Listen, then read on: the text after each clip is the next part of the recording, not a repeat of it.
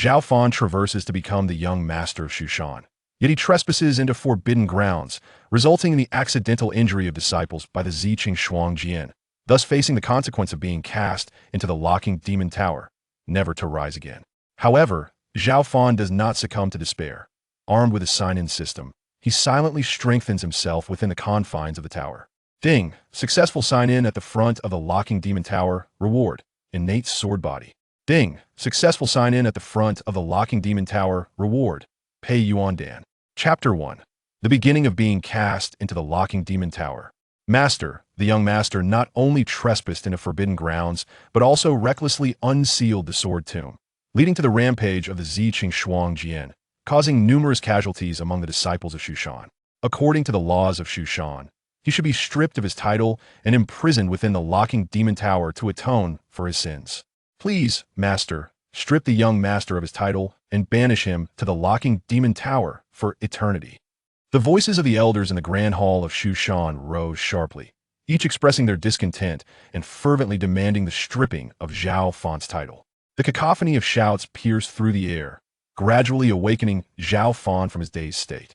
Is this Shushan, and am I truly the young master of Shushan? As unfamiliar memories flooded his mind, Zhao Fan quickly realized that he had become a time traveler. 2 days ago, due to the influence of others, my predecessor trespassed into the forbidden grounds of Shushan and unsealed the sword tomb, resulting in a rampage of the Ziqing Jian and the injury and death of many disciples. So my predicament is dire? Zhao Fan's expression grew complex. What a melodramatic plot. Before he even had a chance to showcase his prowess, he was banished to the locking demon tower, a truly absurd turn of events. Master, I object. Elder brother was misled, leading him to inadvertently enter the forbidden grounds and unseal the sword tomb. I implore the master to show leniency. At this moment, the only one who stood up to plead was Zhao Fan's younger brother, Zhao Qing.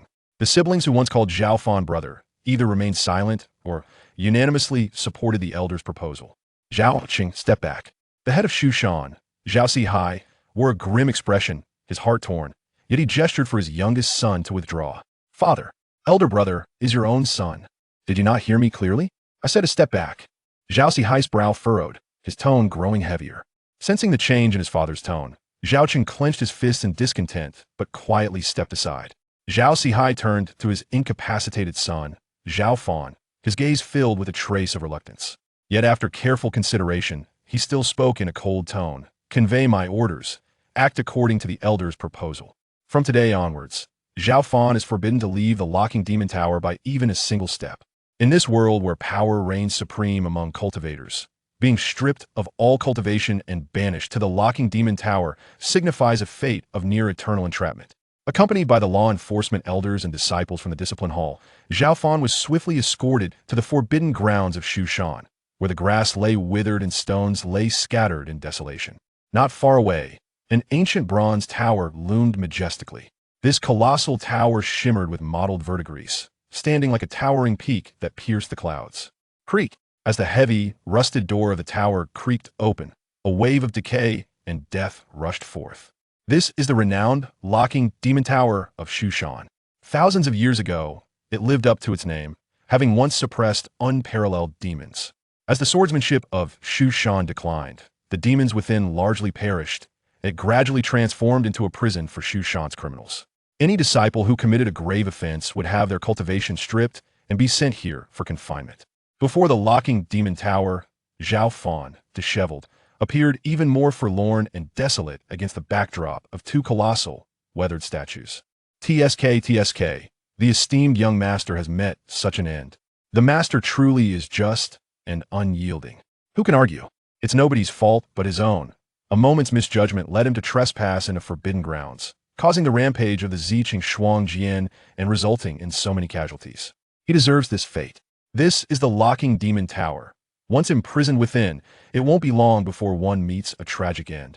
Observing Zhao Fan's despondent figure, a disciple from the discipline hall shook his head and sighed. The environment within the locking demon tower is damp and cold, and it still harbors the terrifying remnants of demons that once perished. A mere ordinary person without cultivation wouldn't last long, let alone cultivators like us. Another disciple from the discipline hall spoke with a tone of sympathy. 500 years ago, an evil demon monk wreaked havoc, slaughtering thousands in a single day, and was suppressed into the locking demon tower by the sect's elders, only to perish shortly thereafter. 200 years ago, a notorious figure from the demonic path invaded Shushan, and after being jointly suppressed by 3 supreme elders, mysteriously died shortly after being imprisoned in the locking demon tower. Over 80 years ago, Liu Yunjian, known as one of the top 10 powerhouses of Shushan, practiced forbidden techniques and was imprisoned in the locking demon tower by the current head. Within 3 months, he succumbed within the tower. Very few who were confined within the tower managed to survive for long. He got what he deserved. You all must take heed. As disciples of the Discipline Hall, you must not only adhere to the laws of Shushan yourselves, but also strictly supervise other disciples to prevent them from violating the rules and ending up with such a tragic fate. The law enforcement elder spoke sternly, using Zhao Fan as a cautionary example. Hearing the elder's words and the disciples' dialogue, Zhao Fan furrowed his brow, filled with a sense of unwillingness. Having just traversed to this place, was he destined to die within the locking demon tower? The thought filled him with despair and frustration. Ding, the sign-in system has been successfully bound. Would you like to sign in before the Xiao Tower? Just as Zhao Fan was engulfed in despair, a sudden voice resonated. Although the golden finger may arrive late, it is not ultimately too late. Zhao Fan was initially taken aback, and then a look of excitement spread across his face, uncertain of the system's capabilities and whether it could aid him in escaping his current predicament. Wonderful! Sign me in immediately! Zhao Fan exclaimed anxiously, as if clutching at a final lifeline. Ding! Sign in before the Xiao Tower is complete. Reward: Innate Sword Body. In an instant, a powerful warm current surged into Zhao Fan's body, revitalizing his weakened form, which had suffered from the loss of cultivation, and infusing it with a robust and vigorous strength once more. This is fantastic. The functions of this system are truly extraordinary. Zhao Fan was astounded, acutely aware that his physical body had become remarkably powerful. System, can I sign in repeatedly? Zhao Fan asked eagerly, pondering whether he could accrue more rewards through repeated sign-ins. Yes, as long as you are in an area rich with the essence of the heavenly Tao. The system's reward will not diminish with repeated sign-ins. Detection indicates that the area where the host is located is indeed a special zone abundant in the essence of the heavenly Tao. Would you like to set it as a permanent sign-in point? Upon hearing the system's prompt, Zhao Fan was momentarily stunned and then began to speculate. Could it be that the Xiao Tower is the special area referred to by the system? Agreed, Zhao Fan quickly replied. The system has successfully set the Xiao Tower as a permanent sign-in point. The host can sign in an unlimited number of times to receive different rewards, until the essence of the heavenly Tao dissipates. With the system's confirmation, Zhao Fan secretly rejoiced. If that is the case, can I not simply take refuge in the Xiao Tower, signing in through the system to gain rewards and continuously enhance my strength? This is a world of cultivation where strength reigns supreme. Amidst the turmoil outside, even within Shushan, undercurrents are rife. Once I become sufficiently strong with the system's assistance, would it not be wiser to leave the Xiao Tower? With this thought, Zhao Fan felt a sense of relief. Being imprisoned in the Xiao Tower was not so intolerable after all. For others, the Xiao Tower is a place of death, but for Zhao Fan at this moment, it represents an inexhaustible treasure trove. Without waiting for the disciples of the Discipline Hall to urge him, Zhao Fan decisively stepped into the Xiao Tower. This scene momentarily stunned the disciples, and even the nearby elder in charge exhibited a look of astonishment. Young sect master, what is happening? To voluntarily enter the Xiao Tower, has he succumbed to despair and gone mad? Who would have thought that the once exalted young sect master would end up in such a state? Noticing Zhao Fan's demeanor, the disciples of the Discipline Hall exchanged glances. If it were anyone else, they would stubbornly refuse to enter the Xiao Tower's threshold. Everyone knows that once one steps into the Xiao Tower, their life is effectively over. Previously, for certain uncooperative sinners from Shushan, they had even resorted to knocking them unconscious to throw them inside. Yet Zhao Fan wore a smile, seemingly quite pleased, as he voluntarily walked into the Xiao Tower. Is this madness or something else? The disciples of the Discipline Hall nearly sighed in unison. What a pity. One misstep, and it is a path of no return. The elder in charge shook his head and then addressed a young female disciple. Zhang Qian, you are our youngest disciple in the Discipline Hall, and from now on, you will be responsible for taking care of the young sect master. He is currently a useless waste incapable of cultivation, but he is, after all, the biological son of the sect master, so do not neglect him, or you will be held accountable. Rest assured, Elder Yin, I will take good care of the young sect master. The young female disciple, named Zhang Qian, innocent and charming, nodded obediently. She blinked her large eyes, gazing at Zhao Fan as he entered the Xiao Tower, her expression revealing a hint of sympathy. Chapter 2. Ascending to the Foundation Stage. The space within the Locking Demon Tower is vast and spacious, yet overgrown with weeds and long neglected, leaving scarcely a spot suitable for resting. Moreover, a faint aura of sinister energy permeates the air. This malevolent energy is as sharp as a blade.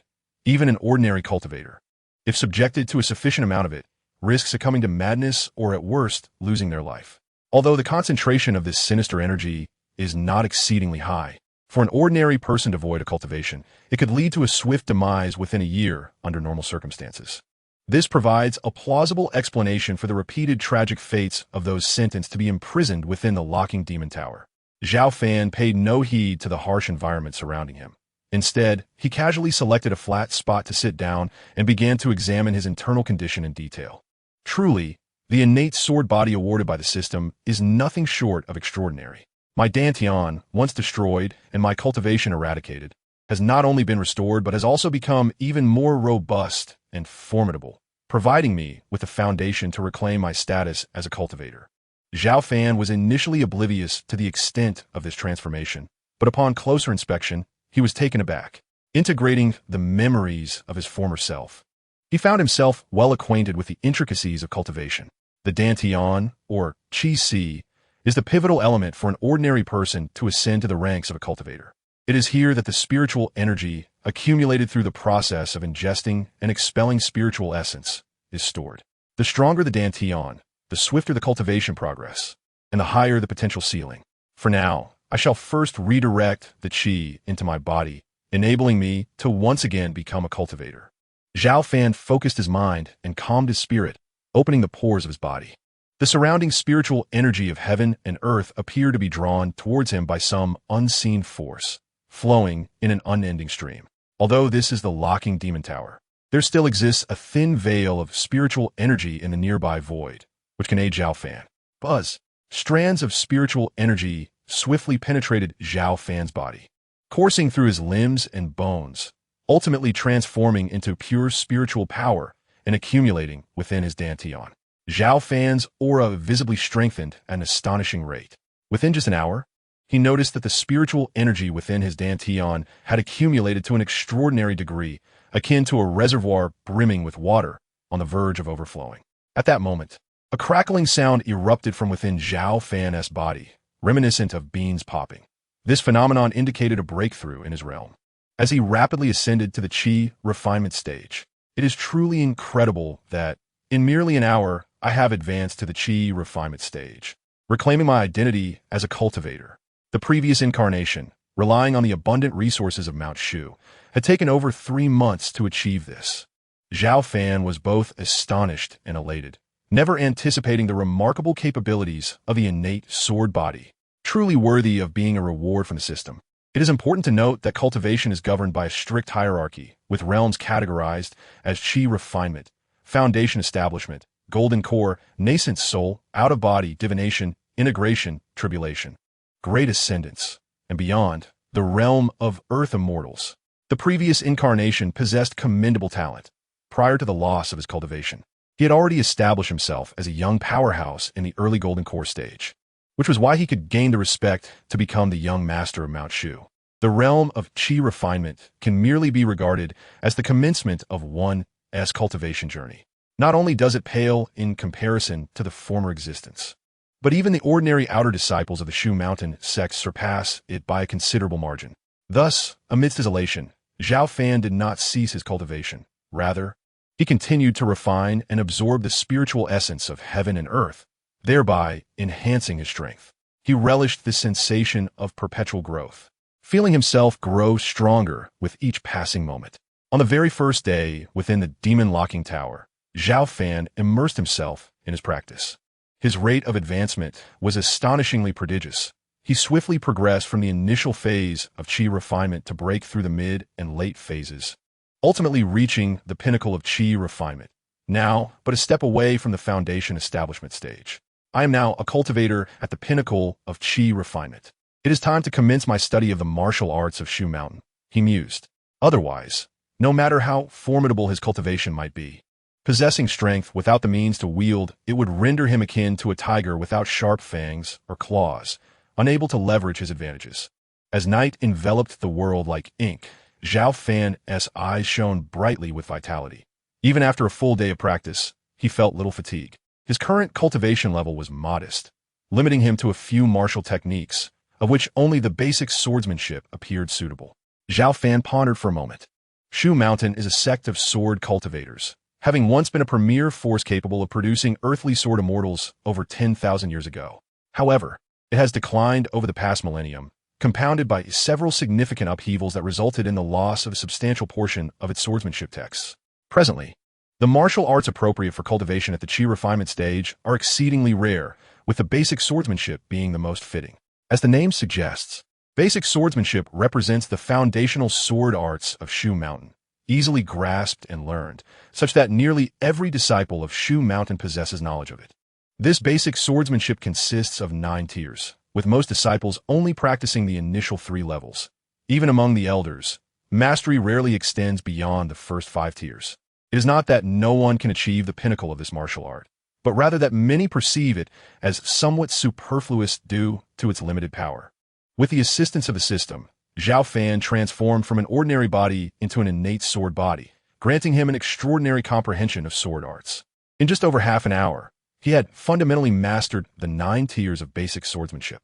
Curiously, this basic swordsmanship did not seem as simplistic as it first appeared. According to the memories of his former self, this sword technique emphasized its essence over its moves. However, if the sword intent were to be combined with the actual sword techniques, the resultant power might be significantly enhanced. Zhao Fan wore a look of contemplation. As an innate sword body, he possessed a unique insight into sword arts. With a spirit of experimentation, he casually picked up a stick and, wielding it like a sword, thrust it forward. In an instant, a cold gleam erupted, shattering stones several meters away with a resounding crack. Indeed, Zhao Fan's heart was enlightened, confirming his hypothesis. The basic swordsmanship was not as trivial as once thought. Rather, the majority of Shu Mountain disciples focused solely on its essence, neglecting to integrate it with practical sword techniques, thus failing to unleash its formidable potential. As the night deepened, Zhao Fan swiftly mastered the martial arts techniques, his prowess surpassing that of others by several folds. The following day, with the dawn's first light filtering through the crevices of the demon-locking tower, it cast a gentle glow upon Zhao Fan, illuminating him with a radiant aura. Shall I sign in within the demon-locking tower? He pondered. Thus began his ritual of signing in. The very first task Zhao Fan undertook was to register through the system. Upon completion, he received a reward, a superior-grade medicinal pill, the Peiyuan pill. The Peiyuan pill? This is a remarkable treasure, one that only master-grade alchemists can concoct. Within the realms of Shushan, it would cost thousands of spirit stones to procure a single one. The Peiyuan pill can rapidly enhance the internal spiritual energy, being at the pinnacle of the Qi refinement stage. Consuming this pill would allow me to attempt a breakthrough into the foundation establishment stage immediately. As the system's words resonated, Zhao Fan felt a surge of excitement. He began to refine the pill, and a torrent of powerful energy surged into his body. 2 hours later, he effortlessly broke through to the initial stage of foundation establishment. Why do I feel so grimy? Upon opening his eyes, Zhao Fan noticed his body was covered in a layer of black sludge. After breaking through to the foundation establishment stage, the impurities within my body are expelled. This is merely the residue of my internal impurities. Zhao Fan recalled that this was a common occurrence for cultivators during their breakthrough to the foundation establishment stage, as the expulsion of impurities rendered one's essence and flesh more pristine and translucent. Sticky and uncomfortable, indeed, he thought with a wry smile. He then focused his spiritual energy, and in an instant, the black sludge dissipated, leaving him refreshed and clean. Young master, I have brought your meal. Just as Zhao Fan was about to resume his cultivation, the meal bearer arrived. What is your name? He was taken aback to find that the person delivering his meal was a young girl. As far as he knew, the disciples guarding the demon-locking tower were predominantly male, with very few female disciples. The discipline hall was known for its strictness and monotony, deterring most young women from venturing there. My name is Zhang Qian, the youngest disciple of the discipline hall, she replied, somewhat flustered by Zhao Fan's direct engagement. Zhang Qian, I shall remember you. Please come to deliver meals every 3 days, Zhao Fan said with a warm smile. Every 3 days? Zhang Qian scrutinized Zhao Fan, her delicate brow furrowing. But young master, with your current lack of cultivation, can you endure this? Do not call me young master. Simply refer to me as Brother Zhao. Rest assured, should any issues arise, I will take full responsibility and will not hold you accountable. Very well, Zhang Qian hesitantly nodded, reassured by the brightness in Zhao Fan's eyes. After delivering the meal, she returned to the discipline hall and relayed Zhao Fan's request to the elder of law enforcement. Every 3 days? Does he wish to attempt cultivating again? With his dantian completely depleted, how could that be possible?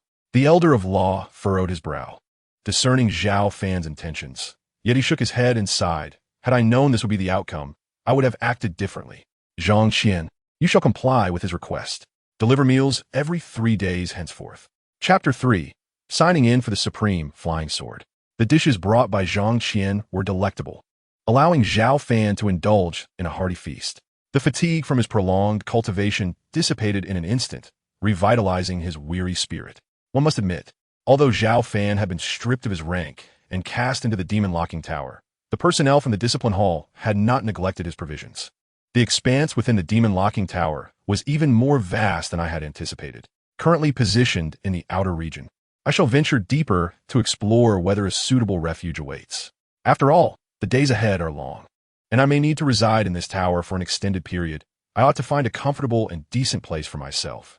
As he progressed, the overgrowth and rocky debris diminished significantly, yet the malevolence within the atmosphere intensified. Fortunately, Zhao Fan, now a foundational level cultivator, could barely withstand the encroaching malevolent energy. Moments later, he halted, confronted by a bronze door that loomed before him. This door appeared to be of great antiquity. Zhao Fan noted the thick layer of dust settled upon it, along with an intricate web of spiders, indicating that it had long been untouched. Access to the inner sanctum of the demon locking tower could only be gained through this bronze portal. Pondering this, Zhao Fan hesitated for a moment before stepping forward, unleashing a thread of sword energy towards the bronze door. Despite its delicate appearance, this sword energy was potent enough to shift boulders weighing several tons. Yet, upon striking the bronze door, it merely quivered slightly. The heavy door remained steadfast, and only a few specks of dust trembled downwards. I have thoroughly mastered the foundational sword technique, and my power far surpasses that of the ordinary elders and disciples of Mount Shu. Even with this, the sword energy infused with 50% of my strength fails to budge this door. Zhao Fan felt a surge of defiance, his inner spiritual energy continuously gathering, then exploding forth in an instant. Boom! The bronze door shook violently, casting dust to the ground. Zhao Fan pressed one hand against the door, summoning immense strength in an attempt to force it open. So heavy, Zhao Fan furrowed his brow, feeling as though he were pushing a colossal millstone. Even with 80% of his strength exerted, he could merely create a narrow opening. Buzz! Just as Zhao Fan prepared to exert even greater force to fully open the bronze door, an alarming turn of events transpired. Dark tendrils of malevolent energy seeped through the gap, rushing toward Zhao Fan. This malevolent energy resembled smoke and was tenfold more potent than the ordinary energy he had encountered previously. Zhao Fan detected the imminent danger and swiftly withdrew, evading the encroaching black malevolence. Wisps of pitch-black energy surged forth, engulfing the weeds near the bronze gate. Resilient tufts of wild grass withered and perished in an instant. This spectacle sent a shiver down Zhao Fan's spine. These weeds, thriving in proximity to the bronze gate, possessed a remarkable immunity to the malevolent aura within the demon-subduing tower. Yet they succumbed to the black energy's lethal influence. This vividly illustrated the astonishing corrosive potency of the dark malevolence. It was evident that opening the bronze gate was inadvisable for the time being. The mere emanation of this black energy posed a significant threat to him. Zhao Fan dismissed the notion of further prying open the gate. Fortunately, he had only created a narrow opening and had not fully unlatched it. Otherwise, he would have been utterly defenseless against the peculiar black malevolence. Just as he contemplated leaving, a notification echoed in his mind. Ding. Would you like to sign in at the ancient gate of the demon tomb? The ancient gate of the demon tomb? Is that the name of this bronze gate? Could it lead to the demon tomb? He decided to proceed with the sign-in without hesitation. Ever since binding to the sign-in system, He had the opportunity to receive rewards daily. Upon successful sign-in, he was bestowed with an exquisite flying sword, the Qi Xiao sword. As the system's notification faded, a 3-foot-long sword materialized in his hand. The blade shimmered in a brilliant crimson hue, radiating a piercing chill that sent shivers down his spine. An exquisite flying sword? How splendid! Although he had mastered the basics of swordsmanship, what he lacked most at present was a flying sword. With this exceptional sword in hand, he could refine his foundational techniques to perfection. A smile graced Zhao Fan's face, and a flicker of excitement danced in his eyes. Shu Mountain primarily focused on sword cultivation, providing its disciples with weapons, though most were merely forged from common iron. However, flying swords differed from ordinary weapons. They were not only precious but also immensely powerful. Should a cultivator from Shu Mountain master the lost art of sword control, they could command their sword to slay foes from miles away with but a thought. Thousands of years ago, during Shu Mountain zenith, a terrestrial sword immortal wielded such power, effortlessly commanding a sword over vast distances to vanquish formidable enemies. In his previous life, as a junior sect leader of Shu Mountain, he had only received a low-grade flying sword as a reward after reaching the early Golden Core stage. An exquisite flying sword like this was a rare and treasured artifact in the present day, dwindling Shu Mountain. As Zhao Fan gripped the Qi Xiao sword, strands of spiritual energy flowed into it, causing the initially chilling blade to coalesce into a formidable, invisible sword aura extending several feet. The sword aura swept through the air, shattering stones and rending the earth, leaving behind grotesque marks on the ground. Truly, this was an exquisite flying sword. Zhao Fan's expression radiated satisfaction. Possessing such a remarkable weapon greatly elevated his spirits. Due to the ominous black aura emanating from the Bronze Gate, the current situation posed a considerable danger to Zhao Fan, compelling him to refrain from further exploration and instead return to his previous location. Upon his return, Zhao Fan utilized his abilities to construct a modest shelter from the rubble, establishing a basic foothold. Subsequently, he diligently practiced daily, consistently utilizing the system to check in and reap rewards. His cultivation level ascended at an astonishing pace. As spring faded into autumn, over 6 months elapsed. For an ordinary individual, such a duration might seem interminable. However, to a cultivator, it is but a fleeting moment. With the aid of the system, Zhao Fan continued to check in at the Demon Locking Tower, garnering numerous rewards. Ding! Successful check-in at the Demon Locking Tower. Awarded a manual from an unnamed sword cultivator. Ding! Successful check-in at the Demon Locking Tower. Awarded a suit of purple gold battle attire. Ding! Successful check-in at the Demon Locking Tower. Awarded a manual on the Qingyun sword technique from Mount Shu. In addition to these, Zhao Fan acquired numerous yuan cultivation pills, which could rapidly enhance his cultivation. In a mere 6 months, he progressed from the early stages of foundation establishment, surpassing the middle and late stages, to achieve the consummate level of foundation establishment. This rate of advancement was remarkably swift, considering that typically, elevating one's foundation stage poses a challenge tenfold that of the Qi refinement stage. It is worth noting that an ordinary cultivator would require months, if not longer, to ascend even a minor level within the foundation stage.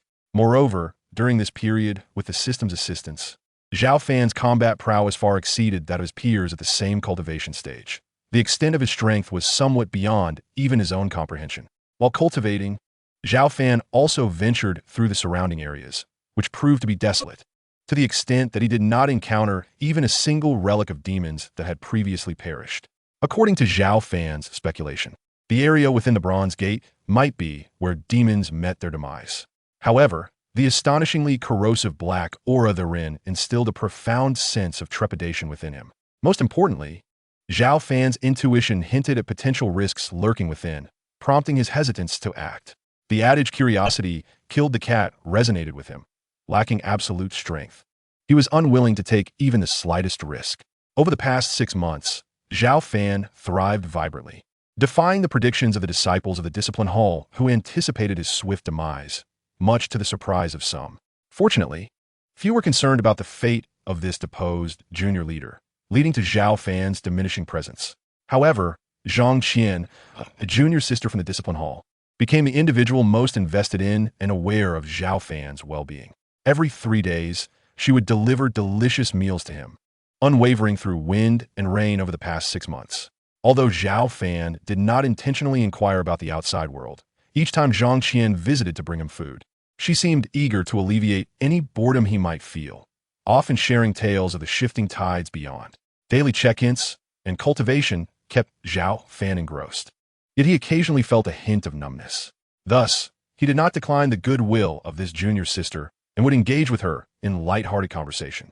Zhang Qian mentioned that the entire realm of cultivation has recently been tumultuous, with the once dormant demonic sects emerging after thousands of years, sweeping through numerous sects like a raging tide. Even several great cultivators at the nascent soul stage have perished in battle. Upon hearing this, Zhao Fan suddenly felt that the cultivation world had become perilous, and that quietly signing in at the demon locking tower to gain strength was the most suitable course of action for him. Many days later, light footsteps echoed outside the tower. Zhang Qian had returned. However, unlike her usual vivacious self, the young girl bore an unusual expression, lacking her characteristic liveliness and cheerfulness. "Junior sister, why haven't you shared any amusing stories with me this time?" Noticing her strange demeanor, Zhao Fan smiled amiably and inquired. "Young sect master, She hesitated. "I've told you countless times, I'm no longer the young sect master of Mount Shu. Please call me Brother Zhao Fan or Senior Brother." Zhao Fan interjected with a smile before she could finish. "Brother Zhao Fan, there's something I am uncertain whether I should share with you." Zhang Qian bit her lip. Speaking hesitantly, she regarded Zhao Fan cautiously, her words faltering. "Speak freely," Zhao Fan encouraged with a gentle smile. "The sect master has appointed your brother Zhao Cheng as the new young sect master." "Ah, so that is the matter." Zhao Fan paused for a moment, then smiled in understanding. "That lad is quite capable. His temperament and talent surpass mine, making his ascension to the position of young sect master of Mount Shu entirely justified. But don't you feel a sense of dissatisfaction?" "That was originally your position," Zhang Qian said softly. "That was never my position. My place is here," Zhao Fan replied with a smile, choosing not to elaborate further. Zhang Qian seemed to want to say more, but Zhao Fan gestured for her to stop. "Brother Zhao, I will come back in a few days to bring you some food," she said. After a brief exchange, Zhang Qian picked up her food box and took her leave. "Very well." After watching Zhang Qian depart, Zhao Fan turned and walked to the desolate stony ground, an open area where he relished practicing his cultivation. "Has the host begun signing in?" "Sign in," Zhao Fan responded habitually as the system's prompt sounded. "Sign in successful. Congratulations, the host has received a He Yuan Dan." "Is it truly a He Yuan Dan? I have just attained the perfect foundation establishment stage. This He Yuan Dan will be immensely beneficial for me. It seems the system understands me well." A smile graced Zhao Fan's face as he gazed at the He Yuan Dan in his hand. Chapter 4. The Demon Grave. The He Yuan Dan is an exquisite elixir, valued even more highly than the Pei Yuan Dan. Most importantly, the He Yuan Dan can significantly enhance the success rate of breaking through from the foundation establishment stage to the golden core stage. It is essential to understand that while the transition from perfect foundation establishment to golden core stage appears to be merely a single step, the difficulty involved is exceedingly great. Under normal circumstances, out of 10 cultivators who have reached the perfect foundation establishment stage, only one can successfully advance to the golden core stage. This illustrates the remarkably low success rate of such a breakthrough. In the past, despite possessing extraordinary talent, the previous incarnation relied on the vast resources of Mount Shu and spent 3 to 4 months before successfully breaking through to the golden core stage. Initially, I estimated that it would take another month before I could confidently break through the bottleneck. However, with the assistance of this He Yuan Dan, I am now assured of a smooth transition into the golden core stage. Zhao Fan's eyes sparkled with determination as he slowly swallowed the He Yuan Dan, embarking on the journey to transcend his previous realm. As the elixir settled within him, a tremendous surge of medicinal power began to permeate every inch of his being.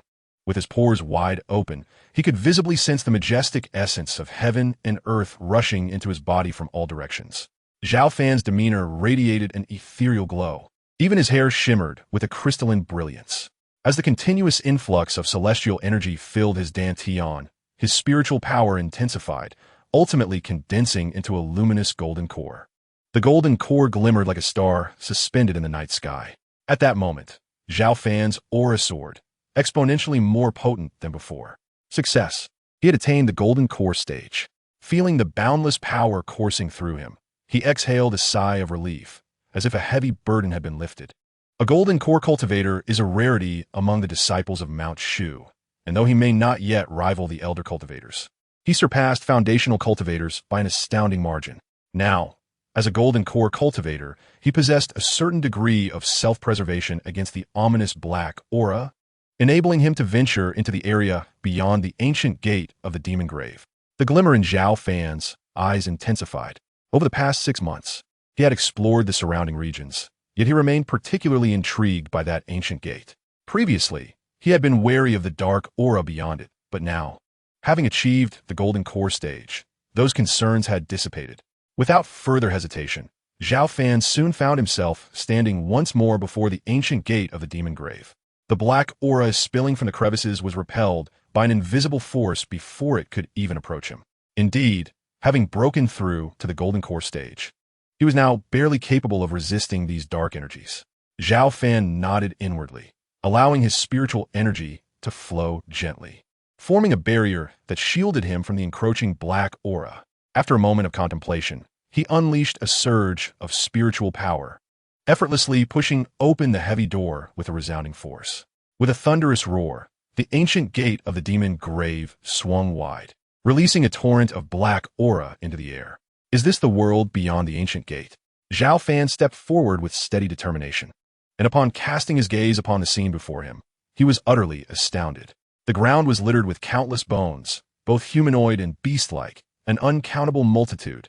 Further in the distance, faintly visible, stood towering skeletons, soaring dozens to hundreds of meters high, resembling small mountains. Their surfaces still gleaming with a jade-like luster despite the passage of eons.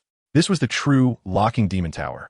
Zhao Fan felt a shiver run down his spine, unable to suppress a gasp of astonishment. As far as the eye can see, the bones lie in mounds, an astonishing multitude indeed. Moreover, Zhao Fan could distinctly perceive that some of the skeletal remains, exuding a jade-like luster, despite enduring the ravages of countless ages, still radiated an overwhelming and unfathomable malevolence. Even from considerable distance, the aura that emanated from them suffocated Zhao Fan with an oppressive force. One can only imagine the sheer terror these bones must have embodied in life, as unparalleled great demons. The space within the demon grave is vast. However, Zhao Fan found it challenging to delve deeper, for the terrifying aura released by those colossal bones rendered his every step arduous, subjecting him to immense pressure. This was merely at the outermost edge of the demon grave. Should Zhao Fan stubbornly push forward, he would scarcely manage to advance before being crushed to dust by the fearsome aura emanating from countless skeletal remains. This was not due to Zhao Fan's insufficient strength. Rather, it was the overwhelming power of these bones in their former lives that was simply too formidable. Thousands of years ago, Mount Shu was at the pinnacle of glory, and those imprisoned within this demon-locked tower were nearly all renowned, unparalleled great demons. Such terrifying entities, even in death, leaving only bones behind, are beyond the capacity of ordinary cultivators to withstand. My powers still fall short. If I could attain the nascent soul stage, perhaps I would truly qualify to explore this demon grave. Zhao Fan lamented inwardly, having thought that achieving the golden core stage would allow him to disregard the encroachment of the dark malevolence. Yet he found that the horrors within this demon grave surpassed his expectations. Just as Zhao Fan was lost in contemplation, an unforeseen event occurred. Buzz, not far away, a humanoid skeleton collapsed amidst a pile of rubble, suddenly revived, its deep eye sockets ignited by ghostly green flames. It bore the aura of a cultivator. I, Sunji, have waited 80 years for a cultivator to arrive. If I can seize your body, I shall be reborn. The skeletal figure shot towards Zhao Fan like a bolt of lightning. Zhao Fan's expression changed drastically. With the exquisite flying sword, Qi Xiao, in hand, he instinctively unleashed a sweeping strike. Qi Xiao surged forth with an unstoppable force, coupled with Zhao Fan's mastery of the foundational sword technique of Mount Shu, delivering immense power capable of effortlessly severing boulders. The sword, light, cold, and radiant, rushed towards the humanoid skeleton. The skeleton raised its claw to grasp, seemingly dismissing Zhao Fan's attack. Bang!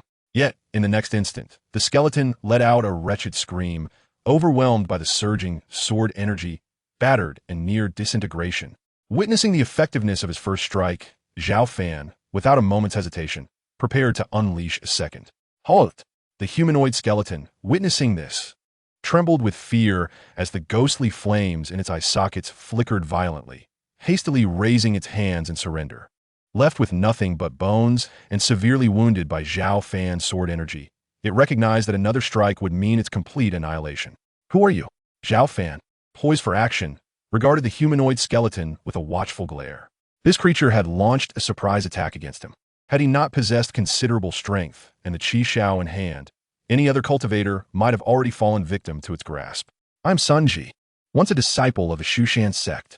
The skeletal figure uttered a low, desolate voice in self-introduction. Sun Ji, could it be? One of the 10 formidable warriors of Shushan from 80 years ago, cast into the Demon Lock Tower for practicing forbidden arts? Zhao Fan was left speechless, astonished by the remarkable origin of this human-shaped skeleton. "Indeed, it is I." Under Zhao Fan's uncertain gaze, the skeletal figure slowly nodded and continued. "In those days, I was stripped of my cultivation and imprisoned in the Demon Lock Tower, suffering from the malevolent aura within. In desperation, I employed a certain secret technique to anchor my lingering soul to this skeletal form, thus allowing me to survive until now." Having said that, Sun Ji's remnant soul turned to Zhao Fan and solemnly declared, "Young man, I see you are also a disciple of Shushan. Let us strike a bargain. If you spare my life, I can impart to you a few unparalleled secret techniques of Shushan. Perhaps with them, you may endure in this tower."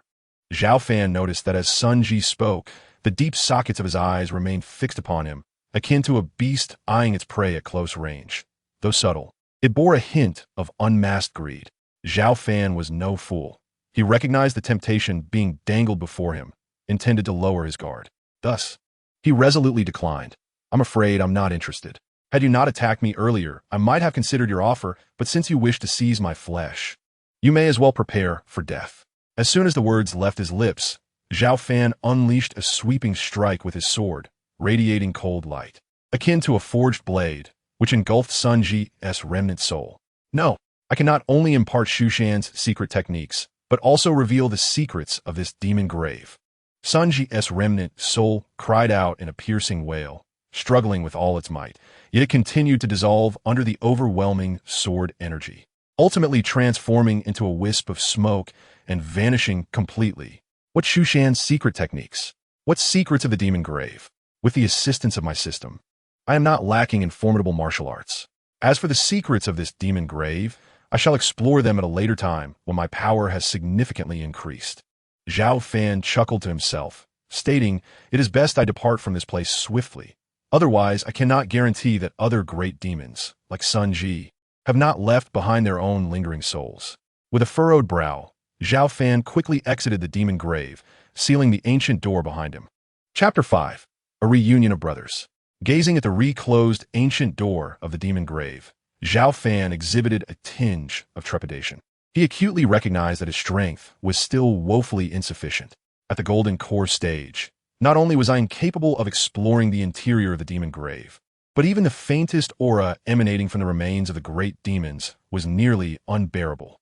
I must wait until my cultivation has significantly advanced before I can delve into the secrets of this place. Zhao Fan felt no despondency. Instead, he was filled with confidence. With the aid of my system, I believe that before long, I shall achieve greater heights. By then, the entire demon grave will hold no mystery for me.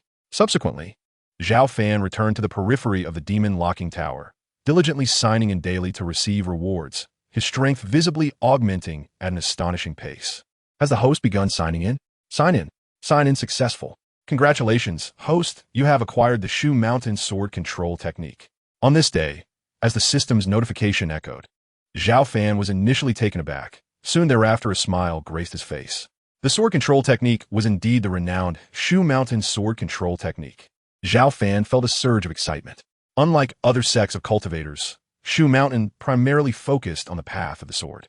Due to the profound changes in the world over the past 10 millennia, the environment no longer suited sword cultivation, leading to the decline of Shu Mountain's former glory. Many invaluable sword scriptures have been lost during several upheavals, including the illustrious sword control technique of Shu Mountain. Zhao Fan could hardly believe that he had obtained the Shu Mountain sword control technique as a reward from the system. Should this news spread, it would undoubtedly cause a significant stir throughout Shu Mountain. Indeed, it was the complete sword control technique. Zhao Fan discovered a profound and intricate sword scripture nestled deep within his mind, containing the essence of the sword control technique.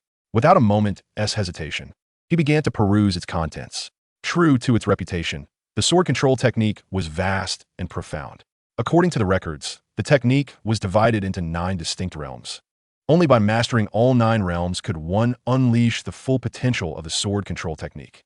Zhao Fan's heart ignited with fervor as he attempted to practice the first realm of the technique, the sword responding to the heart. The initial step in his training involved nurturing the sword. Nurturing the sword entailed forging an inseparable bond with the flying sword, Qi Shao, through his spiritual energy. Only by successfully nurturing the sword and earning the flying sword's complete acknowledgement could he reach a level of command akin to an extension of his own limbs. As Zhao Fan continuously infused his spiritual energy into the flying sword, the originally vibrant crimson blade soon established a mysterious connection with him. In the next moment, the flying sword, Qi Shao, emitted a gentle chime, then floated before Zhao Fan, dancing joyfully like an exuberant child, hovering up and down around him. The nurturing was a success. Witnessing this scene, Zhao Fan beamed with joy. He was somewhat surprised, finding that forming a connection with the flying sword was simpler than he had anticipated, perhaps due to his innate sword body. Although he had initially established a connection with the flying sword, he still had a considerable distance to cover before achieving the realm of the sword responding to the heart. So Zhao Fan remained diligent and focused on his training. For 3 consecutive days, Zhao Fan immersed himself in his cultivation. Through his relentless efforts, he finally succeeded in mastering the first realm of the sword control technique, the sword responding to the heart. With a thought, the exquisite flying sword, Qi Shao, resonated with a clear sound, then flew from his hand, imbued with unique spirit and formidable power, shattering a stone over 20 meters away into countless fragments. Truly, the sword control technique possessed remarkable might. Having merely attained the first layer of mastery, I can effortlessly wield my sword to shatter boulders 20 meters away with the prowess of an initial golden elixir practitioner. Such destructive capability, when surveyed among fellow cultivators of the same rank, is unparalleled. This spectacle elicited a satisfied expression from Zhao Fan. He had employed only 30 to 40% of his strength to achieve such lethality.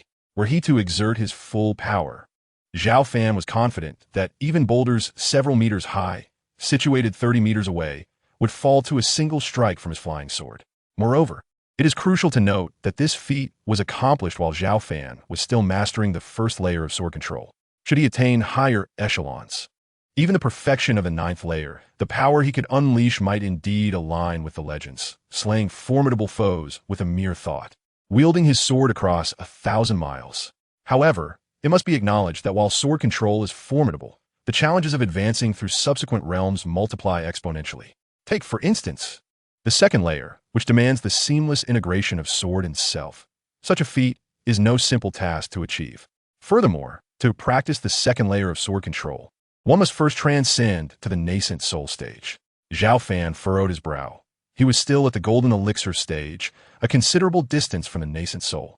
Additionally, as cultivators ascend in their realms, the difficulty of advancement increases dramatically, requiring a significant investment of time to break through to the nascent soul stage. I must seize the moment to elevate my cultivation. Only by reaching the nascent soul stage can I delve into the secrets of the demon tomb and advance my sword control to the 2nd layer. Zhao Fan resolved to hasten his cultivation progress. Just as he intended to immerse himself in his training, the heavy doors of the demon lock tower unexpectedly swung open. Sensing something, Zhao Fan lifted his gaze toward the entrance. A young man clad in a brocade robe entered with measured steps. He was tall and robust, with striking features that bore a resemblance to Zhao Fan, perhaps 6 or 7 parts alike. This individual was none other than Zhao Fan's younger brother, Zhao Cheng. Upon seeing his long-lost elder brother, Zhao Cheng's face lit up with excitement as he called out, "Elder brother, Zhao Cheng, so it is you, young lad." Zhao Fan replied, somewhat taken aback. "Elder brother, I apologize for my late arrival," Zhao Cheng said, a hint of guilt in his voice. He felt remorseful for his brother enduring hardships in the Demon Lock Tower while he was unable to extend a helping hand. Even this visit had been a hard-won opportunity. "It is all right. The mere fact that you can visit me brings me great satisfaction," Zhao Fan smiled and reassured him. "Elder brother, I have something to share with you." Zhao Cheng hesitated for a moment before continuing. I have now become the new deputy sect master of Mount Shu. Is that so? Brother, congratulations on your appointment. Zhao Fan smiled, offering his heartfelt congratulations. Elder brother, you do not resent me, do you? Zhao Cheng asked cautiously, glancing at Zhao Fan. Why would I? It is splendid that you have become the deputy sect master. It brings me comfort to know that someone worthy occupies that position, Zhao Fan said, patting his shoulder with a smile. For a long time, I have harbored a sense of guilt, but now, with your words, I find solace. Zhao Cheng sighed with relief as if a great weight had been lifted from his shoulders. Brother, I truly apologize for not visiting you sooner. The affairs of the sect have kept me exceedingly busy, and my father has been under immense pressure since your incident. Many elders have expressed their dissatisfaction with him. Zhao Cheng explained with a hint of remorse. It is of no consequence. Your presence alone brings me great joy. Zhao Fan gestured dismissively, fully aware of the considerable burdens his younger brother must bear for coming to the demon locking tower today. Brother, please do not harbor resentment towards our father. In truth, he has always cared for you deeply, but as the sect leader, he is compelled to maintain a delicate balance amidst numerous challenges. Especially with the current adversities facing Mount Shu, Zhao Cheng hesitated, his words trailing off. I do not resent him. If blame is to be assigned, let it be directed at the reckless pursuit of power that led me astray. Zhao Fan interjected with a faint smile before his brother could finish. That is a relief. Zhao Cheng noted a significant transformation in his elder brother's demeanor, no longer the unyielding and obstinate figure of the past. By the way, brother, I heard you were attempting to resume your cultivation? Zhao Cheng continued. This is a gathering qi pill I managed to procure. It may aid you in replenishing your qi si, along with some spiritual fruits imbued with the essence of heaven and earth to help strengthen your constitution. As he spoke, Zhao Cheng produced a precious pill and several exquisite spiritual fruits. The gathering qi pill, a high-quality elixir, Zhao Fan remarked with surprise. Such a treasure was exceedingly rare. Even within the entirety of Mount Shu, it was evident that his brother, Zhao Cheng, must have made considerable sacrifices to obtain it. Brother, this is my heartfelt offering. You must accept it. The conditions here are harsh, and you must persevere. In the future, I will find a way to plead with our father for your early release from the demon locking tower. Zhao Cheng hurriedly insisted, fearing rejection. Observing his brother's earnestness, Zhao Fan, now a reformed cultivator, felt compelled to accept his goodwill and smiled. Very well, I shall accept it. However, do not take foolish risks on my behalf. Your safety is paramount, and you would only burden our father further. Zhao Fan continued, his tone grave. You are no longer merely a disciple. You are the young sect leader of Mount Shu. Do not emulate my past impulsiveness. Yet, brother, Zhao Cheng's voice quivered, his emotions surfacing. Do not worry. This is my rightful penance, and I am quite content here in the demon locking tower. Zhao Fan replied with a lighthearted chuckle. Although life here may be monotonous, it is profoundly fulfilling as I grow stronger through daily practices. Very well, Zhao Cheng conceded, understanding that his brother had his future in mind. The two brothers, having not seen each other for an extended period, conversed for over an hour. Ultimately, Zhao Cheng left the demon locking tower, glancing back 3 times. Brother, I promise to visit you frequently whenever I have the opportunity. He waved goodbye to Zhao Fan. What a foolish boy. Zhao Fan chuckled softly to himself. Zhao Fan watched him depart, a faint smile gracing his lips as a warmth blossomed within his heart. Chapter 6. The Intruder from the Demon Clan. Upon leaving the demon locking tower, Zhao Cheng hastened to the Shushan Great Hall. There, he encountered his master and father, Zhao Sihai.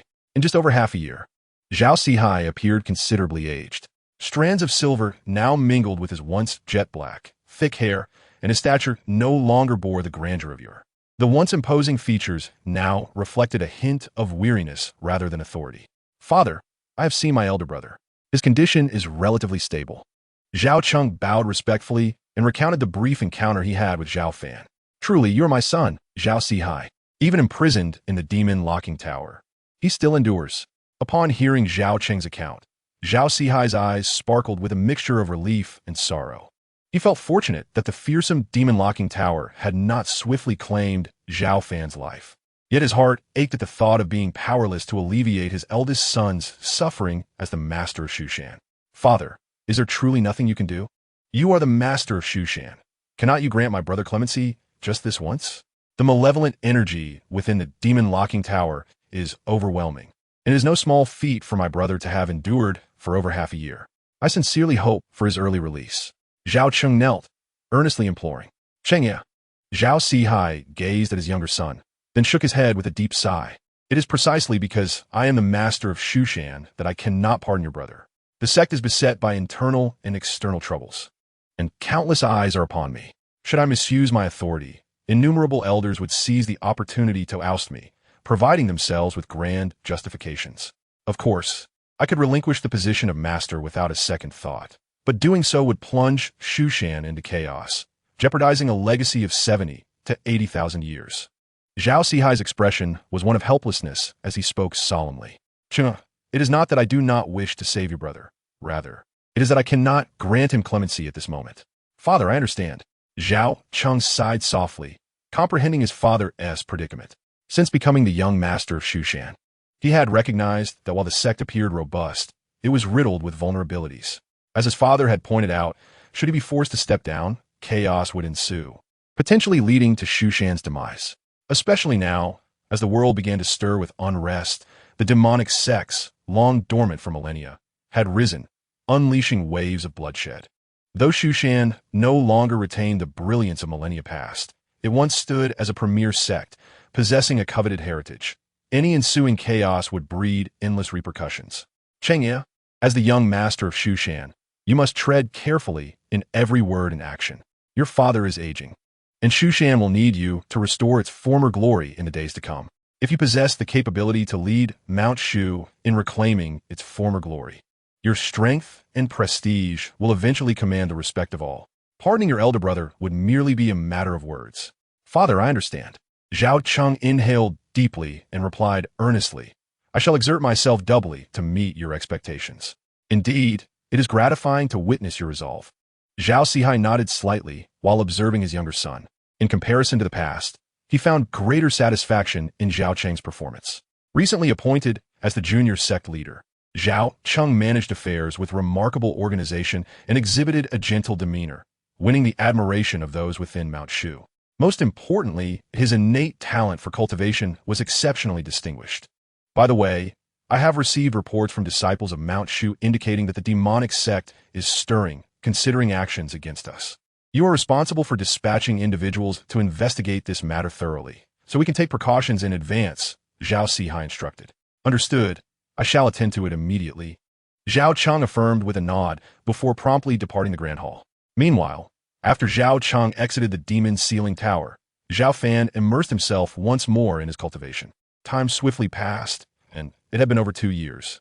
To be precise, it marked the 3rd year since Zhao Fan arrived at the tower. Throughout these 3 years, he consistently utilized the system's sign-in rewards, witnessing a rapid enhancement of his abilities.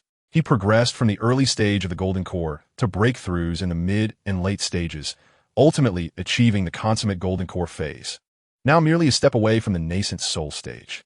Such a rapid ascent shattered the historical records of cultivation within Mount Shu. Typically, a cultivator would require at least a decade or even several decades to advance from the early stage of the Golden Core to its completion, assuming sufficient opportunities and fortuitous encounters. However, with the system's assistance, Zhao Fan's daily cultivation pace surpassed that of ordinary cultivators by several times. Within the confines of the demon sealing tower, Zhao Fan stood proudly, his dark hair flowing, eyes deep and serene.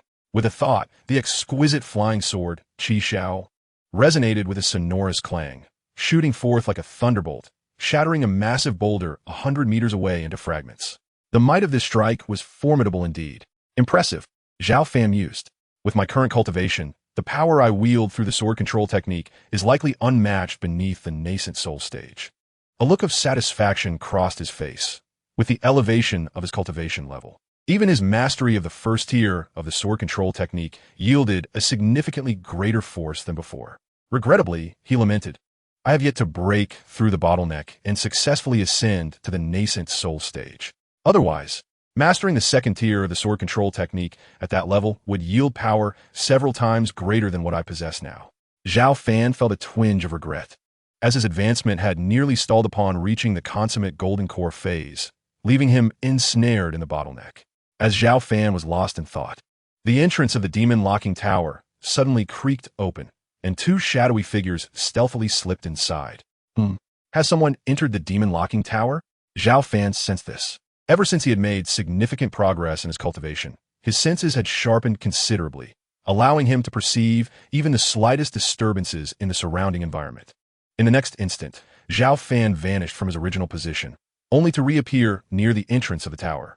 His presence was entirely undetectable, as if he had seamlessly blended into the space within the tower. He had employed a technique rewarded by the system, which enabled him to completely conceal his spiritual energy fluctuations. Unless faced with a vastly superior cultivator, ordinary practitioners would remain oblivious, even when standing right before him. At the entrance of the demon-locking tower, two tall and robust figures emerged, appearing no different from ordinary individuals. However, Zhao Fan immediately sensed something amiss. The auras of these two individuals were unlike those of typical cultivators. They exuded a faint demonic energy, and their bodies were covered in shimmering scales, revealing them to be practitioners of the demon race. How audacious of them to infiltrate Shushan and venture into the demon-locking tower. Zhao Fan furrowed his brow. Shushan was a sect of human cultivators, inherently opposed to the demon race. It was evident that these two intruders harbored ill intentions. Brother, we have finally arrived at the fabled demon-locking tower. Shushan is indeed overrated. It is not as formidable as rumored. The guards are so lax that we were able to sneak in with ease, remarked a demon man clad in black, his tone brimming with arrogance upon noticing the absence of witnesses. Do not celebrate too soon, younger brother. Were it not for this void mirror that conceals our presence, our golden core cultivation would not have allowed us to reach this place so effortlessly, cautioned the stoic-faced demon man beside him. Indeed, brother's right, the black-clad man replied sheepishly, glancing around with a look of uncertainty. Brother, are we certain we have not taken a wrong turn? This truly is the demon-locking tower? It appears rather unremarkable. It must be this place, asserted the stern-faced man, examining the flickering treasure mirror in his hand with unwavering conviction. According to the void mirror's response, our clan's treasure artifact should be deep within the demon-locking tower. Over 10,000 years ago, a powerful figure from Shushan suppressed our ancestral elder, and that clan treasure was brought into the tower by him. This time, we have dared to venture forth, regardless of the risks. We must reclaim our clan's treasure and restore the glory of the Black Flood Dragon clan. The stern-faced man was named Jiao Shang, while the individual beside him was his brother, Jiao Tian. Both hailed from the Black Flood Dragon clan, and their clandestine mission to infiltrate Shushan was sanctioned by the clan's higher-ups, aimed at retrieving the long-lost clan treasure from the depths of the demon-locking tower. So, they were indeed members of the Black Flood Dragon clan. Upon overhearing the conversation between the two brothers, Zhao Fan exhibited a look of realization. The Black Flood Dragon clan is a formidable faction among the demon race, which, over 10 millennia ago, wreaked havoc in the region. During the prosperous period of Mount Shu, a powerful figure emerged to capture the ancestor of the Black Flood Dragon clan, imprisoning it within the Demon Lock Tower. To Zhao Fan's astonishment, after a millennium, the Black Flood Dragon clan dared to take such a grave risk by secretly sending individuals to infiltrate the Demon Lock Tower, intent on retrieving their ancestral treasure. Brother, follow me. The Void Mirror has reacted, sensing the aura of the clan's treasure. Jiao Shang signaled for his sibling to accompany him as they headed towards the ancient entrance of the Demon Tomb. The Demon Lock Tower is a sacred ground, not to be trespassed by the uninvited. At that moment, a faint voice unexpectedly rang out, startling the brothers. Jiao Shang turned towards the source of the voice and discovered a young man standing before them, seemingly appearing out of nowhere. So there is someone here, Jiao Tian remarked, somewhat surprised, as he scrutinized the suddenly materialized Zhao Fan, noting the absence of any spiritual energy fluctuations emanating from him. His expression darkened, and with malice he inquired, "Are you a disciple of Mount Shu?" Though Jiao Shang remained silent, his gaze was equally unfriendly as he fixated on Zhao Fan. "This is the Demon Lock Tower. I advise you to leave immediately," Zhao Fan stated impassively, refusing to answer the question. Despite being confined within the tower, he still regarded himself as a disciple of Mount Shu, unwilling to allow any demon to trespass here freely. "Brother, this fellow is undoubtedly from Mount Shu. We cannot allow him to expose our whereabouts," Jiao Tian cautioned Jiao Shang. "Kill him," Jiao Shang replied coldly. "Very well," Jiao Tian responded, his eyes gleaming with delight. And without hesitation, he raised his hand to claw at Zhao Fan's forehead. His ordinary hand suddenly morphed into a massive beast's claw, radiating a chilling brilliance. Foolish, Zhao Fan thought, initially intending to intimidate them, but realizing they harbored malicious intent. He decided to show no mercy. With a resonant clang, the flying sword, Qi Xiao, sliced through the air like a bolt of lightning, severing Jiao Tian's claw. The momentum continued unabated, cleaving Jiao Tian in half. His agonized screams piercing the air as blood gushed forth. "Brother!" Jiao Shang exclaimed in horror, utterly taken aback by the revelation that this seemingly unremarkable young man was, in fact, an exceedingly rare sword cultivator. "Void Mirror!" Jiao Shang bellowed in fury, as the void mirror in his grasp erupted with a myriad of radiant lights, surging towards Zhao Fan. Not only was this artifact capable of concealing one's aura, but it also possessed formidable offensive power. In the face of Jiao Shang's enraged assault, Zhao Fan remained calm. With a mere thought, the chilling brilliance of the Qi Xiao sword surged, effortlessly shattering the incoming rays of light. Subsequently, the sword's radiance surged forth, completely engulfing Jiao Shang, whose expression was one of sheer terror. As the flying sword passed by, the bloodied head of the dragon-like creature rolled to the ground. With the emergence of the sword, two formidable cultivators at the pinnacle of the Golden Core stage exhibited almost no capacity for resistance and met their demise at Zhao Fan's feet. This exemplifies the might of a sword cultivator and the formidable prowess of swordsmanship. You could have evaded death. I offered you sage advice, yet you chose to strike at me. Was that not courting your own demise? Observing the lifeless bodies, Zhao Fan shook his head and murmured softly to himself, this object is rather intriguing." Out of the corner of his eye, Zhao Fan caught sight of the fallen void mirror and effortlessly summoned it into his grasp. If memory serves me right, this void mirror can sense the ancestral treasures of the Black Dragon clan. Gazing at the flickering mirror, Zhao Fan felt a spark of interest in the ancestral treasure, suspecting it to be lost within the demon tomb. Regrettably, he had yet to break through to the nascent soul stage and was thus unable to thoroughly explore the tomb's interior. "Ding! Would you like to sign in before the corpses of the Black Dragon clan members?" At that moment, a notification echoed in Zhao Fan's mind. "Sign in." He instinctively responded. "Sign in successful. Congratulations, host. You have received a breaking infant pill." What is this breaking infant pill? Zhao Fan was momentarily taken aback, then elated. The breaking infant pill is an exceptionally rare and precious elixir, crucially enhancing the success rate of breaking through from the Golden Core stage to the nascent soul stage. Currently, Zhao Fan found himself at a bottleneck in the Golden Core stage, and based on his previous estimations, he would require at least 6 months to a year to ensure a smooth transition to the nascent soul stage. However, with this breaking infant pill in hand, that time frame could be significantly shortened. Splendid. With this pill, I can attempt to break through to the nascent soul stage. If I successfully become a nascent soul cultivator, what is there to fear about exploring the demon tomb? Zhao Fan felt a surge of excitement. The system truly provided timely assistance. Without a moment's hesitation, Zhao Fan consumed the breaking infant pill. Having been stuck at the pinnacle of the Golden Core stage for a while, he had accumulated sufficient energy, thus needing little preparation. Zhao Fan sat solemnly on the ground, his aura transforming as if he had become a black hole, drawing in the ambient spiritual energy of heaven and earth that flowed ceaselessly into his being. The resplendent golden core within him began to undergo a remarkable transformation. Zhao Fan sat for 2 days and nights, his momentum continually escalating, until eventually his internal organs emitted a series of crackling sounds akin to popping beans. Boom! With a tremendous roar resonating within him, the golden core, suspended in his dantian, suddenly shattered, forming a golden figure, the nascent soul unique to cultivators of that stage. At last, the breakthrough was successful. The nascent soul stage. Zhao Fan exhaled a sigh of relief, feeling as if a great weight had been lifted. After 2 days and nights of relentless effort, he had finally become the youngest nascent soul cultivator in the history of Mount Shu. In the present day, the illustrious glory of Shushan has diminished, with nascent soul cultivators being an exceedingly rare phenomenon. Countless disciples of Shushan have devoted decades, even entire lifetimes, in pursuit of this pinnacle, yet have failed to attain it. However, with the aid of the system, Zhao Fan managed to break through to the nascent soul stage within a mere 3 years. Such a pace of cultivation, if disseminated, would surely leave many astounded. After a brief moment, Zhao Fan opened his eyes, emitting two piercing glimmers akin to lightning.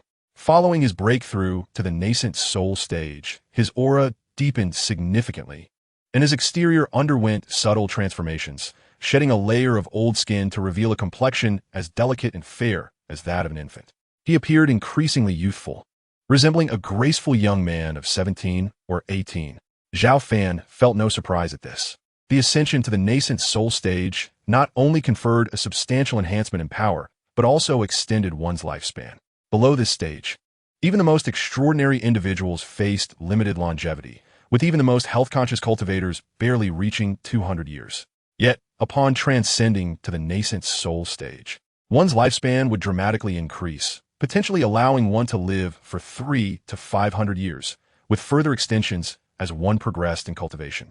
Should one attain the rumored status of an earthly immortal, perhaps true immortality could be within reach.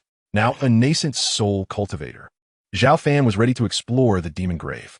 His eyes sparkled with confidence as he proceeded ahead, guided by the hints of the void mirror. Upon returning to this place, he felt much more composed than during his previous visit. While the overwhelming presence of the massive bones still bore down upon him, it was no longer suffocating. The void mirror's reaction intensified. Could the ancestral treasure of the Black Jiao clan be near? Zhao Fan observed the void mirror glowing with renewed brilliance, indicating a more acute sense of proximity. Surrounded by towering bones, radiating an imposing aura, Zhao Fan pressed on despite the immense pressure. Moments later, he stood before a colossal skeleton of a dragon, towering 100 meters high. Its elongated form unmistakably belonged to a gargantuan Jiao dragon, still emanating a terrifying malevolence even after years of demise. If I am not mistaken, this should be the remains of the ancestor of the Black Jiao clan. However, where's the ancestral treasure? With a slight furrow of his brow, Zhao Fan scanned his surroundings, but found nothing. Yet, the void mirror in his hand shone with fervent light and trembled slightly, clearly sensing that the treasure lay nearby. Could it be? Zhao Fan's gaze shifted to the head of the dragon skeleton. With a thought, he summoned his flying sword, Qi Xiao, which soared through the air and struck fiercely against the dragon's skull. Yet in the next moment, the razor-sharp flying sword, Qi Xiao, did not cleave through the skull as anticipated. Instead, it emitted a sound akin to iron striking stone. Such hardness was astonishing. Even the edge of Qi Xiao struggled to breach it. Zhao Fan was taken aback. With his cultivation at the nascent soul stage, the sword technique he wielded should have been capable of shattering not only the bones of a demonized creature, but even a mountain of iron. Yet this dragon skull was so resilient, as if forged from divine metal. One could only imagine the formidable strength possessed by the ancestor of the Black Jiao clan during their lifetime, leaving behind bones that were so difficult to destroy even in death. Unwilling to concede, Zhao Fan steeled himself, unleashing a torrent of spiritual energy that caused the flying sword to emit a clear, resonant tone, slicing through the air like a bolt of lightning. He struck the skull again with renewed vigor. Bang! Bang! Zhao Fan wielded the sword with precision, delivering blow after blow, each strike more powerful than the last. Finally, on his 10th strike, the once impenetrable dragon's skull shattered amidst a cacophony of sound. Suddenly, a beam of white light burst forth from the skull. Attempting to escape into the void, Zhao Fan, reacting swiftly, raised his hand to grasp it, conjuring a gigantic golden hand formed from spiritual energy, which seized the white light with lightning speed. Roar! The white light coalesced into the ethereal image of a true dragon, thrashing angrily within his grasp. This scene left Zhao Fan in disbelief. What manner of treasure could conjure the image of a true dragon? He dare not be careless. The golden hand was solid and formidable, exerting tremendous power to suppress the white light. As the radiance faded, the object revealed its true form, a fist-sized dragon horn, translucent and gleaming, adorned with intricate and profound patterns, exuding an ancient and primal aura. Though this essence was minuscule, it evoked in Zhao Fan a soul-stirring tremor, akin to standing before an ancient and mighty dragon. However, being a cultivator at the nascent soul stage, he swiftly shielded himself from its influence. Could this truly be a dragon's horn? As he examined it, Zhao Fan became increasingly convinced that it was indeed a sharp horn from an ancient true dragon. With a sense of experimentation, he began to channel his spiritual energy into the horn, and in an instant, the air was filled with a deafening dragon's roar. Before Zhao Fan could react, the dragon horn trembled violently, unleashing a fierce beam of white light that struck unerringly at the colossal dragon skeleton. Boom! With a resounding explosion, the 100-meter-tall dragon skeleton shattered into countless fragments, ultimately vanishing into dust. Zhao Fan stood there, momentarily speechless, astonished by such overwhelming power. It must be noted that he had previously required 10 strikes with his sword technique at the nascent soul level to breach the skull, yet the dragon horn, with a mere flash of white light, obliterated the entire dragon skeleton. The magnitude of this power was simply unfathomable. Indeed, it is a treasure of the clan. No wonder the Black Serpent tribe is willing to go to great lengths to risk sending someone to retrieve it. Zhao Fan's eyes sparkled with brilliance. The power of this dragon horn was extraordinary, and if he were to retain it, it could serve as a formidable weapon.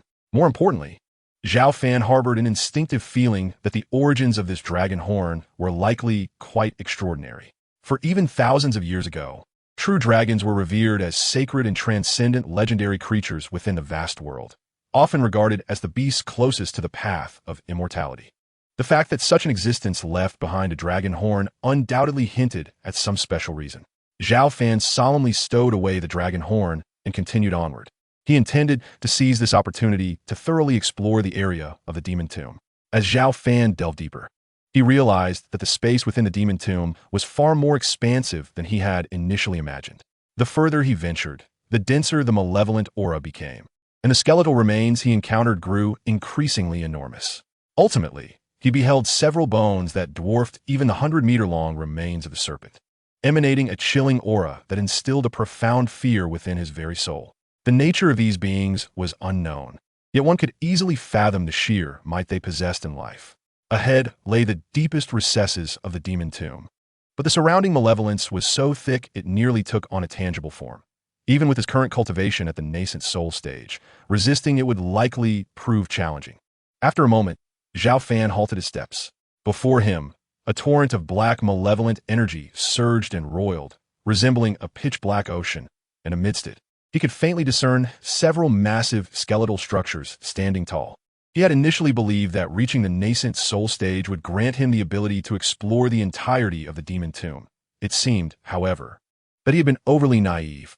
Taking a deep breath, Zhao Fan muttered to himself, "The demon tomb within the locking demon tower is even more astonishing than I had anticipated. The secrets mentioned by Sun Ji likely await revelation only in the deepest depths." Ding! Would you like to check in here? Just as Zhao Fan prepared to turn back, a notification from the system echoed in his mind. "Check-in," Zhao Fan instinctively replied. "Check-in successful. Congratulations, host, you have obtained the ancient frightening talisman." As the system's voice faded, a golden talisman materialized in the palm of Zhao Fan's hand. The ancient frightening talisman? Zhao Fan was somewhat perplexed. This was the first time he had received a talisman-like item through the system's check-in. "System, what is this?" After a brief hesitation, Zhao Fan could not help but inquire. The ancient frightening talisman is a one-time consumable talisman. Upon shattering it, the host will gain power surpassing one great realm, with the effect lasting for half an hour. Upon hearing this, Zhao Fan's eyes instantly lit up, and he mused, "What a remarkable item. Currently, I am at the nascent soul stage. If I utilize this talisman, I could momentarily ascend to the out-of-body stage. Otherwise, perhaps shattering it now might allow me to forcefully breach into the deepest part of the demon tomb with the strength of the out-of-body stage." Zhao Fan felt a surge of excitement, a desire to immediately employ the ancient talisman of divine astonishment. However, he swiftly regained his composure. With the assistance of the system, his strength would inevitably grow stronger. Thus, it was prudent to delve into the depths of the demon tomb at a later time. The talisman possessed extraordinary capabilities. It would be wise to conserve it for future use. After a moment of hesitation, Zhao Fan managed to quell his impulsiveness. He cast a lingering gaze deep into the demon tomb before promptly exiting the area. Upon leaving the demon tomb, Zhao Fan returned to the periphery of the demon locking tower and resumed his diligent practice.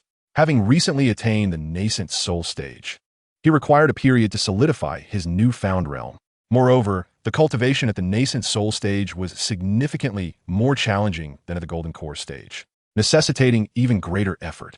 Although Zhao Fan had the system support, he recognized that discipline and diligence were essential in cultivation. It was akin to rowing upstream. Without progress, one would inevitably regress.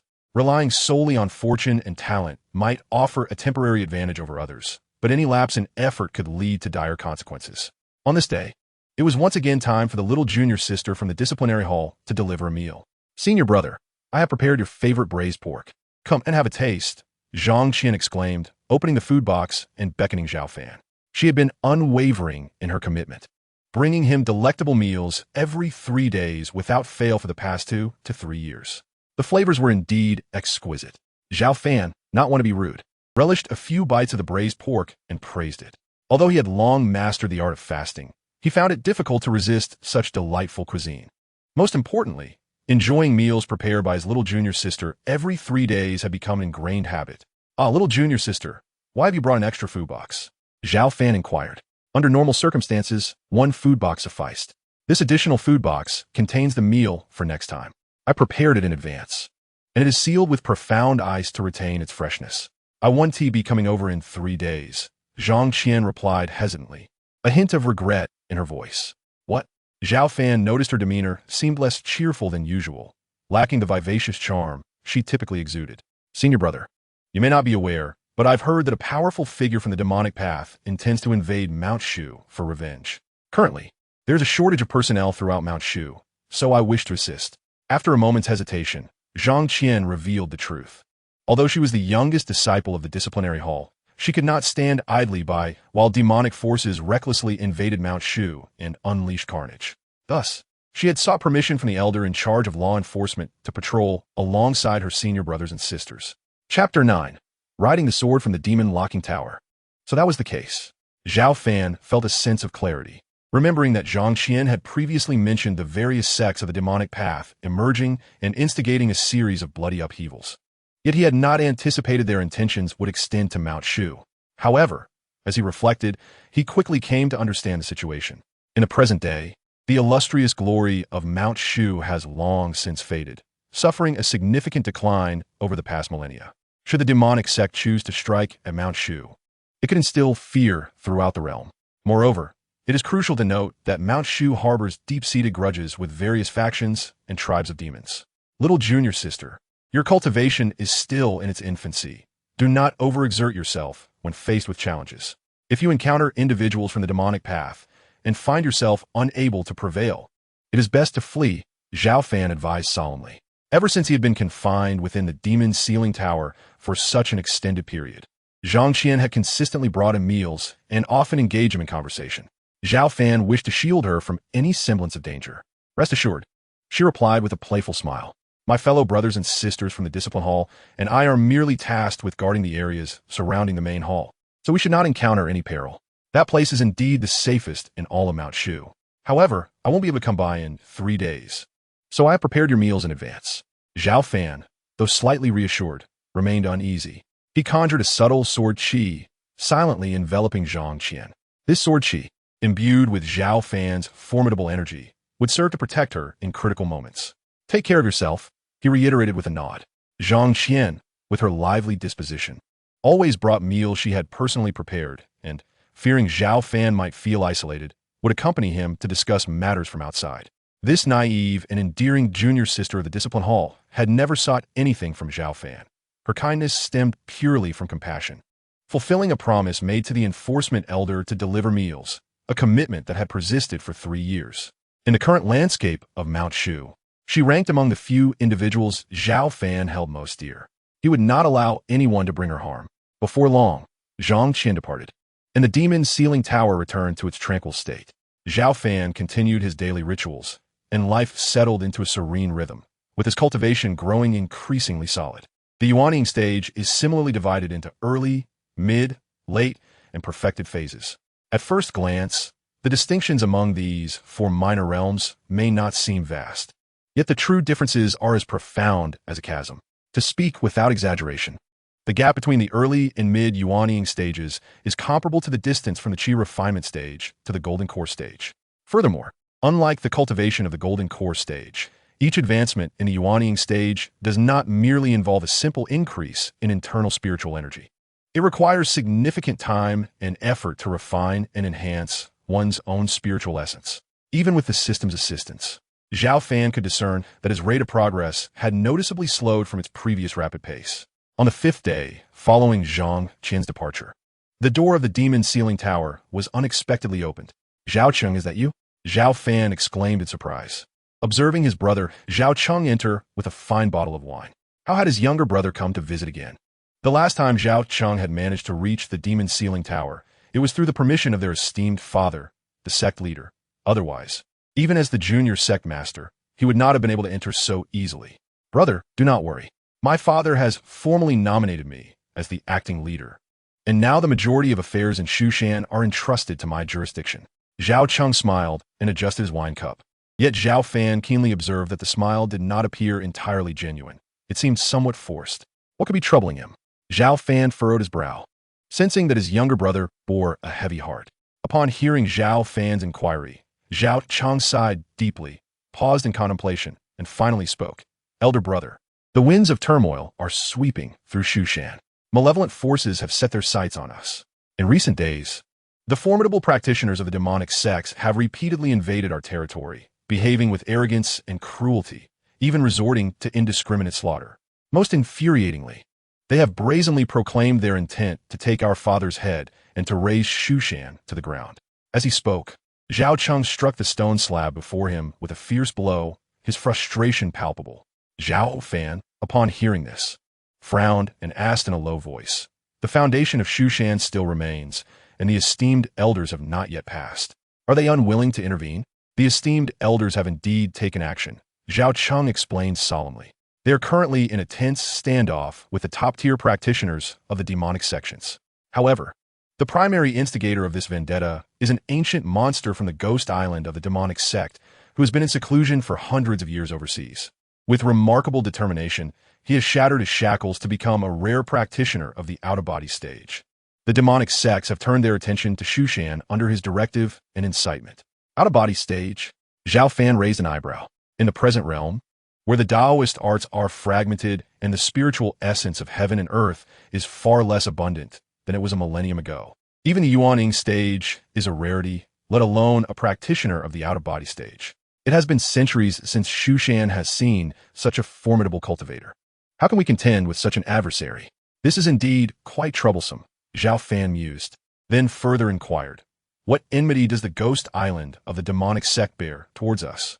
"These are merely old grievances," Zhao Cheng replied with a measured tone.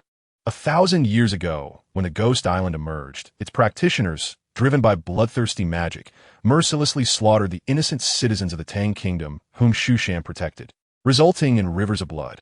In that era, the leader of Shushan, filled with righteous fury, struck down the entire Ghost Island with a single sword, severing their legacy. However, unbeknownst to us, one of their practitioners evaded this calamity by hiding overseas in seclusion, and now, seizing upon Shushan's decline, he has come to wreak havoc and seek vengeance. "So, Father has nominated you as the acting leader out of fear for his own safety?" Zhao Fan quickly discerned his father's intentions. "Indeed, for that demon has vowed to take our father's head within 3 days," Zhao Cheng said, drinking deeply from his cup, sighing. "Once, Shushan was home to the top-tier powers of the terrestrial sword immortals. Yet now we are cornered by a single demonic practitioner. I truly despise my own lack of strength. Otherwise, I would wield my sword to sweep away the demonic forces." Upon hearing Zhao Cheng's words, Zhao Fan understood why his brother had been appointed as the acting leader ahead of time. The father, a man of modest means, is undoubtedly prepared to fight fiercely against the formidable adversaries from Ghost Island, even harboring thoughts of mutual destruction. He has taken precautions in advance to avert chaos in Mount Shu should he encounter any unforeseen misfortune. His intentions are truly commendable. "Brother, it appears that numerous troubles await us in Mount Shu, and I may find myself exceedingly busy. Let us seize this opportunity today to share a drink together." Zhao Cheng seems to smile, yet the grin is strained. Zhao Fan can distinctly sense the heavy burden on his shoulders, filled with worries. No longer resembling the naive younger brother he once was. "Very well, I shall accompany you," Zhao Fan replies with a faint smile, raising his cup to clink against Zhao Cheng's before downing its contents in one swift motion. The aroma of the wine envelopes them as the two brothers engage in a heartfelt exchange, each taking turns to drink for over an hour until the wine jar stands empty. "Elder brother, I must take my leave now. Please take care of yourself. Zhao Cheng rises slowly, bidding Zhao Fan a soft farewell. He stands tall, his figure now imposing, the troubled expression on his face vanishing as if it had never existed. Go ahead. Zhao Fan smiles gently, signaling that there is no need for concern. Very well. Zhao Fan nods, then strides away with a steady gait. Departing from the demon locking tower. 3 days hence? The powerful beings from Ghost Island? As he gazes at the empty wine jar, Zhao Fan squints slightly, a chilling glimmer emanating from his eyes.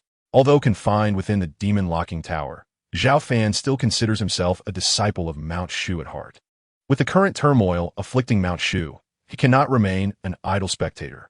Moreover, should chaos erupt within Mount Shu, he may find it impossible to stay peacefully within the tower and cultivate his strength.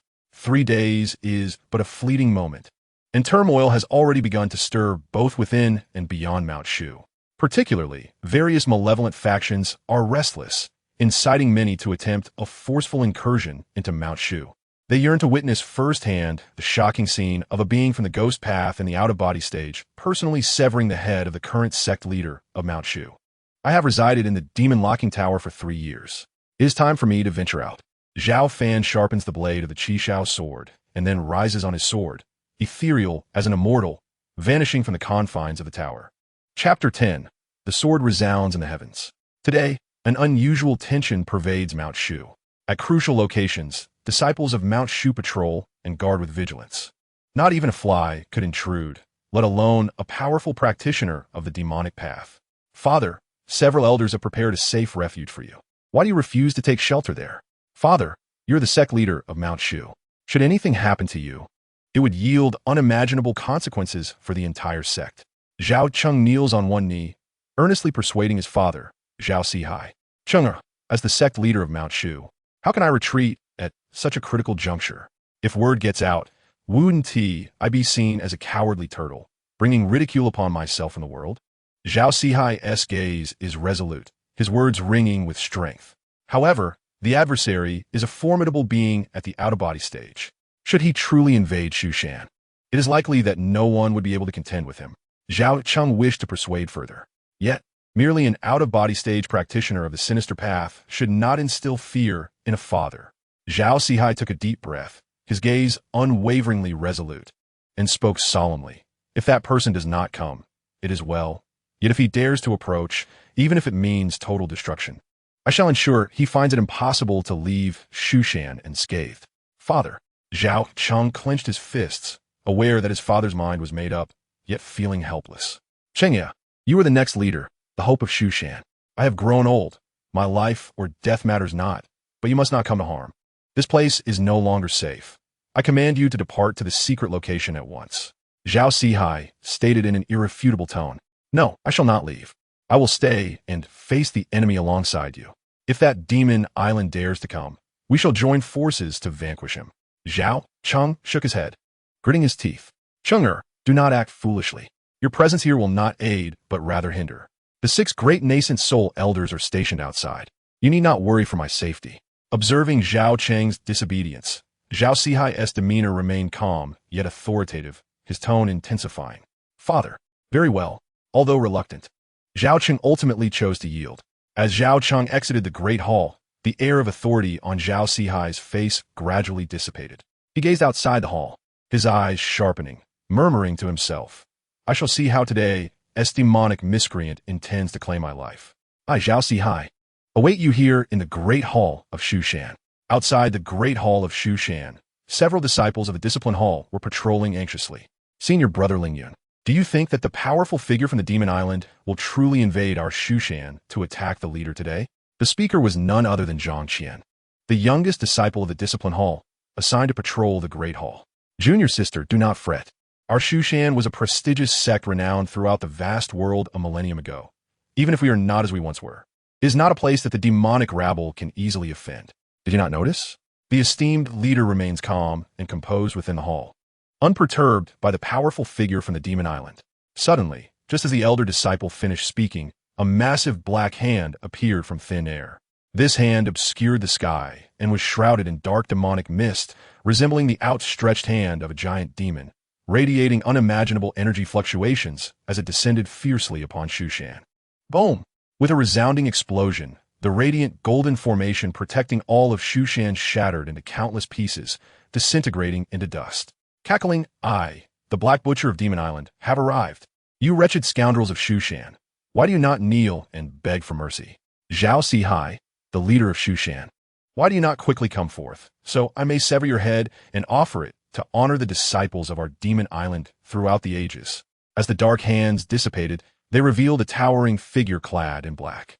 His countenance was resolute and cold, with an aura of ferocity emanating from him, instilling fear and trepidation in all who beheld him. This man was none other than Haitu, a formidable practitioner of the demonic arts from the Ghost Island. Now, at the peak of his powers, with disheveled hair and bloodthirsty eyes, Haitu stood proudly in the heavens, resembling a true demon, his suffocating presence surging forth, overwhelming the entire Mount Shu.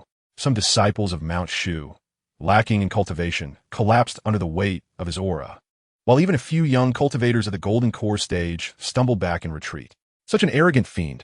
How dare he come to our Mount Shu with such audacity? He shall pay for his crimes and meet his demise. At that moment, near the Grand Hall of Mount Shu, 6 extraordinarily powerful figures surged into the sky. The 6 elders of the nascent soul stage, having laid in ambush, wasted no words and charged relentlessly at Haitu.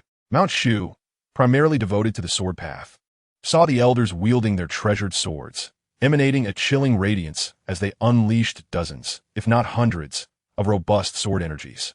The sword energies cleaved through the heavens.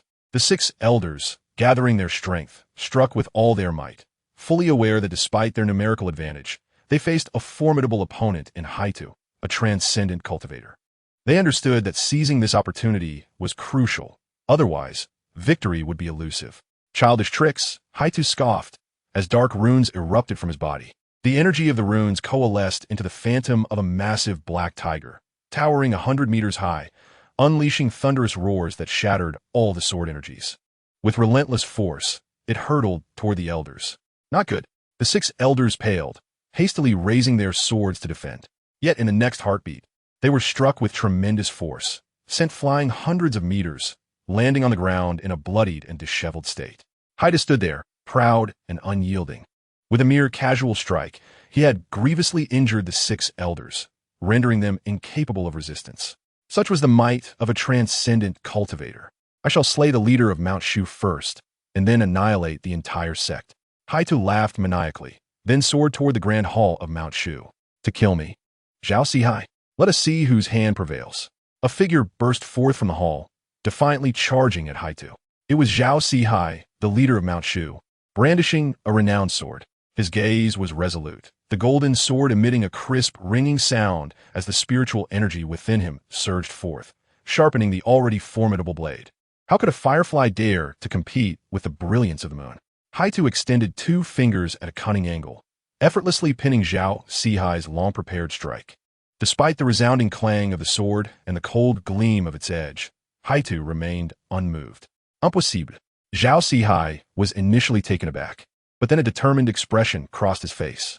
His spiritual energy surged forth uncontrollably, his momentum skyrocketing, and the power of his golden sword intensified, breaking free from Haitu's grasp as it aimed directly for his forehead. To forcibly enhance one's power using arcane techniques is truly astonishing. Haitu found himself somewhat taken aback, yet his reflexes were swift. He instinctively shifted to the left, narrowly evading a critical blow, though still feeling the sting of the sword's edge graze his shoulder. The resounding clang echoed as the golden sword pierced through, only to be halted by an immense force that rendered any further advance impossible. How could this be? Zhao Sihai furrowed his brow, astonished by the unexpected turn of events. This is the supreme technique of Ghost Island, the Vajra demon body. With your capabilities, you are not yet qualified to breach it. Haitu's gaze turned icy, his expression slightly contorted. As a practitioner of the out-of-body stage, it was a profound humiliation to be wounded by Zhao Sihai, a mere cultivator of the nascent soul stage. Though it was but a superficial injury, it was still a disgrace of the highest order. You, the sect leader of Mount Shu, possess only the meager cultivation of the late nascent soul stage, yet you dare to wield a blade in my presence? It seems Mount Shu has truly fallen from grace. Thus, its existence holds no further necessity. As his words fell, He too extended his hand, unleashing a force akin to a tidal wave that sent Zhao Sihai's sword flying from his grasp, following through with a relentless strike to his chest. A gasp escaped Zhao Sihai's lips as he spewed blood and was violently propelled hundreds of meters away. The leader of Mount Shu was defeated. Indeed, the prowess of an out-of-body stage expert rendered the sect leader utterly powerless. Now, our demonic sect can finally trample Mount Shu. As they witnessed Zhao Sihai's grievous condition, the practitioners of various demonic factions trailing behind He too erupted into a frenzy of excitement. Once, Mount Shu had been a formidable force that instilled fear and trepidation within them. Yet thousands of years had passed, reducing it to a mere shadow, incapable of withstanding a single expert from Ghost Island. Should they conquer Mount Shu today, not only could they seize its vast cultivation resources, but the prestige of the demonic sect would also soar to unprecedented heights, enough to instill dread across all sects of the realm. Sect leader, Zhao Sihai, grievously wounded, fell directly before Zhang Qian and the other disciples. Without a moment's hesitation, Zhang Qian rushed forward, positioning herself protectively behind her faltering master. "Get away from me, little girl. I shall claim Zhao Sihai's head." He too advanced with heavy steps, radiating a terrifying aura that sent shivers down the spines of the disciples. "I won't." Under the immense pressure of his menacing presence, Zhang Qian trembled, yet her resolve remained firm as she bit her lip. With quivering hands, she raised her sword, aiming it defiantly at the advancing He Tuesday. "You seek death." He too roared in fury, the earlier surprise of Zhao Sihai's attack still fresh in his mind, and now, a disciple from Mount Shu dared to obstruct him. Such audacity was beyond reckoning. With a swift motion, He too unleashed a palm strike, the formidable energy surging forth like a tempest towards Zhang Qian. Her beautiful eyes widened in terror as she sensed the overwhelming aura of death. How could a mere foundation establishment cultivator withstand such a catastrophic blow? Clang! In that critical moment, a resounding and melodious chime of a sword echoed through the skies, as a fierce beam of sword light cleaved through the tempestuous force, shattering it into fragments. Amidst the gaze of all, a figure descended like a true, transcendent sword immortal, wielding a sword with a force capable of toppling mountains, charging towards the seemingly invincible Black Butcher. Chapter 11. An uproar in all directions. "Who are you?" Black Butcher furrowed his brow, acutely aware of the formidable presence exuding from this figure, whose spiritual power resonated with an intensity rivaling his own. Could it be a hidden elder from Mount Shu? Unbeknownst to him, the individual before him was not a venerable cultivator from Mount Shu, but Zhao Fan, who had momentarily attained the realm of exit from the body through the use of an ancient talisman. With a clang, Zhao Fan offered no response to his inquiry. Instead, he swiftly unleashed a strike with his sword. This was a technique he had comprehended after mastering the fundamental swordplay, and, at his current exit from body stage, it posed a significant threat to most practitioners of similar caliber. Bang! Seeing his adversary remain silent while launching such an overwhelming attack, Black Butcher felt a surge of anger and retaliated with his fearsome black hand. Yet before the might of the sword's aura, his hand was shattered into pieces, forcing him to retreat to evade its lethal edge. The sword energy surged, soaring into the heavens. Zhao Fan was enveloped in a resplendent glow that concealed his true form. Yet the overwhelming essence of his swordsmanship reverberated throughout much of Mount Shu. Merely a casual strike had compelled Black Butcher to stagger backward. One astonishing aura to repel Black Butcher with a single sword strike. Could it be that a venerable elder of Mount Shu had emerged? "Surely we are saved. We implore the esteemed elder to vanquish the demon from Ghost Island." As they beheld the exceptionally powerful figure, the once despairing crowd of Mount Shu erupted into fervent shouts. How could this be? A single sword repelled the exit from body stage Black Butcher? Could this sudden sword master truly be an unfathomable elder from Mount Shu? I never anticipated such profound depth within Mount Shu. This scene poured cold water over the previously restless practitioners of the demonic paths from various sections. "Who exactly are you?" Black Butcher's expression shifted, sensing an unprecedented aura of danger emanating from his opponent. In response, Zhao Fan remained unyielding, coldly declaring, "Those who offend Mount Shu shall be mercilessly slain." His words rang with conviction, echoing across the expanse of Mount Shu. As soon as his voice faded, a brilliant flash of sword light appeared. The incandescent sword light, accompanied by a thunderous sonic boom, sliced through the vast sky like a boundless galaxy, hurtling towards Black Butcher with unstoppable momentum. This is bad. Black Butcher's countenance shifted drastically, overwhelmed by a terrifying force. He dared not underestimate it. Dark energy surged from his body as he unleashed a series of formidable hand seals, attempting to obstruct the oncoming sword energy. Bang, bang. Yet, the seemingly powerful hand seals crumbled before the might of the sword energy. The indomitable demonic physique, as the residual energy of the sword aura surged forth. He was gripped by a mix of astonishment and dread. With a low growl, his robust physique swelled in defiance, enveloped by an almost tangible shroud of inky demonic energy, seeking to thwart the might of this unparalleled strike with sheer physical prowess. The clang of metal echoed. True to the legendary techniques of Ghost Island, the indomitable demonic aura absorbed much of the blow's force, managing to withstand the onslaught. The sword cultivators of Mount Shu are but a trifling matter. He laughed maniacally, feeling a third of his fear dissipate upon witnessing the resilience of his defenses. Sword control technique. However, before He could revel in his moment of triumph, Zhao Fan, across from him, uttered those chilling words, causing He's complexion to drain of color. With a resonant chime of the sword, Zhao Fan relinquished the Qishao sword from his grasp, and it soared through the air with the swiftness of lightning, crossing the expanse of over 100 meters towards Tuesday, demonic body of the Vajra. Block it for me. He, unable to discern the trajectory of the flying sword, felt a wave of icy terror wash over him. He hastily summoned the full power of his Vajra demonic body, hoping to intercept the impending blow once more. Yet, in the next instant, a spray of crimson erupted forth, accompanied by He's anguished scream as his bloodied head tumbled to the ground. The sword control technique had severed the head of this formidable adversary, rendering even his proud, demonic body powerless against such a strike. This notorious demon of Ghost Island, who had reached the out-of-body stage, met a tragic end beneath Zhao Fan's blade. Dead. An out-of-body stage cultivator, slain with a single strike? How can this be? The sight of He's swift demise sent shockwaves through the surrounding practitioners of the demonic sects, leaving them pale and, in some cases, collapsing to the ground. Victory! The demon of Ghost Island has been vanquished by a single sword strike. Glorious! Our ancestors are invincible. Mount Shu shall surely prevail. The disciples of Mount Shu erupted in jubilant cheers, their voices resonating like thunder across the heavens. You performed admirably.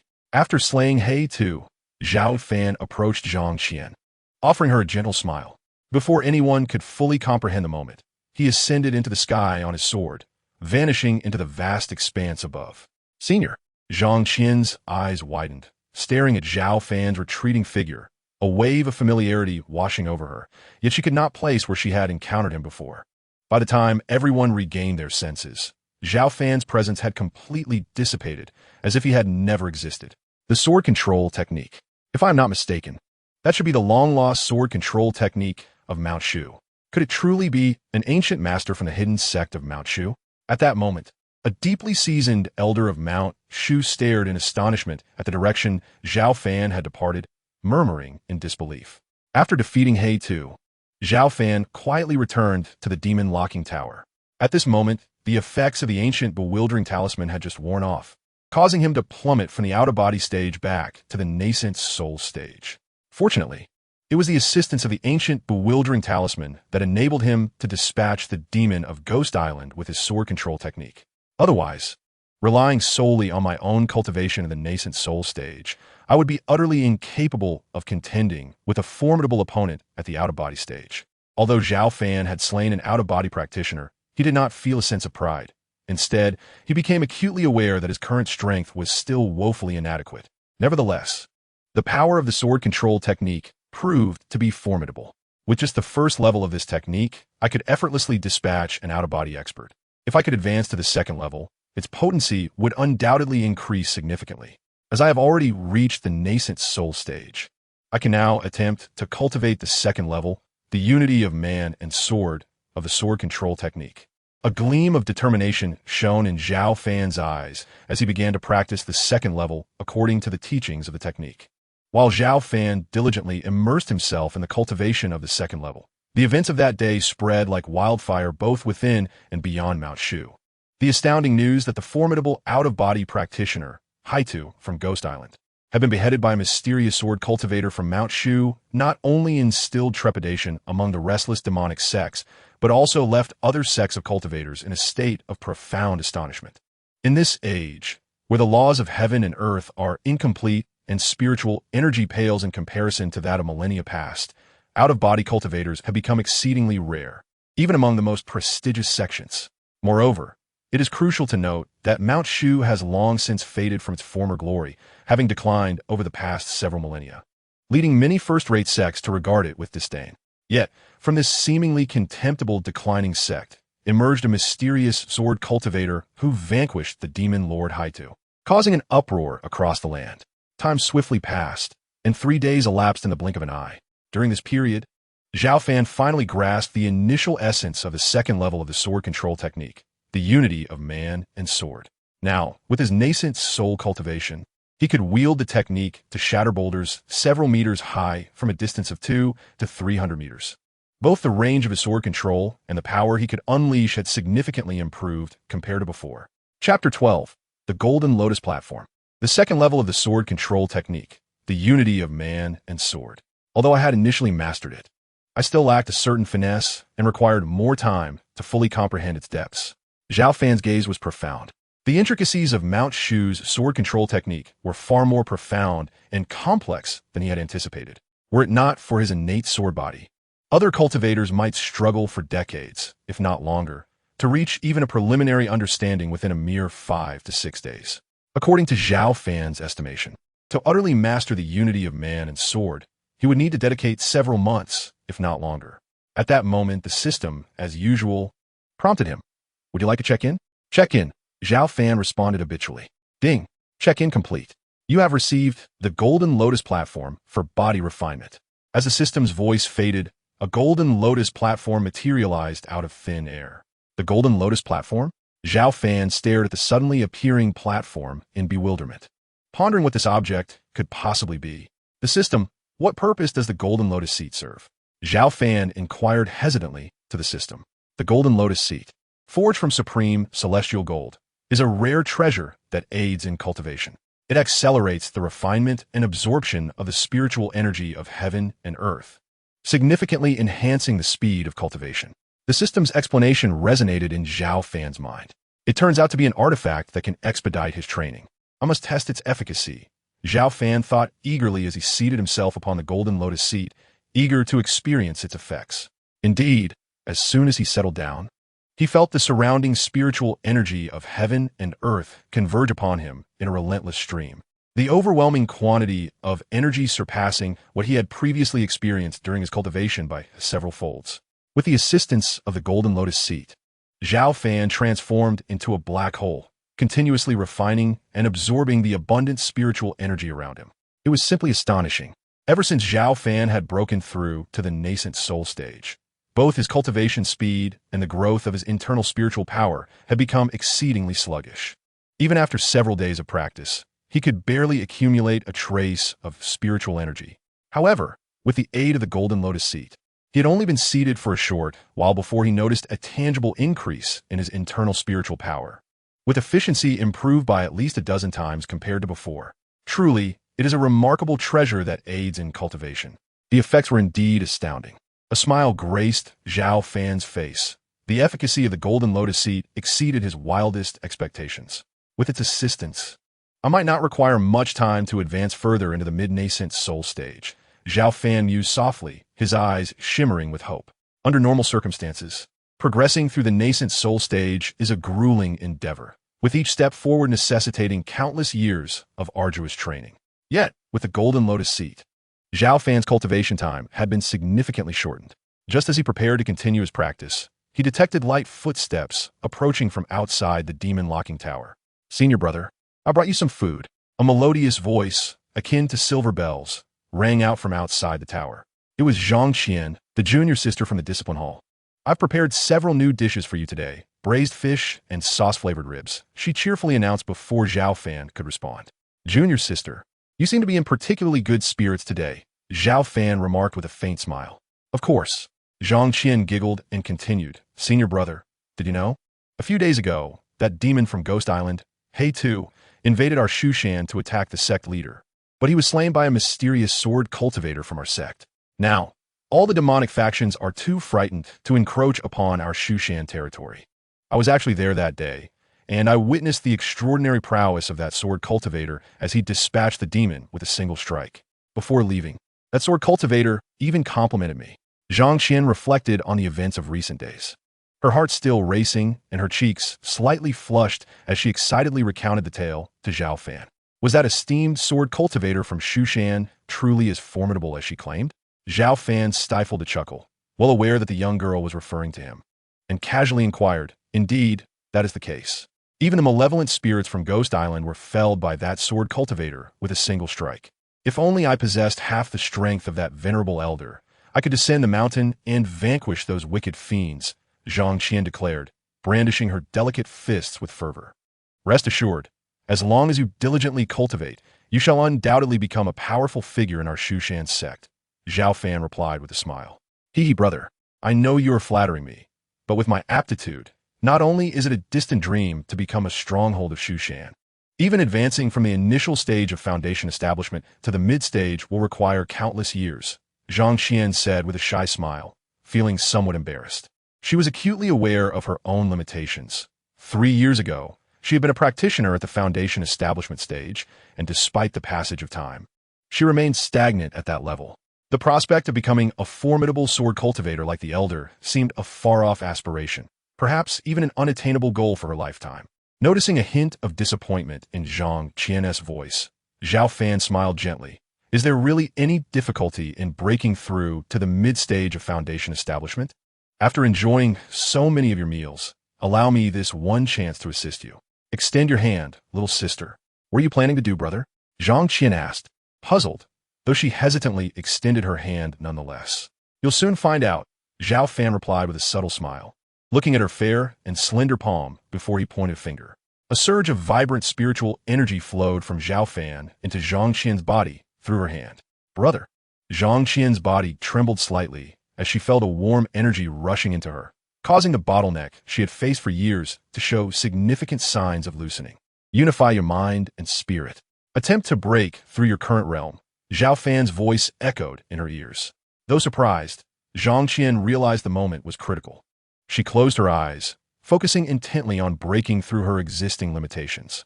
Half an hour later, her body emitted a series of crackling sounds akin to popping beans, her aura visibly surging. "Oh my, I actually broke through to the mid-stage of foundation establishment," Zhang Qian exclaimed, her bright eyes wide with astonishment and joy. "Congratulations on your successful breakthrough, little sister," Zhao Fan said, a smile gracing his face as he offered his heartfelt congratulations. "Brother, was it you who helped me achieve this breakthrough?" Zhang Qian gazed at Zhao Fan within the demon locking tower, her eyes filled with shock. "I merely lent you a hand. The most crucial factor was your own accumulation. You were merely lacking a moment of opportunity," Zhao Fan explained with a slight smile. Upon receiving Zhao Fan's confirmation, Zhang Qian was increasingly astounded, unable to restrain her curiosity. "Senior brother, have you truly succeeded in cultivating again?" In a manner of speaking, Zhao Fan did not deny. "That's wonderful. Senior brother, you are truly remarkable." Zhang Qian expressed her heartfelt joy, simultaneously realizing that Zhao Fan's prowess far exceeded her expectations. For even the elders of Shushan would likely struggle to assist a foundation establishment disciple in breaking through their bottleneck so effortlessly. One can only imagine the extent of Zhao Fan's extraordinary abilities. Although she was astonished by Zhao Fan's cultivation strength, Zhang Qian did not associate him with that enigmatic sword cultivator from before. In her subconscious, she believed that even with his newfound strength, it was implausible for Zhao Fan to possess the capacity to slay a nascent soul demon. "Please refrain from disseminating news of my successful cultivation for the time being," Zhao Fan advised after a moment of contemplation. "I shall keep it to myself," Zhang Qian vowed earnestly. "Thank you for your assistance earlier, senior brother. There is no need for such formality. It was merely a trifling effort," Zhao Fan replied with a smile, dismissing her gratitude. While it may have seemed trivial to him, it was an immense favor to Zhang Qian. "In the future, I will surely find a way to repay you," she said with sincerity, her charming face grave. Without Zhao Fan's timely intervention, she could not fathom how long it would take, perhaps half a year or even several years, to break through her bottleneck successfully. Let us forego repayment. Just prepare me some delicious meals in the future, or regale me with tales of the outside world, Zhao Fan said lightly, smiling. All right, that is settled, Zhang Qian replied, her laughter brightening the mood. By the way, there is another piece of news I feel compelled to share with you. Before Zhao Fan could speak, Zhang Qian hesitated. Last time, our sect leader suffered severe injuries while battling the demon from Ghost Island, and I've heard that, as of now, the situation remains grim. Moreover, as news of our sect leader's condition spreads, the 6 major sword sects under Shushan have become increasingly restless, taking actions towards independence, leaving Zhao Cheng, the young sect leader, in a state of turmoil. The 6 major sword sects? Zhao Fan's eyes narrowed slightly at her words. During his previous life as the young sect leader, he had often fretted over the 6 major sword sections. Officially, they were factions beneath Shushan. But as Shushan declined over the past millennia, the 6 sects had long harbored thoughts of autonomy. Previously, when a demon from Ghost Island slaughtered on Shushan, the 6 major sword sects remained indifferent, failing to dispatch any strong cultivators to assist. Understand. I believe Zhao Cheng will find a way to manage the situation, Zhao Fan responded, not delving further, as he was acutely aware that his rather unremarkable sect leader father, who had commanded Shushan for over a century, would not easily succumb to despair. As for the potential threat posed by the 6 major sword sects, it was not a burden he needed to bear. In contrast to the aforementioned matters, Zhao Fan preferred to remain diligently within the confines of the demon-suppressing tower, continuously enhancing his strength through the system. Subsequently, Zhao Fan engaged in extensive yet trivial conversations with Zhang Qian, enjoying a lively exchange despite the insignificance of the topics discussed. Before her departure, Zhao Fan requested that the frequency of her meal deliveries be altered from every 3 days to once every 10 days, as he intended to utilize the Golden Lotus to aid his cultivation, striving to maximize his potential. Chapter 13 in the Shushan Great Hall, an unusual stillness enveloped the atmosphere, with only the sect master Zhao Sihai and his son Zhao Cheng present. Chinger, have you yet located that esteemed sword cultivator? Zhao Sihai inquired. Not all, father. I have dispatched individuals far and wide these past few days, yet there has been no trace of the sword cultivator whatsoever, Zhao Cheng replied, his heart heavy as he observed his father, still recovering from injuries. Alas, it seems that esteemed sword cultivator wishes to remain undisturbed, Zhao Sihai sighed wistfully. Though the threat of Haitu has been vanquished, the underlying dangers remain. Moreover, a significant upheaval in the world may soon transpire. Shushan requires formidable guardians to maintain order, lest we fail to deter the various demonic factions. Zhao Sihai's expression darkened as he spoke. An upheaval in the world? Father, what does this mean? I have never heard of such a thing, Zhao Cheng expressed, astonished, as this was the first time he had encountered this revelation. It is not surprising that you are unaware. This matter is a secret passed down through generations of Shushan's sect masters. As you are now the prospective sect master, I find it fitting to disclose this to you. Cheng'er, do you understand that the spiritual energy of the vast world operates akin to the cyclical tides? Tides? Zhao Cheng's confusion deepened. Indeed, tides. As cultivators, we defy the heavens, refining and absorbing the abundant spiritual energy of the cosmos to grow stronger and elevate our realms. However, have you ever considered that the spiritual energy of the world can also experience depletion and resurgence, much like the ocean's ebb and flow? At this point, Zhao Sihai paused, observing Zhao Cheng's reaction closely. Father, I comprehend now. The so-called upheaval in the world refers to the significant fluctuations in spiritual energy? Zhao Cheng, possessing commendable aptitude, quickly grasped the essence of his father's message. Precisely. The vast world undergoes dramatic shifts in spiritual energy every several tens of thousands of years. Millennia ago, the reason Shushan's swordsmanship could reign supreme in the realm of cultivation, even giving rise to sword immortals, was not only due to its formidable heritage and talented individuals, but also because the spiritual energy was flourishing, raising the limits of countless cultivators. Zhao Sihai's eyes sparkled with fervor as he continued. Such abundant and flourishing spiritual energy may re-emerge within the next few decades or even centuries. At that time, not only will those in the out-of-body stage emerge, but even those in the distracted and fusion stages of cultivation will spring forth like bamboo shoots after rain. Upon hearing this, Zhao Cheng's eyes widened in disbelief as he murmured, Father, you are not deceiving me, are you? There is no reason for me to mislead you. Zhao Sihai replied. If we, Shu Shan, can seize this opportunity, we may yet recreate the splendor of thousands of years past. Zhao Sihai inhaled deeply, a look of regret crossing his face as he continued. Regrettably, I was gravely injured in my previous battle with the Black Butcher. My foundation has been damaged, and my lifespan is now greatly diminished, my potential nearly exhausted. Otherwise, at this point, Zhao Sihai sighed heavily and then turned to Zhao Cheng, saying earnestly, I am already at my wit's end, but you are the hope of Shu Shan. If you can harness this great change in the world to lead Shu Shan to rise anew, or even to reach the pinnacle of the immortal path, it would fulfill a deep-seated wish of mine. Father, is your injury truly beyond remedy? Zhao Cheng asked softly, his heart aching. I am most aware of my own condition. Even if I were to consume the legendary elixirs, little improvement is to be expected.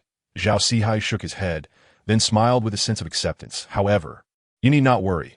I can still manage to linger for a while longer, at least until you are truly established.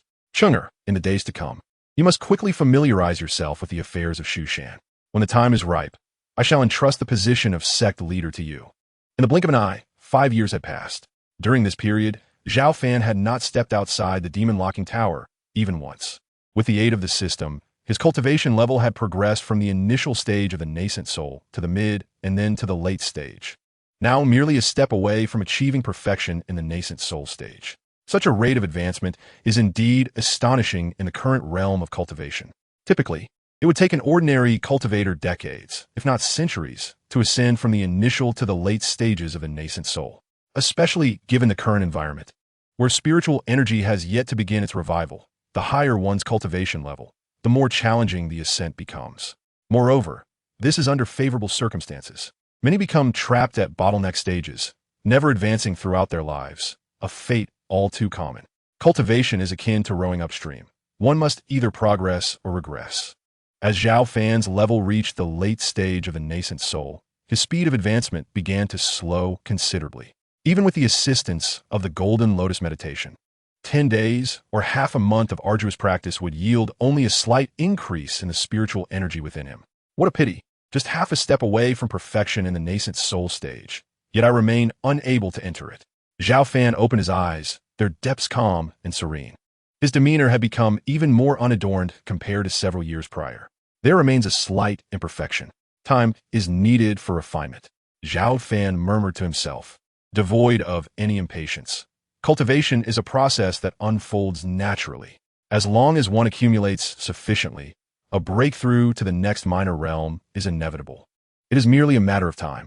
With systematic assistance, Zhao Fan exuded an air of confidence, believing that with sufficient diligence, he could shatter his constraints and penetrate the depths of his potential within a span of months, or, at most, a few years.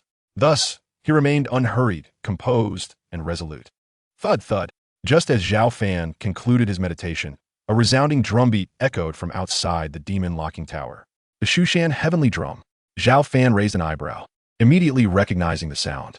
The sounding of the heavenly drum signified the ascension of the new sect leader of Shu Shan. It must be that lad, Zhao Cheng. Zhao Fan turned his gaze towards the source of the drumbeats, feeling no surprise.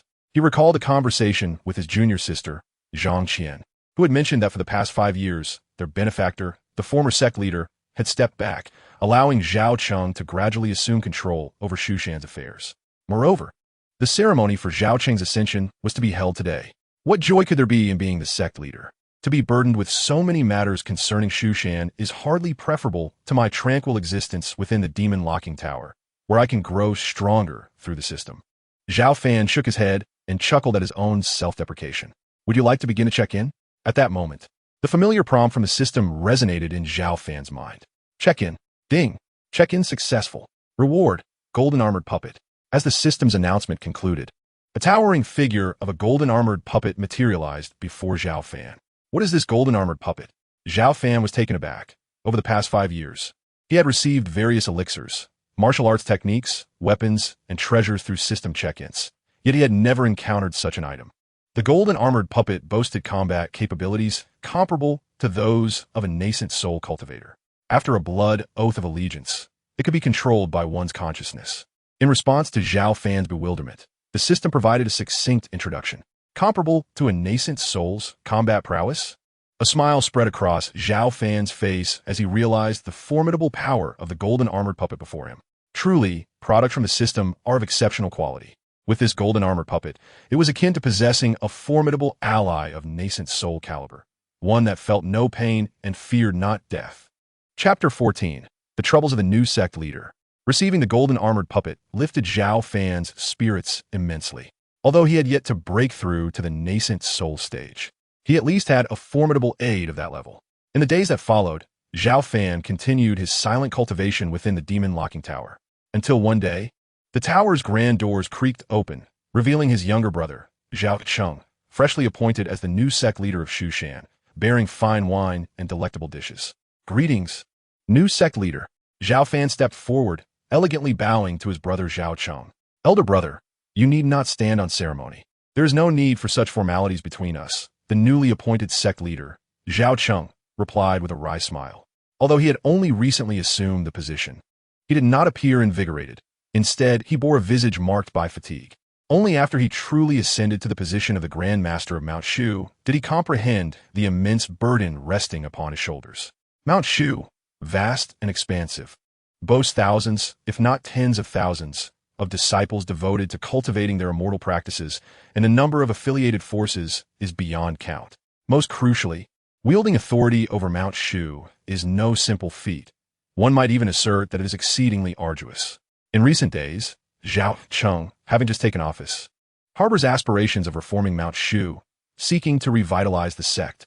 However, he faces overwhelming opposition that leaves him mentally and physically exhausted. What troubles you?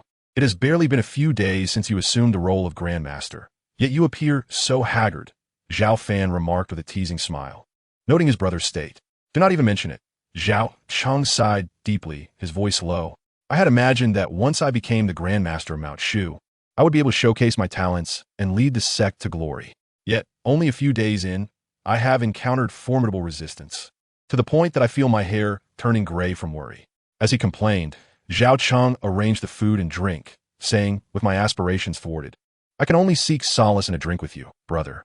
What opposition do you face? Zhao Fan inquired casually, relieved that his previous incarnation had dared to trespass into forbidden territories. Otherwise, these burdens would have fallen upon him. Outside Mount Shu, the demonic factions and various sinister clans were stirring, poised to unleash torrents of bloodshed. Meanwhile, within Mount Shu, the hearts of the people were disunited, akin to a scattered heap of sand, engaged in open and covert strife, lacking any ambition for advancement.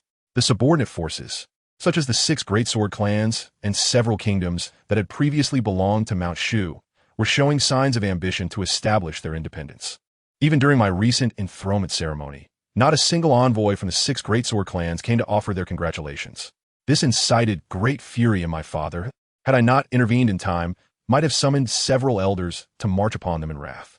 At this point, Zhao Cheng exhaled heavily and downed a cup of strong liquor. Brother, I truly envy you. Though imprisoned in the demon restraining tower, you are spared from these burdensome worries. Previously, I observed my father seated in the Grand Master's position, exuding authority from all sides. But it was only after I occupied the same position that I grasped the weight of the responsibilities I now bear. Finishing his drink, Zhao Cheng continued, I detest my lack of strength. Despite utilizing the vast resources of Mount Shu and expending years of effort, I have only managed to reach the pinnacle of the Golden Core stage. If only I possessed the power I had when I defeated the Black Butcher Sword Cultivator, I would not feel so constrained. In response, Zhao Fan smiled and offered words of encouragement. Do not rush. Take your time. You are the youngest Grand Master in the history of Mount Shu, and you have ample time to restore its former glory. Moreover, Mount Shu has languished for millennia, and its resurgence will require considerable preparation. That is true, brother, but my time is limited. Zhao Cheng inhaled deeply, as if recalling something, and clenched his teeth, saying, Do you know? The 6 great sword clans ceased supplying us with cultivation resources 2 days ago. Moreover, during the infamous massacre in the past, had the attempt to eliminate my father succeeded, the 6 major sword sects would have immediately rebelled to engulf Mount Shu. Were it not for that esteemed sword cultivator 5 years ago, who decisively vanquished the demon and alleviated the crisis, Mount Shu might well have ceased to exist. Yet now, the ambitions of the 6 major sword sects are glaringly evident.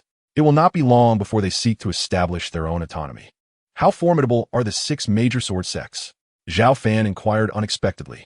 Immeasurable, Zhao Cheng replied gravely, speaking slowly. A millennium ago, the 6 major sword sects were merely a feeble vassal force that splintered from our Mount Shu. However, over the past several thousand years, our sect has adhered to outdated practices, compounded by significant transformations in the primary swordsmanship lineage, rendering it incompatible with the cultivation paths of most practitioners. In contrast, the 6 major sword sect have assimilated and enhanced martial arts from various schools, and the sheer quantity and quality of their disciples far exceed those of Mount Shu. As for their elite cultivators, their numbers surpass ours by several multiples. Upon hearing this, Zhao Fan came to a sudden realization. According to his brother Zhao Cheng, it was understandable for the 6 major sword sects to contemplate independence. After all, their mid-tier disciples and high-ranking cultivators were on par with those of Mount Shu.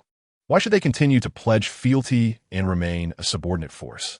Those vassal factions sought protection from Mount Shu, but when one's strength surpasses that of Mount Shu, why adhere to its whims? Given their formidable growth, should they not be allowed to govern themselves? Zhao Fan, maintaining his composure, hesitantly questioned, is there truly no alternative?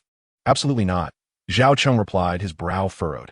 Elder brother, permitting them to establish their independence would not only tarnish Mount Shu's prestige, but also result in a colossal loss of cultivation resources. Much of Mount Shu's resources are supplied by those vassal forces. Should the 6 major sword sects succeed in their independence, other vassal factions might follow suit. This would destabilize Mount Shu's foundation, and far from rejuvenation, we would be perilously close to annihilation. So this is the underlying connection, Zhao Fan pondered. Is there truly no other course of action? Other courses? Zhao Cheng chuckled bitterly, responding with resignation, unless that esteemed sword cultivator personally intervenes to lend support. I have no means to reverse the situation. Otherwise, the future of Mount Shu is bleak. Do not fret. A solution will eventually present itself, Zhao Fan gently reassured him. Let's hope so, Zhao Cheng sighed, aware that his elder brother was merely offering comfort. By the way, brother, do you wish to leave the demon sealing tower? I can, Zhao Cheng began. No, Zhao Fan interjected before he could finish. Brother, do not jest. I am now the newly appointed leader of Mount Shu. I can help you escape the demon sealing tower. You need not worry about burdening me. Zhao Cheng, misunderstanding his elder brother's intent, believed Zhao Fan was merely concerned about him dragging him down, hence the outright refusal. Zhao Fan was aware of his younger brother, Zhao Cheng's misunderstanding, and explained, I am not jesting with you. The outside world is tumultuous. It is far more comfortable to remain here. I truly have no desire to venture out. After a brief pause, Zhao Fan smiled with confidence and added, Moreover, I can leave the demon-locking tower whenever I wish. Sensing the resoluteness in his elder brother's tone, Zhao Cheng refrained from further persuasion, though a hint of confusion arose within him. Was it truly so comfortable to linger in this lightless prison? Chapter 15. Zhao Fan's gift. Zhao Cheng found it difficult to comprehend Zhao Fan's contentment, for he was unaware that his brother was growing stronger by signing in through the system within the confines of the demon-locking tower. Although the days were somewhat monotonous, the incessant feeling of enhancing one's power brought Zhao Fan immense satisfaction. Brother, the wine has been consumed. I shall visit you again, Zhao Cheng declared as he set down his cup, preparing to depart. As the head of the Shushan sect, his time was precious, and today's visit had been a hard-won opportunity. Wait. At that moment, Zhao Fan suddenly called out to Zhao Cheng. Brother, is there something else? Have you changed your mind and decided to leave the demon-locking tower? Zhao Cheng teased with a smile. In response, Zhao Fan shook his head and said slowly, I have a gift for you, as a token of congratulations on your ascension to the position of the new sect leader of Shushan. With his words barely spoken, Zhao Fan casually summoned forth a golden-armored puppet that materialized from thin air. What is this? As the overwhelming aura emanating from the golden-armored puppet enveloped him, Zhao Cheng's expression shifted dramatically, exclaiming, an out-of-body stage cultivator. It is not an out-of-body stage cultivator, merely a golden-armored puppet possessing the combat prowess of one. Zhao Fan corrected him. A golden-armored puppet with the strength of an out-of-body stage cultivator? Zhao Cheng asked, somewhat incredulous and filled with uncertainty. Brother, how did you acquire such a remarkable item?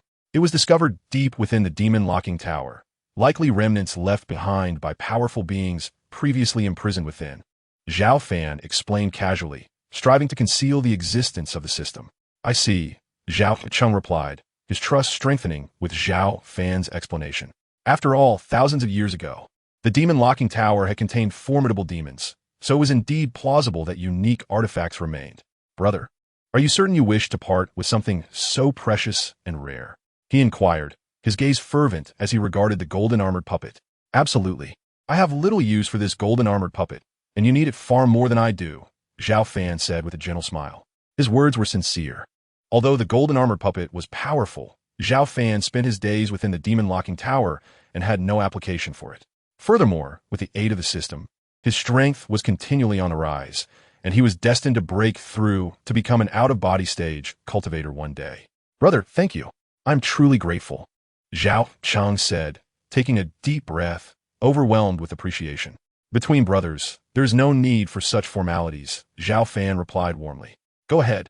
Fulfill your role as the leader of the Shushan sect, Zhao Fan remarked with a smile, unconcerned. Very well, Zhao Cheng replied with a firm nod before striding away from the demon-locking tower. It was only when Zhao Cheng's silhouette had completely vanished that Zhao Fan gradually withdrew his gaze.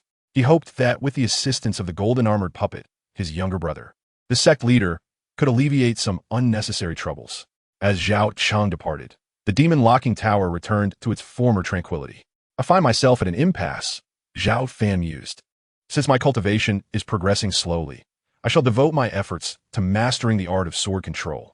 Previously, although Zhao Fan had gained a preliminary understanding of the second level of sword control, where man and sword become one, he had not yet fully mastered it. Thus, he seized the ample time to deepen his practice of this technique. Sword control, a profound and intricate discipline, proves challenging even for one with an innate sword body like Zhao Fan.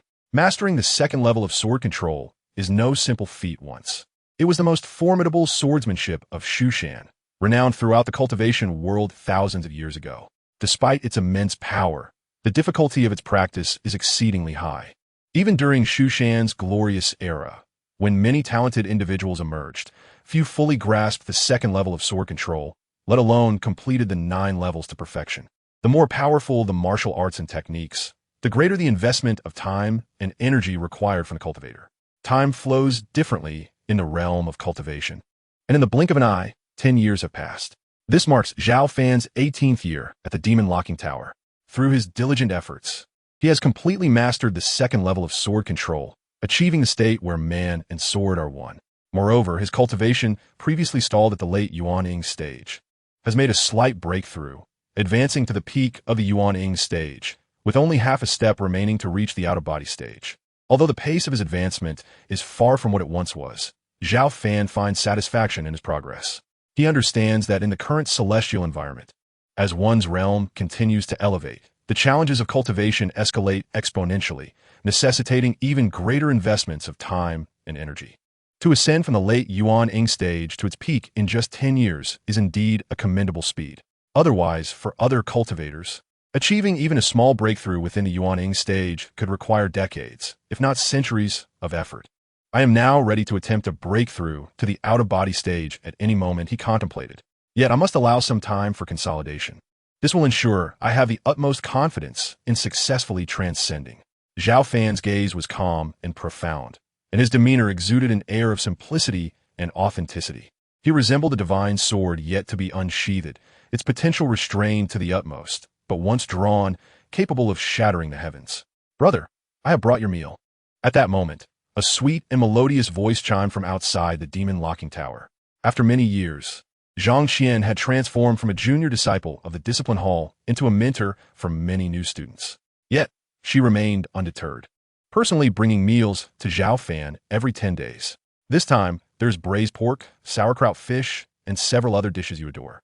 Zhang Qian set down the food box and presented the fragrant meal. The flavors were delightful. Zhao Fan savored the delectable dishes, nodding in satisfaction. Senior brother, there have been quite a few developments in Shushan lately. Are you aware?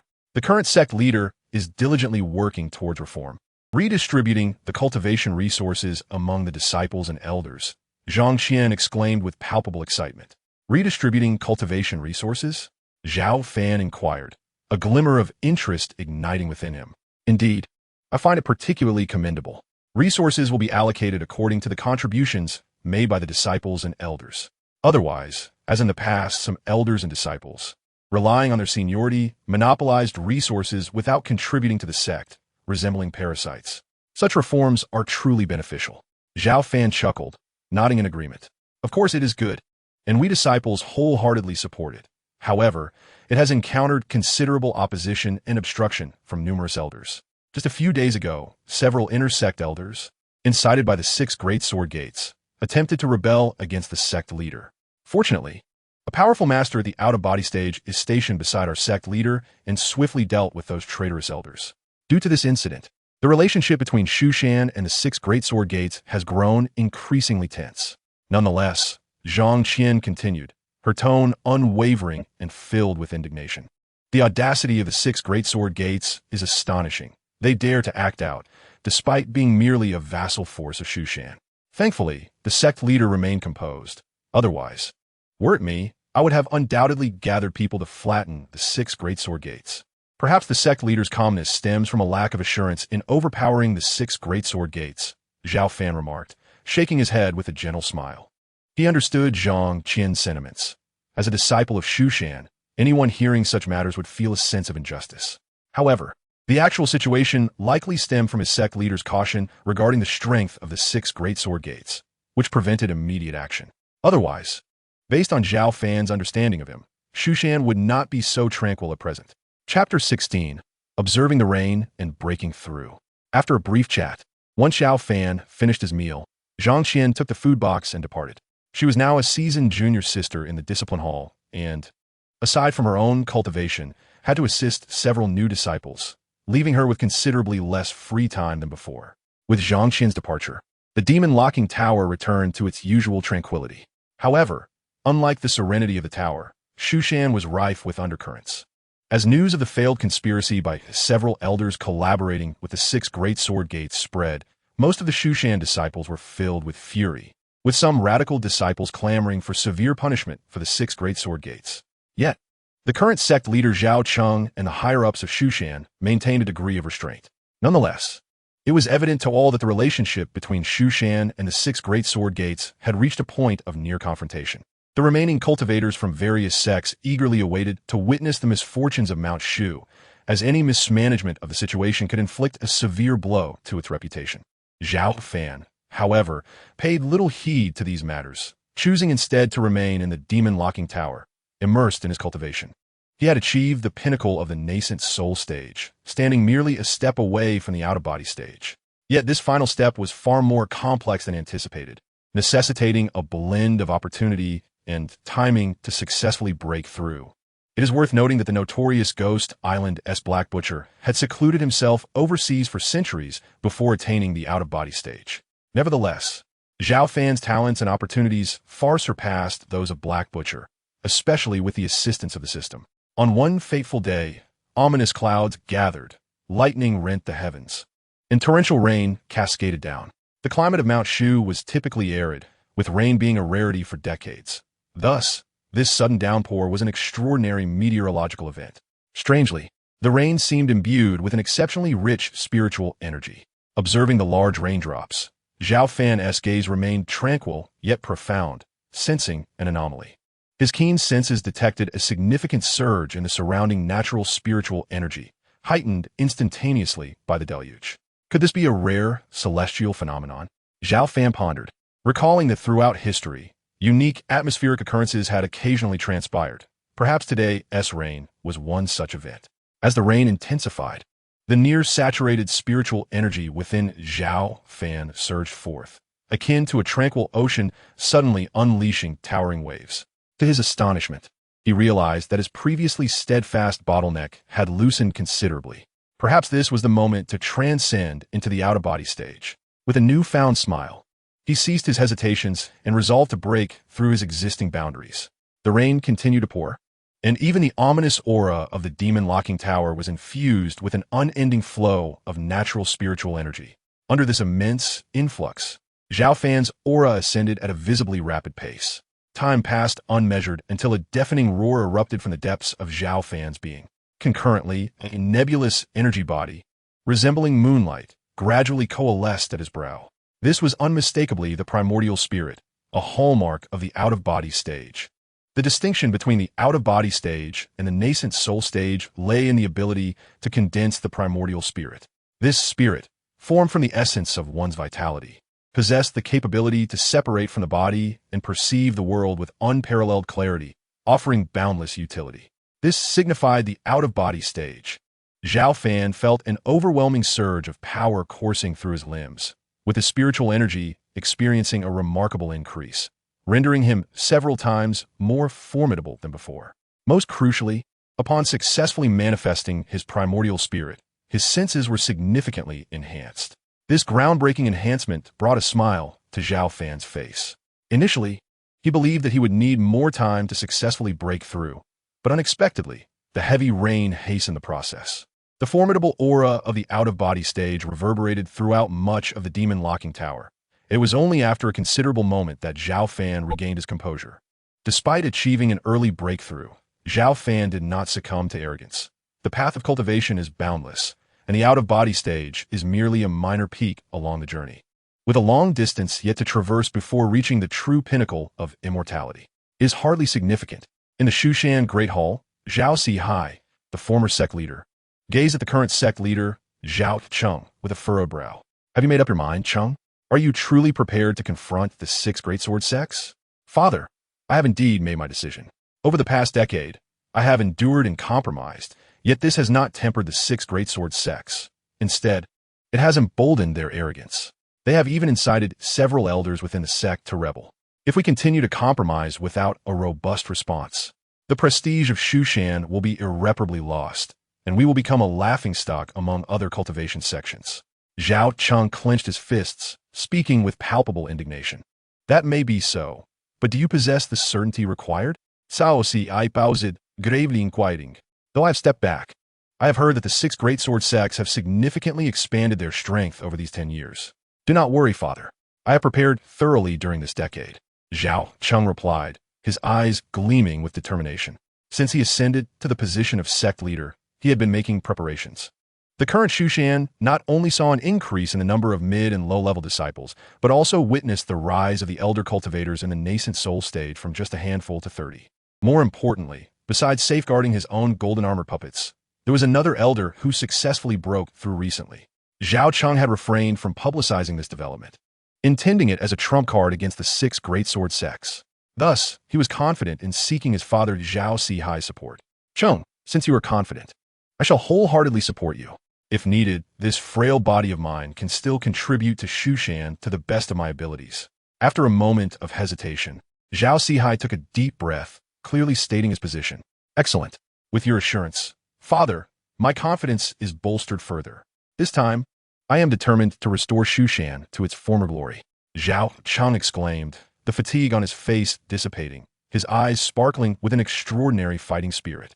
Observing this, Zhao Sihai nodded, yet a fleeting shadow of concern flickered in his gaze. He felt a sense of instability and believed that his son was somewhat hasty. But he refrained from voicing these thoughts, fearing it might undermine Zhao Cheng's confidence.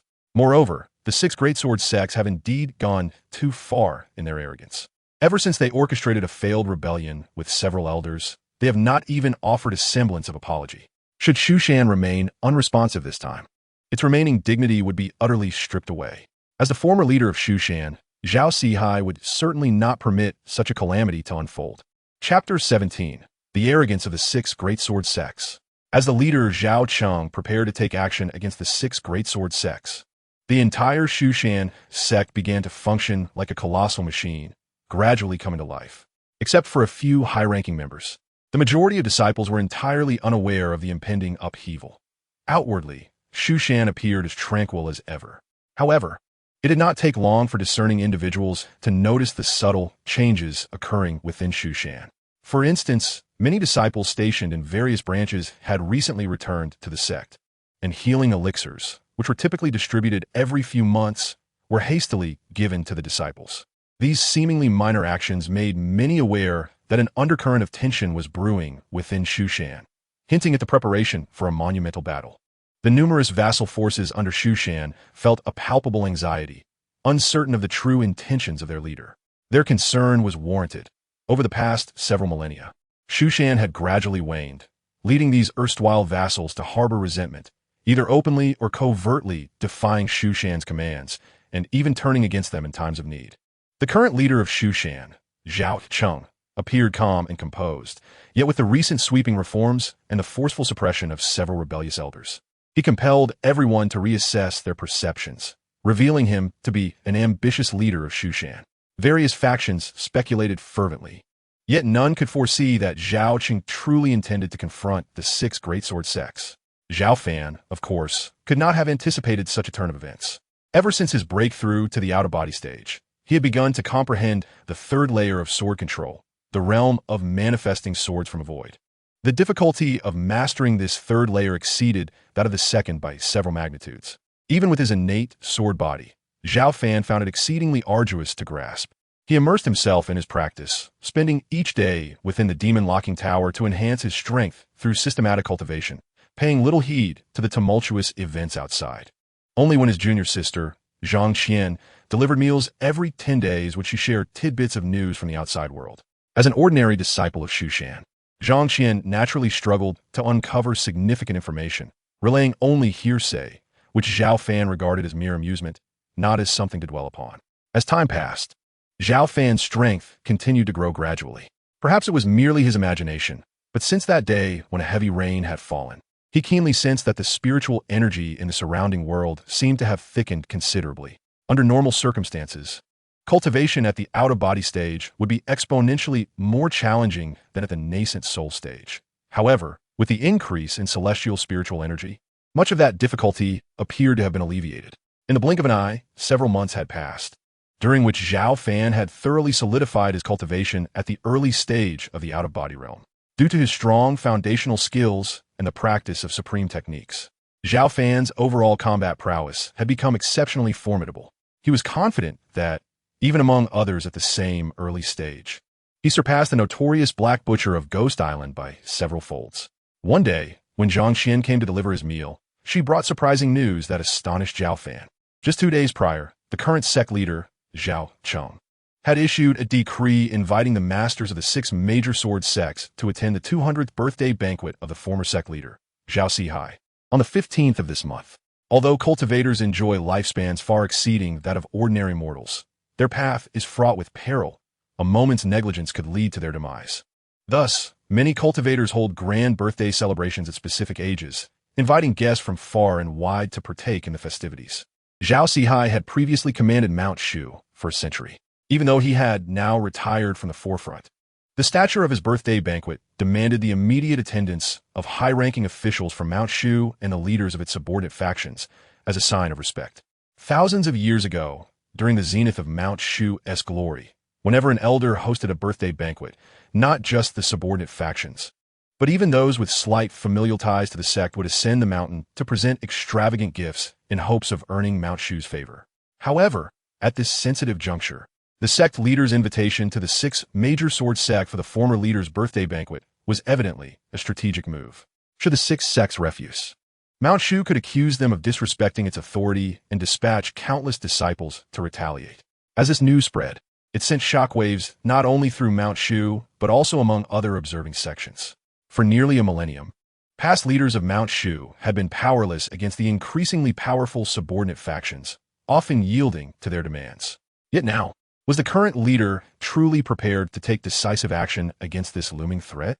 With the sect leader's decree proclaimed to the world, it became apparent that a ferocious conflict might erupt between Mount Shu and the 6 major sword sections. Zhao Cheng, in his haste, seemed overly eager. But did the 6 sword sects truly dare to challenge Mount Shu? Gazing at the sky outside the demon-locking tower, Zhao Fan's expression turned contemplative and serene. Normally indifferent to worldly affairs, he felt compelled to pay attention to this matter, for Zhao Cheng was his younger brother, and he could not remain idle should trouble arise. As the 15th day approached, the day of Zhao Sihai's birthday banquet arrived, and none of the leaders from the 6 major sword sects attended. Not even a representative was sent. This blatant disregard incited extreme fury within Mount Shu. Although aware of the audacity of the 6 sects, no one anticipated their utter disdain for Mount Shu. The absence of any representatives from the 6 major sword sects at the 200th birthday celebration of the former sect leader was a blatant affront to Mount Shu. On that very day, Sect leader Zhao Cheng convened the elders to formally discuss the course of action against the 6 major sword sections. News spread, causing a stir across the realm. The Qingfeng sword sect has emerged as the most formidable force among the 6 major sword sects in recent years. Today, a multitude of figures have gathered at the Qingfeng sword sect, including the leaders of the 6 major sects: Hong Xiong, the master of Qingfeng; Feng Lu, the master of the Quanzhan sword sect; Qi Zhang, the master of the Bishuo sword sect; Shi Shan, the master of the Jindao sword sect; Beifeng, the master of the Beifeng sword sect; and Xiao Budong, the master of the Heifeng sword sect. It is truly preposterous that the mere leader of the Shushan sect, having held power for only a decade, dares to challenge us. Does he believe that Shushan remains the supreme cultivation sect that commanded respect thousands of years ago? Ongxiong, the master of Qingfeng, chuckled self-deprecatingly, his gaze sweeping over the others. As esteemed leaders of your respective sects, what are your thoughts on this audacious young man from Shushan seeking to confront us? Thoughts? Feng Lu, the master of the Quanzhan sword sect, scoffed dismissively. In my view, we should engage him in battle. Let us unite as 6 and strike down Shushan, putting an end to their arrogance and oppression over us. Feng's words resonate with me, echoed the other sect leaders in agreement. They had long grown weary of Shushan's dominance, preferring to rebel rather than endure subjugation. After all, in the world of cultivation, strength reigns supreme. Excellent. Since we are all in accord, let us formalize our alliance, Hong Xiong stated, nodding with satisfaction. However, should we engage in war, even if we manage to topple Shushan, our own strength would be considerably diminished. Therefore, I propose that we each send our strongest cultivators to stealthily infiltrate Shushan and eliminate that Zhao Cheng, thereby intimidating their upper echelons. This way, we can subdue Shushan with minimal cost. That is a splendid suggestion, Feng Lu replied, his eyes gleaming with insight. Recently, an elder from my Quanzhan sword sect has broken through to the out-of-body stage. Should he ascend to Shushan, he could surely eliminate Zhao Cheng. I too, from the Bishuo sword sect, am willing to dispatch an elder of the out-of-body stage to assist in this endeavor, came the response from Qi Zhang. We shall do the same from the Jindao sword sect, another leader proclaimed. And we from the Shangyue sword sect stand ready, in a matter of moments. Under the auspices of Hong Xiong, the 6 major sword sects formed a temporary alliance, agreeing to each send forth a cultivator of the out-of-body stage to collectively assault Shushan. Although cultivators of the out-of-body stage are rare, each of the 6 major sects possesses such an individual, which grants them the audacity to confront Shushan. This is the true source of their confidence. Meanwhile, within the Grand Hall of Shushan, the current sect master, Zhao Cheng, welcomed an elderly figure into their midst. This was a man with a youthful face and white hair, his eyes radiating vitality despite his aged appearance, exuding an aura of immense power that left all present in awe. Elder Wu, you have finally arrived. Upon the appearance of the elder, Zhao Cheng's face brightened with a smile, for this venerable figure was none other than Elder Wu Hai, who had recently ascended to the realm of ethereal transcendence. Wu Hai, a deeply seasoned elder, stood as the most formidable cultivator in Mount Shu, second only to the enigmatic sword cultivator. Thus, even as the current sect master, Zhao Cheng showed him due respect. The invitation extended to Wu Hai was rooted in Zhao Cheng's desire to secure his consent before engaging with the 6 major sword sections. Greetings, Elder Wu. The high-ranking members of Mount Shu collectively bowed in respect within the Grand Hall. There's no need for such formalities. Wu Hai waved his hand dismissively, exuding the warmth of a kind and gentle elder. His aged eyes, deep and contemplative, turned towards sect master Zhao Cheng, who inhaled deeply before responding. Elder, have you truly resolved to take action against the 6 major sword sects? I have made my decision. Moreover, I have just received confidential intelligence indicating that the 6 sects are preparing to launch a preemptive strike against Mount Shu, Zhao Cheng declared, meeting Wu Hai's gaze with determination. Is there truly no room for negotiation? Wu Hai furrowed his brow, his voice laden with age. The 6 major sword sects are not to be underestimated. No sect master throughout history has managed to subdue them. Within their ranks, there may exist individuals whose strength rivals my own. Should hostilities erupt, it could lead to a fierce conflict. I am fully aware of these factors. Zhao Cheng nodded earnestly. Thus, my request for Elder Wu to emerge from seclusion is to seek your assistance in avenging Mount Shu. As Zhao Cheng's words resonated through the hall, the high-ranking members of Mount Shu gazed at the elder with fervent anticipation. Ah, since you have resolved your intentions, I shall not stand idly by. Wu Hai sighed deeply and nodded slowly. Excellent. On behalf of all of Mount Shu, I express my gratitude to Elder Wu. Zhao Qing's expression brightened upon receiving Wu Hai's affirmation. There is no need for such gratitude. As a disciple of Mount Shu, it is my duty. Wu Hai replied with a wave of his hand. With Elder Wu's consent secured, Zhao Qing felt a surge of confidence. The entirety of Mount Shu united in purpose. And even in the face of the formidable 6 major sword sects, he was determined to confront them. In the ensuing days, Mount Shu operated like a well-oiled machine. The disciples, once scattered, received directives from their masters and hastily returned to defend Mount Shu. The atmosphere within the sect grew tense and grave.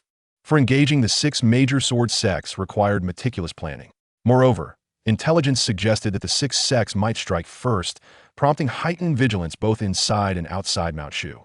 On this particular day, Sect Master Zhao Qing convened a meeting with several senior members to deliberate on specific strategies against the 6 major sword sections. Suddenly, a resounding crash echoed as the protective formation of Mount Shu shattered. A colossal azure hand, obscuring the sky, breached the defenses and descended upon the Grand Hall with formidable force. How audacious! Who dares trespass upon Mount Shu so brazenly? Several furious shouts erupted as a group of prepared elders in the nascent soul stage ascended into the sky. Sword lights illuminated much of the night sky, fiercely striking towards the ominous green hand. With a resounding thud, the approaching sword lights compelled the green hand to emanate a scorching glow, shattering the sword's brilliance and injuring several elders in the process. Unrelenting, it continued its descent, poised to deliver a devastating blow to the Shushan Great Hall. Should succeed, all within the hall would be reduced to mere blood and flesh. In a moment of dire urgency, the current sect leader, Zhao Qing, summoned the golden-armored automaton. With an expressionless visage, the automaton unleashed a powerful punch, its golden fist illuminating the night sky as it struck the green hand. The collision of palm and fist culminated in an explosive reverberation, both forces erupting simultaneously. Upon the dissipating green hand emerged a tall and robust figure, Hong Lai, a cultivator from the Qing Feng sword sect. His gaze was sharp as a blade, and he coldly proclaimed, "I have come today to eliminate the boy Zhao Qing. No one shall stand in my way." As his words echoed, an overwhelming aura of the out-of-body stage surged forth, sweeping across much of Shushan like a tempest. It was the out-of-body cultivator from the Qing Feng sword sect. They had audaciously initiated the attack to assassinate our sect leader.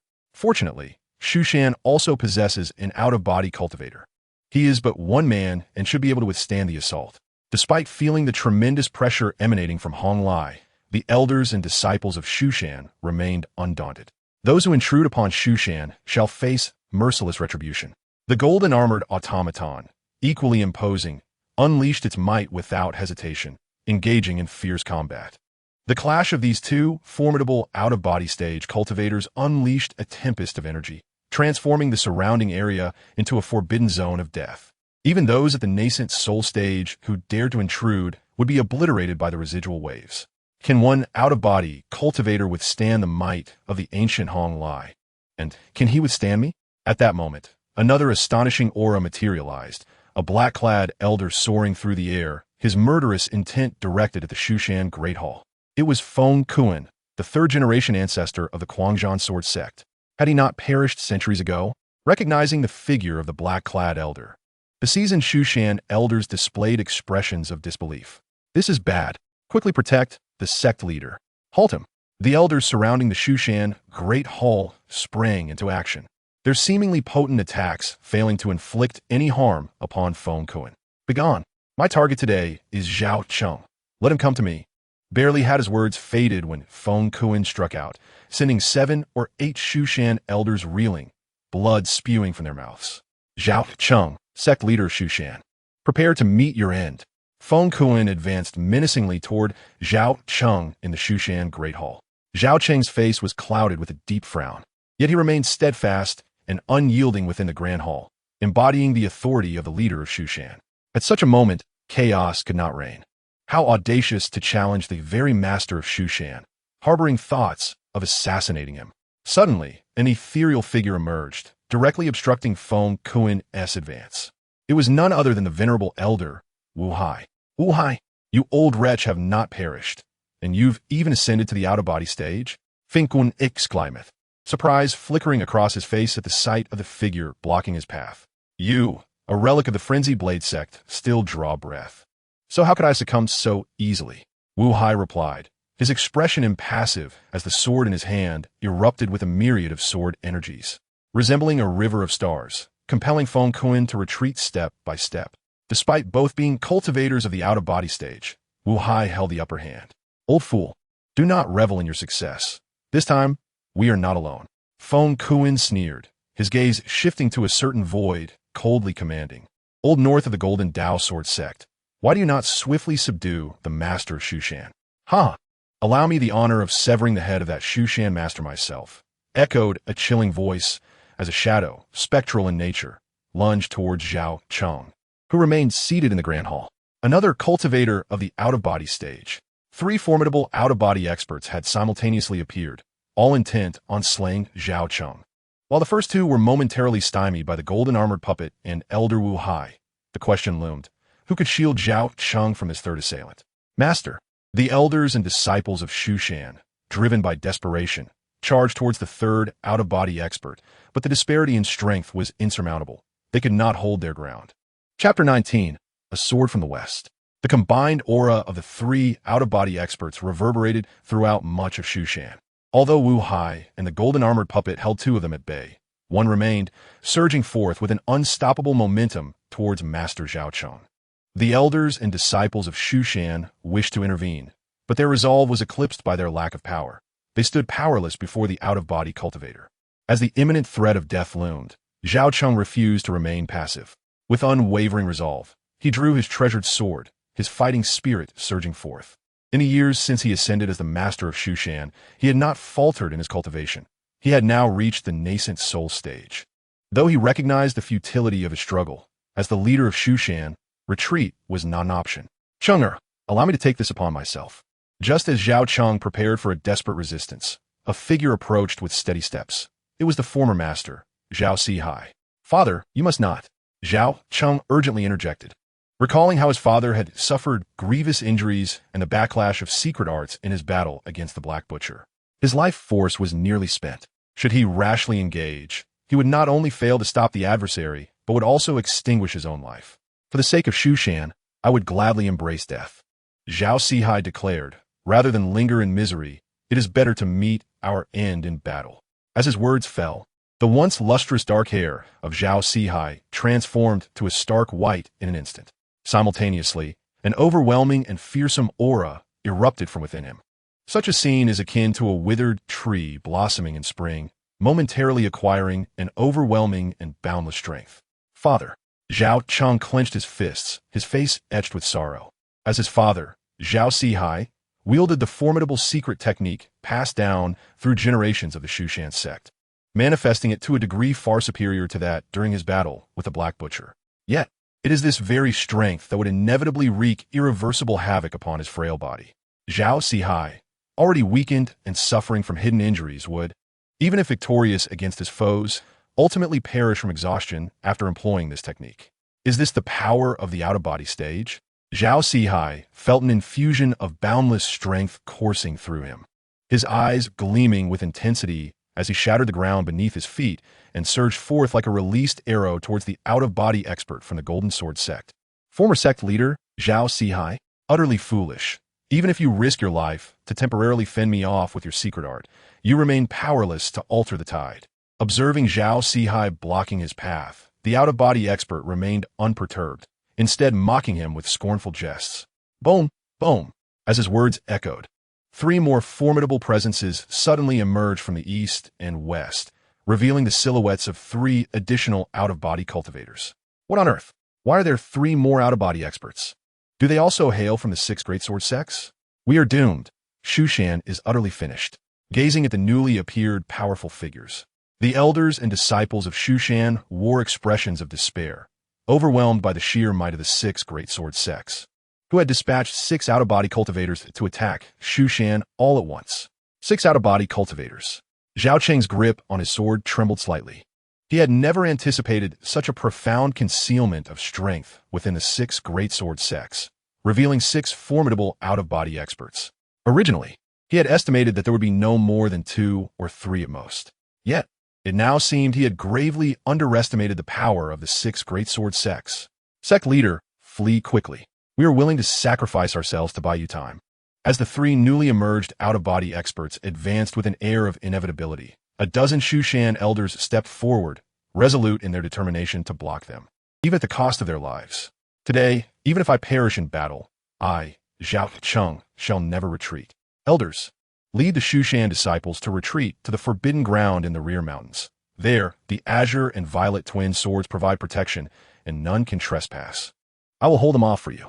Zhao Cheng took a deep breath, then soared into the sky, channeling all his strength into the sword in his hand, aiming a fierce strike at the 3 out-of-body experts. Merely ants, dare you wield your swords before us? Laughter echoed from across, as one figure nonchalantly flicked his fingers, shattering Zhao Cheng's all-out strike, followed by a golden hand reaching out, stirring the boundless mists, intent on crushing Zhao Cheng into a bloody pulp. How utterly unyielding I, the esteemed leader of Shushan, am to be crushed here. Zhao Cheng, his hair disheveled, roared in defiance, yet to no avail. Sect leader, upon witnessing the scene, the elders and disciples of Shushan were filled with despair. Could it be that the esteemed leader of Shushan was truly destined to perish at the hands of the formidable warriors from the 6 greatsword sect?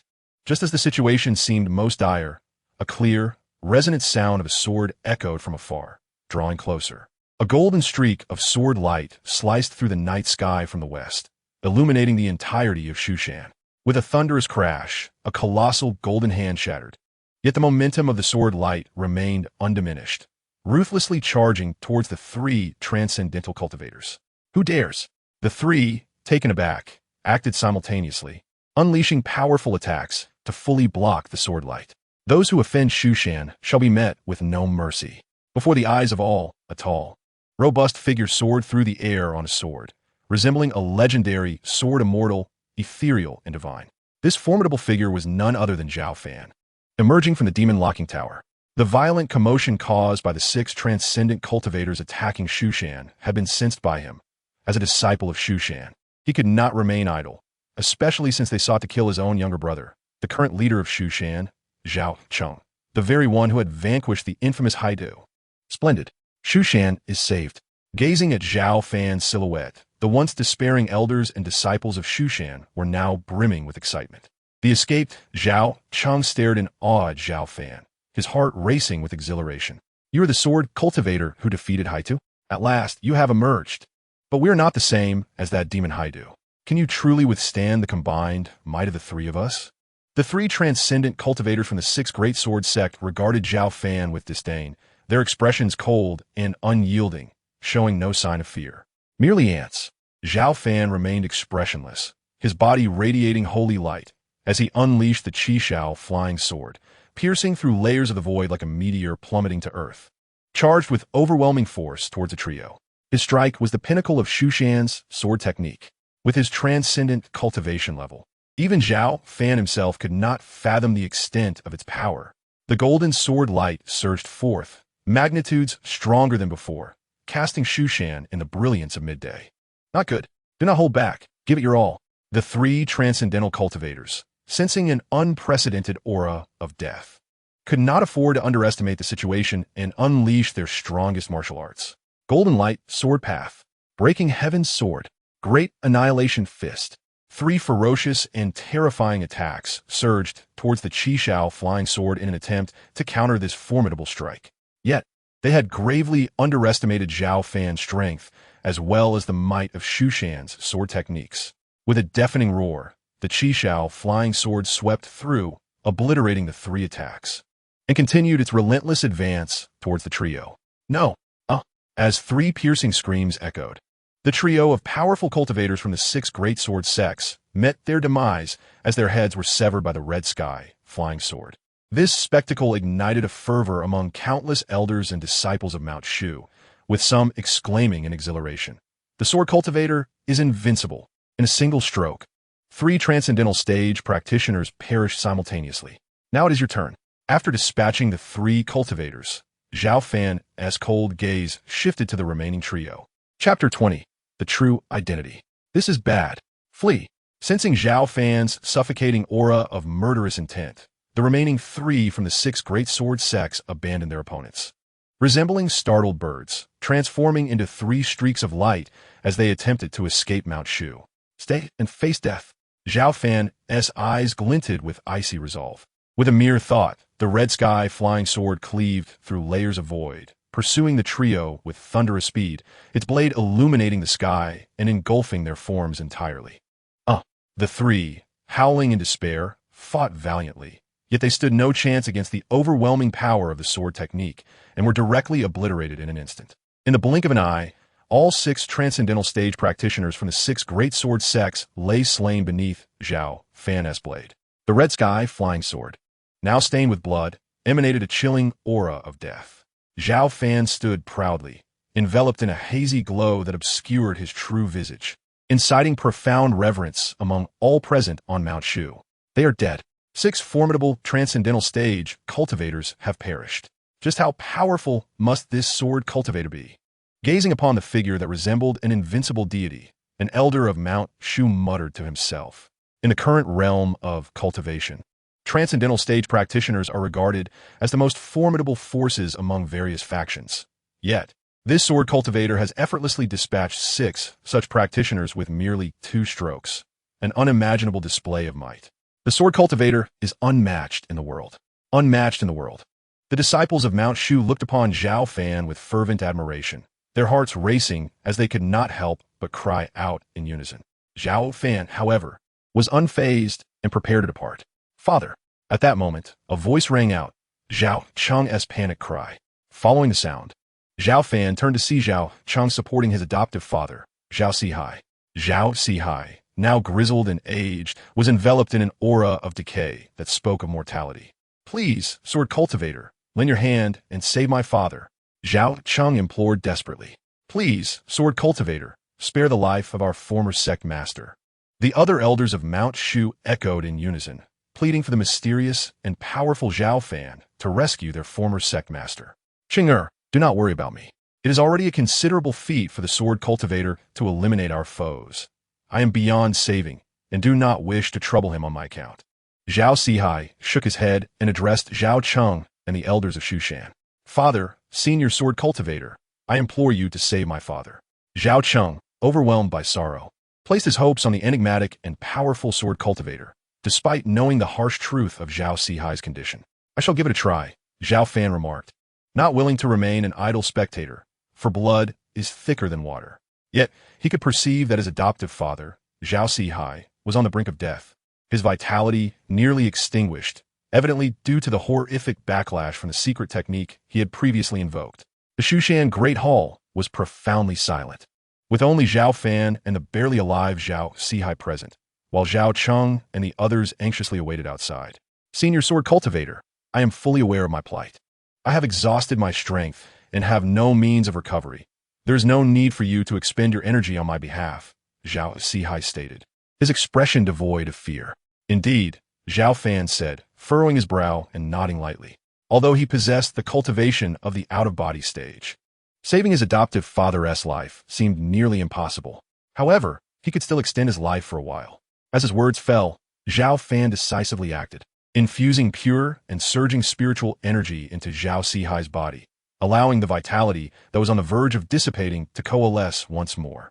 Zhao Sihai was somewhat astonished, acutely sensing the transformation in his once declining body, as if it were experiencing a miraculous revival. This spiritual energy can sustain you for another 6 months. During this time, you must refrain from engaging in combat, or you will perish instantly, Zhao Fan solemnly cautioned after completing the deed. Thank you, senior sword cultivator. 6 months is enough for me to settle my affairs. Zhao Sihai expressed his deep gratitude, having prepared himself for death, but now unexpectedly receiving an extension of life from the sword cultivator. I must take my leave now, Zhao Fan stated as he began to depart. Wait, senior sword cultivator, you have saved Shushan on 2 occasions. You are a benefactor to us all. May I see your true form, so that Cheng can honor you with a longevity tablet, to be enshrined in the ancestral hall of Shushan for veneration? Zhao Sihai earnestly requested. Are you certain you wish to see my true form? Zhao Fan asked, taking a deep breath. Please grant my request, Zhao Sihai implored repeatedly. As you wish. With that, the radiant aura enveloping Zhao Fan gradually receded, revealing a strikingly handsome visage, his true appearance. You are Zhao Fan, Zhao Sihai exclaimed, his eyes widening in disbelief. He never fathomed that the sword cultivator who casually dispatched an out-of-body stage opponent was none other than his eldest son. The very same son he had once cast into the demon-locking tower. How is it possible that it is you? In Zhao Sihai's heart, a tempest of emotions surged forth, leaving him profoundly astonished. I have done all I can to assist you. Now you must fend for yourself. Zhao Fan's expression remained impassive. He harbored little affection for this father who had so long neglected him. Before Zhao Sihai could fully grasp the situation, Zhao Fan had already vanished from sight. Zhao Fan. Zhao Sihai murmured, his heart a tumult of guilt and regret. He had never fathomed that the esteemed sword cultivator was none other than his eldest son. Zhao Fan, who not only saved him, but had intervened twice to protect Shushan from impending disaster. Father, what troubles you? Where's the sword cultivator? At that moment, Zhao Cheng, drawn by the commotion, entered the grand hall only to find his father in a state of utter bewilderment. Chenger, do you not understand? The revered sword cultivator is your elder brother, Zhao Fan. What? Father, surely you jest. Zhao Cheng was left speechless, his mind reeling in disbelief. How can this be? It truly is him. It is indeed him. Zhao Sihai wore a complex expression as he sighed deeply. I never anticipated such a revelation. But brother, was he not imprisoned in the demon's sealing tower? How could he possibly be the sword cultivator? This cannot be true. Zhao Cheng struggled to accept this astonishing reality. Alas! Zhao Sihai sighed heavily. It is indeed he. Chapter 21. Annihilating the 6 great sword sects. After departing from the Shushan Grand Hall, Zhao Fan did not hasten back to the demon's sealing tower. It struck him that he had not left Shushan for 18 years, almost forgetting what the world beneath the mountain was truly like. Gazing toward the direction of the 6 great sword sects, his eyes turned frigid as he muttered, though he's my father by chance, you 6 great sword sects have drained him of all strength. This debt shall be settled with you. As his words faded, Zhao Fan soared into the sky on his sword, swiftly disappearing into the vastness of the night. At the Qingfeng sword sect, Hong Xiong sat anxiously in his armchair, his demeanor rife with agitation. A night had passed, yet there was still no word from the patriarch. Had the operation failed? That seemed impossible. With 6 out-of-body stage cultivators united, not even one Shushan could withstand them, let alone 2. Surely, the patriarch and his companions were preoccupied with seizing Shushan's resources. Hence the delay in communication. Hong Xiong attempted to reassure himself. Boom! Just then, a deafening crash reverberated as the protective grand formation of the Qingfeng sword sect shattered into fragments. What is happening? Hong Xiong sprang to his feet, his expression darkening as he peered toward the entrance. Master, urgent news. Our protective grand formation has been breached, and an enemy approaches, slaughtering our ranks. 7 or 8 elders have already perished. A blood-soaked disciple rushed in, breathless and panicked. What? How dare anyone assault my Qingfeng sword sect? Such audacity shall lead to their demise. Upon hearing these words, Hong Xiong, filled with indignation, let out a series of cold laughs, grasping a treasured sword as he strode towards the exit. As he stepped out of Grand Hall, he beheld the entire Qingfeng sword sect in disarray. At the forefront, 5 or 6 elders led hundreds of disciples, confronting a figure that radiated a hazy brilliance. Despite their numerical superiority, the elders and disciples of Qingfeng sword sect were retreating in terror. Bring forth the sect master, or I shall unleash a massacre. Zhao Fan declared impassively, his flying sword. Qi Xiao, emitting a clear ringing sound. The sword light surged forth, causing the nearby elders and disciples to scream in agony as they were sent flying. This was merely a display of restraint on his part. Had he wished, none would have survived. Impudent rogue, I am the sect master, Hong Xiong. You have unlawfully invaded the Qingfeng sword sect, and for that, you deserve death. At that moment, Hong Xiong, wielding his sword, arrived with an imposing presence, delivering a fierce strike. You are Hong Xiong?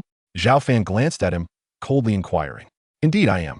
Hong Xiong replied with derisive laughter, as a sword light cleaved through the sky, striking toward Zhao Fan with overwhelming force. Very well, you shall pay for your insolence. Zhao Fan's eyes suddenly sharpened. The Qi Xiao sword moved like thunder and lightning, slicing through the layers of void and shattering the opposing sword light with unyielding momentum. What? Hong Xiong was taken aback, hastily summoning his protective artifact to defend himself. Yet, he had overestimated his own strength.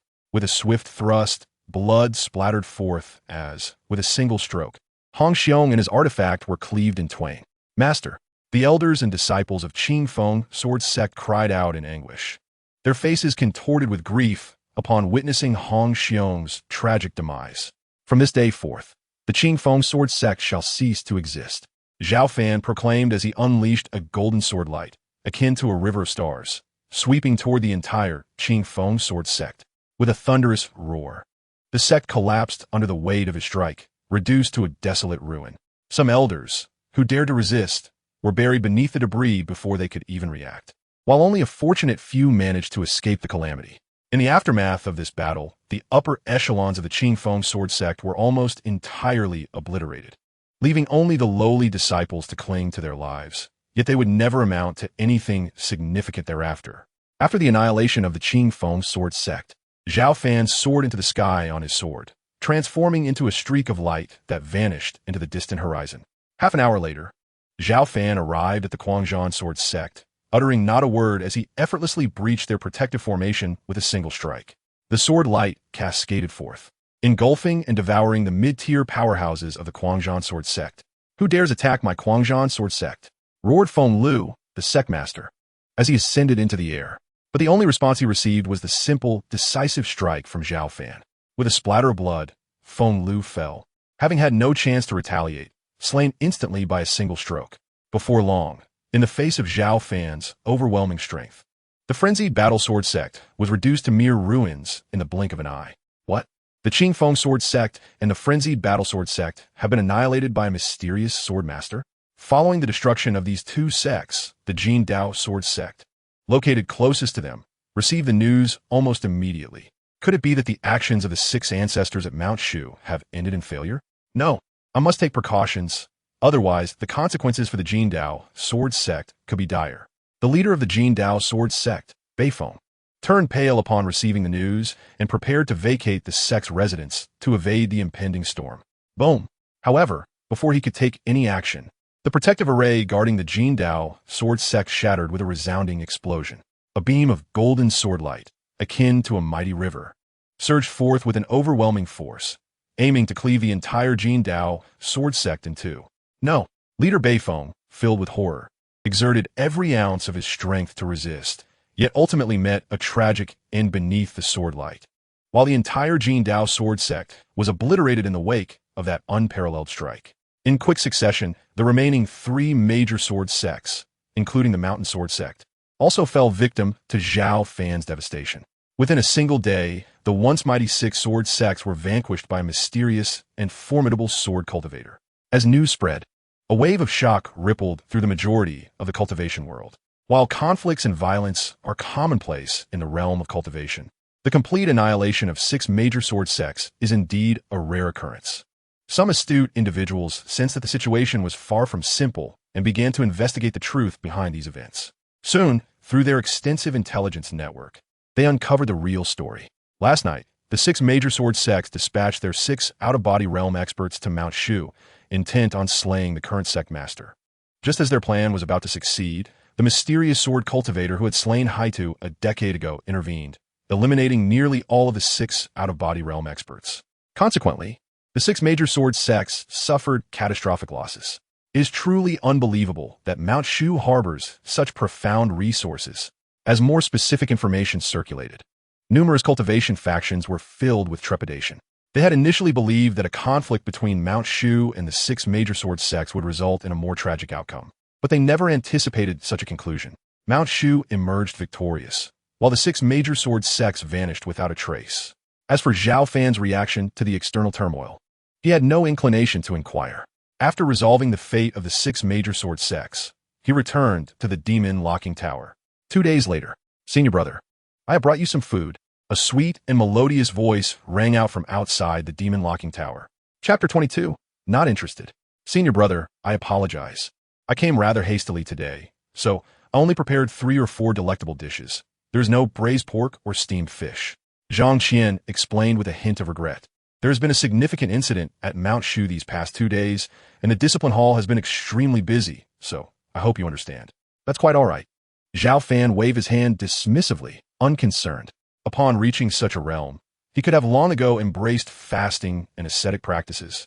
Indulging in meals was merely a remnant of past habits, rather than a necessity for sustenance.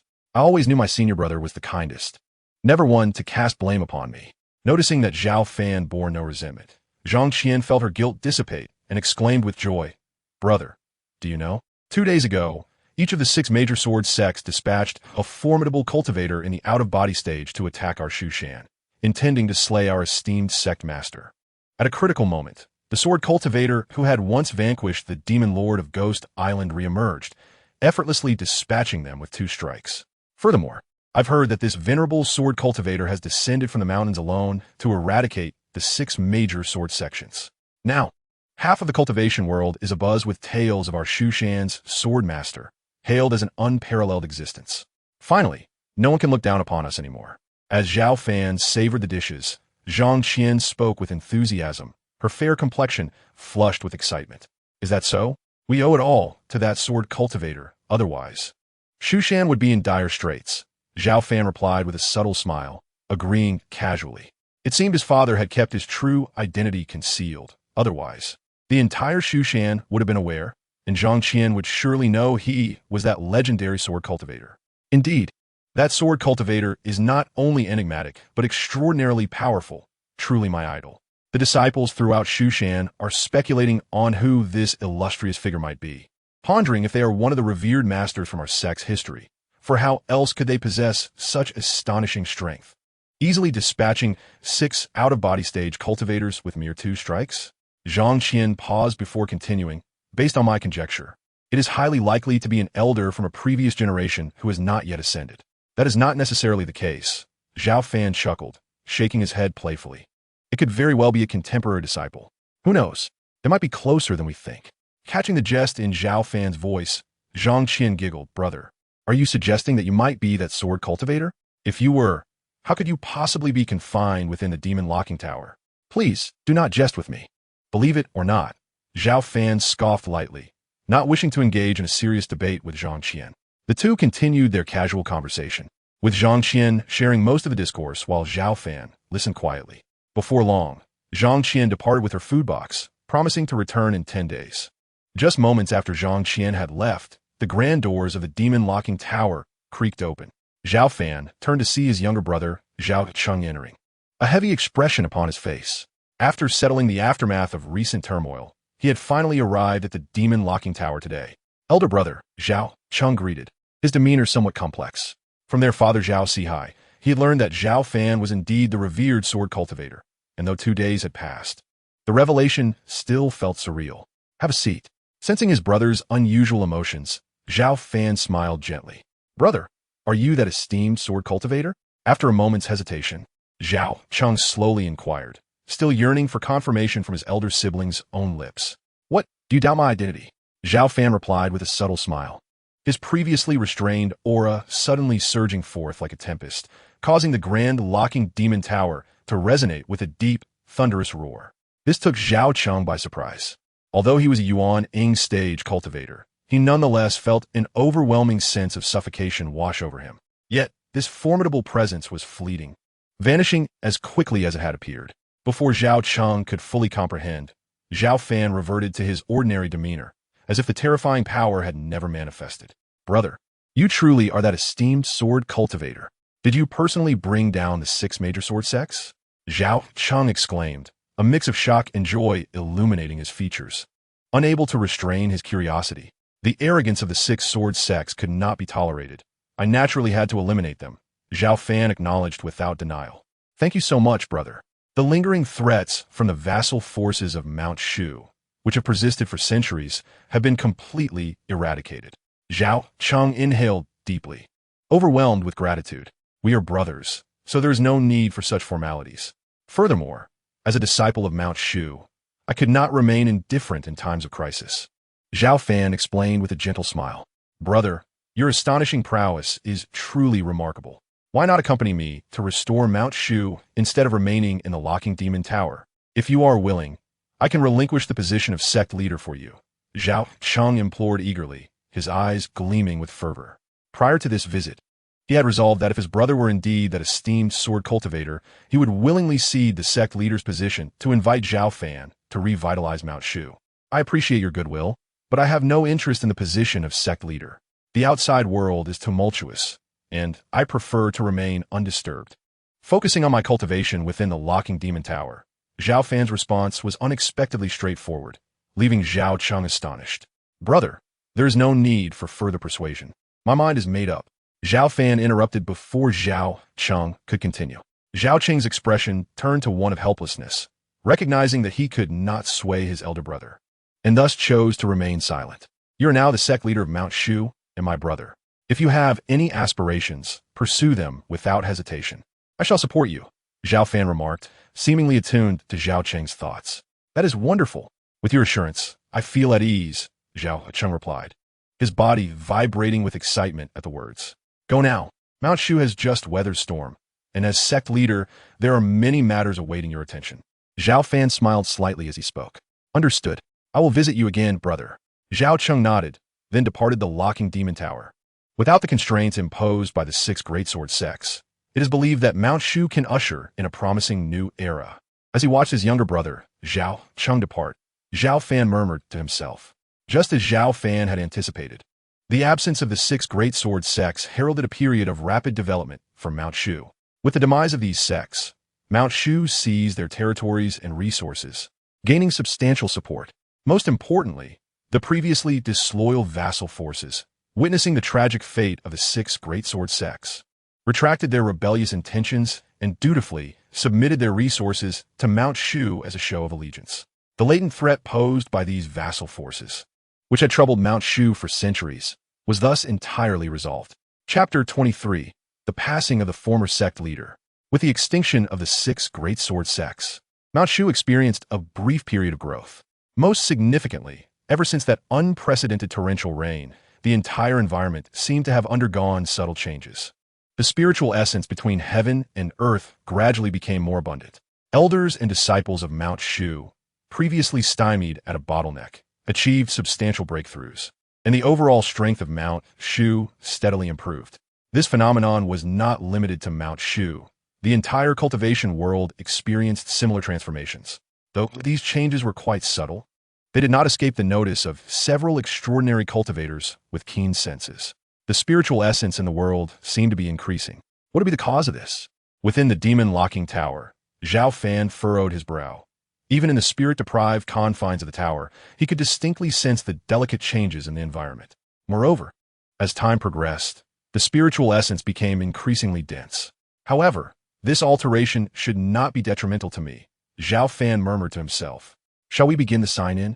Just as Zhao Fan was lost in thought, a notification sound resonated in his mind. Sign in. Zhao Fan instinctively responded. Sign in successful. Reward. Spirit-nourishing pill. As the system's voice faded, a translucent pill materialized in Zhao Fan's hand. Could it truly be a spirit-nourishing pill? Zhao Fan's face lit up with surprise. This pill is among the most precious of the elite medicinal concoctions. Its primary purpose is to assist cultivators in the out-of-body stage in enhancing their primordial spirit's power.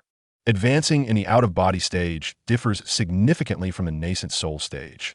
Improving one's realm requires not only an increase in internal spiritual power, but, more crucially, the cultivation of the primordial spirit's strength.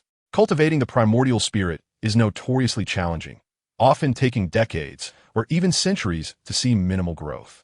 However, with the spirit-nourishing pill, the situation is entirely transformed. This pill is exceedingly rare and valuable, capable of bypassing years of primordial spirit cultivation for a cultivator. Such a pill can only be refined by the most elite alchemists, taking over a decade to produce, rendering it an invaluable treasure for those in the out-of-body stage. Without a moment's hesitation, Zhao Fan began to refine and absorb the spirit-nourishing pill, visibly witnessing his primordial spirit's power increase at an astonishing rate.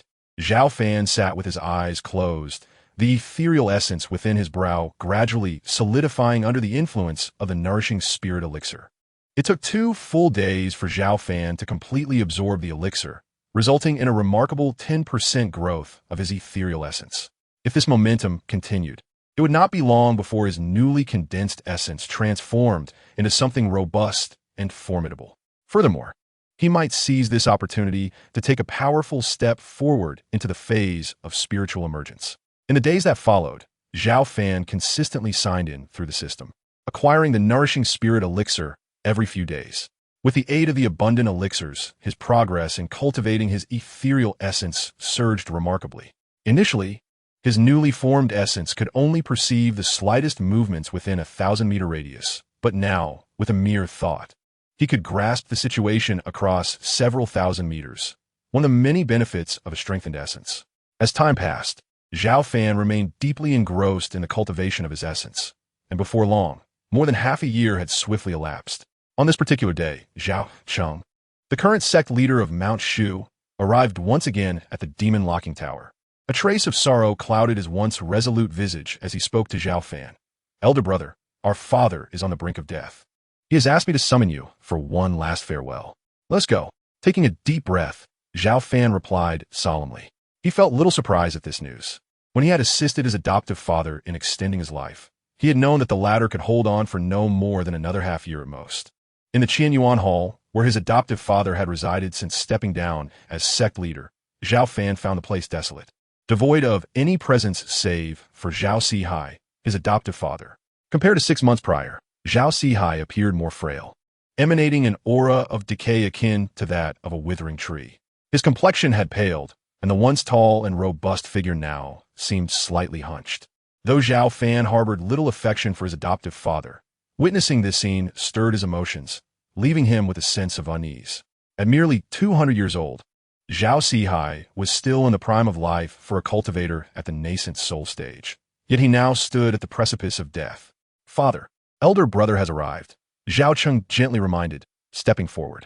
At the sound of his son's voice, Zhao Sihai slowly opened his eyes, the once murky gaze suddenly brightening upon seeing Zhao Fan.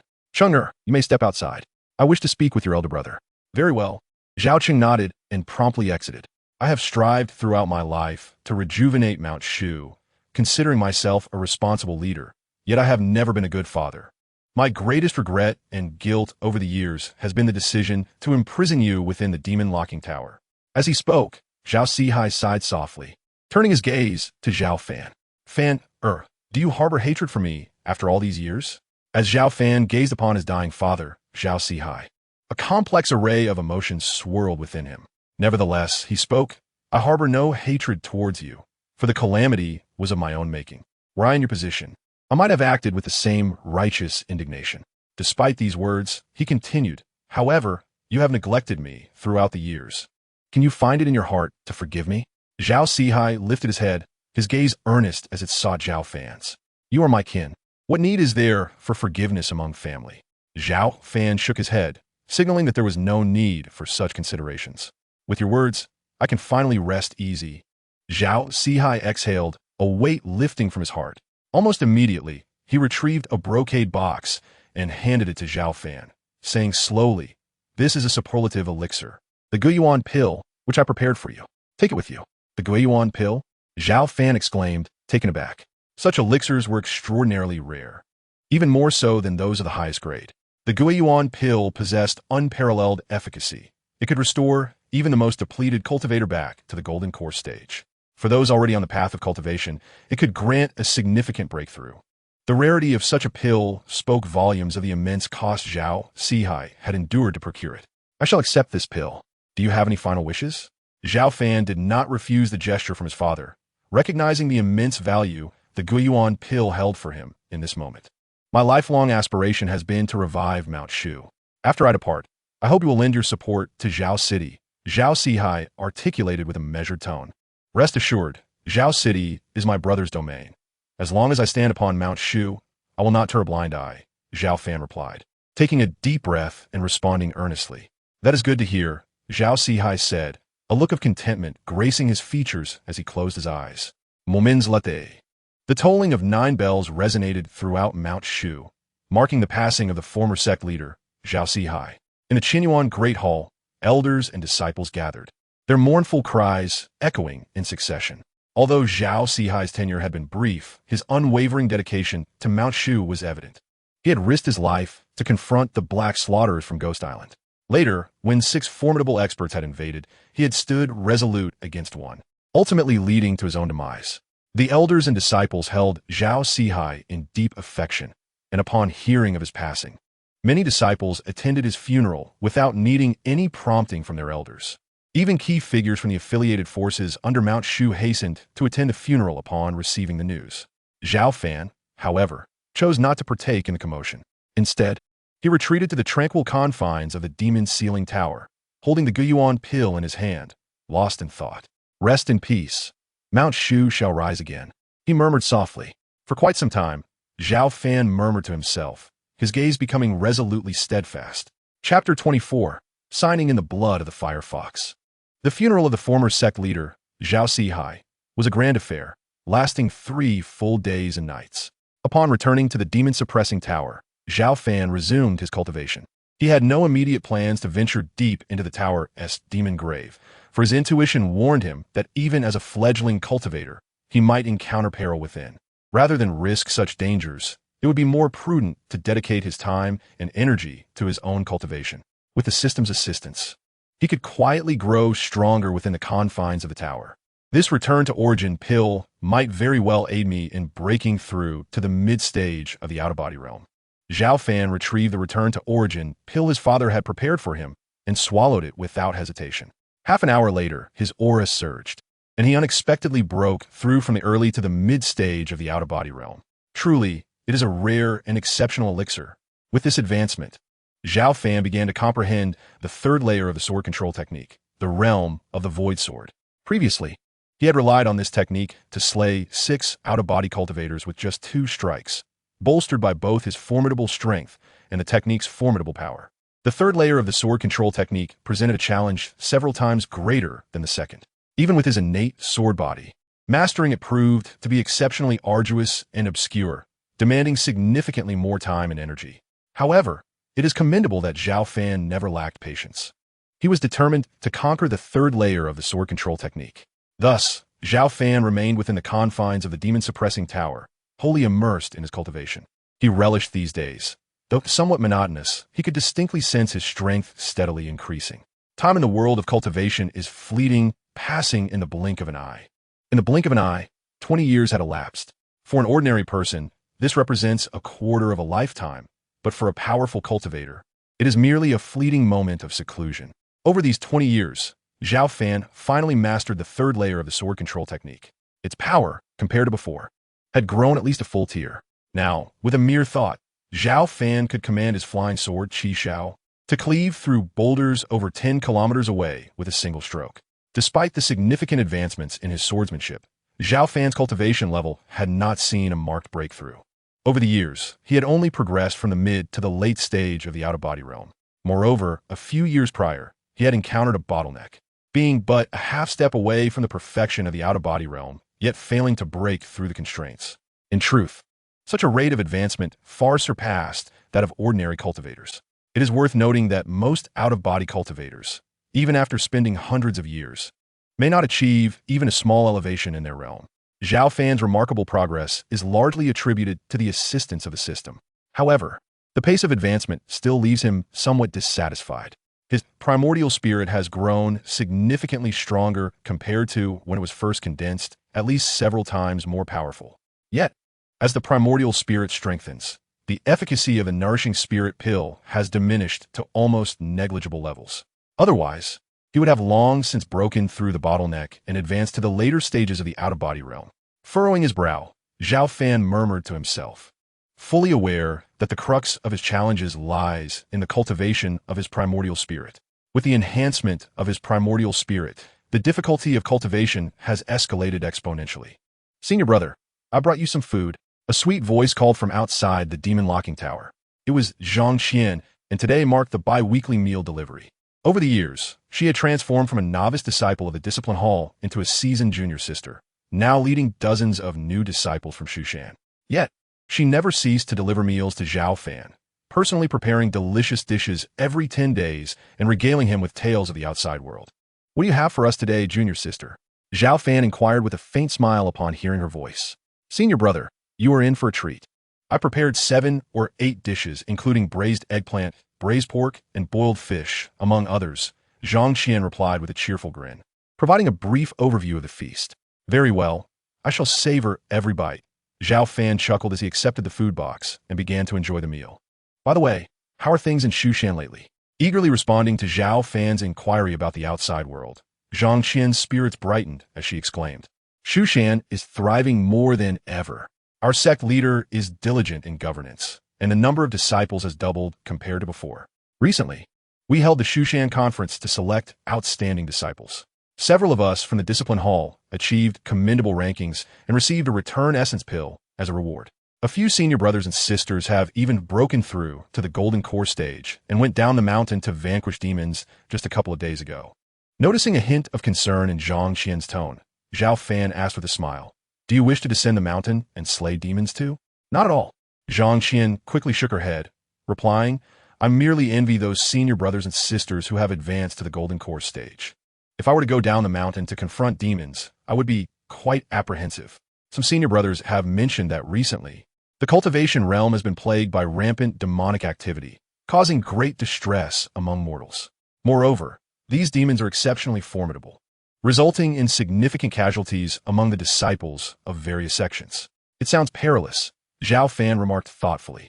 Indeed, it is particularly dangerous. It is said that many demons have appeared within our Shushan territory, which is why the sect has dispatched people down the mountain to exterminate them. I hope those senior brothers and sisters return safely, Zhang Qian said, her eyes reflecting a trace of worry. They will undoubtedly return unharmed, Zhao Fan reassured her. Zhao Fan comfortingly spoke, casually placing a Pei Yuan Dan into the food box and handing it over. The two engaged in conversation for quite a while, and before long, half an hour had passed. All right, senior brother, it's getting late. There are still many matters to attend to at the discipline hall, so I shall take my leave for now. I will return next time to bring you lunch. Very well, Zhao Fan nodded, smiling. Do remember to clean the food box upon your return. Understood, senior brother. Farewell. With a wave to Zhao Fan, who remained within the demon's ceiling tower, Zhang Qian picked up the food box and departed.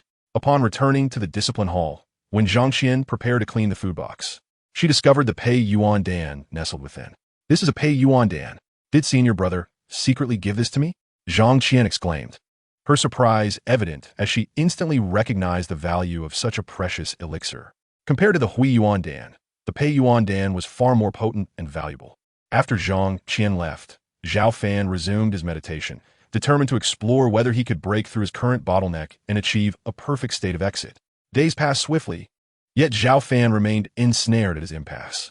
It was once again time for the system's daily check-in.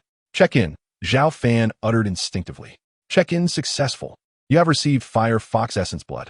As the system's voice faded, a jade vial materialized in Zhao Fan's hand, filled with blood that radiated heat akin to flames. Firefox Essence Blood? Gazing at the searing essence, Zhao Fan was astonished. He had not anticipated such a rare reward.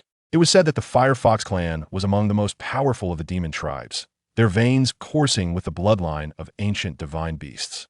Thus, their essence blood was imbued with unimaginable divinity, capable of aiding cultivators in enhancing their primordial spirit. Compared to the previously acquired nourishing spirit pill, the Firefox essence blood was undoubtedly superior. Today is fortunate indeed. This essence blood may significantly elevate my stagnant primordial spirit.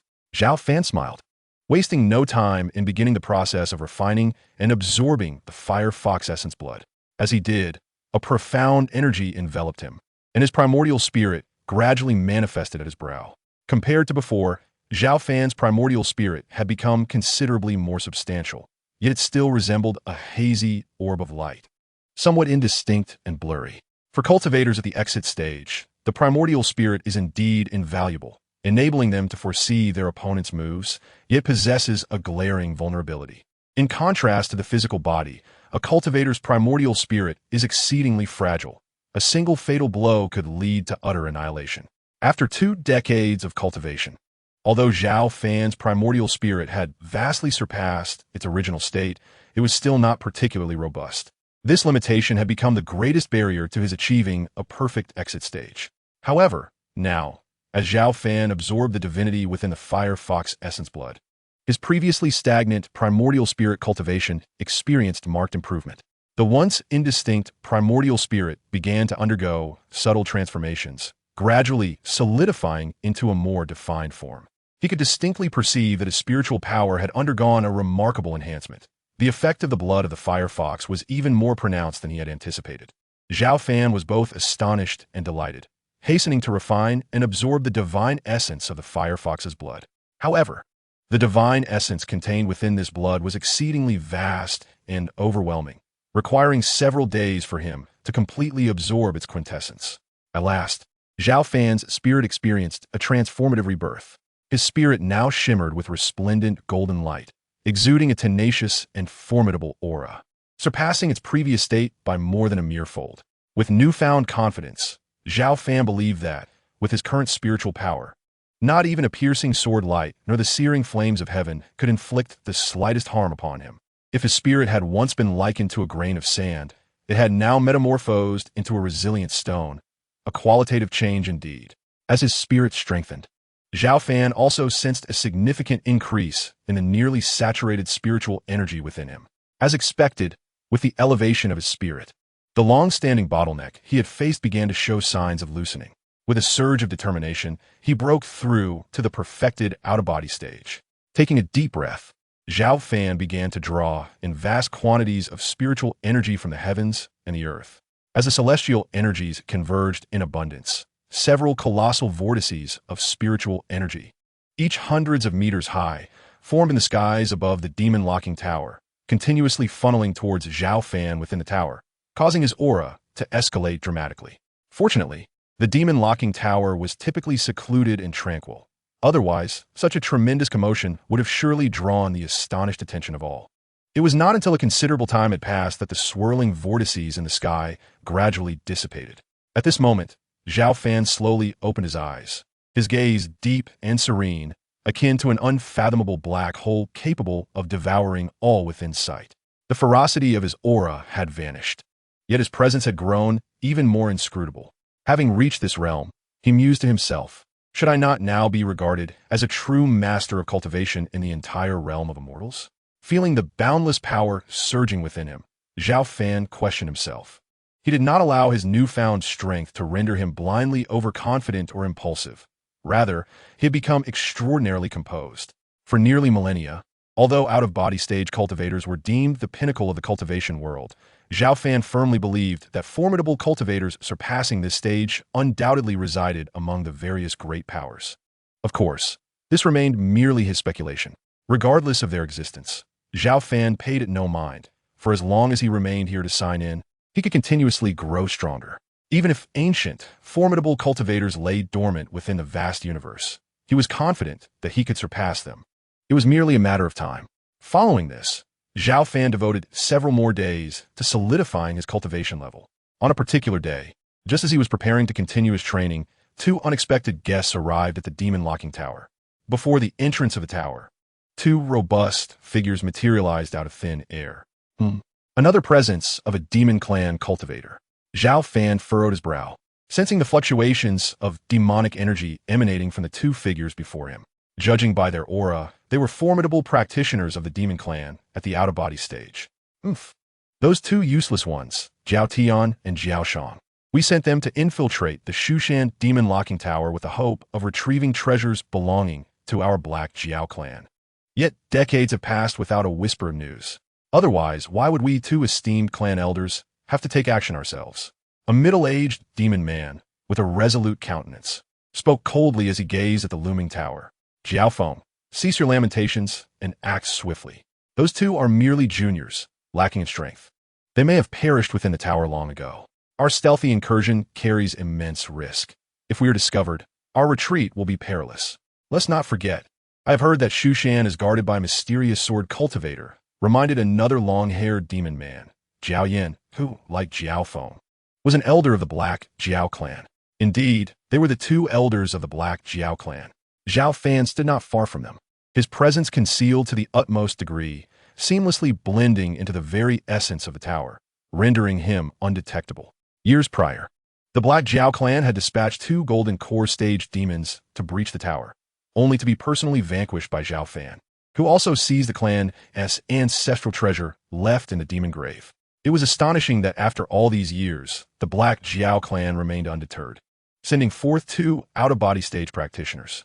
Zhao Fan refrained from hastily attacking the 2, as the clan's significant mobilization suggested that matters were perhaps more intricate than they appeared. Their intentions might extend beyond mere acquisition of treasures.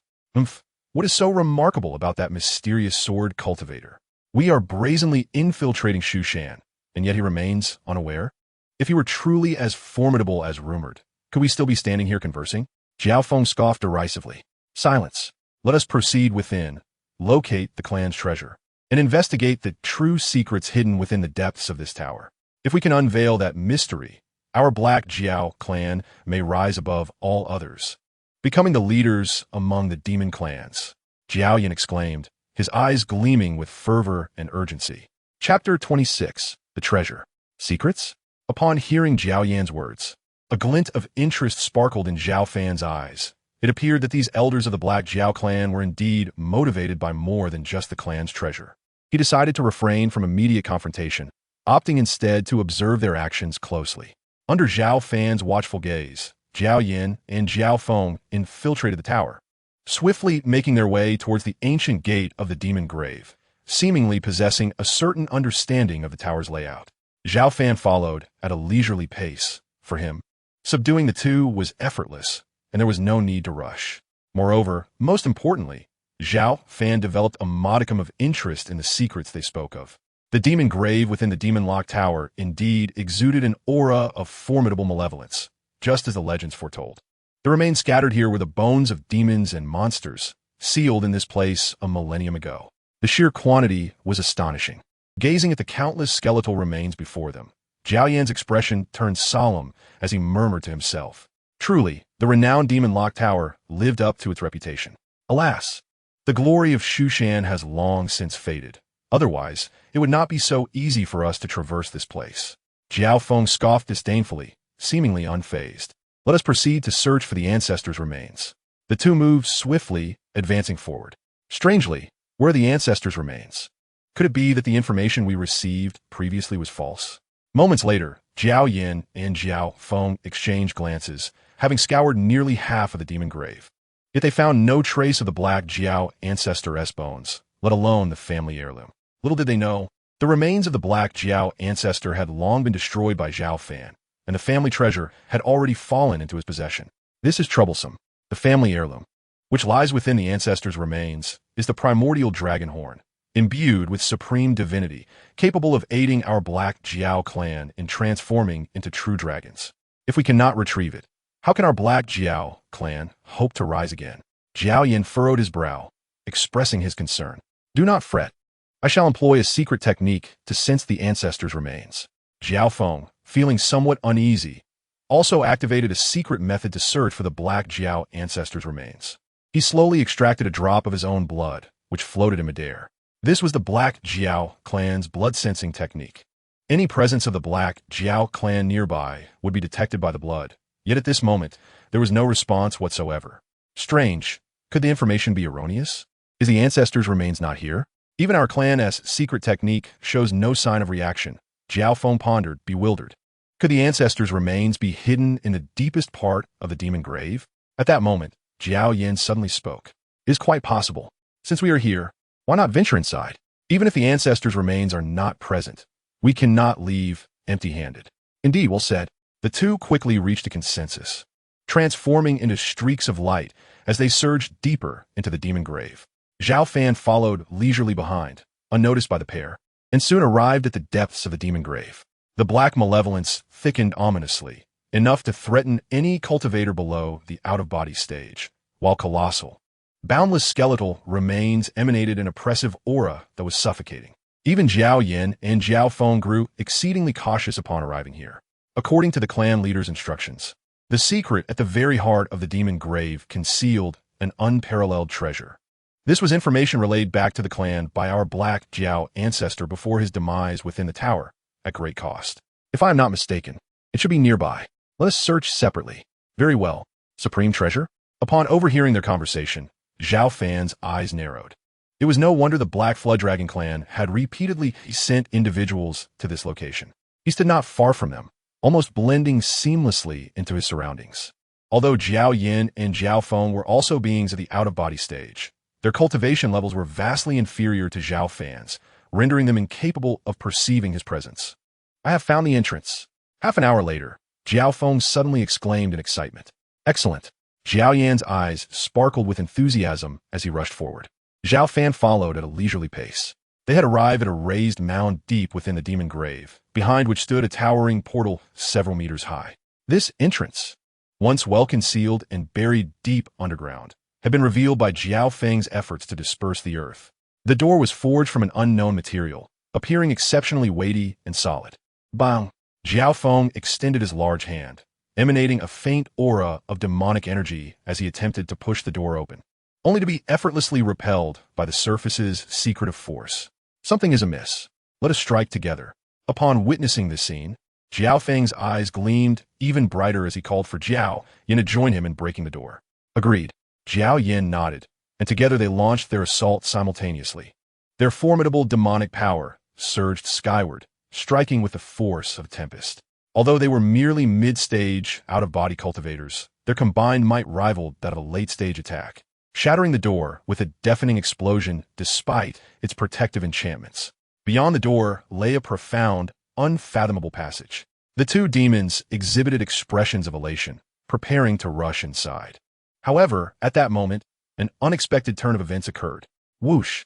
A chilling beam shot forth from the pitch-black corridor, striking towards Zhao Yin and Zhao Feng with blinding speed. Not good. The two demons were taken aback, yet as mid-stage, out-of-body practitioners, they reacted swiftly, raising their claws in an attempt to block the lethal assault. Swoosh! The icy light flashed past, severing their claws before continuing its relentless trajectory, decapitating them in a single, decisive blow.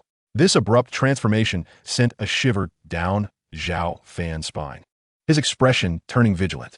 Although Zhao Yin and Zhao Feng were merely mid-stage cultivators, their formidable physical defenses were legendary among the demon race. Yet they had been slain in an instant by that chilling beam, underscoring the extraordinary prowess of the assailant. Zhao Fan fixed his gaze upon the inky depths of the corridor, every muscle in his body coiled tightly, akin to a drawn bowstring, poised to unleash his most potent strike at any moment. In such an ancient, treasure-laden locale, it was highly likely that an unfathomable ancient demon lay in wait. Otherwise, how could it so effortlessly extinguish the lives of two formidable members of the Black Flood Dragon clan? Zhao Fan stood ready, yet to his astonishment, the being that emerged was not a formidable demon, but a small fox. This exquisite creature, cloaked in pristine white fur, exuded an air of elegance, particularly highlighted by its eyes that sparkled like brilliant gems. The little white fox cast a glance at the lifeless body on the ground, displaying a palpable disdain, and was about to gracefully retreat into the passage. However, in the next moment, it paused, its fur bristling with sudden intensity. Simultaneously, Zhao Fan positioned himself before it. A fox at the late stage of the out-of-body experience. How intriguing. A smile graced Zhao Fan's face as he appraised the little white fox. The fox fixed its gaze on Zhao Fan, sensing an unmistakable aura of danger emanating from this human. Without hesitation, it raised its paw and struck forward. A flash of cold light streaked past, yet this time, its attack was effortlessly deflected by Zhao Fan. Chapter 27. The Jade Coffin within the palace. Witnessing this, the little white fox widened its gem-like eyes, displaying a look of surprise akin to that of a human. Despite its enchanting appearance, its claw was powerful enough to tear through several meters of iron walls. Yet this unexpected human could easily withstand its assault. Realizing Zhao Fan's strength, the fox's claws gleamed with a radiant light, and it summoned all its might for another strike. This time, it moved with greater speed and force, like a fleeting beam of light. Clang! However, before the little white fox could close the distance, a sharp, resonant sound of a sword echoed through the air. Zhao Fan wielded his flying sword, Qi Xiao, and with a swift motion, unleashed a strike. The sword's aura was resplendent and searing, akin to a vast ocean's tide, overwhelming in its might, sending the little white fox hurtling through the air. Before it could regain its bearings, the blade of Qi Xiao, swift as lightning, descended upon it. Although the little white fox could easily dispatch the likes of Zhao Yin and his companion, It was no match for Zhao Fan.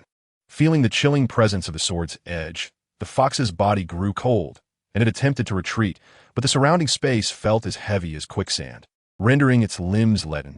Just as the little white fox believed it would perish beneath the sword, the menacing blade halted mere inches from its face. "If I am not mistaken, you must be the guardian of this treasure," Zhao Fan inquired with a smile, refraining from delivering a fatal blow. The little white fox gazed at him in terror, momentarily speechless, evidently shaken. Observing this, Zhao Fan extended his hand, drawing the little white fox into his palm. Where it struggled fiercely, it was subdued by his overwhelming spiritual power. "Do not move, or I shall truly end your life," Zhao Fan cautioned, signaling for silence, before turning to venture deeper into the passage. The little white fox, seething with indignation, understood all too well that it was no match for the formidable human cultivator before it, and thus reluctantly relinquished its resistance. The passage was profoundly dark and extended at least 1,000 meters. After a considerable moment, Zhao Fan finally arrived at a spacious underground chamber, adorned with a series of undulating palaces that appeared extraordinarily magnificent. To his astonishment, such a subterranean realm lay concealed deep within the demon tomb. Furthermore, judging by the architectural style, it was evident that these structures were not the handiwork of the esteemed sages of Shushan across the ages. Who then had left behind such a secretive site? Zhao Fan pondered, murmuring to himself. Upon hearing his words, the little white fox cast a look of disdain, seemingly mocking Zhao Fan's lack of insight. "Do you know the origin of this place?" Zhao Fan remarked, noticing the fox's demeanor and smiling as he inquired. The little white fox shot him a glare, unwilling to entertain his question, and promptly turned her head away. Observing this, Zhao Fan chuckled to himself, choosing not to engage further. Since she was reluctant to speak, he would take his time exploring. After all, he possessed an abundance of both time and patience. As a fully realized cultivator in the out-of-body stage, Zhao Fan's spiritual essence had achieved a modicum of success. With a mere thought, he could probe the surroundings within several thousand meters. He noted that these underground palaces were safeguarded by formidable formations, which persisted even after countless years, emanating terrifying energy fluctuations. Surely, these palaces must harbor treasures. Otherwise, why would so many protective formations remain? Zhao Fan's gaze became fervent as he approached the foremost palace. This structure, resplendent in pure white, was the largest in the subterranean expanse, and the fluctuations of its protective formation were considerably weaker than those of the other palaces. If he were to exert himself, he believed he could unravel it. Noticing Zhao Fan's actions, the little white fox grew anxious, glaring at him with indignation while emitting a melodious sound akin to a girl protesting in discontent. Zhao Fan paid her no heed and stepped directly before the white palace, raising his hand to unleash a sword strike. Bang! The razor-sharp edge of the Qishao sword was thwarted by a layer of robust formation. Sword control technique. Zhao Fan decided to forego restraint, employing the Shushan sword control technique. The Qishao sliced through the void, surging forth with an overwhelming force towards the formation before him. Boom! The tremendous impact distorted the entire array, with visible cracks forming on its surface, yet it remained unbroken. "This formation's power exceeds my expectations," Zhao Fan mused, furrowing his brow as he prepared to strike again. Witnessing this scene, the little white fox was infuriated, her snowy fur bristling as she began to thrash violently. "Your reaction is quite excessive. Is this palace your domain?" Zhao Fan noted her response and casually asked.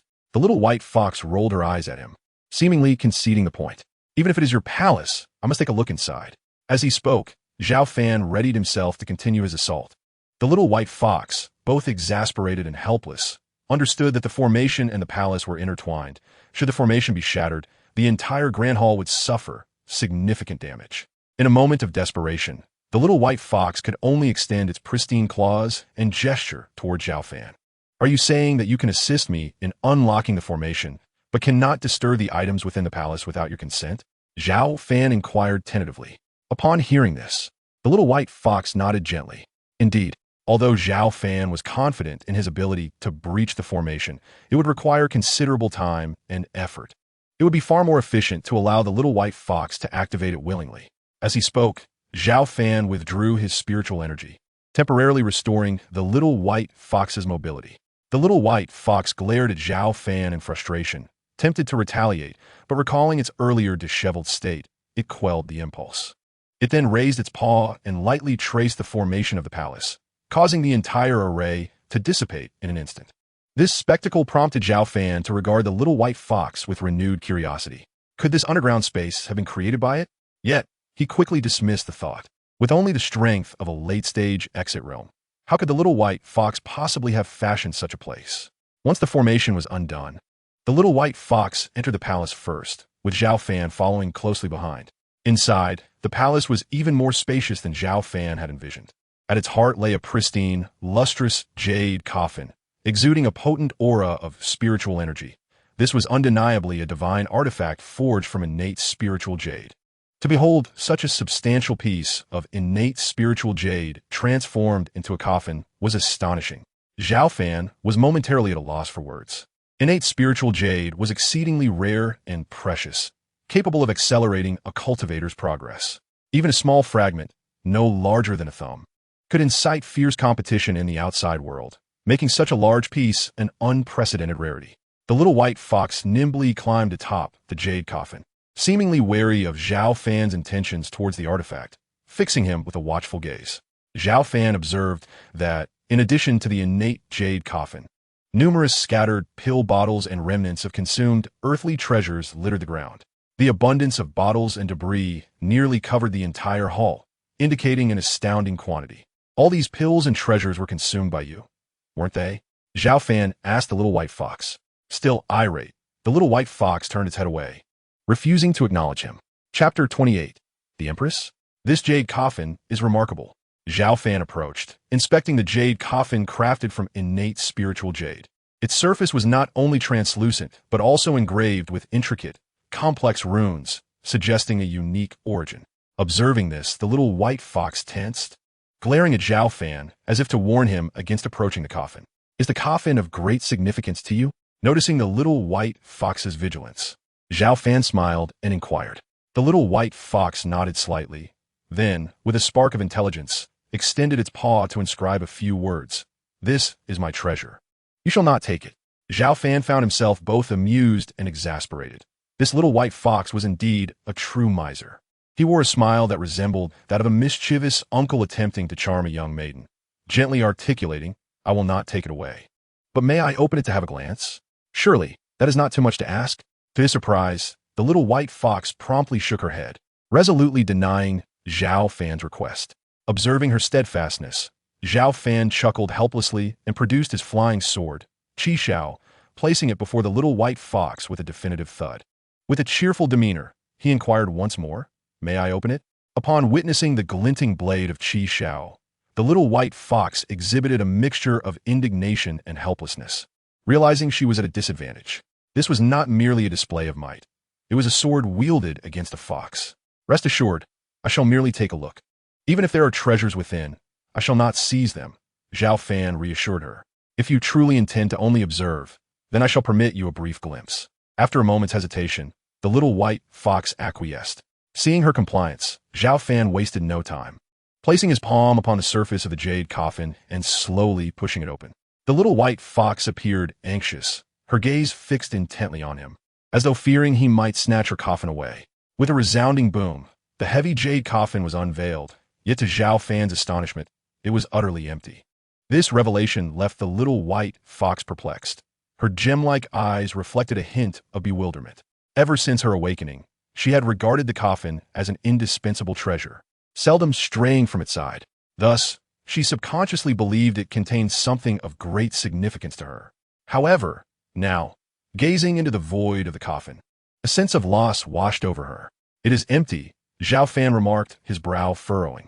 This coffin was crafted from the extraordinarily rare innate spirit jade, and under normal circumstances, it should house some immensely precious artifact or treasure.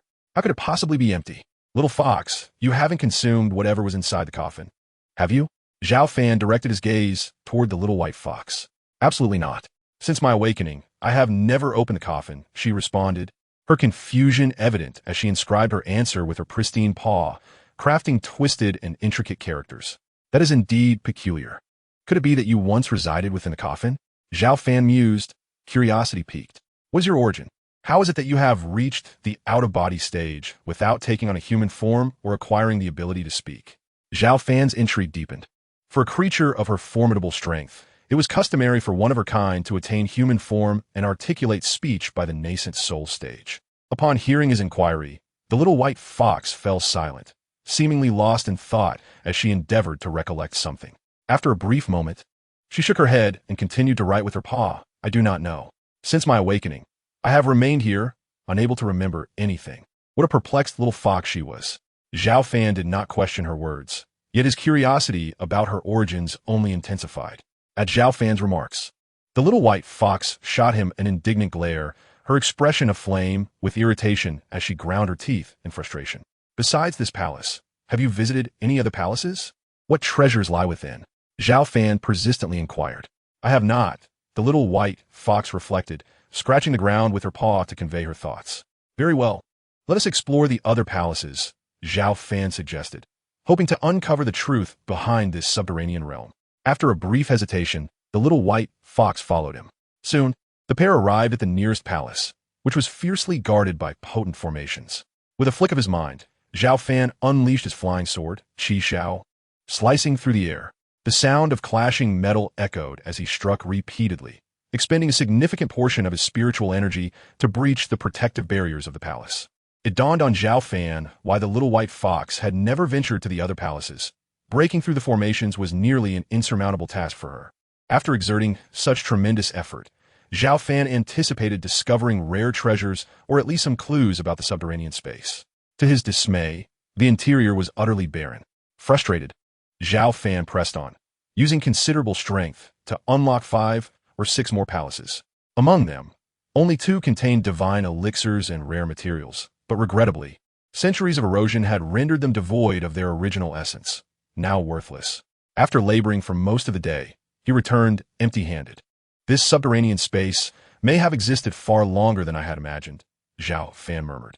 Even after 10,000 years, divine elixirs and rare materials should retain their purity unless this place has existed for an inconceivably greater span of time.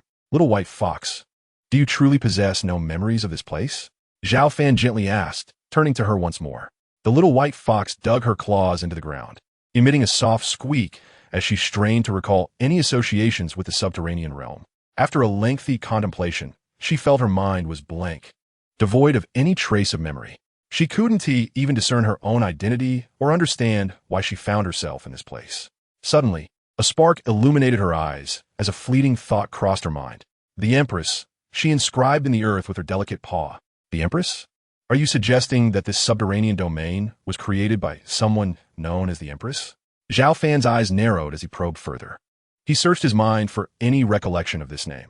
One who bore the title of Empress must have been a formidable presence in the realm of cultivation, possibly someone he should have heard of. However, after reflection, he found no familiarity with this figure. The Empress was likely not a contemporary power, but rather a significant figure from millennia past. I do not know. I only remember this title. Everything else eludes me. The little white fox replied, shaking her head as she continued to express herself through her paw. It matters not. I shall seek relevant information at the scripture pavilion of Mount Shu. Perhaps there will be fruitful discoveries, Zhao Fan pondered aloud. Upon hearing Zhao Fan's words, the small white fox's gem-like eyes glimmered with interest, deeply invested in the matter, for her thoughts had been consumed solely by the enigmatic Empress. This mystery not only pertains to the origin of the subterranean realm, but also holds significance regarding her own lineage. What do you think? Would you like to accompany me in the search for information? You must be quite curious about the identity of that Empress. After all, your presence here might very well be her handiwork. Noticing the small white fox's emotional state, Zhao Fan extended a warm invitation. The small white fox did not respond immediately. Instead, she scrutinized Zhao Fan with a wary gaze. After a moment, she inscribed with her paw, "Are you attempting to deceive me into going outside?" The small white fox harbored distrust towards Zhao Fan, convinced that he would not selflessly assist her in uncovering details about the Empress. "You foolish fox, you are hardly my match. Should I wish to take you out, I could simply render you unconscious. Is there any need for deceit?" Zhao Fan scoffed in retort. "Very well, I shall accompany you." The small white fox contemplated, acknowledging the validity of Zhao Fan's reasoning, and ultimately acquiesced. Just as Zhao Fan was about to leave with the small white fox, a sudden notification echoed in his mind. Ding! Would you like to check in at the Demon Palace beneath the earth? Chapter 29, Request. Check-in, Zhao Fan instinctively responded. Check-in successful. Reward, 10,000 swords technique. As the system's notification resonated, an intricate and profound martial art materialized in Zhao Fan's mind. Astonishingly, it was the 10,000 swords technique. Zhao Fan was taken aback. This technique, akin to the sword control art, was one of the highest swordsmanship practices lost from Mount Shu for nearly millennia. Most importantly, the 10,000 swords technique and the sword control art complemented each other. Once mastered, they could significantly enhance his overall combat prowess. What is the matter? The small white fox observed Zhao Fan's sudden halt and scribbled in her jagged handwriting. Nothing. Let's proceed. Zhao Fan suppressed the urge to immediately comprehend the 10,000 swords technique and led the small white fox out of the subterranean space. Before long, the duo emerged from the depths of the demon grave into the confines of the demon locking tower. This marked the small white fox's first foray into the outside world. Her nervousness and unease were palpable, as she still held reservations about Zhao Fan. Shall we begin our search for information? The small white fox was eager, hoping Zhao Fan would hasten to uncover clues about the Empress. In the chaotic fog of her mind, this was the sole name she could associate with, perhaps inextricably linked to her own existence. Follow me. Zhao Fan smiled and then guided the small white fox to the scripture pavilion of Mount Shu. The pavilion housed a plethora of historical texts concerning the cultivation realm, which might yield insights into the Empress. Inside the pavilion, numerous disciples of Mount Shu were present. However, both Zhao Fan and the small white fox were at the out-of-body stage, rendering them undetectable to the ordinary disciples. The little white fox was somewhat anxious, cautiously flipping open the most recent document before it and diligently studying the contents. Despite its diminutive stature, the fox's demeanor was marked by an intense focus. Observing the scene, Zhao Fan couldn't help but smile faintly, and soon began to peruse other historical texts, hoping to uncover any clues related to the Empress. As time passed, a day slipped away almost unnoticed. The duo, a man and a fox, had nearly combed through all the historical literature in the scripture pavilion but found themselves utterly fruitless. How could this be? They had not unearthed a single lead regarding the Empress. Zhao Fan furrowed his brow slightly, while the little white fox displayed a hint of disappointment. Do not be disheartened. The Shu Mountain has undergone significant changes over the years, and many important historical texts in the scripture pavilion are, to varying degrees, incomplete. It is possible that the Empress truly existed. We simply have not yet discovered the relevant records. Zhao Fan pondered aloud. Are you not deceiving me? The little white fox inquired, its expression one of confusion, as it used its tiny paw to write the question. Of course not. Rest assured, I will seek other means to uncover the identity of that Empress. However, before that, you must remain here in the demon ceiling tower and refrain from wandering about Shu Mountain, Zhao Fan replied after a moment of contemplation. The little white fox nodded gently, indicating its agreement. Upon returning to the demon ceiling tower, Zhao Fan fashioned a small stone dwelling with his sword, intending it to serve as the little white fox's new home. Gazing at the rudimentary stone structure, the fox displayed a look of disdain. It was far inferior to the opulent palace it had occupied in the subterranean realm. Yet, seeing that Zhao Fan's residence was scarcely better, it grudgingly accepted its new abode. After settling the little white fox, Zhao Fan immersed himself in the study of the 10,000 swords technique. The more formidable the martial arts, the greater the challenge of comprehension. However, due to his prior experience with the Shu Mountain sword technique, this endeavor posed little difficulty for Zhao Fan. The 10,000 swords technique, like the sword technique, comprised 9 levels, each more arduous than the last. Time slipped away, and soon over a month had passed. Zhao Fan had preliminarily mastered the first level of the 10,000 swords technique, resulting in a notable enhancement of his overall strength. One day, the doors of the demon ceiling tower swung open unexpectedly, and the current sect master, Zhao Cheng, arrived. Brother, Zhao Cheng greeted warmly. What brings you here? Zhao Fan inquired, a smile gracing his face. For nearly 20 years, Zhao Cheng had diligently pursued reforms within Shu Mountain, his days filled with numerous responsibilities. The last time he had visited the demon ceiling tower was 7 or 8 years prior. Before Zhao Cheng could continue, a flash of cold light suddenly darted towards him. The little white fox had appeared without notice, mistaking the unfamiliar Zhao Cheng for an intruder, and struck out with a paw. Little fox, cease! Zhao Fan exclaimed, raising an eyebrow.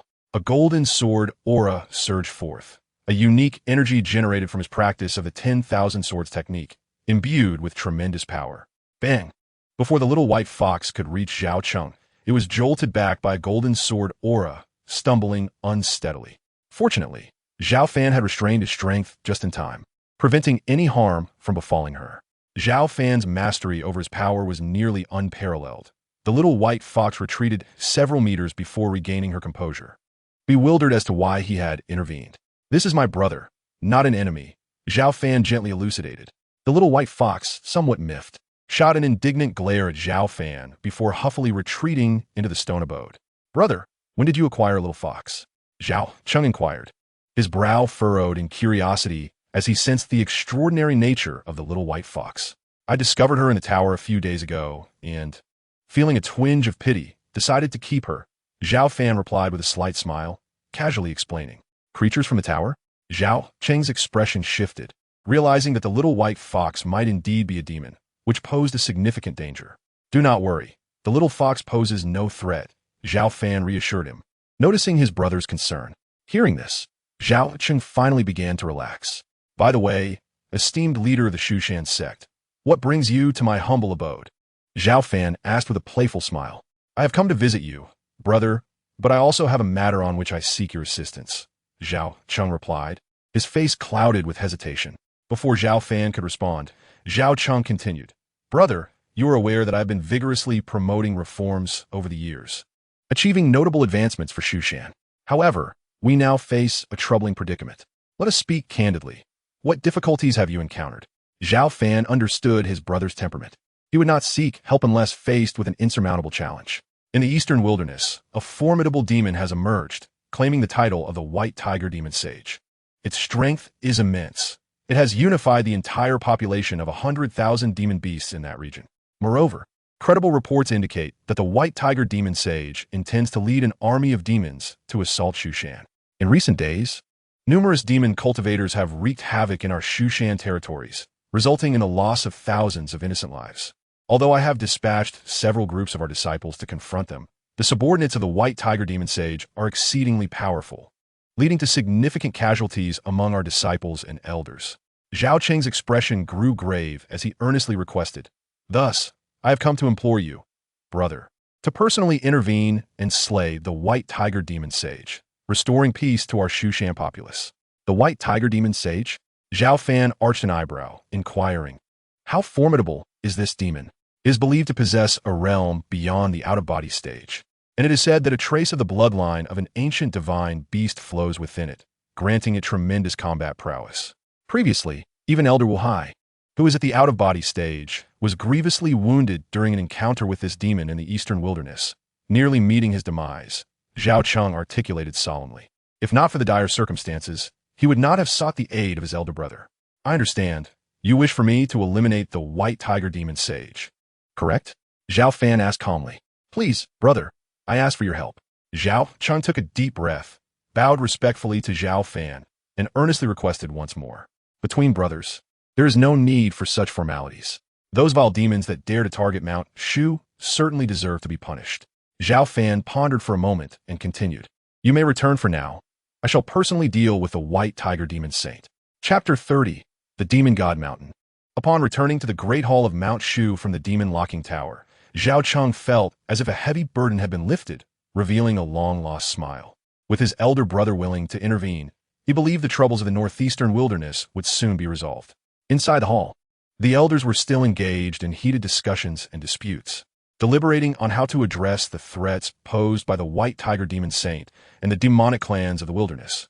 Some elders, being warlike, insisted that a strong retaliation was necessary in response to the provocations of the White Tiger Demon Saint, advocating for the mobilization of disciples for battle. Others argued for a more measured approach, suggesting that negotiations with the White Tiger Demon Saint should be considered if possible.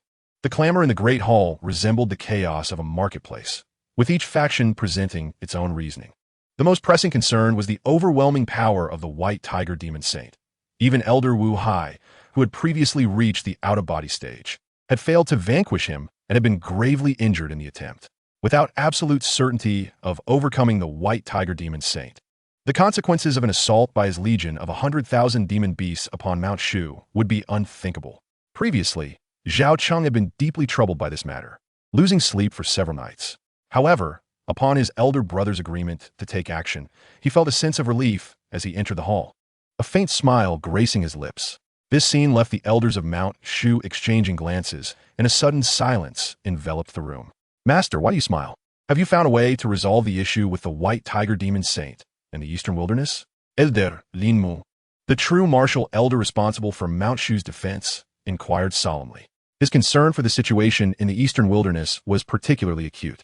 Whether to engage in battle or seek peace, a decision needed to be made promptly. Otherwise, the ongoing disputes would merely squander time. As Elder Lin Mu's words settled, the other elders nodded in agreement. All eyes turned to Zhao Cheng, patiently awaiting his decisive pronouncement. "My esteemed elders, there is no need for further debate.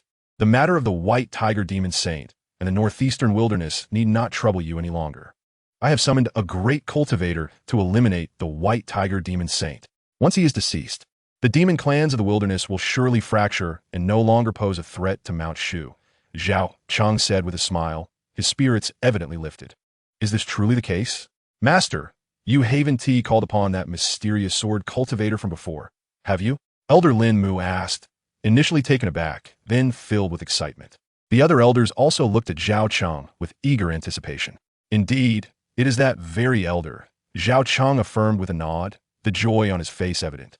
Receiving the explicit confirmation from Zhao Cheng, the elders within the grand hall displayed expressions of astonishment, unable to suppress their exclamations. If that enigmatic sword cultivator were to intervene, the insignificant White Tiger Demon Saint would indeed pose no threat. Previously, when the 6 renowned sword sects dispatched 6 ascendant cultivators to ascend Mount Shu, they were unable to withstand even 2 strikes from that formidable sword master.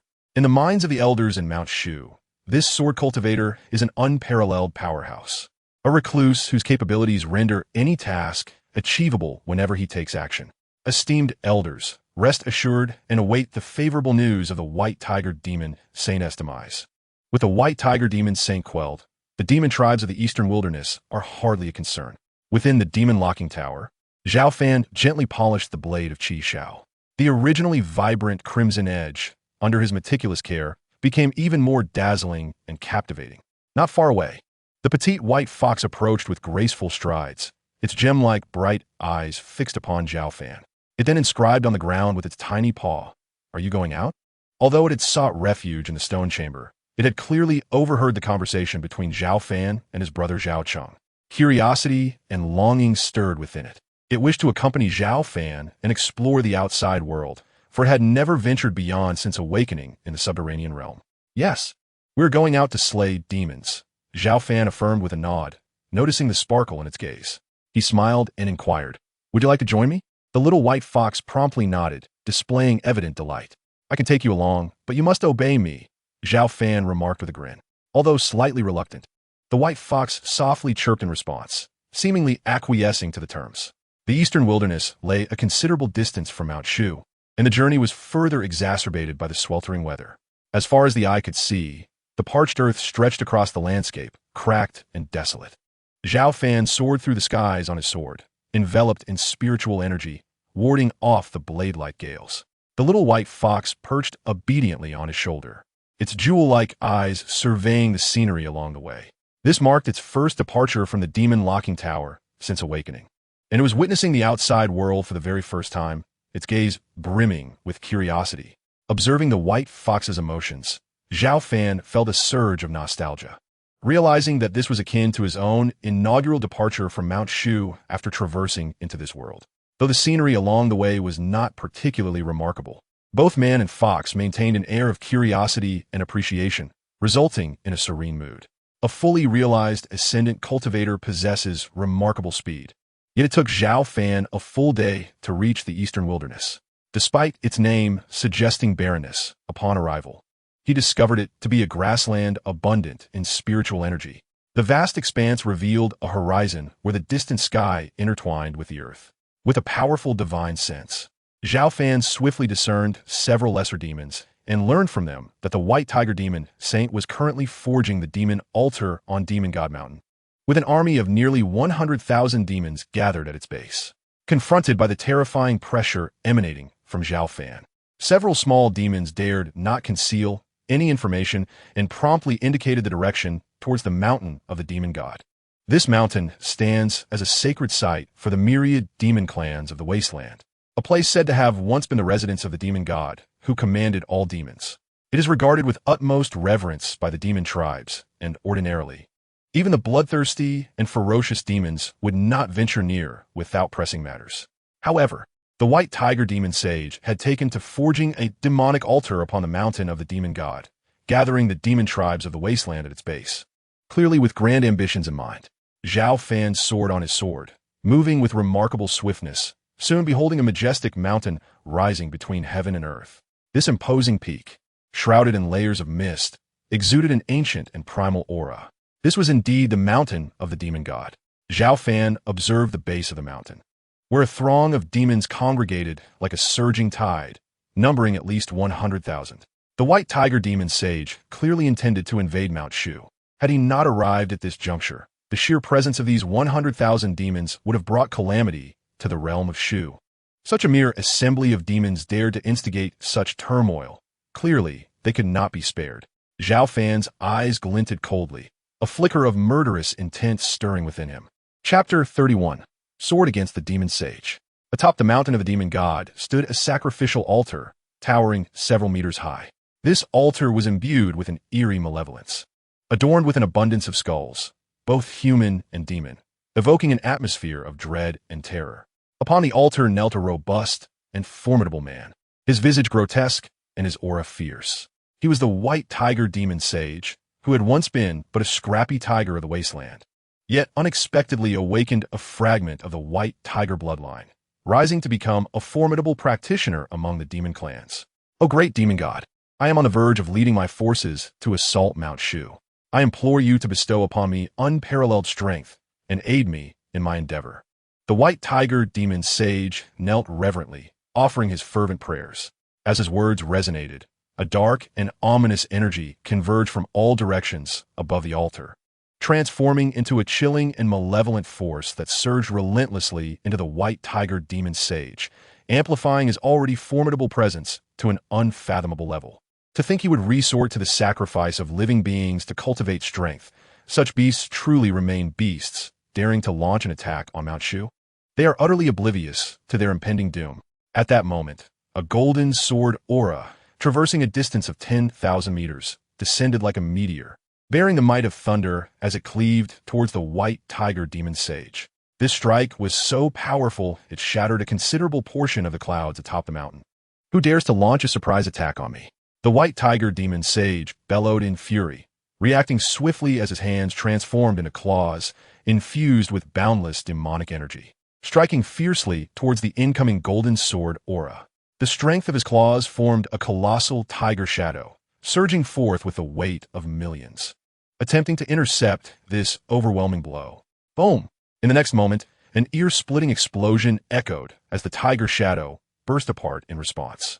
The golden sword energy surged forth, striking towards the white tiger demon saint, who hastily defended with its iron-like claws. The physical prowess of demon race practitioners is formidable, and the white tiger demon saint stands as a paragon among them, its claws rivaling the might of powerful magical artifacts. However, to the white tiger demon saint's astonishment, its claws trembled violently, blood oozing, and it was thrown off balance, hurtling backward from the altar. Only after retreating a full 1,000 meters did the white tiger demon saint manage to steady itself. At that moment, it finally discerned the identity of its adversary. Before it stood a young man, his flowing black hair and handsome features accentuated by a hint of coldness in his brow, exuding an aura of profound depth, akin to an abyss that obscured understanding. He was none other than Zhao Fan, who had arrived here with the little white fox. Who are you? The white tiger demon saint, gripped by pain and fury, questioned. Could this young man be a legendary cultivator of the human race? Otherwise, how could he possess such strength? Yet, upon reflection, the white tiger found no recollection of such a figure. Those on the brink of death need not know much, Zhao Fan replied coldly, preparing to strike once more.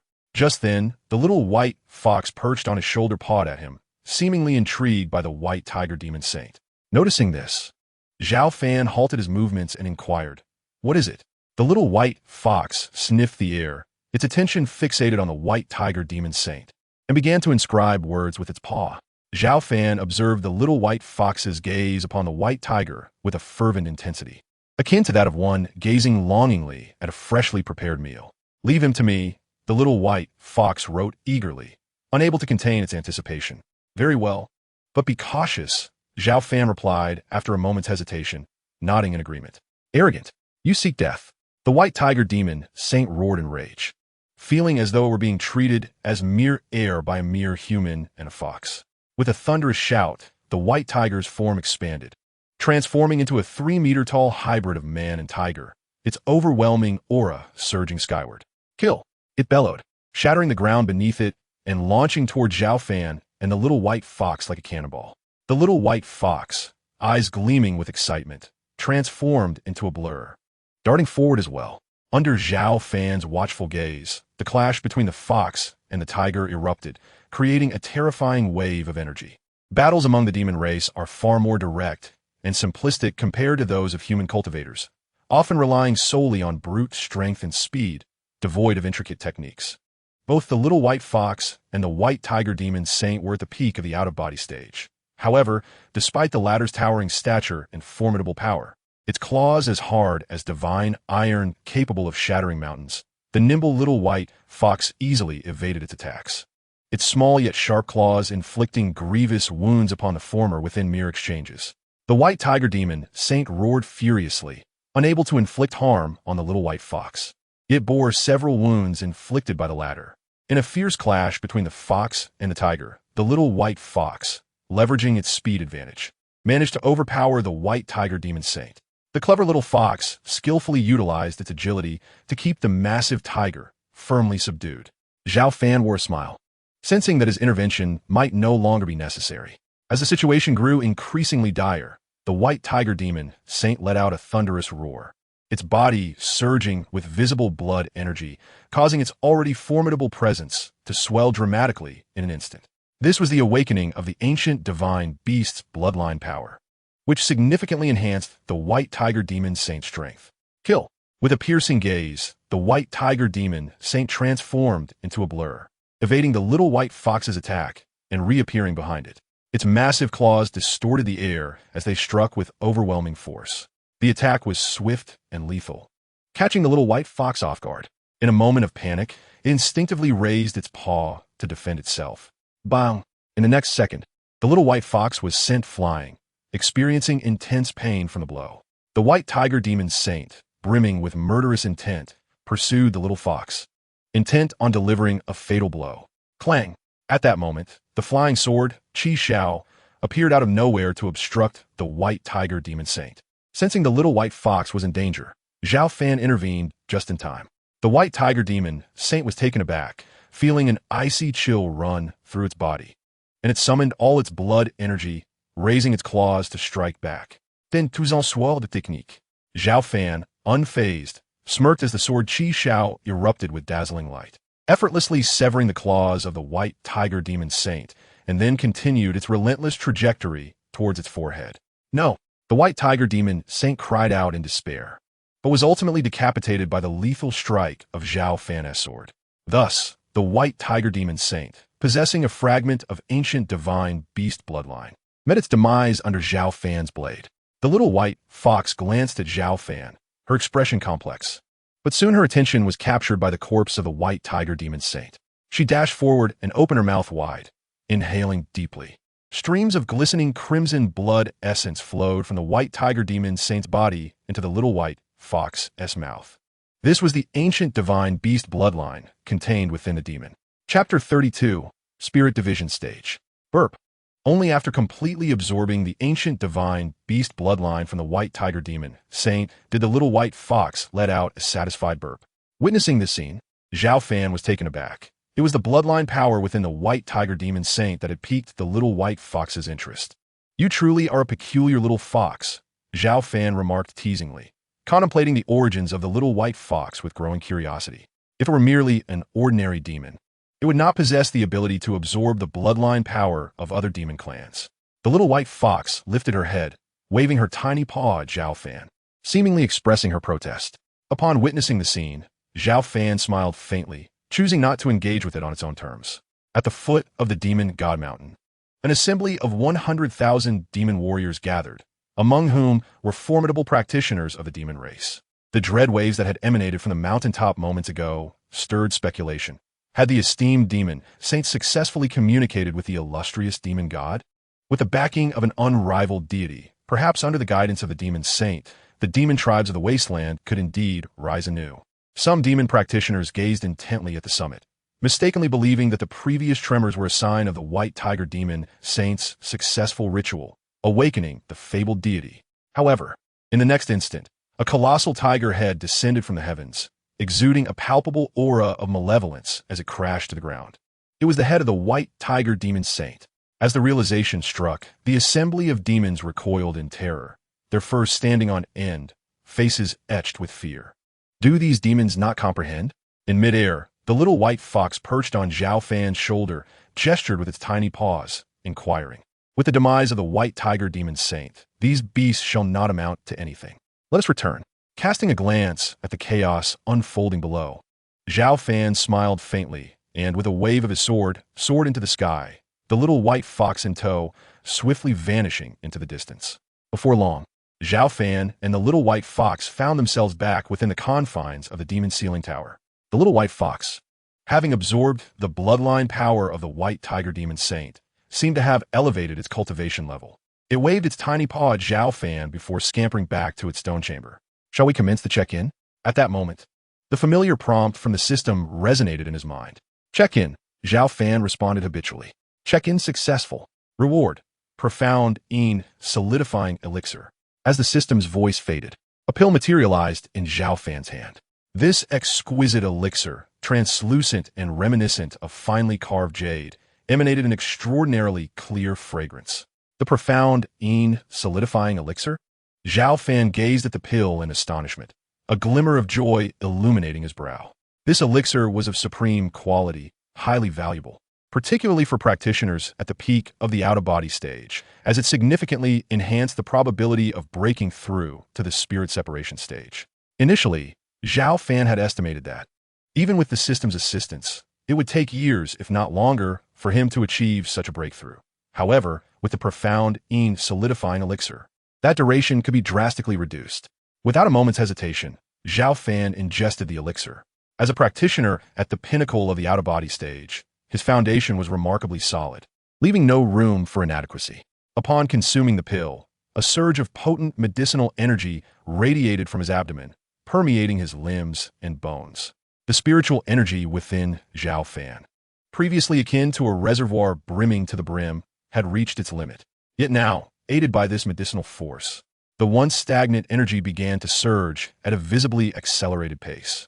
Moreover, it was not merely the spiritual energy that was expanding.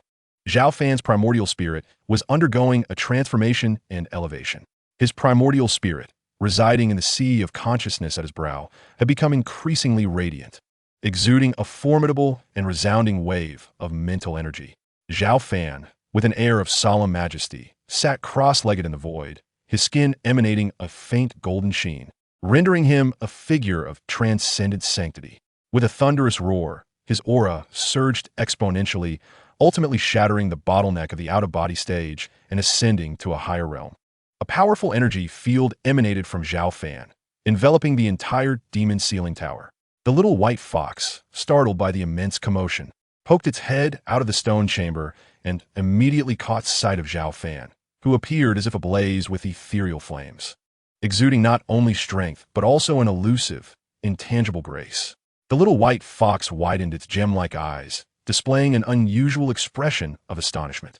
It had not anticipated that upon returning from the eastern wasteland, Zhao Fan, the human cultivator, would transcend his previous realm. Freak! The little white fox scribbled 2 characters with its paw before scurrying back into the stone chamber without a backward glance. The transition from the out-of-body stage to the spirit division stage was not merely a significant elevation in realm. More importantly, for a cultivator, it represented a profound transformation and sublimation from within. Both the spiritual energy and the primordial spirit, as well as the physical strength, were now distinctly enhanced. and Zhao Fan could keenly perceive the comprehensive balance of his newfound power.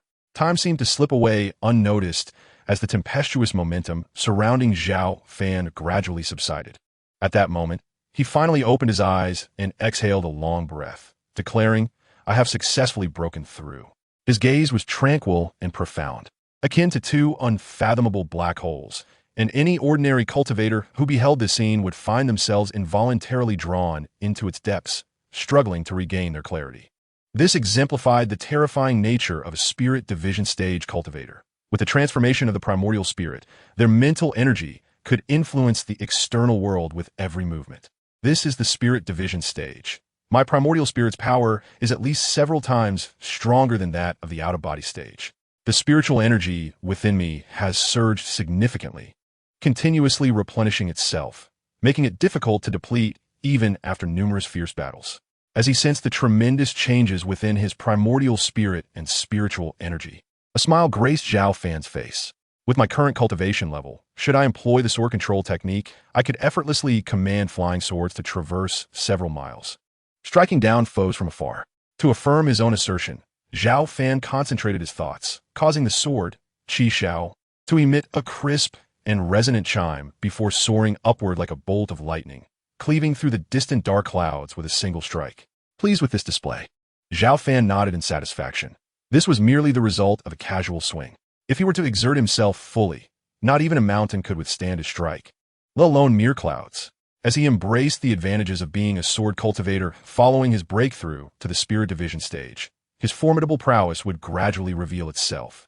In the days that followed, Zhao Fan remained steadfast within the demon sealing tower, dedicating time to solidify his newfound realm. One day, Zhang Qian came to deliver his meals. It has been the 5th day since Zhao Fan returned from the eastern wasteland.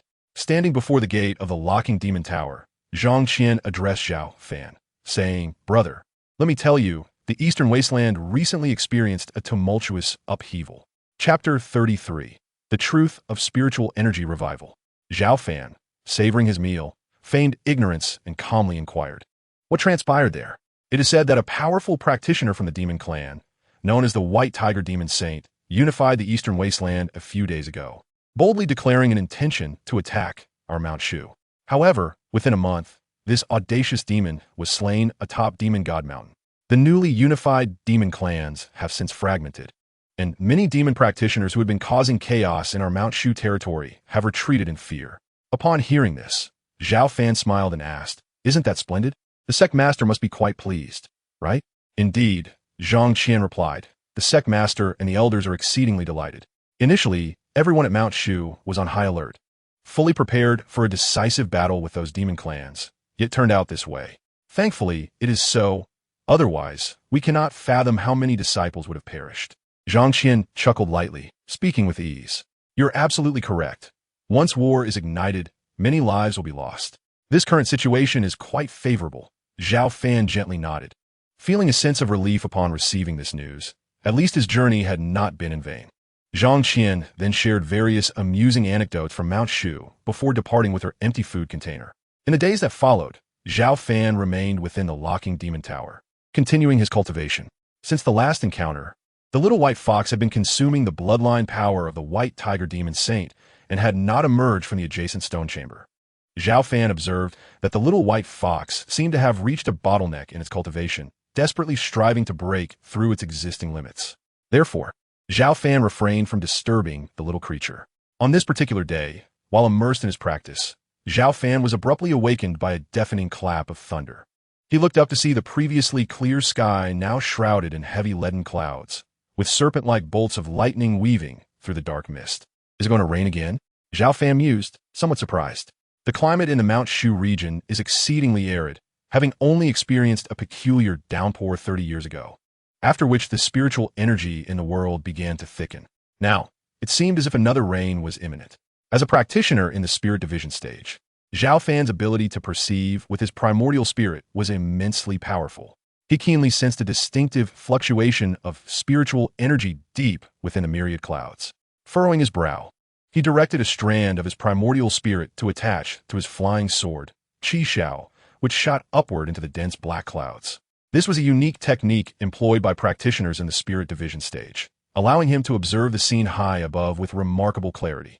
The expanse of the dark clouds was vast, covering not only the entirety of Mount Shu, but extending over hundreds of miles of surrounding territory. Of utmost importance, Zhao Fan sensed a profound and surging wave of spiritual energy emanating from the depths of the swirling clouds. What could this phenomenon possibly signify? Within the very core of the fog, an immense reservoir of spiritual energy lay concealed. Driven by curiosity, Zhao Fan summoned his flying sword, Qi Xiao, and plunged directly into the heart of the mist. The air here was thin and charged with terrifying lightning. Yet the remarkable sword technique allowed him to deftly evade the clutches of the tempestuous bolts, ultimately breaking through the layers of obstruction to reach the zenith of the ominous clouds. The fragment of his consciousness attached to the sword transmitted vivid imagery back to him. An altitude of 10,000 meters, a multitude of pitch-black rifts yawned open, exhaling astonishing waves of energy. These spatial fissures were haphazardly scattered, nearly saturating the vast expanse of the void beyond the heavens, a chaotic tapestry that seemed inexhaustible. At that moment, it appeared that some formidable arcane force was compelling them to slowly descend towards the earth. Even though the rate of their descent was languid, the sheer volume of spiritual energy being expelled was nothing short of astonishing. Zhao Fan was taken aback. He had not anticipated such a unique spectacle at this altitude. What were these spatial rifts, and to what realm did they connect, allowing for the expulsion of such an overwhelming tide of spiritual energy? This relentless flow of spiritual essence could potentially alter the entire cultivation environment of the region. With a grave expression, Zhao Fan observed that the rifts varied in size, yet all were unfathomably deep, resembling the gaping maw of a primordial beast, exuding an aura that was both awe-inspiring and terrifying. Despite being a cultivator at the spirit separation stage, he could not help but feel insignificant and frail in the presence of the densely clustered rifts. Taking a deep breath, Zhao Fan attempted to maneuver his sword closer, but after merely advancing a mere 10 feet, the blade of Qi Xiao began to tremble violently, unable to withstand the terrifying pressure emanating from the rifts. Should he force the approach, even the finest sword might shatter into oblivion. Hastily, he withdrew, otherwise, not only would the sword be destroyed, but his very essence could suffer unimaginable damage. As the spatial rifts continued their gradual descent, the clouds below thickened, accompanied by an unending chorus of thunder. Zhao Fan noted that the vast spiritual energy from the rifts was now mingling with the mist, rapidly sinking. If this trend persisted, it would not be long before this colossal surge of energy would rain down upon the land below. What a pity! My true self cannot ascend to such heights. Otherwise, I might uncover more truths. Zhao Fan felt a twinge of regret. For the howling winds of the void beyond the heavens and the intertwining of various strange energies rendered even a cultivator of the spirit separation stage incapable of reaching such altitudes in corporeal form. It appeared that to seek the truth, he would have to await the strengthening of his cultivation realm to gain further insights. Nevertheless, such a rare, celestial phenomenon should be documented within the archives of the Shushan Scripture Pavilion. I shall first seek out the relevant materials. After a moment of hesitation, Zhao Fan retracted his flying sword, and his avatar swiftly returned to his true self. In an instant, Zhao Fan vanished from his original position, only to reappear in the sutra repository of Mount Shu. Previously, he had come here with the little white fox in search of clues about the Empress, yet he found nothing. Nonetheless, this place, being a repository of significant historical documents, should contain numerous ancient texts concerning extraordinary celestial phenomena. Zhao Fan's divine sense was formidable. In mere moments, he discerned a multitude of ancient tomes within the repository. Soon, after half an hour of thorough examination, he stumbled upon a faint lead, the tide of spiritual energy. Within a miscellaneous treatise, he discovered vague references. As stated, the spiritual energy of the vast world ebbs and flows like the tides. It recedes at dawn and surges at dusk. No wonder that in recent years, following that torrential downpour, he had sensed the spiritual energy in the cosmos becoming increasingly abundant. This seemed remarkably akin to what was described in the text. Today, another rain imbued with spiritual energy was imminent. Could this be a more pronounced characteristic of the resurgence of spiritual energy? It was highly probable. A bold hypothesis began to form in Zhao Fan's mind. Thousands of years ago, numerous cultivators flourished, even those of terrestrial immortal caliber, during an era of resplendent glory. perhaps at the peak of spiritual energy abundance. In the past 10 millennia, however, with the depletion of heavenly and earthly laws, cultivators above the out-of-body stage had become as rare as phoenix feathers, likely due to the exhaustion of spiritual energy resulting in a decline of the entire cultivation environment. Zhao Fan squinted slightly, murmuring to himself. If his conjecture held true, a tumultuous new era might be on the horizon. The once declining cultivation world could witness a revival of its former splendor spanning thousands of years. After returning from the Sutra repository, a torrential downpour commenced, accompanied by continuous thunderclaps. Indeed, the spiritual energy within this rain was vast and magnificent, akin to an astonishing spiritual deluge, exponentially richer than the previous rainfall. Gazing at the downpour, Zhao Fan felt a chill run down his spine, believing that, following today's spiritual rain, the entire cosmic environment would improve. At that time, cultivators from all corners would not only experience elevated limits, but also accelerated cultivation speeds. Furthermore, some long-stagnant veterans might even seize this opportunity to break through their bottlenecks. Chapter 34. In the blink of an eye. This grand spiritual rain persisted for 3 days and nights, delivering a torrent of immense spiritual energy. For ordinary cultivators, recognizing such changes in the cosmos was challenging, but for those who had been stuck at their bottlenecks for years, the difference was palpable.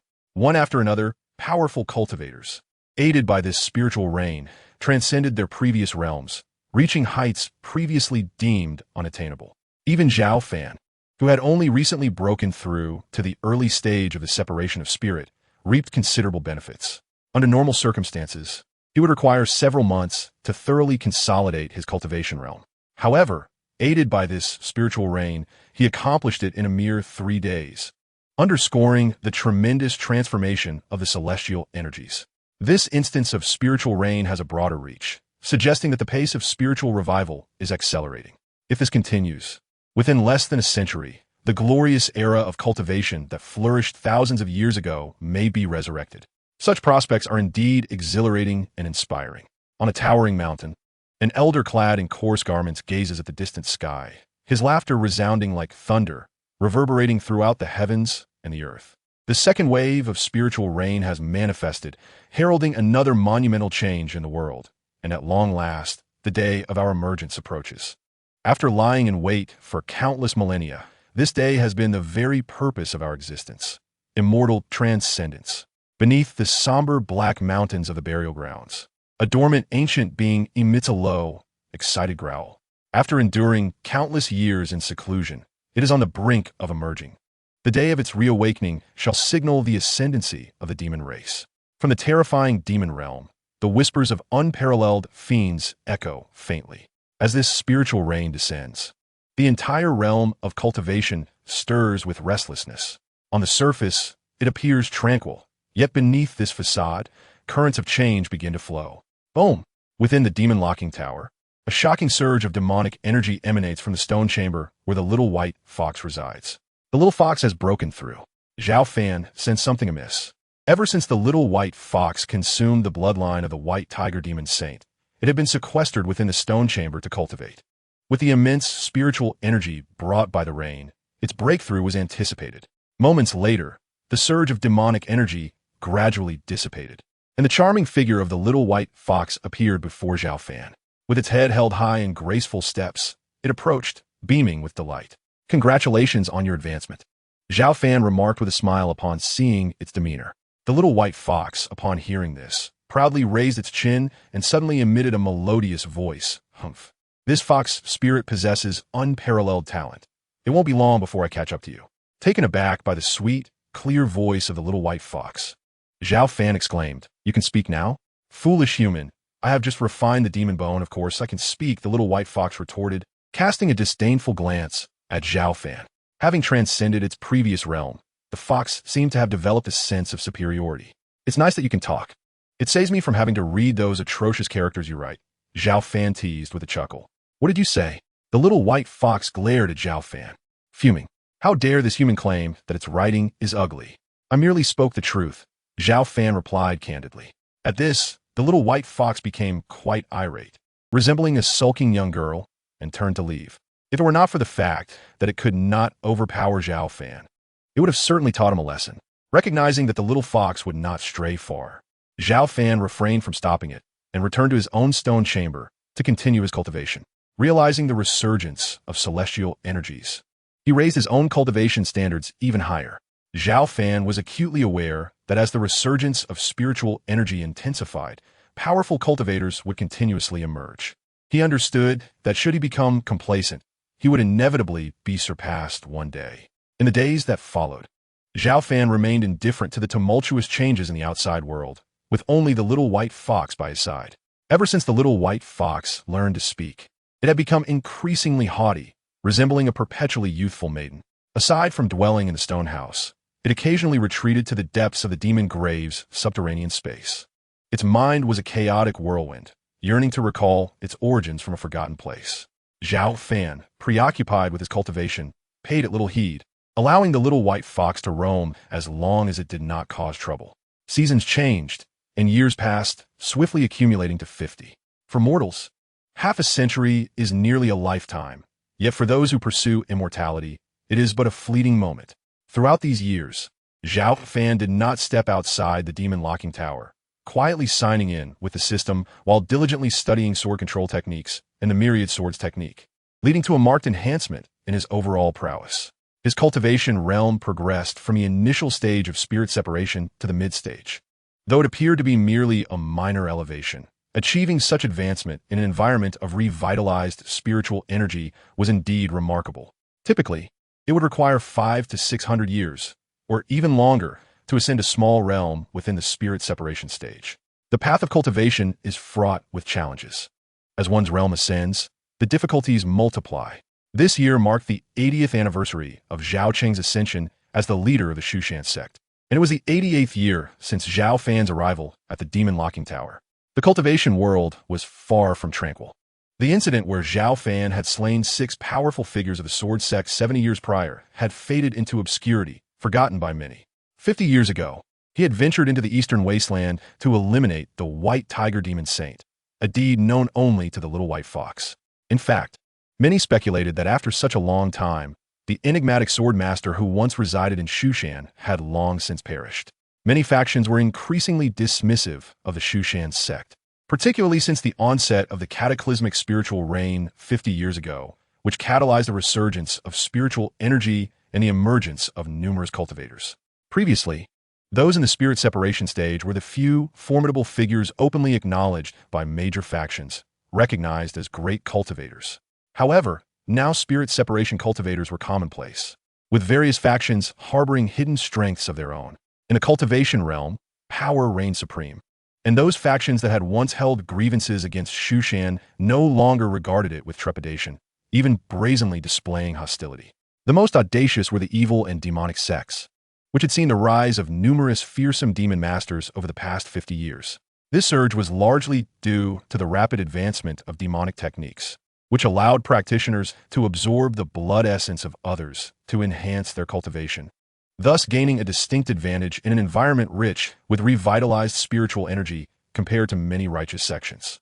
In recent years, numerous disciples of the demonic path have experienced considerable conflicts with the disciples of Mount Shu. Although these altercations have primarily been minor skirmishes, the undercurrents are tumultuous, with the potential for a violent outbreak looming ever closer. "Senior brother, I brought you your meal," came a melodious and sweet voice from outside the demon lock tower.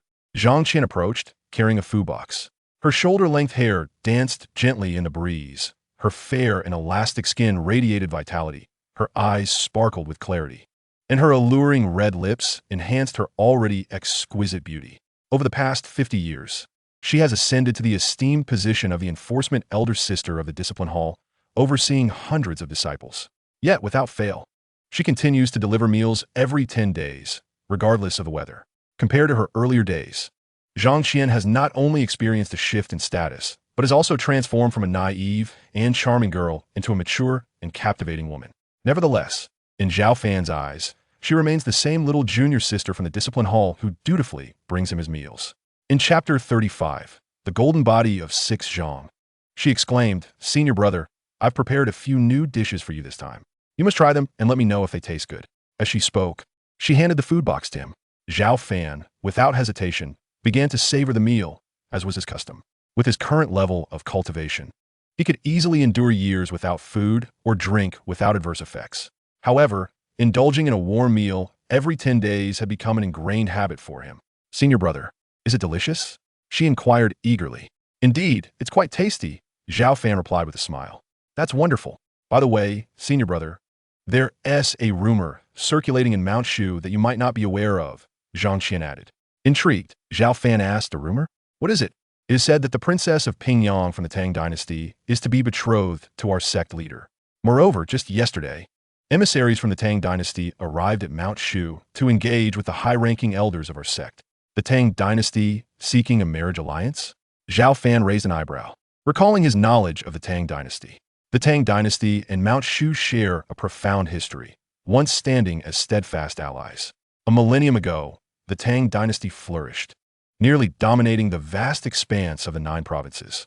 Yet, in the past several thousand years, it has faced decline, both in reputation and territory, falling far short of its former glory. Furthermore, Mount Shu has also experienced significant deterioration over the past few centuries, straining their once amicable alliance. Why then would the Tang dynasty actively send envoys to propose the marriage of their esteemed princess to Mount Shu? What kind of person is Princess Pingyang? Zhao Fan pondered before calmly inquiring. Princess Pingyang? Upon hearing his question, Zhang Qian was momentarily taken aback before her expression transformed into one of admiration. Senior brother, she is an extraordinary female cultivator. Oh, I would quite like to hear how she is extraordinary, Zhao Fan replied with a slight smile. It is said that Princess Pingyang, at a tender age, shattered the historical records of cultivation in the Tang dynasty, achieving the state of nascent soul before the age of 50. Moreover, I have heard that Princess Pingyang is exceptionally beautiful, renowned as the foremost enchanting figure of the Tang dynasty in the realm of cultivation. Zhang Qian spoke softly, a hint of envy lacing her tone. So that is the case, Zhao Fan nodded slightly, displaying no astonishment. Cultivators differ from mortals. Reaching the age of 50 is considered quite young, and achieving the Yuan-Ing stage before this age marks one as a prodigy among prodigies. For many may never attain such heights in their lifetime.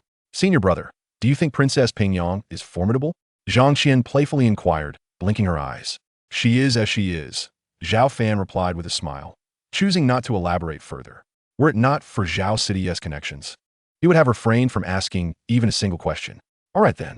Sensing Zhao Fan's lack of interest in matters concerning the Tang dynasty and Princess Pingyang, Zhang Qian swiftly changed the subject. Senior brother, sometimes I envy you. Envy me? What is there to envy? Zhao Fan chuckled self-deprecatingly, questioning her. Truly look at you. Residing quietly in the demon locking tower, free from worries, at least you do not have to be as burdened as I am. Zhang Qian paused, unable to restrain her grievances. Now, I oversee hundreds of disciples in the discipline hall, which is far more exhausting than before. Moreover, the situation outside Mount Shu is quite turbulent. The brothers and sisters of the discipline hall occasionally descend the mountain to quell the rampaging demons. Zhao Fan casually inquired, are there many demons currently? Quite a few. They often wreak havoc within our Mount Shu territory. The entire cultivation realm is rife with chaos. Just recently, the infamous Mo Dao sect, the Baiwei sect, brutally slaughtered the Qingyuan sect, resulting in the tragic deaths of over 3,000 cultivators at the hands of those demons. At this point, Zhang Qian displayed a look of lingering fear. The Qingyuan sect was massacred?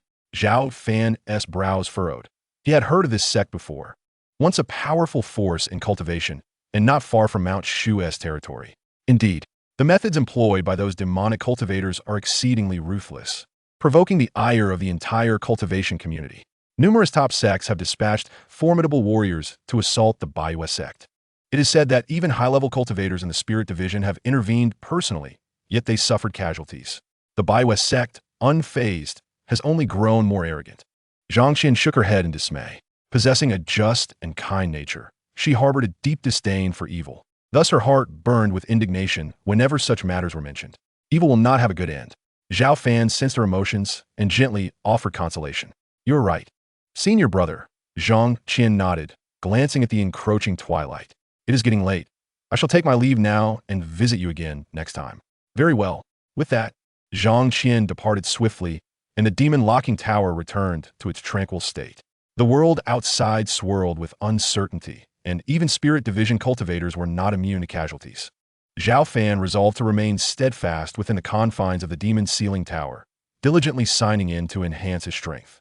Reflecting on Zhang Qian's earlier remarks, he shook his head slightly and murmured to himself. Life in the demon's sealing tower, though occasionally monotonous, offered an unparalleled sense of reassurance and fulfillment derived from the constant growth in power. Has the host begun signing in? At that moment, a familiar notification echoed in Zhao Fan's mind. Sign in, he declared without hesitation. Sign in successful. You have acquired the majestic golden body.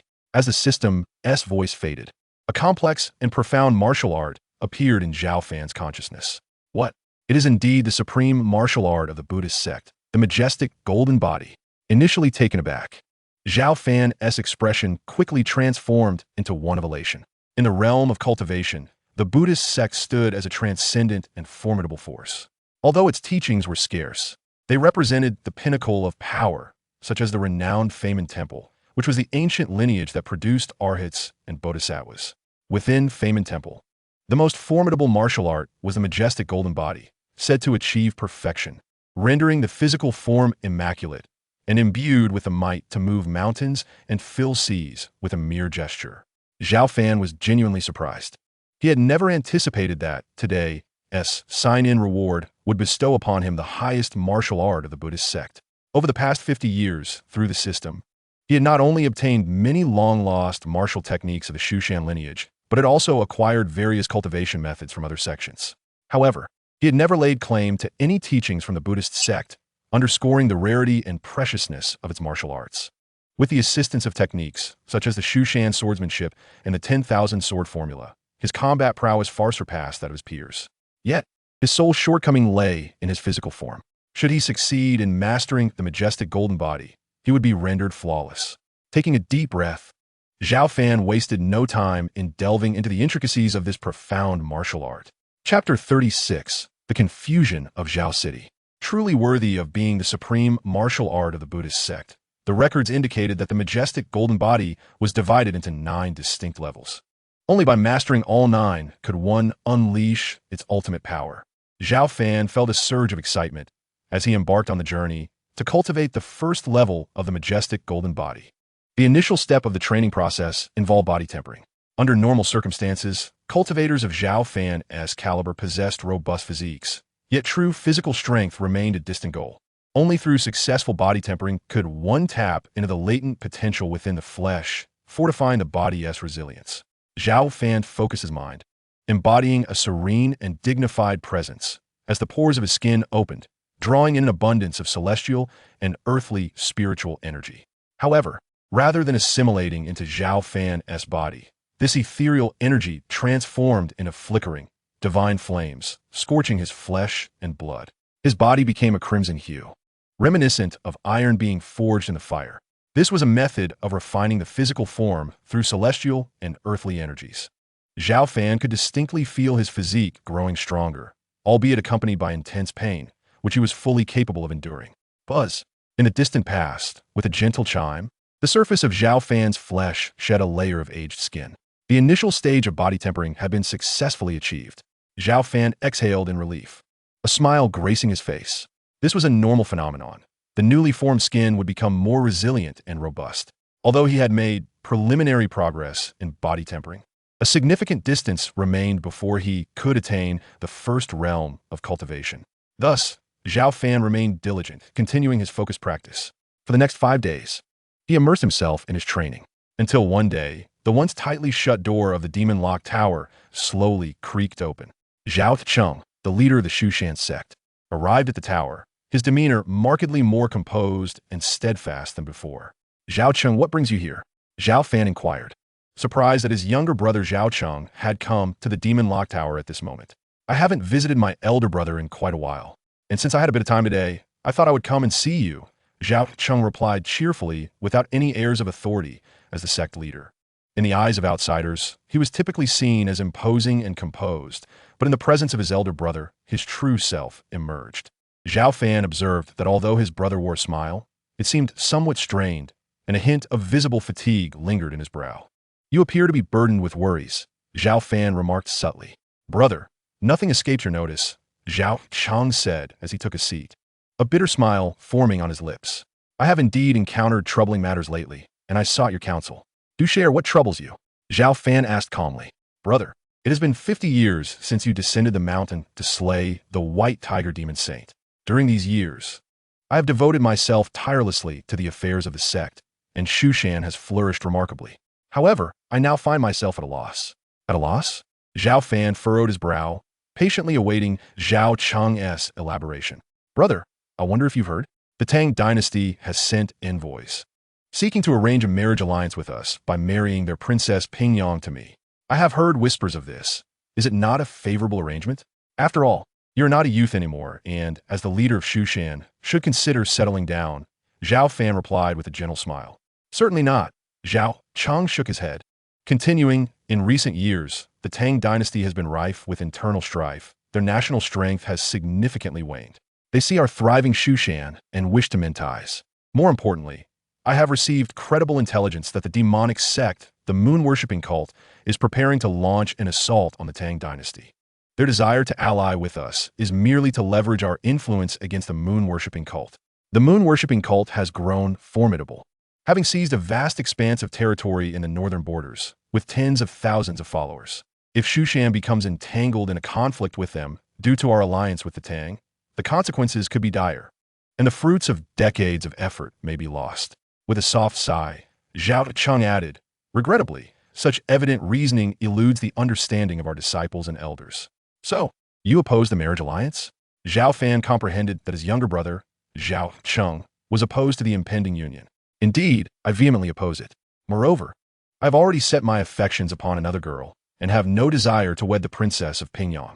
Zhao Cheng's expression was one of complexity as he spoke in a low voice. Given this, we simply must decline. After a moment's reflection, Zhao Fan replied calmly. If it could be that simple, why would I be so distressed?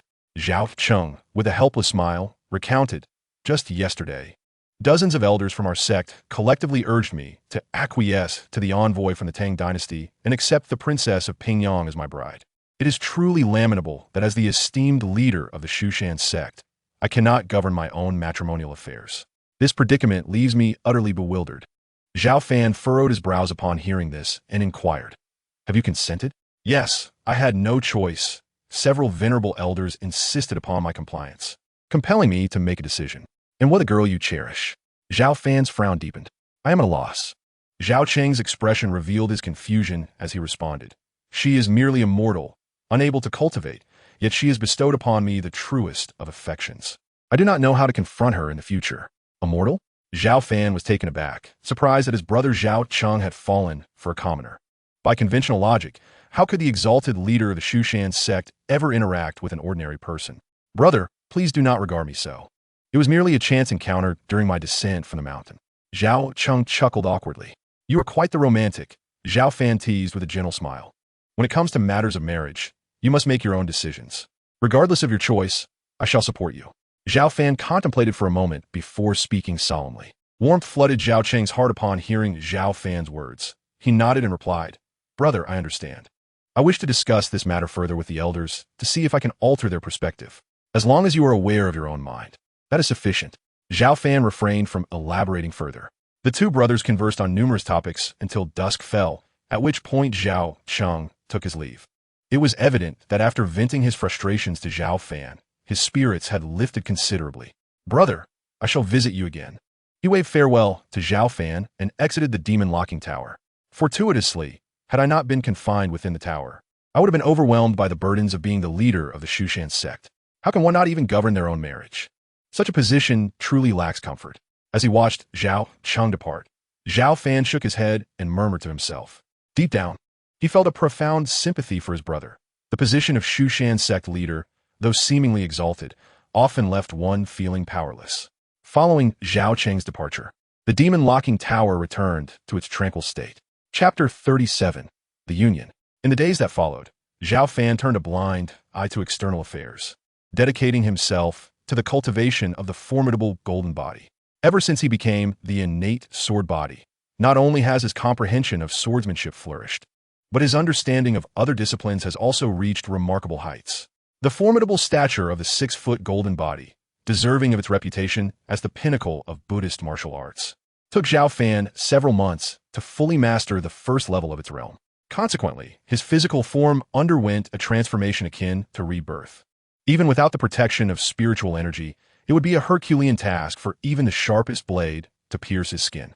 Zhao Fan could distinctly sense the enhancement of his physical prowess, yet the extent of this newfound strength eluded even his own comprehension.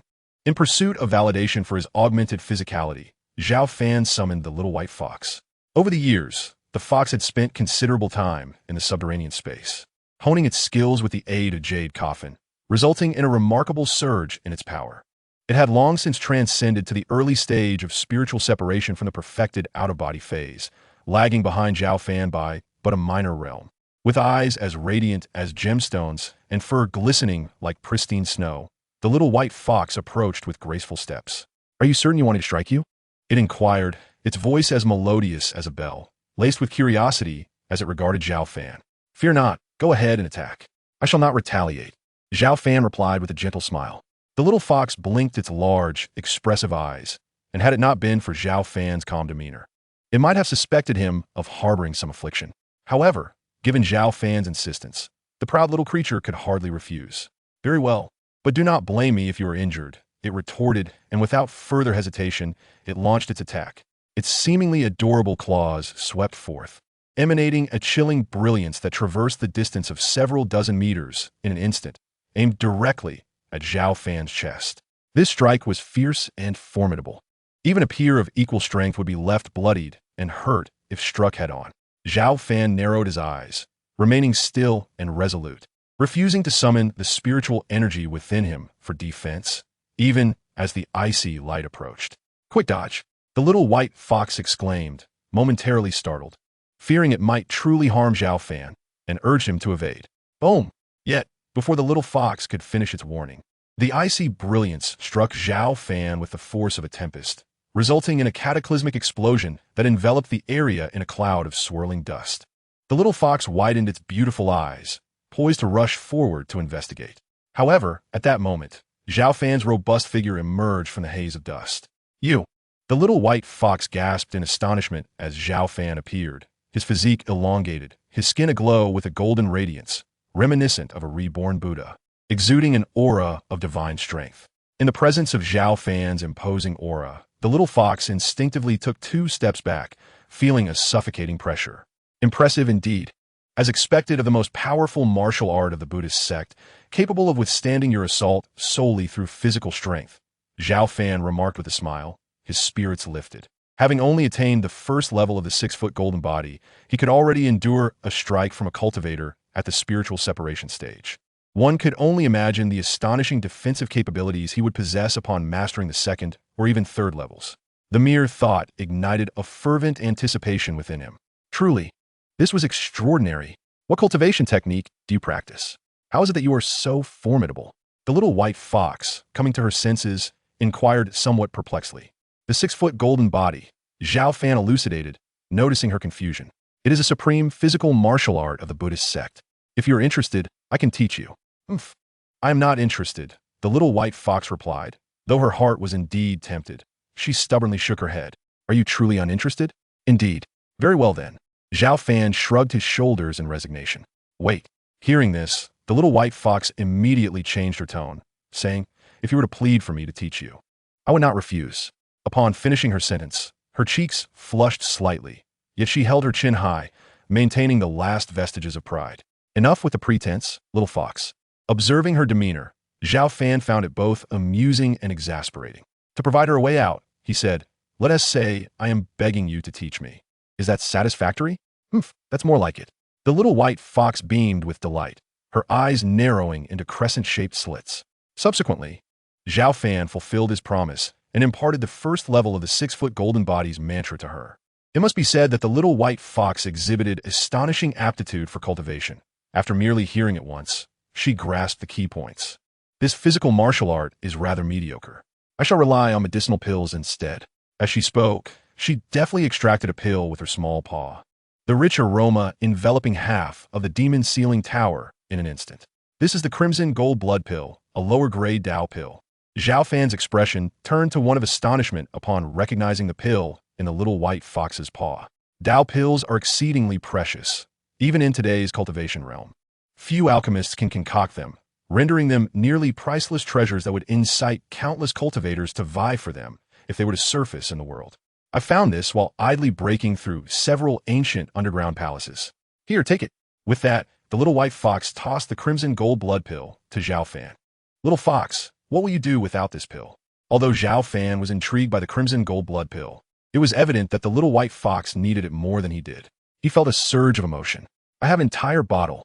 To Zhao Fan's surprise, the little white fox blinked her large eyes and produced a whole vial of crimson gold blood pills, shaking it vigorously in front of him. This, Zhao Fan stood frozen, unable to suppress the twitching of his lips. I mustn't linger. I am busy returning to my underground space to cultivate. I must elevate my cultivation level. Perhaps I will soon recall my past. With that, the little white fox joyfully departed, swiftly vanishing into the depths of the demon grave.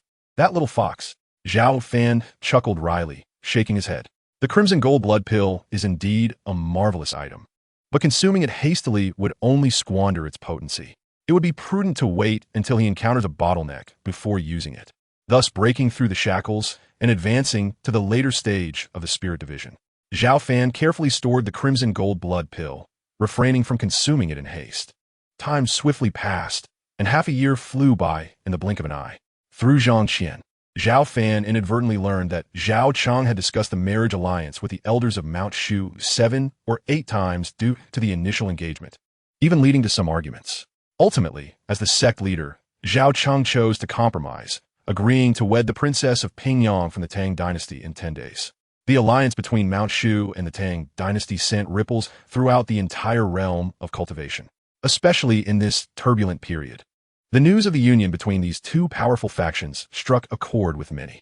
Amidst the current chaotic atmosphere, where demons and various factions ran rampant, creating a disordered state in the world of cultivation, both Mount Shu and the Tang dynasty, though not as formidable as before, still possessed substantial foundations as cultivation forces. If the marriage were to succeed, their influence would undoubtedly grow. For most sects of cultivators, this news was of little consequence. However, for the demons and various factions, it was exceedingly ominous. Particularly for the rapidly ascending moon worship sect, the news of the alliance infuriated its leader, who smashed a table in rage. The moon worship sect had long set its sights on the Tang dynasty, and if a union with Mount Shu were to materialize, they would unwittingly gain an additional adversary. Though the moon worship sect feared not Mount Shu, facing two well-established cultivation forces at once would significantly heighten their pressure. Semi-orders. At any cost, we must thwart the alliance between Mount Shu and the Tang dynasty, roared the leader of the moon worship sect, instilling fear and trepidation among countless disciples. Chapter 38. Zhao Fan draws his sword. 10 days later, the wedding commenced as scheduled. Mount Shu was abuzz with excitement. Guests from all directions arrived in droves, including many representatives from top-tier cultivation sections. Both Mount Shu and the Tang dynasty were deeply rooted in cultivation prowess, and the significance of this union, featuring the sect leader of Mount Shu and the Tang princess, was monumental. As gongs and drums resounded, and joy filled the air, the disciples of Mount Shu were elated. Within the grand hall of Mount Shu, under the witness of numerous elders and esteemed guests, sect leader Zhao Cheng and Princess Pingyang were engaged in a solemn wedding ceremony. They bowed to heaven and earth, and then to their ancestors.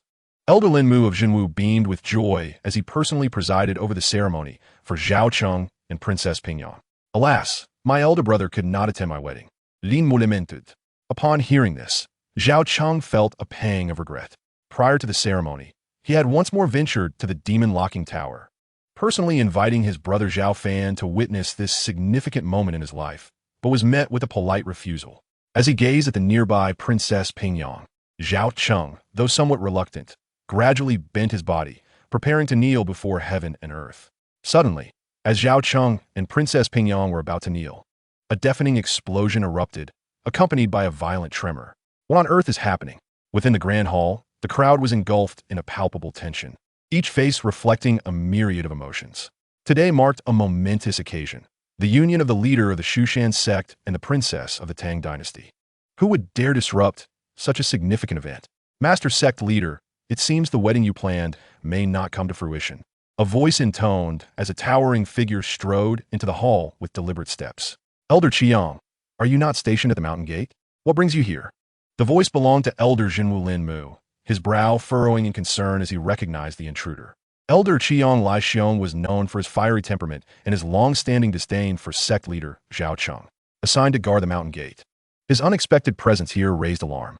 What do you want? Elder Qiang scoffed coldly. Of course, I have come to rebel. His gaze turned sharply towards Zhao Cheng. I have long harbored discontent towards you. I was the one most qualified to inherit the position of sect leader. Had it not been for the previous leader's covert interference, you would never have ascended to this role. Elder Qiang, do you comprehend the gravity of your words?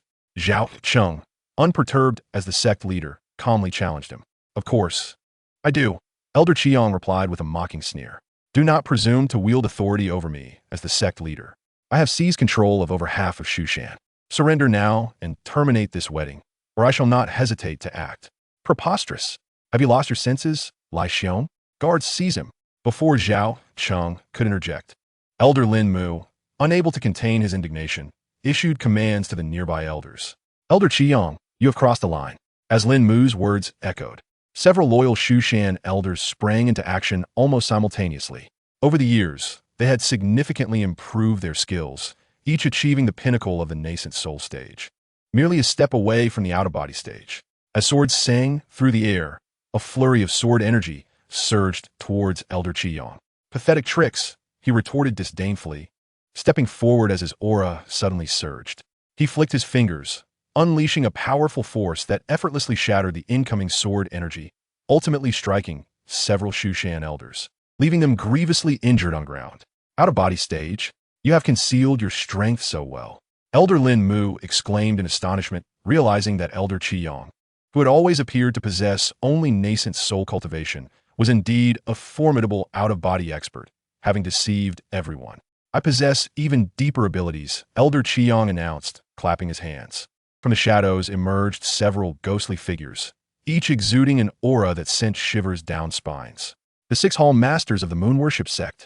The ethereal princess Pingyang gasped instinctively, recognizing the figures beside Elder Qiang. Her prior encounters with the moon worship sect during skirmishes with the Tang dynasty had made their identities unmistakable. Upon hearing Zhao Cheng's words, his countenance turned an ashen hue, and with gritted teeth, he exclaimed, "You scoundrel! You dare to collude with the followers of the moon worship sect."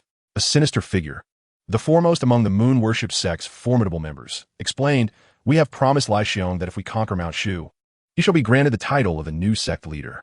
Elder Lin Mu of the Jinwu, filled with furious indignation, could not fathom that Lai Xiong would conspire with outsiders for his own selfish desires. In a fit of rage, he unleashed a formidable aura, rivaling that of Elder Lai Xiong, and advanced aggressively towards his adversary. Lin Mu, the situation is already settled. Do not be so oblivious to the times, Elder Qiang replied, his eyes narrowing coldly as he too struck with ferocity. The two powerful figures, both at the out-of-body stage, soon became embroiled in a fierce battle. Disciples of Mount Shu, follow my lead and suppress these vile entities. Zhao Cheng inhaled deeply, shedding the festive garb of a groom, and brandished his sword as he charged towards the 6 leaders of the moon worship sect. Having attained the pinnacle of the nascent soul stage and mastered the secret techniques of Mount Shu, he was confident in his ability to momentarily contend with the out-of-body experts. In the Grand Hall, dozens of elders from Mount Shu followed suit, launching an assault against the 6 leaders of the moon worship sect. Instantly, the entire hall descended into chaos. Although the elders of Mount Shu held a numerical advantage, the 6 leaders of the moon worship sect were all out-of-body cultivators, and in mere moments, they had gravely injured most of the elders, causing them to cough up blood. Only a handful of the more seasoned elders could barely withstand the onslaught, yet their situation remained perilously dire. With his golden sword in hand, Zhao Cheng's robust physique radiated immense spiritual power as he engaged in combat with one of the moon worship sect's experts. Despite his utmost efforts, the vast disparity in strength forced him to stagger backward, oblivious to your own demise. Once we eliminate you, the sect leader of Mount Shu, who will dare to resist further?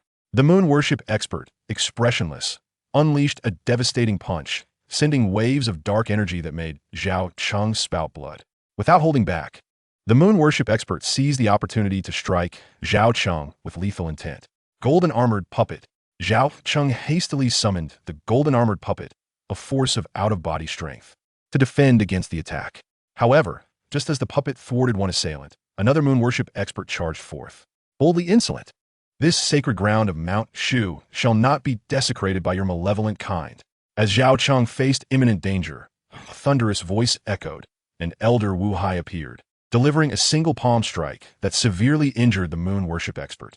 Recognizing the overwhelming aura of Elder Wu Hai, the remaining moon worship cultivators abandoned their engagements with the other elders of Mount Shu and swiftly converged upon him. Excellent. Elder Wu Hai has arrived. The previously despondent elders of Mount Shu were now filled with exhilaration at his appearance.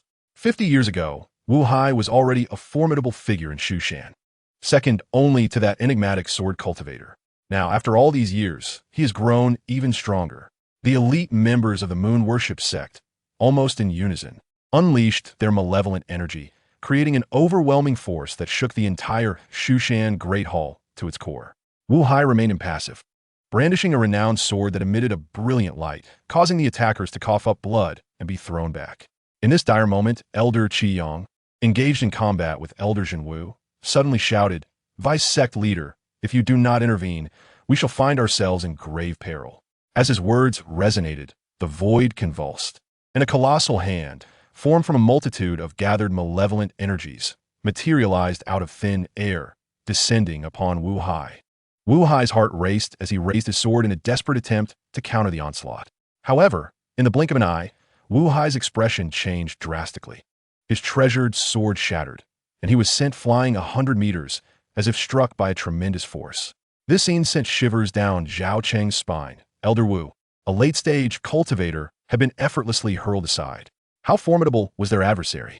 After sending Wu Hai sprawling, the sinister hand continued its relentless assault towards Zhao Cheng, intent on annihilating him in a single strike. Pale and desperate to evade, Zhao Cheng found himself immobilized, as if the surrounding space had turned to quicksand, weighing down his limbs.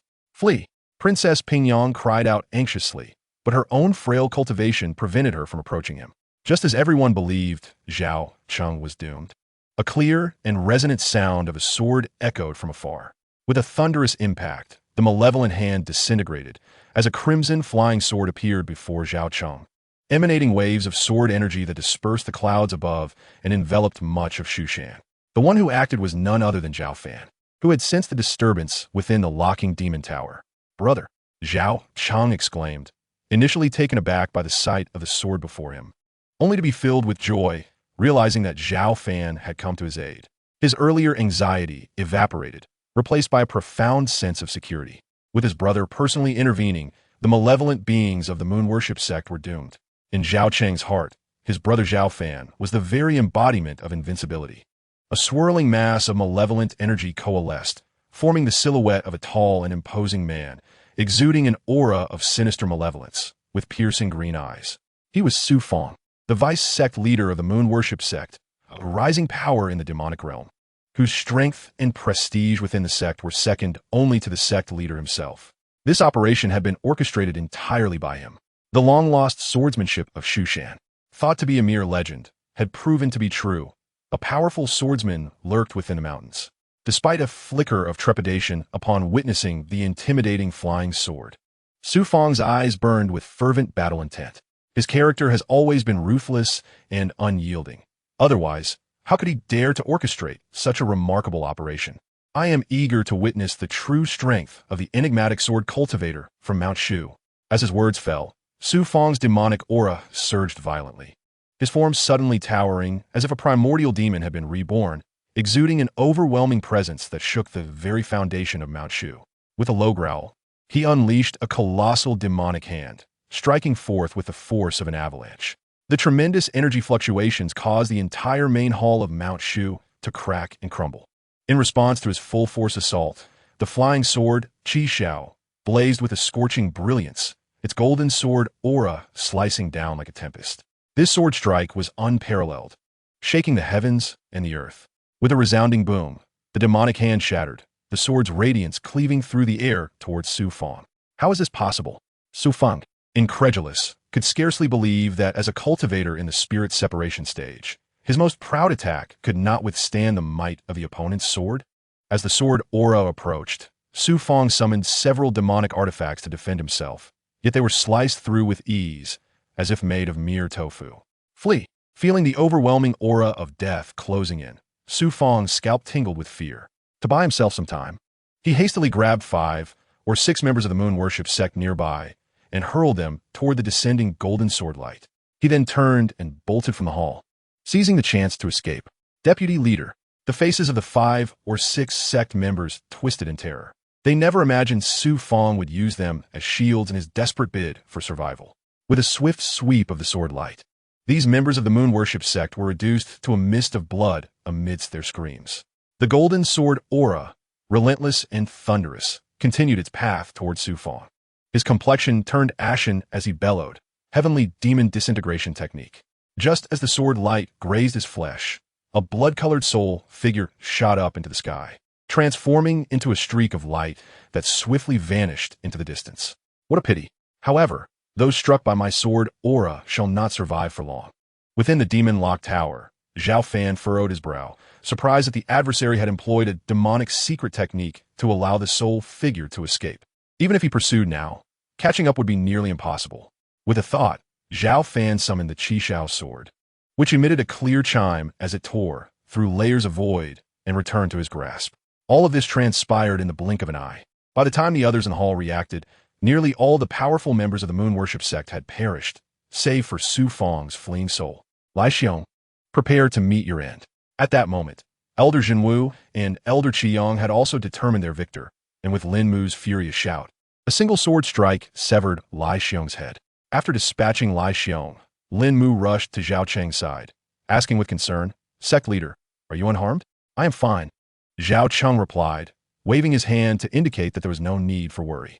Was that the intervention of the esteemed sword cultivator? Lin Mu inquired, uncertainty lacing his tone. "Indeed, we owe our gratitude to that esteemed sword cultivator." Gazing at the direction in which the flying sword vanished, Zhao Cheng inhaled deeply and spoke. Though his voice was not loud, it resonated with remarkable clarity among the many guests present, causing a stir of unease in many hearts. The recent display of overwhelming power from that single sword strike left representatives from other esteemed cultivation sects trembling with trepidation. They were reminded that Shushan harbored a mysterious and formidable swordsmanship master. Yet, after 50 years of seclusion, coupled with the upheaval of the world and the emergence of countless strong figures, many had seemingly forgotten his existence. However, following this incident, the reputation of Shushan's swordsmanship master would undoubtedly resound throughout the realm once more. Without revealing his true form, he had vanquished the 6 major hall masters of the moon worship sect and obliterated the corporeal body of its vice leader. What feats could rival such accomplishments? The wedding proceeded. Following a brief period of chaos, with the consent of sect leader Zhao Cheng and Princess Pingyang, Elder Jinwu announced the resumption of the ceremony. Meanwhile, at the moon worship sect's headquarters, the sect leader sat upon his throne, exuding a terrifying and sinister aura. Beneath him stood formidable figures, among the few powerful individuals within the sect. As long as Su Fang can thwart the alliance between Shushan and the Tang dynasty, we will strike swiftly, seizing the Tang dynasty first and then annihilating Shushan. With the vast resources of both the Tang and Shushan at our disposal, our sect will undoubtedly rise to unprecedented heights, becoming one of the foremost powers of the demonic path and ultimately dominating the entire cultivation world. The sect leader sneered repeatedly, outlining his grand ambitions to his followers. First, conquer the Tang dynasty, then eradicate Shushan and claim supremacy over the cultivation realm. Moon worship, invincible and unparalleled. As the sect leader's words fell, fervor ignited in the eyes of the crowd, who collectively exclaimed in fervent agreement. The moon worship sect was poised for action, awaiting the successful news of the alliance's disruption from vice leader Su Fang and his companions. Suddenly, a small figure of spiritual essence plummeted from the sky like a meteor, crashing through the hall's defensive array and landing heavily. Vice leader. The abrupt turn of events shocked the disciples of the moon worship sect, and upon recognizing the small figure, they gasped in astonishment. "Su Fang, what has happened to you?" The sect leader's brow furrowed as he hurriedly inquired. "Leader, the mission has failed." Su Fang's spiritual essence was dim and devoid of luster. He had paid an unimaginable price to escape Shushan. He was extremely weakened, but still managed to relay a brief account of the events that transpired atop Shushan. "What? The sect leader's expression darkened, unable to quell the turmoil within. Su Fong was a formidable figure, second only to himself. Even if he had intervened personally, it would have required considerable effort to subdue him. Yet, the mysterious sword cultivator from Shushan had annihilated Su Fong's corporeal form without revealing his true self. Just how powerful was he? Master, had I not timely escaped using the celestial demon disintegration technique, my primordial spirit would not have returned unscathed, Su Fong lamented, his ethereal form dimming further on the brink of collapse. Do not speak for now. Allow me to stabilize your spirit, the moon-worshipping master interjected, stepping forward to channel demonic energy into Su Fong's essence. However, just as he reached out, it seemed he had triggered something. A sudden surge of sword aura erupted, shattering Su Fong's frail spirit and transforming into an unstoppable divine sword, silently hurtling towards the moon-worshipping master. In that moment, the moon-worshipping master's expression shifted dramatically as he instinctively raised his hand in defense. Boom! A terrifying sonic explosion reverberated, and the moon-worshipping master coughed up blood, staggering back over 10 meters before barely regaining his footing. What a fearsome sword aura, ever-changing and capable of wounding me from afar. The words hung in the air, plunging the hall into an eerie silence. The moon-worshipping disciples, who had earlier boasted of dominating the realm of cultivation, now wore expressions of sheer terror, silenced by their fears. Chapter 40. The shape of change. As the echoes faded, the disciples of the moon-worshipping sect displayed palpable panic. They had never anticipated that Mount Shu harbored such formidable sword masters, capable not only of slaying Deputy Master Su Fong, but also of injuring the moon-worshipping master from a distance. Master, are you all right? A graceful woman inquired with concern, her gaze fixed on the moon-worshipping master. It is but a minor wound, nothing grave, he replied, feigning composure with a wave of his hand. Yet, his pallid complexion betrayed his true condition, causing unease among the onlookers. They were not fools. They could see that his injuries were severe. Anxiety loomed over the assembly. The moon-worshipping master was a formidable figure in the early stages of spirit division, far surpassing the deputy master. Yet even he had been injured from afar by a mere sword strike. The prowess of the unidentified sword master was unfathomable. Our attempt to thwart the union has failed. Master, what shall we do next? The woman asked, her brows furrowed. Dispatch orders to halt all actions, the moon-worshipping master commanded, though his expression betrayed a lingering reluctance.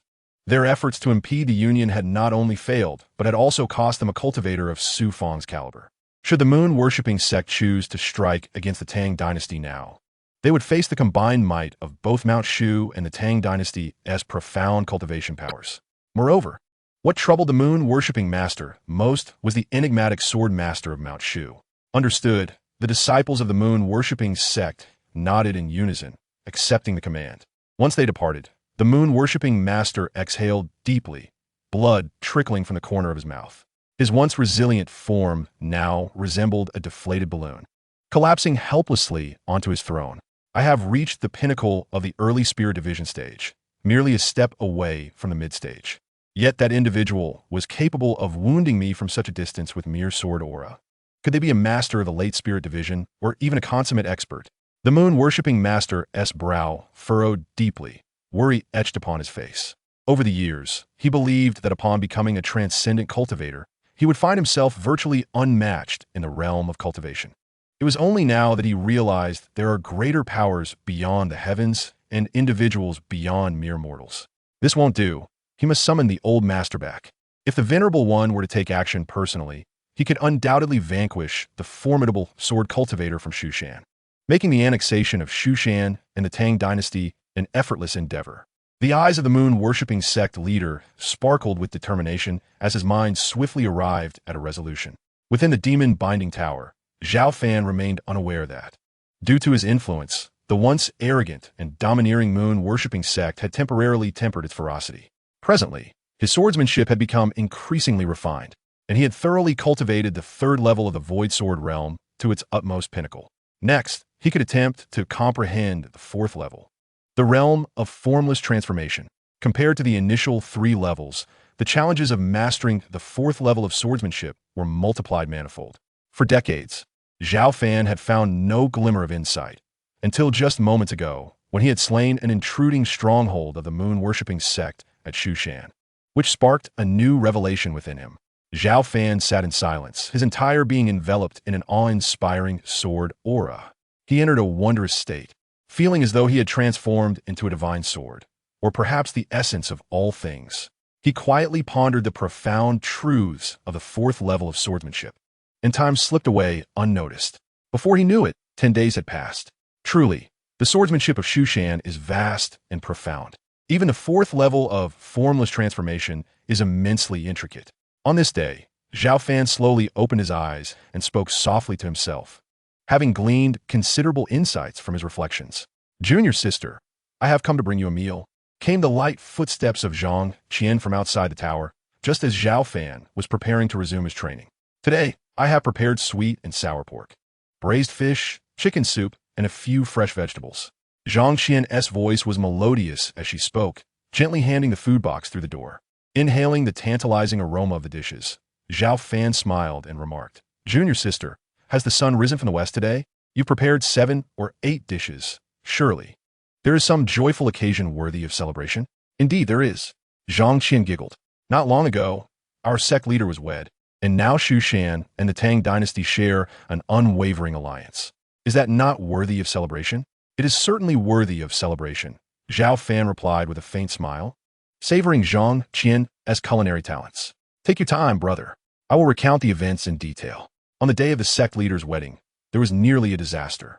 Elder Qiang conspired with the moon-worshipping sect to attack Shu Shan, almost disrupting the ceremony. But do you know how it all ended?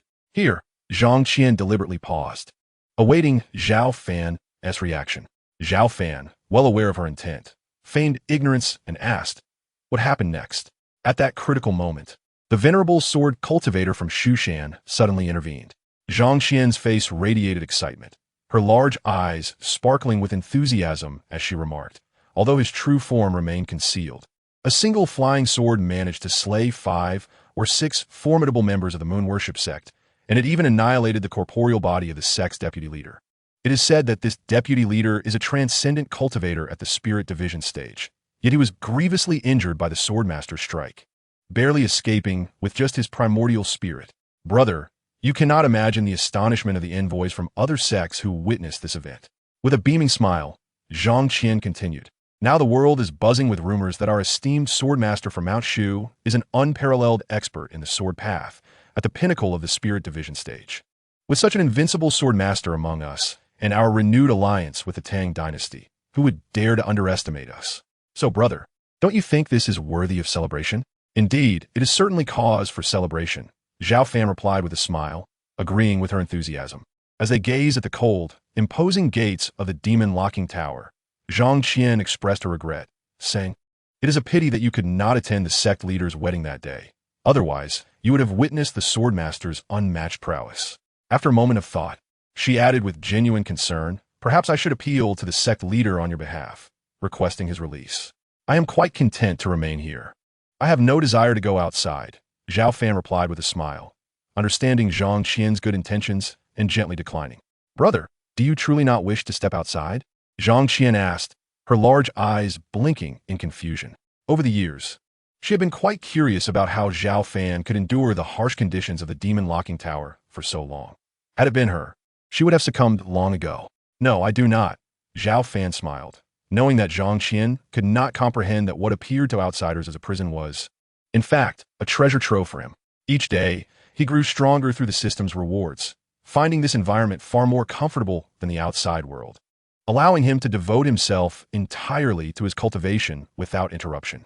"Well, your unwavering resolve is truly admirable," Zhang Qian sighed softly, expressing her admiration.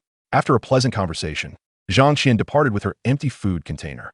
Once she left, Zhao Fan resumed his cultivation. Chapter 41. Has Zhao Fan become an uncle? Since the wedding of sect leader Zhao Cheng, the prestige of Mount Shu has surged significantly, with its already profound heritage. The recent marriage of Zhao Cheng to the princess of Pingyang from the Tang dynasty has solidified a powerful alliance between these two esteemed sections. Both demonic forces and beast clans must now carefully consider their capability before attempting to challenge Mount Shu or the Tang dynasty, weighing whether they could withstand the retaliation of these two formidable powers. Most importantly, there remains the enigmatic sword master from Mount Shu, whose absence from the fray for the past 70 to 80 years had led many to speculate about his demise. However, when he swiftly vanquished the formidable members of the Moon Shadow sect with a single strike, it became evident to all that the Mount Shu still harbored supreme cultivators. Even the vice leader of the Moon Shadow sect, a god-dividing cultivator, was obliterated in an instant. In the vast expanse of the cultivation world, how many could confidently claim victory against such prowess? It is essential to recognize that, even amidst the current revival of spiritual energy, god-dividing cultivators remain exceedingly rare among the great factions. Yet Zhao Fan, with a mere sword, effortlessly annihilated the vice leader, instilling a profound sense of trepidation across all sects regarding his unfathomable cultivation level. This aura of intimidation was so potent that even the typically overbearing Moon Shadow sect refrained from retaliation, tacitly accepting their significant loss. Consequently, a period of relative tranquility enveloped Mount Shu once more. Zhao Fan, devoted to his cultivation, paid no heed to the tumultuous changes beyond, as if he had forgotten the world or been forgotten by it. Cultivating against the heavens is fraught with peril. A single misstep could lead to irrevocable consequences. Life within the Demon Ceiling Tower was monotonous, demanding an endurance of tedium that would challenge the average person. Yet, Zhao Fan remained undeterred, finding solace in this existence. For each day, he felt the gradual ascent of his strength. Time slipped by unnoticed, and before long, a decade had passed. The pace of spiritual energy's resurgence quickened beyond what it had been. Powerful cultivators emerged continually, and many previously obscure individuals rose like meteors to become regional dominators. Meanwhile, ancient beings that had long lain dormant within various factions seized the opportunity presented by the upheaval in the world, achieving significant advancements in their cultivation. In comparison to the millennia that preceded this era, the cultivation world began to enter a promising phase. While it could not yet rival the glory of its zenith thousands of years ago, it exhibited a burgeoning vitality and a revival of myriad practices. For cultivators, this was a fortuitous era. However, for the common folk, it was a time marked by brutality and darkness. In the span of merely 10 years, the cultivation realm experienced tumult and upheaval, with demonic sects vying for dominance, monster clans rising, and various factions clashing, leading to the suffering and displacement of countless innocents. These were the circumstances that Zhang Qian disclosed to Zhao Fan during her visits to deliver meals. Fortunately, Mount Shu remained relatively stable and had yet to attract the ire of other factions, allowing the inhabitants of its territories to lead secure lives. Within the Demon Ceiling Tower, Zhao Fan sat in serene majesty, meditating in the void. His physique was robust, each sinew radiating a subtle golden light, reminiscent of celestial gold, infused with overwhelming power. Most astonishingly, he merely sat there, not invoking any spiritual energy, yet emanated an aura akin to a celestial sword unsheathed, releasing waves of terrifying sword intent that distorted the surrounding void.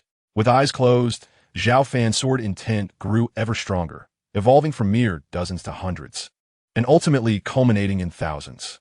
Tens of thousands of sword intents stirred the void, causing a significant portion of the Demon Lock Tower to tremble slightly. With a thunderous roar, countless sword intents suddenly vanished, reminiscent of droplets disappearing into the surface of a lake, yet even more akin to becoming formless and merging with all things. Wherever the eye gazed, it was enveloped by Zhao Fan's overwhelming sword intent.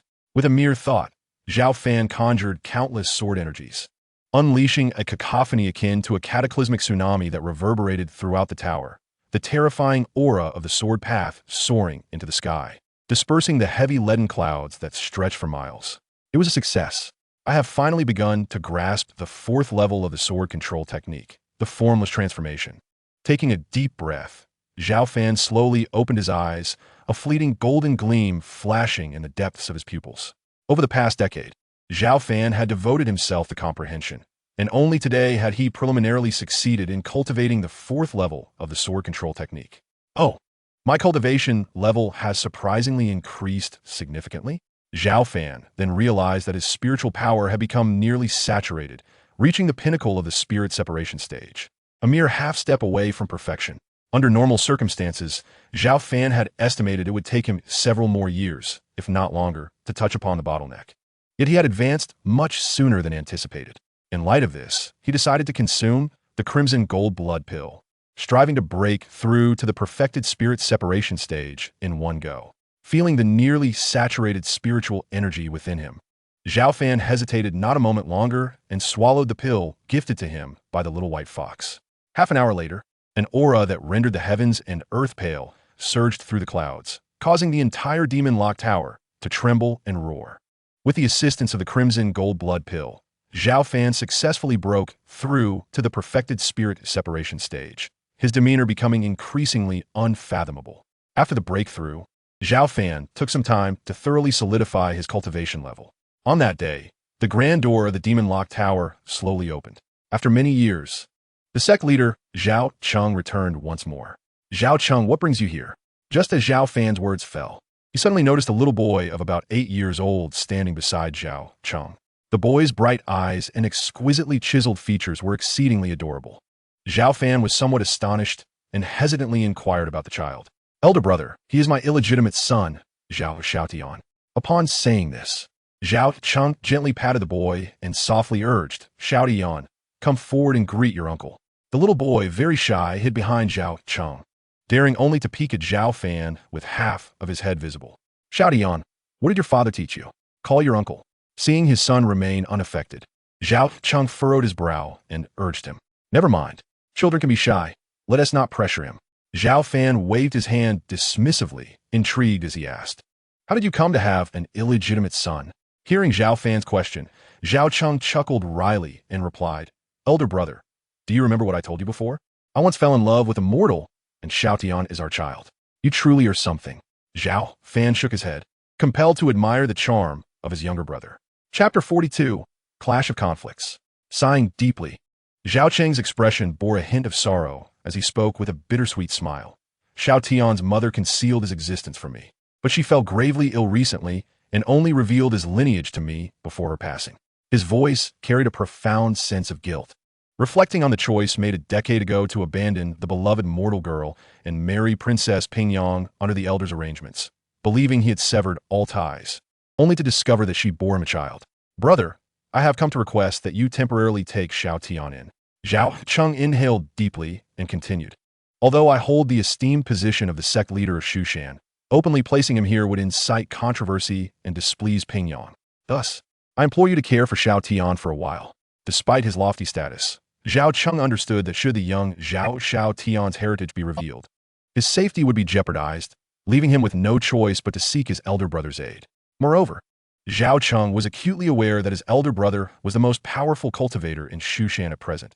If Xiaotian could remain here under his guidance, his future would be boundless.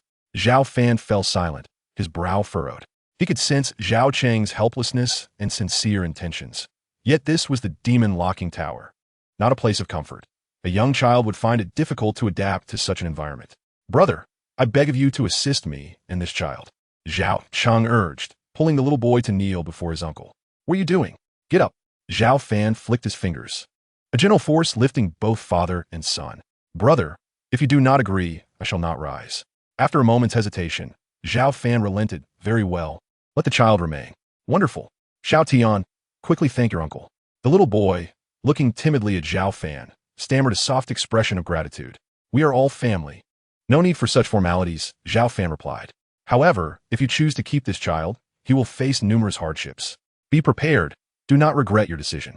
Zhao Fan paused thoughtfully before issuing a cautionary note. "I understand." Zhao Cheng nodded. "Brother, should Xiaotian misbehave, please do not hesitate to discipline him." He gently stroked Xiaotian's head, advising him softly, "You must stay here and listen to your uncle.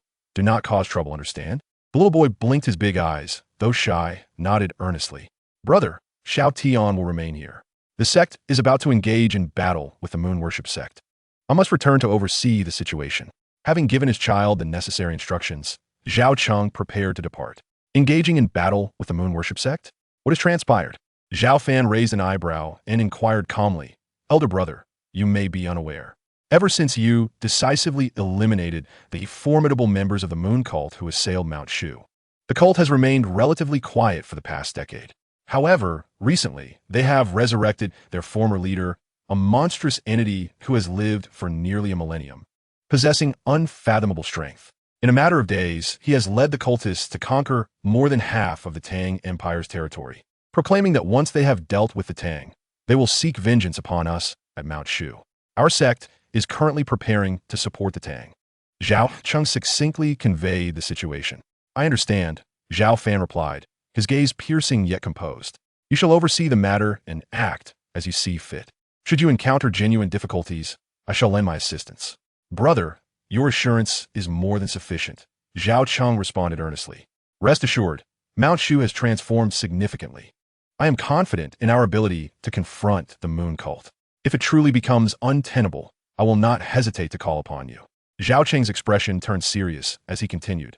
Over the years, Mount Shu has not only nurtured numerous disciples, but has also attracted many powerful cultivators. Presently, there are 3 Grand Masters at the dividing spirit stage within our sect, which underpins my confidence in facing the moon cult. Moreover, I do not wish to rely solely on you, for how can we hope to revitalize Mount Shu otherwise? Very well, Zhao Fan nodded slightly, choosing not to elaborate further.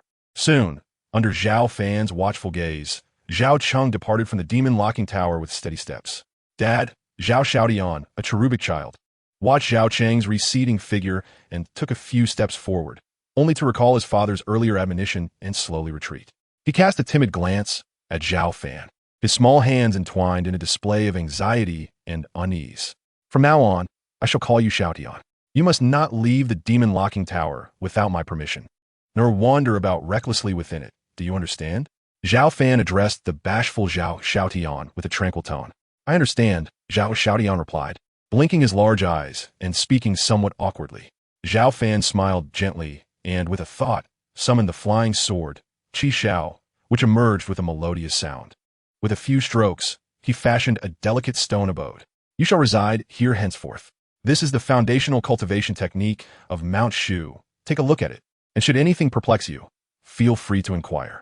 With a casual wave of his hand, the ethereal energies coalesced to form a manual, which appeared in Zhao Xiaotian's grasp. The miraculous sight left the young boy wide-eyed in astonishment. Nevertheless, he refrained from asking further questions, instead timidly accepting the manual and obediently retreating into the stone abode to rest. Quite commendable, Zhao Fan mused, a smile gracing his lips.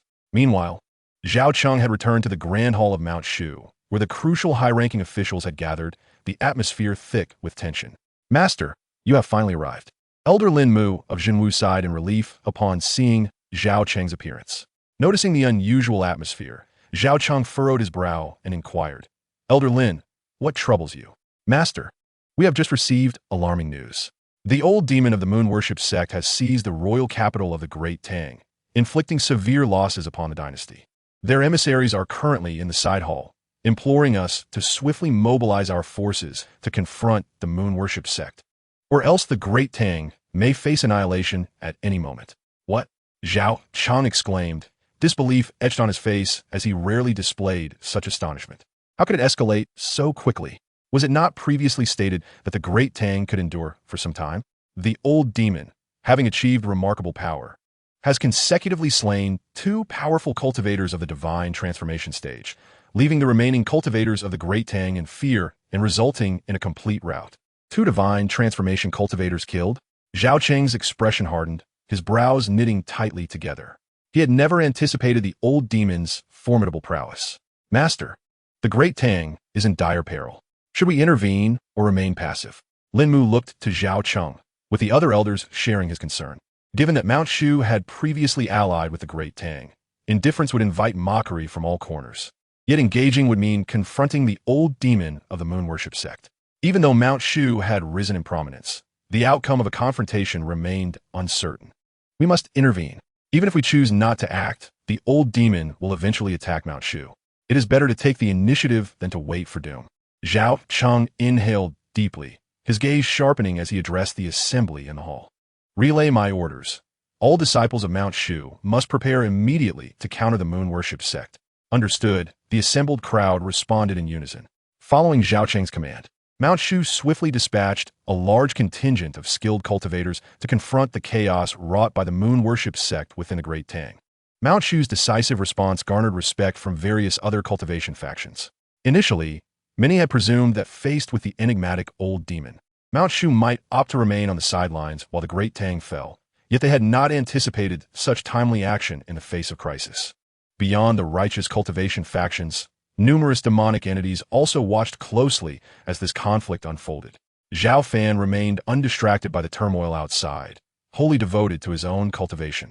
Although young, Zhao Xiaotian possessed exceptional talent in cultivation, grasping the foundational techniques of Mount Shu within mere days, and was even beginning to draw in qi to initiate his practice.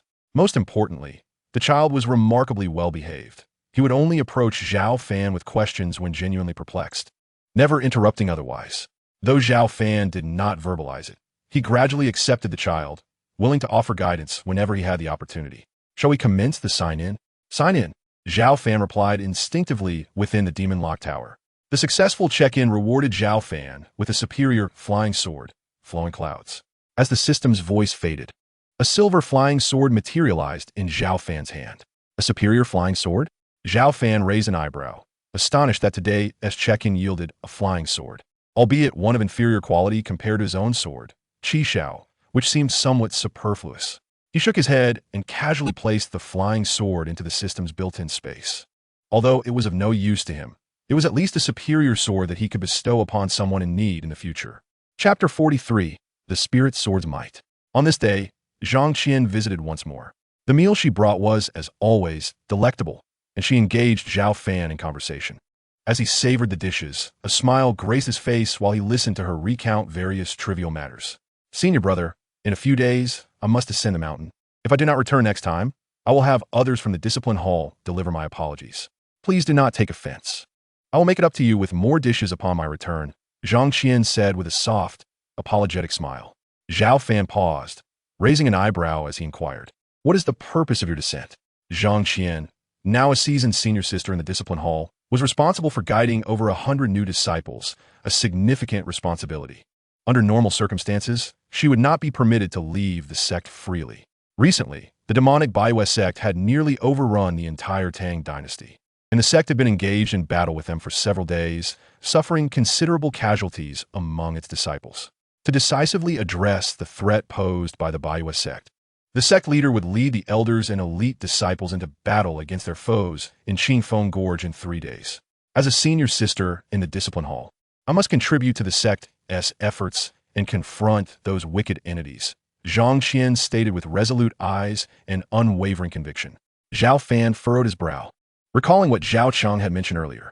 He had initially believed that his sect leader brother could manage the situation with ease, thus he had not given it much thought. However, it now appeared that the issue was more dire than anticipated. Otherwise, a disciple like Zhang Qian would not be compelled to descend the mountain to engage in battle. "Junior sister, be cautious as you descend. If you encounter demonic disciples, fight if you can, but flee if you cannot. Do not act recklessly," Zhao Fan said sternly. He had delivered meals to her for so many years, and he wished for her safety. "Thank you for your concern, senior brother. I am now in the late stage of the Golden Core realm. As long as I do not encounter overly powerful demonic practitioners, I should be safe. Moreover, I will not be alone in this descent. I will be fighting alongside other senior brothers and sisters from the sect, which is indeed an exhilarating prospect." Zhang Qian replied with a cheerful smile. Her upright and kind nature harbored an inherent disdain for the wicked, and she had long desired to personally vanquish those demonic practitioners who harmed the common people. That said, the battlefield is fraught with peril, and one must remain vigilant. Zhao Fan contemplated for a moment, still feeling a sense of unease. He reached out his hand, summoning the surrounding spiritual energy within 100 meters, which coalesced in his palm, transforming into a lustrous and translucent spirit sword. This is the 4th level of the sword art, an ethereal technique that ensnares the spiritual essence of a realm, refining and compressing it into a singular sword of spiritual energy, within which is embedded a fragment of Zhao Fan's primordial spirit. Should this sword be unleashed, none beneath the pinnacle of the divided spirit stage can withstand its might, save for those of equal cultivation. "Here, take this diminutive sword. It may prove invaluable." Zhao Fan extended the 3-inch sword through the crevice of the demon locking tower to Zhang Qian outside. "Senior brother, what is this?" Zhang Qian inquired, gazing at the exquisitely crafted sword, faintly sensing its extraordinary nature, yet unable to articulate precisely why. As her own cultivation was still merely at the late stage of the Golden Core, Do not ask too many questions. It could save your life when the time comes. After all these years, I do not wish to see you come to harm, Zhao Fan replied, appreciating Zhang Qian's candid disposition. It was just that, at the behest of the law elder, she had dedicated over 90 years to delivering his meals. Moreover, Zhang Qian had never sought any recompense in return. To the collective perception, Zhao Fan was merely a sinner imprisoned within the demon-locking tower, with little to offer in terms of gratitude. In the entire Shu Mountain, Zhao Fan cared for only two individuals, Zhang Qian and his brother, Zhao Cheng. Thank you, senior brother. I shall carry it with me always, Zhang Qian said.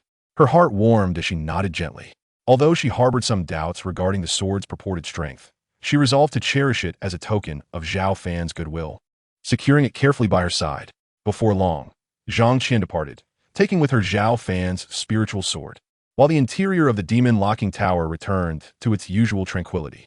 Since breaking through to the pinnacle of the divided spirit stage, Zhao Fan's internal spiritual energy had grown increasingly sluggish, and even after days of effort, he could not elevate his power by a fraction. He had long foreseen this predicament, so he remained undaunted, redirecting his focus towards the cultivation of the 10,000 sword technique and the six-span golden body. While Zhao Fan was immersed in his practice, he also took time to mentor his nephew, Zhao Xiaotian, who was exceptionally well-behaved and diligent, spending each day within the stone chamber, refraining from wandering without his uncle's instruction. As for the little white fox, it had remained deep within the demon grave's subterranean space, having not emerged for quite some time. Zhao Fan made a brief visit, finding the little white fox in a deep slumber, yet its aura was steadily increasing, clearly undergoing a critical phase of cultivation. He chose not to disturb her, for her sole ambition at present was to augment her strength and strive to recall the memories that had long eluded her. As time passed, the fateful day of the showdown between Shu Mountain and the Moon Worship sect finally arrived. The Qingfeng Gorge served as the gateway to Shu Mountain, typically desolate. Yet today, it was teeming with a throng of people. Under the leadership of sect master Zhao Cheng, the elite disciples of Shu Mountain emerged in droves, with thousands of cultivators stationed to guard the gorge.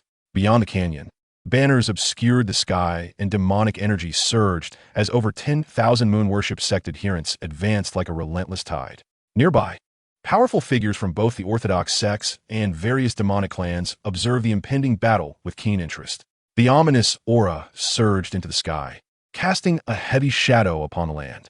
The blazing sun was obscured by thick, leaden clouds as a figure of overwhelming presence pierced through the layers of void, accompanied by a thunderous sonic boom. It was an elder with snow-white hair and beard, his eyes as dark as the abyss, with clusters of infernal flames dancing upon his form, emanating an aura of malevolence and terror. He was the notorious bloodthirsty elder, the former leader of the Moon Worship sect. Master of Mount Shu, you dare to openly rally your forces against our Moon Worship sect? Do you wish to meet a fate akin to that of the Great Tang dynasty? He proclaimed with chilling authority. Now, yield and surrender, and perhaps I may spare your life. Otherwise, do not blame me for unleashing a massacre that leaves not a single soul of Mount Shu alive. With a single step, the bloodthirsty elder shattered the earth beneath him, casting a cold glare at sect master Zhao Cheng and speaking with unmatched arrogance. His disdainful gaze seemed to overlook everything around him. You, old demon of the Moon Worship sect, dare to be so audacious?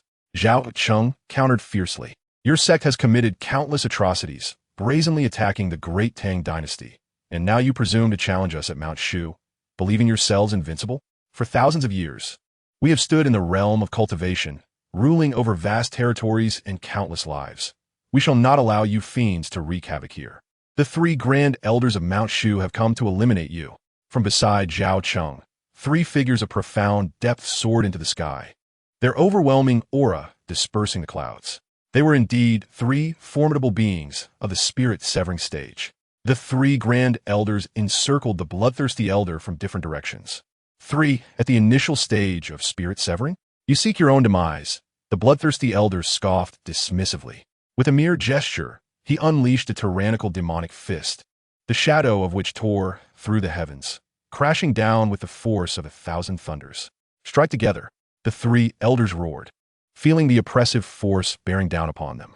They unleashed a torrent of brilliant sword light in an attempt to counter this devastating blow. Yet in the next heartbeat, the dark fist radiated with a sinister brilliance, extinguishing the searing sword light in an instant.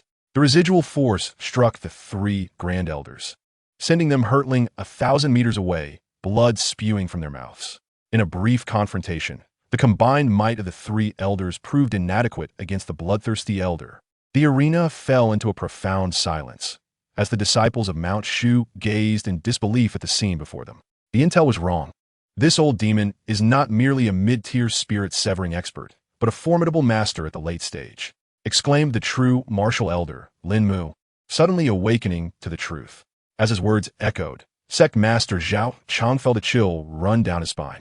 Previously, he had believed the bloodthirsty elder to be at the mid-tier of spirit-severing, and thus thought that the three Grand Elders could effectively restrain him, allowing Mount Shu to contend with the moon worship sect. He had never anticipated that the bloodthirsty elder's true prowess was that of a late-stage master, capable of severely wounding the three elders in an instant.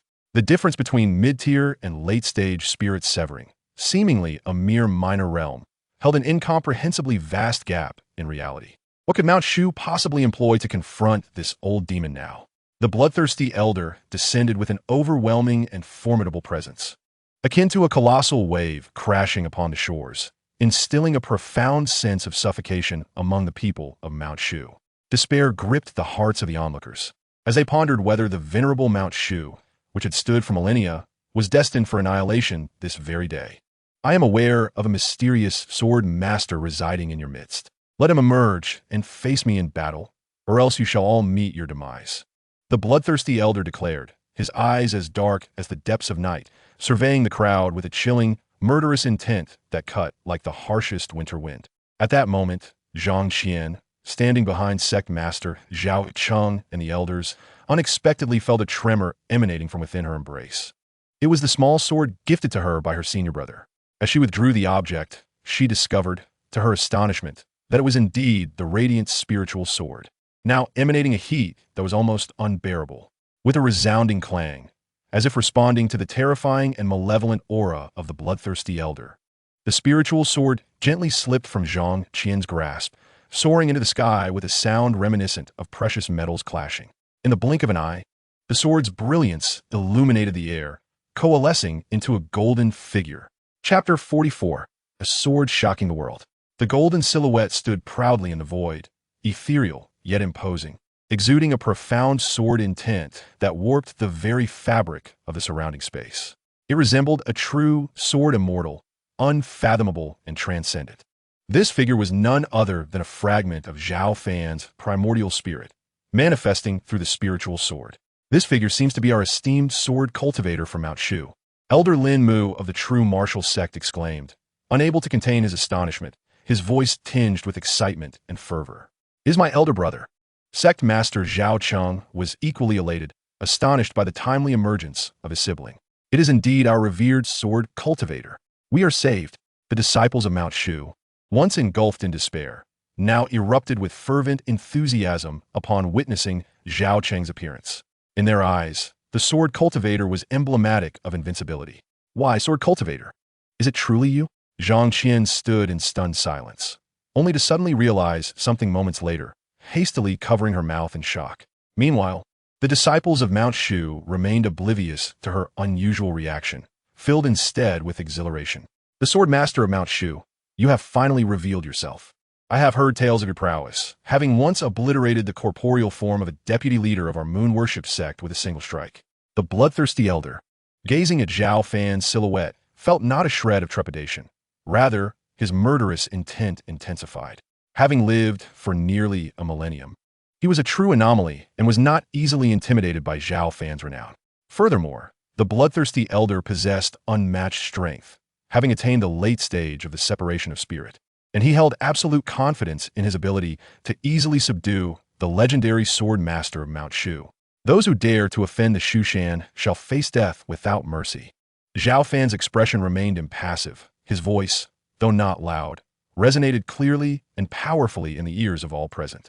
The bloodthirsty elder smirked disdainfully, declaring, "I shall see how you intend to kill me." As his words faded, he decisively launched his attack, unleashing a torrent of force that conjured terrifying fists resembling mountains. This strike bore even greater weight than the one that had defeated the three elders moments before. In the face of the bloodthirsty elder's demonic fists, Zhao Fan remained unmoved, radiating a resplendent golden light. With a thunderous crash, under the astonished gazes of the onlookers, the dreadful shadows of fists were shattered by the brilliance emanating from Zhao Fan's body. This exemplified the power of the Vajra body, capable of effortlessly blocking the opponent's assaults. What? The bloodthirsty elder's countenance shifted dramatically. Zhao Fan's gaze turned frigid as he struck first. The originally delicate spirit sword surged into a 3-foot-long divine blade. As he swept it forth, the sword light illuminated the heavens and the earth, tearing through the boundless void and sweeping toward the bloodthirsty elder. This strike was earth-shattering, instilling dread in both gods and demons alike. Darkness demonic fist. Sensing an overwhelming aura of death, the bloodthirsty elder gritted his teeth and roared in fury, channeling all his might to unleash his fists in a desperate attempt to block this lethal sword strike. Boom! Under the brilliance of Zhao Fan's sword, the force of his fists was instantaneously obliterated, unable to withstand the onslaught. No, like the Milky Way crashing down, the sword light completely engulfed the bloodthirsty elder, culminating in a final, unwilling scream as his corporeal form exploded into countless blood mist, leaving no chance for his soul to escape. His very essence was annihilated. All of this transpired in the blink of an eye. By the time the spectators comprehended the unfolding events, the bloodthirsty elder had perished utterly.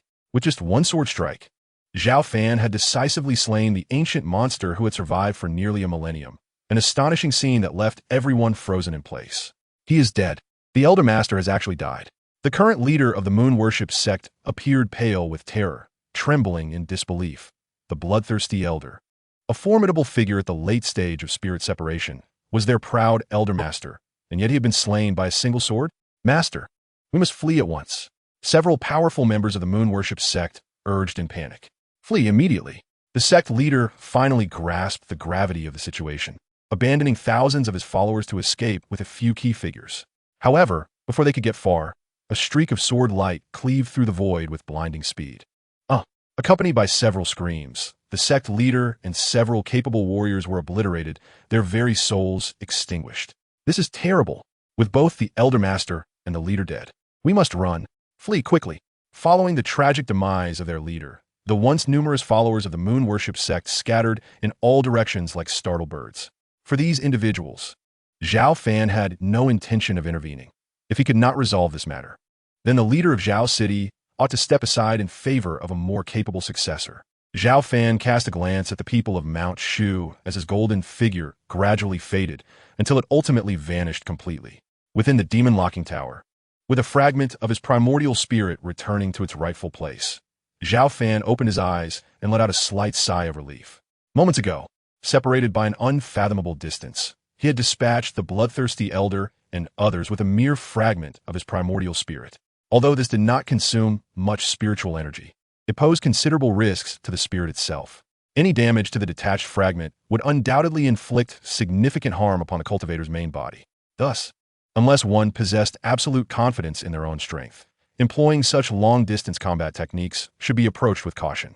Despite the demise of the bloodthirsty elder and other key figures of the moon worship sect, the sect's followers, notorious for their cruelty and malevolence, remained a dire threat to countless innocent civilians. Therefore, upon Zhao Fan's disappearance, the sect leader Zhao Cheng swiftly reacted, issuing a resolute command. All disciples of Mount Shu, follow me to eradicate the moon worship sect. Understood. Kill.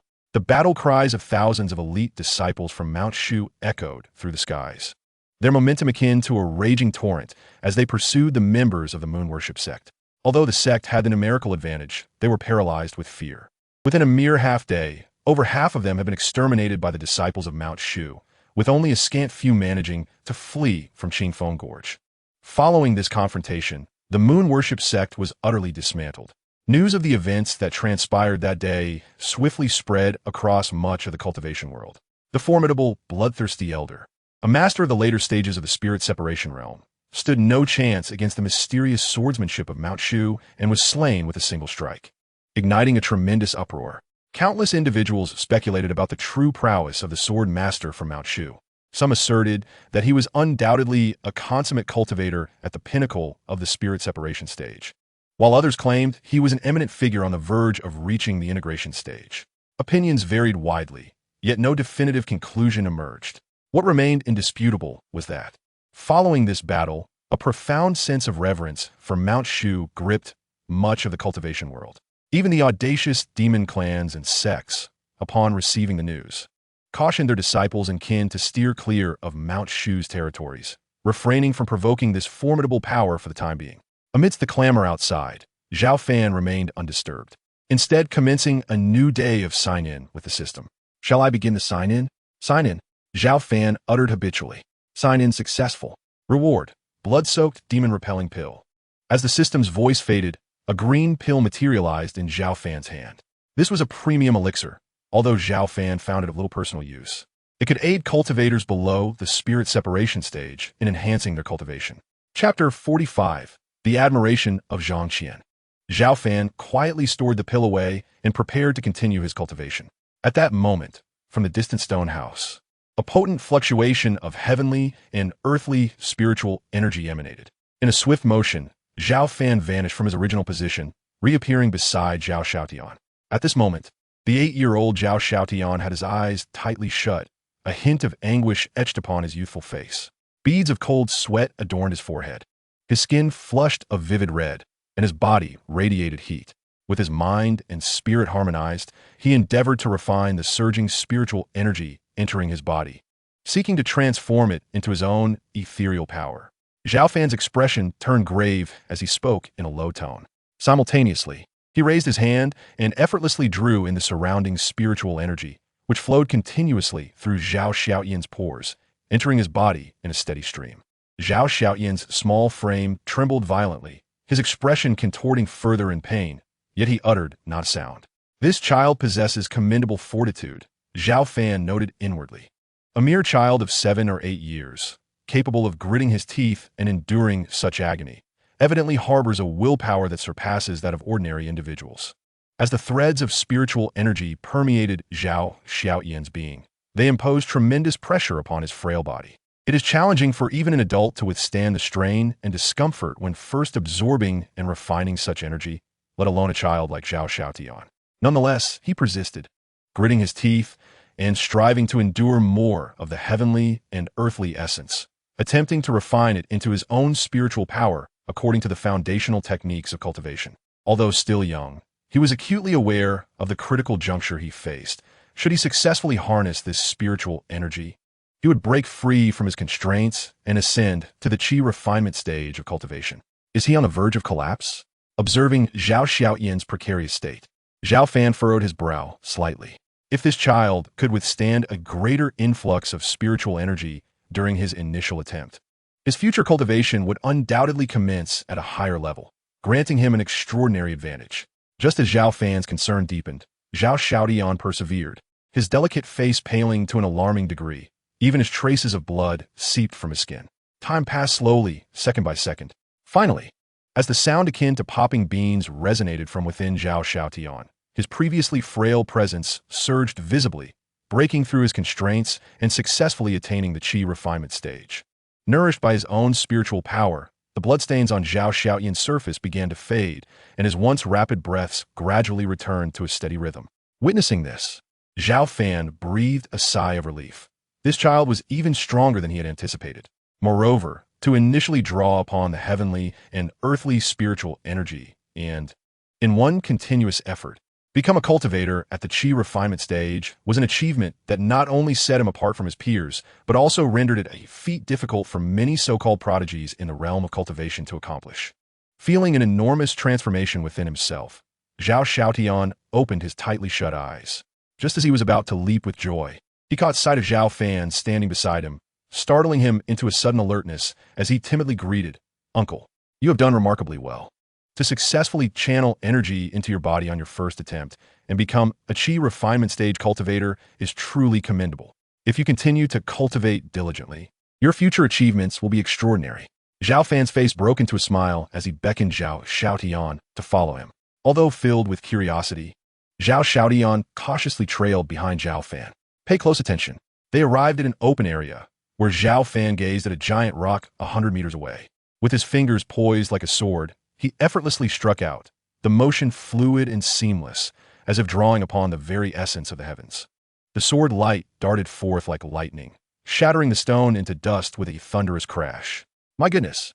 Zhao Xiaoyan's eyes widened in astonishment, his youthful face reflecting sheer disbelief. This is the foundational sword technique of Mount Shu. I will teach you just once. How much you comprehend depends on your own fortune. As soon as he finished speaking, Zhao Fan gracefully demonstrated the Mount Shu foundational sword technique, moving slowly yet with a complexity that overwhelmed Zhao Xiaotian. Each gesture resonated with the profound essence of the sword's path. Zhao Xiaotian's expression turned serious as he widened his eyes, meticulously observing every movement of Zhao Fan. Though some aspects eluded his understanding, he sensed that the sword technique imparted by his uncle was anything but ordinary. After a moment, as the demonstration concluded, Zhao Fan paused and inquired, "Did you remember it, Uncle?" Zhao Xiaotian scratched his head, a hint of timidity in his voice. "It seems like I remembered everything, yet at the same time, I feel like I remembered nothing at all." Excellent. That is precisely the right mindset. Contrary to expectations, Zhao Fan did not express anger. Instead, he gently patted Zhao Xiaoyan's head and continued, "From today onward, you shall practice this sword technique. Should you encounter any uncertainties, feel free to ask me. I understand." Relieved by Zhao Fan's approachable demeanor, Zhao Xiaotian nodded earnestly. Without needing further prompting, he began to mimic the movements he had just witnessed, diligently practicing the foundational sword technique of Mount Shu. One cannot help but admire the innate talent of this child for cultivation. Zhao Fan had merely demonstrated the technique once. Yet Zhao Xiaotian managed to commit nearly all the sword maneuvers to memory. Although his execution appeared somewhat stiff and lacking finesse, it was an impressive feat for a child barely over 8 years old. Time flew swiftly, and soon 7 days had passed. Through relentless effort and Zhao Fan's guidance, Zhao Xiaotian developed a certain level of comprehension and insight into the foundational sword technique. However, Zhao Fan maintained his high standards, ensuring that the boy practiced diligently each day. On this particular day, the gentle sound of footsteps echoed from outside the demon-locking tower. It was the day Zhang Qian would deliver food. "Senior brother, I have come to bring you your meal. This time, I brought a few bottles of fine wine." Zhang Qian possessed exquisite features and a tall, graceful figure. Compared to her former self, she exhibited a hint of maturity and allure, having lost some of her innocence. From a distance, she greeted with a melodious and sweet voice, infused with an excitement she had not displayed before. "Junior sister, what fine wines have you brought?" Zhao Fan inquired with a smile. "I have osmanthus wine and exquisite yellow wine, both over a century old, which I procured with considerable effort by trading with the wine-loving senior brothers in our sect." "Brother, you must indulge in several cups," Zhang Qian replied, giggling as she filled Zhao Fan's cup and handed it to him. The aroma was delightful, and Zhao Fan nodded in satisfaction after tasting it. Hearing this, Zhang Qian smiled sweetly, a fleeting brilliance shining in her beautiful eyes as she remarked, "It pleases me that the sword cultivator senior is satisfied. Junior sister, you haven't drunk any wine. How can you be tipsy? I am your senior brother, not some esteemed sword cultivator." Zhao Fan chuckled, feigning indifference. "Brother, do not play coy.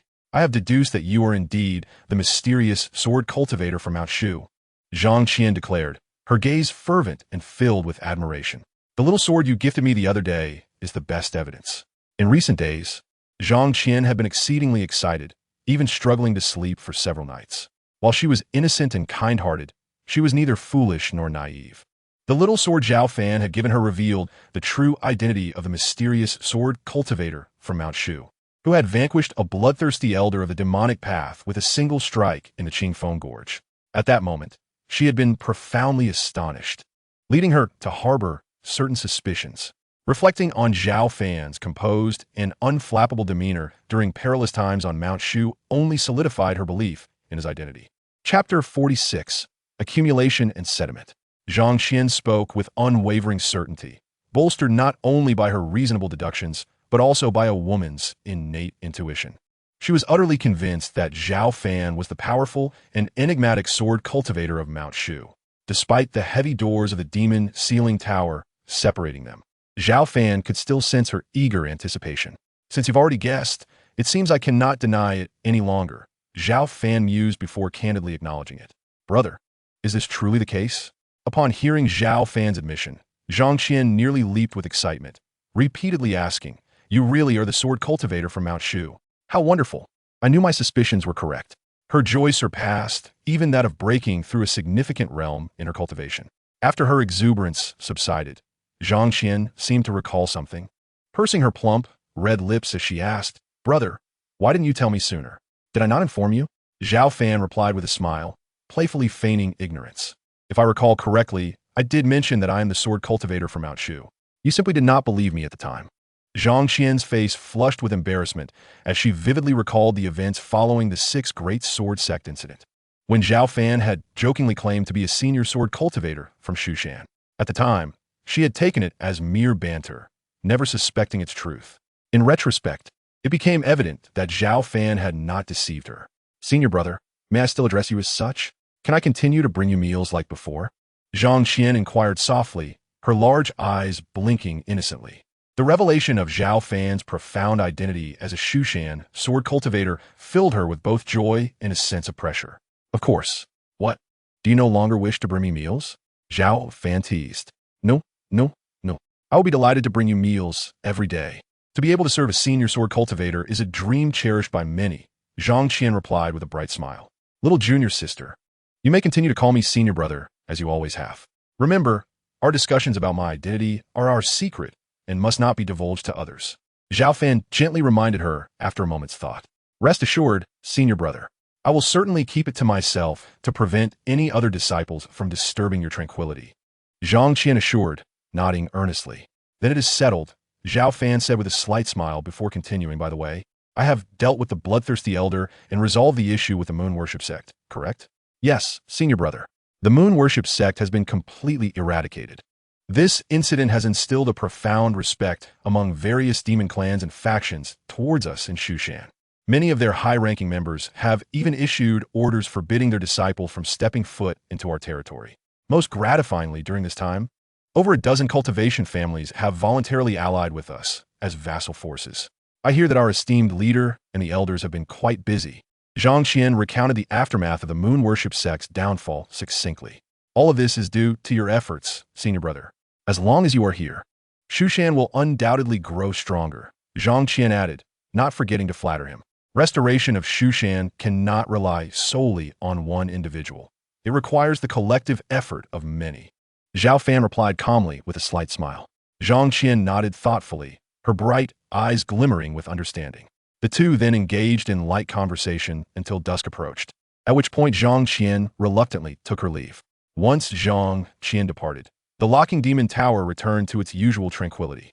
In the following days, Zhao Fan did not step out of the tower, dedicating his time to cultivation and daily attendance. Occasionally, he would take the time to guide his nephew, Zhao Xiaotian, in his training. For a cultivator of Zhao Fan's caliber, even casual guidance proved immensely beneficial to ordinary practitioners.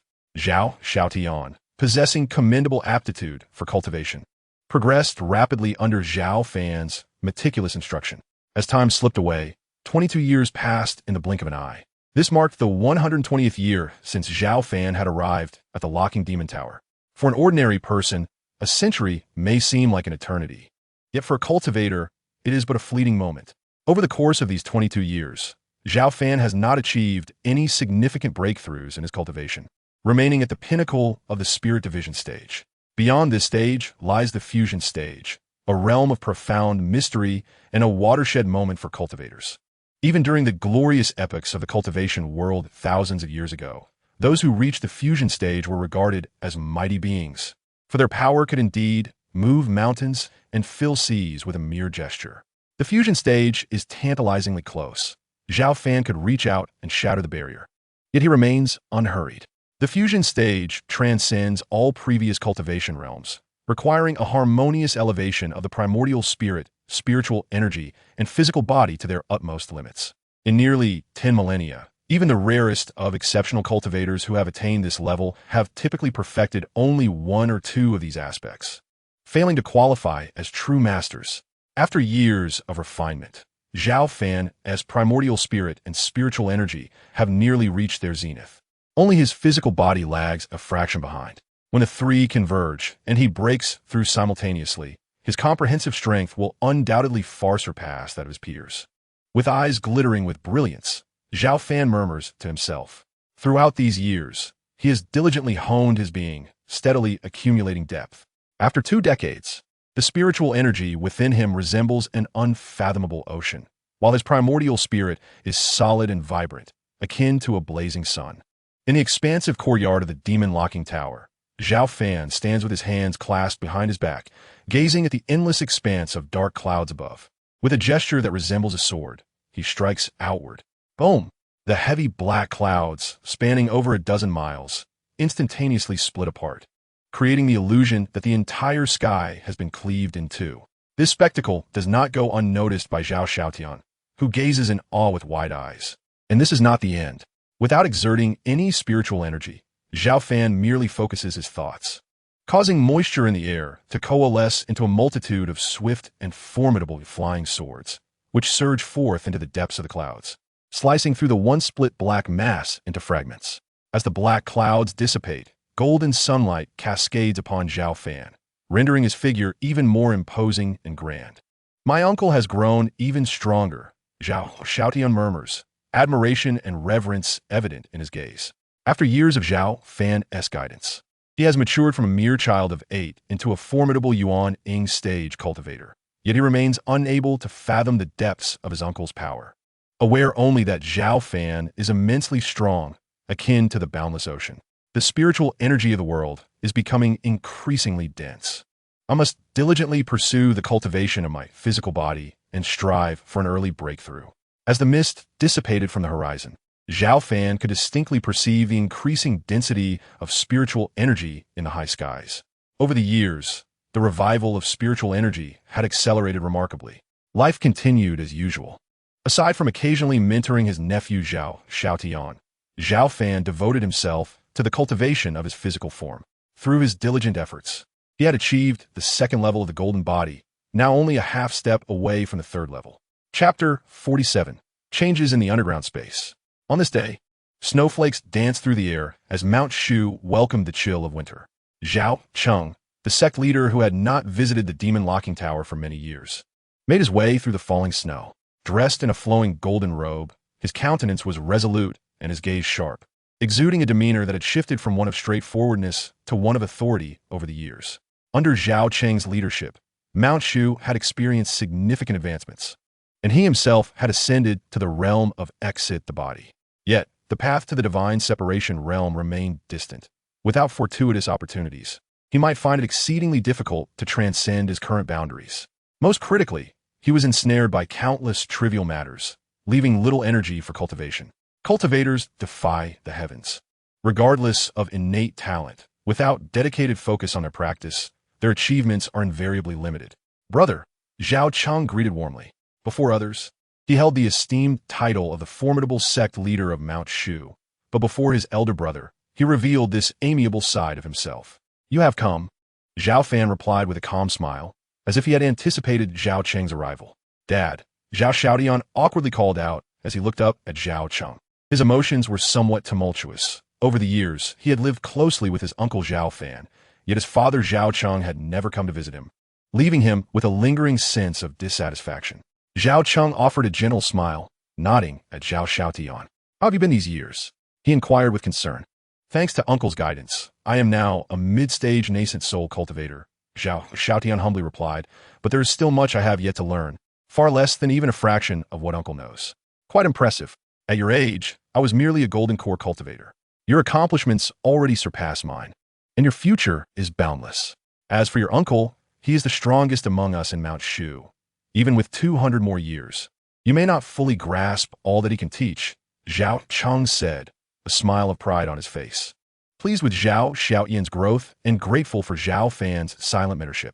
Enough of your flattery, you too, Zhao Fan chuckled, turning to Zhao Cheng. What brings you here this time? It has been over 20 years since I last visited you, so I thought I would come to pay my respects. Moreover, Xiaotian has grown, and I hope to send him to assist me with a few matters, Zhao Cheng stated candidly. That is only fitting. Even if you do not come today, I am prepared to allow Xiaotian to venture out after some time. After all, remaining in the demon suppression tower indefinitely is hardly sensible. Zhao Fan nodded thoughtfully. Initially, at the request of his younger brother Zhao Cheng, Zhao Fan had agreed to temporarily care for Zhao Xiaotian, but he never intended to mentor him for a lifetime. More importantly, Zhao Xiaotian was unlike him. Without the aid of a system, he could not remain in the Demon Suppression Tower to gain strength through daily sign-ins. Continuing to stay there would serve no purpose. Father, but I wish to stay by Uncle's side and continue my cultivation. There is still much I have yet to learn, and I do not want to leave this place. Zhao Xiaotian interjected anxiously, opposing the plan. Xiaotian, the Demon Suppression Tower is monotonous, and the spiritual energy is sparse. It is not where you belong. The world outside is far more exhilarating. You are still young. You should venture out and explore. Should you encounter difficulties or have questions regarding your cultivation, you may always return here to seek my guidance. Zhao Fan gently reassured him with a smile. After all, they had lived together for over 20 years. Who among mortals can remain unfeeling? Moreover, Zhao Xiaotian was his own nephew, nurtured by his own hands. Uncle. Zhao Xiaotian gritted his teeth, his eyes slightly reddening. Listen to your uncle. The affairs of Mount Shu are numerous, and I find myself somewhat overwhelmed. Your assistance is needed, Zhao Cheng said, patting his shoulder gently. Very well, uncle, I shall take my leave. As he spoke, Zhao Xiaotian knelt down with a thud, bowing respectfully to Zhao Fan. Zhao Fan did not stop him, accepting the gesture with peace of mind. Take this high-grade flying sword, Flowing Cloud, as a gift for me, Zhao Fan said, presenting a flying sword to Zhao Xiaotian. Thank you, uncle. I shall not disappoint your expectations, Zhao Xiaotian replied earnestly, taking the sword with a deep breath. Although reluctant to part, he ultimately left the Demon Suppression Tower under the urging of his father, Zhao Cheng. Watching the departing figures of father and son, Zhao Fan let out a gentle sigh, and the Demon Suppression Tower returned to its usual tranquility. After Zhao Xiaotian's departure, Zhao Fan immersed himself once more in his cultivation. He had successfully cultivated the 6-foot golden body to the second layer's perfection. Yet he still lacked a crucial opportunity to break through to the third layer. Boom! One day, while Zhao Fan was meditating, a subtle tremor emanated from the depths of the Demon Suppression Tower. Though faint, it was perceptible to Zhao Fan. HM? Zhao Fan suddenly opened his eyes, vanishing from his original spot. When he reappeared, he found himself deep within the demon grave, where a terrifying tremor and disturbance resonated from the entrance of the subterranean space. Could it be that the little fox is in trouble? Zhao Fan furrowed his brow and dashed inside with lightning speed. At that moment, the once grand underground palace was marred by a significant collapse, forming a menacing black hole. The abyss of the black hole is unfathomable, resembling the gaping maw of a colossal beast, exuding a faint yet astounding toxic gas that erodes the surrounding palaces. Even the formidable protective formations guarding these structures are utterly powerless to withstand it for even a moment. In this dire moment, a small fox, with fur as pristine as freshly fallen snow, harnesses an overwhelming and astonishing demonic power to conjure a vast luminous barrier, managing to obstruct a significant portion of the toxic fumes. Otherwise, in an instant, the entire subterranean palace complex would be obliterated. As the toxic gas swells ominously, the little white fox's countenance grows grave, her diminutive form retreating under the oppressive pressure. Little fox, you have awakened. What on earth is happening? Just as she nears the brink of collapse, Zhao Fan suddenly materializes beside her, raising his hand to unleash a strike. His sword light tearing through the void and annihilating the encroaching toxic gas. Quick, help me seal that opening, or the poison will continue to surge forth. Upon seeing Zhao Fan, the little white fox feels a surge of joy, but quickly urges him on. Despite not fully grasping the situation, Zhao Fan chooses to act, unleashing a fierce and formidable sword aura that rushes toward the black hole like a tempest. Simultaneously, the little white fox raises her paw, striking out to create a massive shadow of claws akin to a mountain. With a thunderous roar, their combined might temporarily forces the countless streams of toxic gas spilling from the black hole back into submission. Yet, the ordeal is far from over. It seems that a terrifying entity within the black hole has sensed the disturbance. With a deep growl, the toxic fumes erupt like a volcano, continuously spewing forth. Quite intriguing. Zhao Fan narrows his eyes, his formidable spiritual energy radiating outward as his flying sword, Qi Xiao, appears in midair, emitting a crisp and powerful chime. Break! With a commanding shout, the sword light illuminates the entire subterranean space, resembling a golden sun that annihilates the myriad of black toxic fumes. Its momentum unyielding, It surges toward the black hole with resolute force. The pervasive toxic gas within the black hole begins to evaporate under the onslaught, as the sword light forms a massive net-like seal over the opening, preventing the noxious fumes from escaping further. Chapter 48. Signing in at the abyss of 10,000 beasts. The unending depths of the black hole, filled with demonic-like toxic gas, emit unwilling howls under the overwhelming suppression of the golden sword light, ultimately being forced back. Observing the temporary containment of the toxic gas, the little white fox raises her tiny paw, patting her chest in a state of lingering trepidation, and with a melodious voice declares, "Fortunately, you arrived just in time, or I might have been overwhelmed." She asserts her pride, casting a sidelong glance at Zhao Fan with a huffy snort. "Weren't you asleep? How did things come to this?" Zhao Fan inquires, furrowing his brow without pressing the matter further. "I don't know either," the little white fox responds, shaking her head in bewilderment. "I had just emerged from my slumber, barely able to revel in my breakthrough to the later stage of separation, when the ground suddenly collapsed, revealing this black hole that spewed forth ceaseless toxic gas, nearly suffocating this fox spirit. Have you reached the late stage of divination?" Upon hearing this, Zhao Fan scrutinized the little white fox, and indeed, he discerned that her aura had significantly strengthened compared to before. Even her physical form exhibited subtle transformations. To his astonishment, a second tail had sprouted behind the little white fox, gently swaying and exuding an air of mystery and power. Of course, the little white fox proudly lifted her petite head and declared, "This fox spirit possesses unparalleled talent, incomparable to mere human cultivators like you." As soon as she finished speaking, an epiphany struck her. Her bright eyes widened as she fixed an intense gaze on Zhao Fan, inquiring, "Wait a moment. Even my late-stage divination cultivation struggles to subdue the toxic gas within that black hole. How did you manage it?" "Guess," Zhao Fan replied with a playful smile. "Could it be that you have also broken through? Truly monstrous." The little white fox felt a pang of disappointment. She had thought that after her prolonged slumber, ascending from the initial to the late stage of divination would allow her to catch up to Zhao Fan, the human cultivator. To her chagrin, that was not the case. Deep down, she still hoped to surpass Zhao Fan one day and seize an opportunity to teach him a lesson. "Little fox, you have done remarkably well. After merely sleeping for 20 years in the jade coffin, you have successfully advanced 2 small realms. At this rate, it won't be long before you catch up to me," Zhao Fan said, smiling to comfort her as he noticed her despondency. "Is that truly the case?" The little white fox blinked her large eyes, her expression filled with skepticism.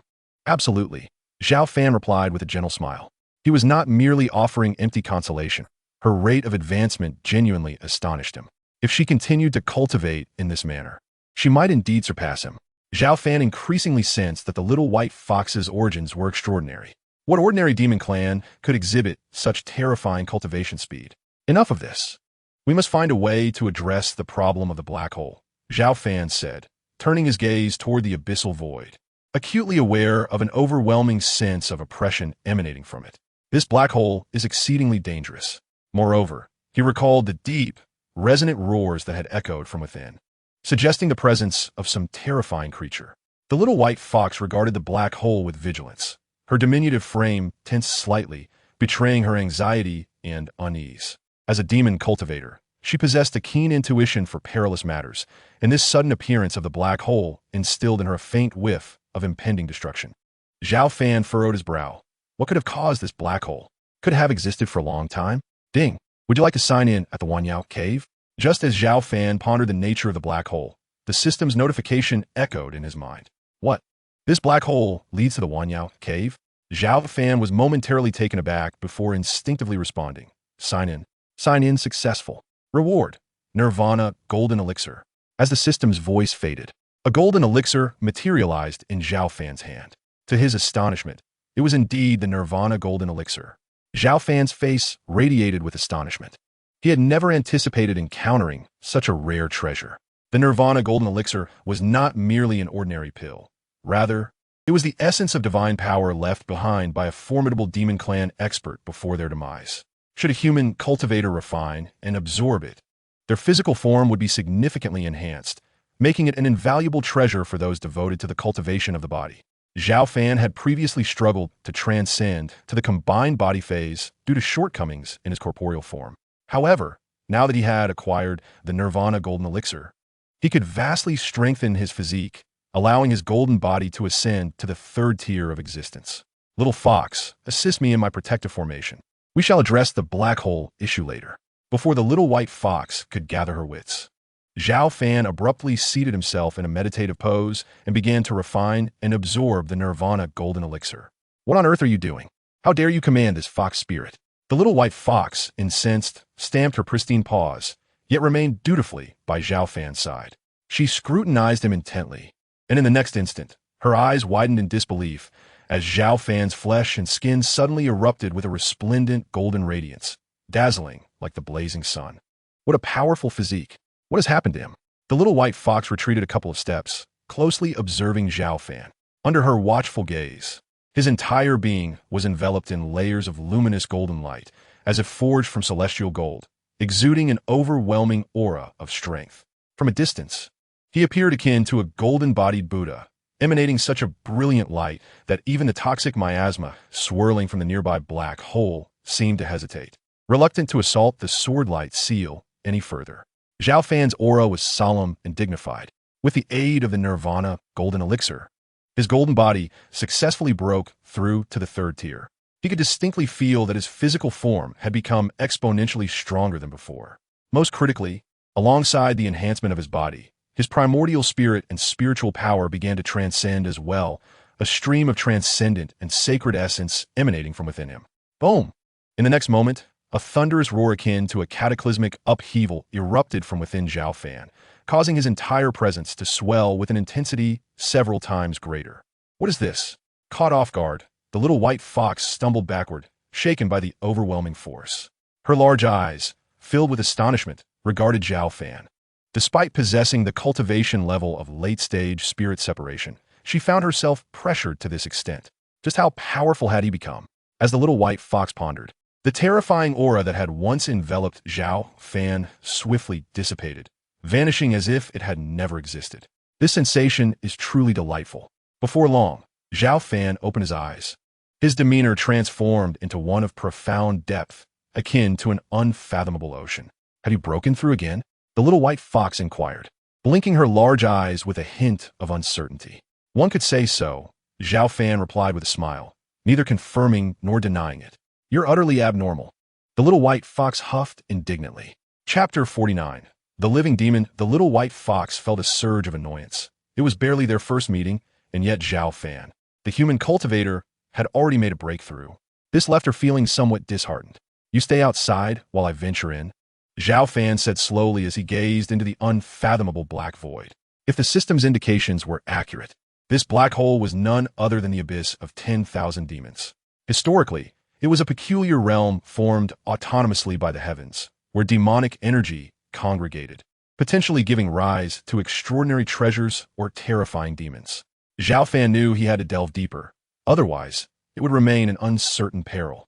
Moreover, he was curious as to why the abyss of 10,000 demons existed beneath the Earth's surface. Had it long been there, or was it a recent formation? If it had existed for some time, it might hold secrets about the origins of this subterranean realm. What? Have you lost your mind? The little white fox gasped, startled. No one knew what dangers lurked within the black hole, and if Zhao Fan recklessly ventured in, she would be unable to assist him in time should trouble arise. Do not worry. Should I encounter danger, I will retreat immediately, Zhao Fan reassured her, feeling the boundless surge of spiritual power within him. His confidence was unwavering. Had he not broken through before, he might have hesitated to enter the black hole, but now, having achieved the third level of the golden body and surpassed the spirit separation stage, he felt assured in his ability to escape even from the gravest of perils. With that, Zhao Fan transformed into a streak of light, akin to an arrow, and plunged into the abyss. Hey!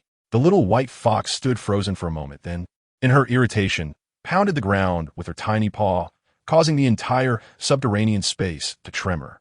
The toxic gas was formidable, even potent enough to threaten those at the integration stage. As soon as he entered the black hole, Zhao Fan beheld the previously dormant toxic vapors, now surging towards him like a colossal beast sensing prey, rolling in like a monstrous wave. Even Zhao Fan, formidable as he was, felt a prickling unease. Fortunately, he had prepared for this moment. Golden body, he exclaimed, and in an instant, his flesh glimmered with a radiant sheen, resembling a true golden-skinned arhut. emanating resplendent golden aura that illuminated much of the cavern. The surging toxic gas, upon contact, evaporated as if ice were meeting fire. This was the protective aura of the third level of the golden body. Perfect and flawless, this golden aura could withstand the toxic fumes. Even a fully realized cultivator at the spirit separation stage might struggle to breach its defenses. Yet, despite the protective barrier against the corrosive gases, Zhao Fan did not allow himself a moment of complacency. Instead, his expression grew increasingly grave, for as he descended further, the toxic vapors thickened, becoming almost palpable. Having descended several thousand meters, Zhao Fan still could not see the end of the cavern, which seemed to stretch infinitely. Suddenly, from the unfathomable depths of the black hole, a low, rumbling roar echoed, accompanied by a violent dispersal of poisonous gas. A colossal crimson claw, measuring 100 meters in size and exuding a dreadful stench, swiped upwards toward Zhao Fan. To his astonishment, Zhao Fan realized that a creature truly existed within this abyss.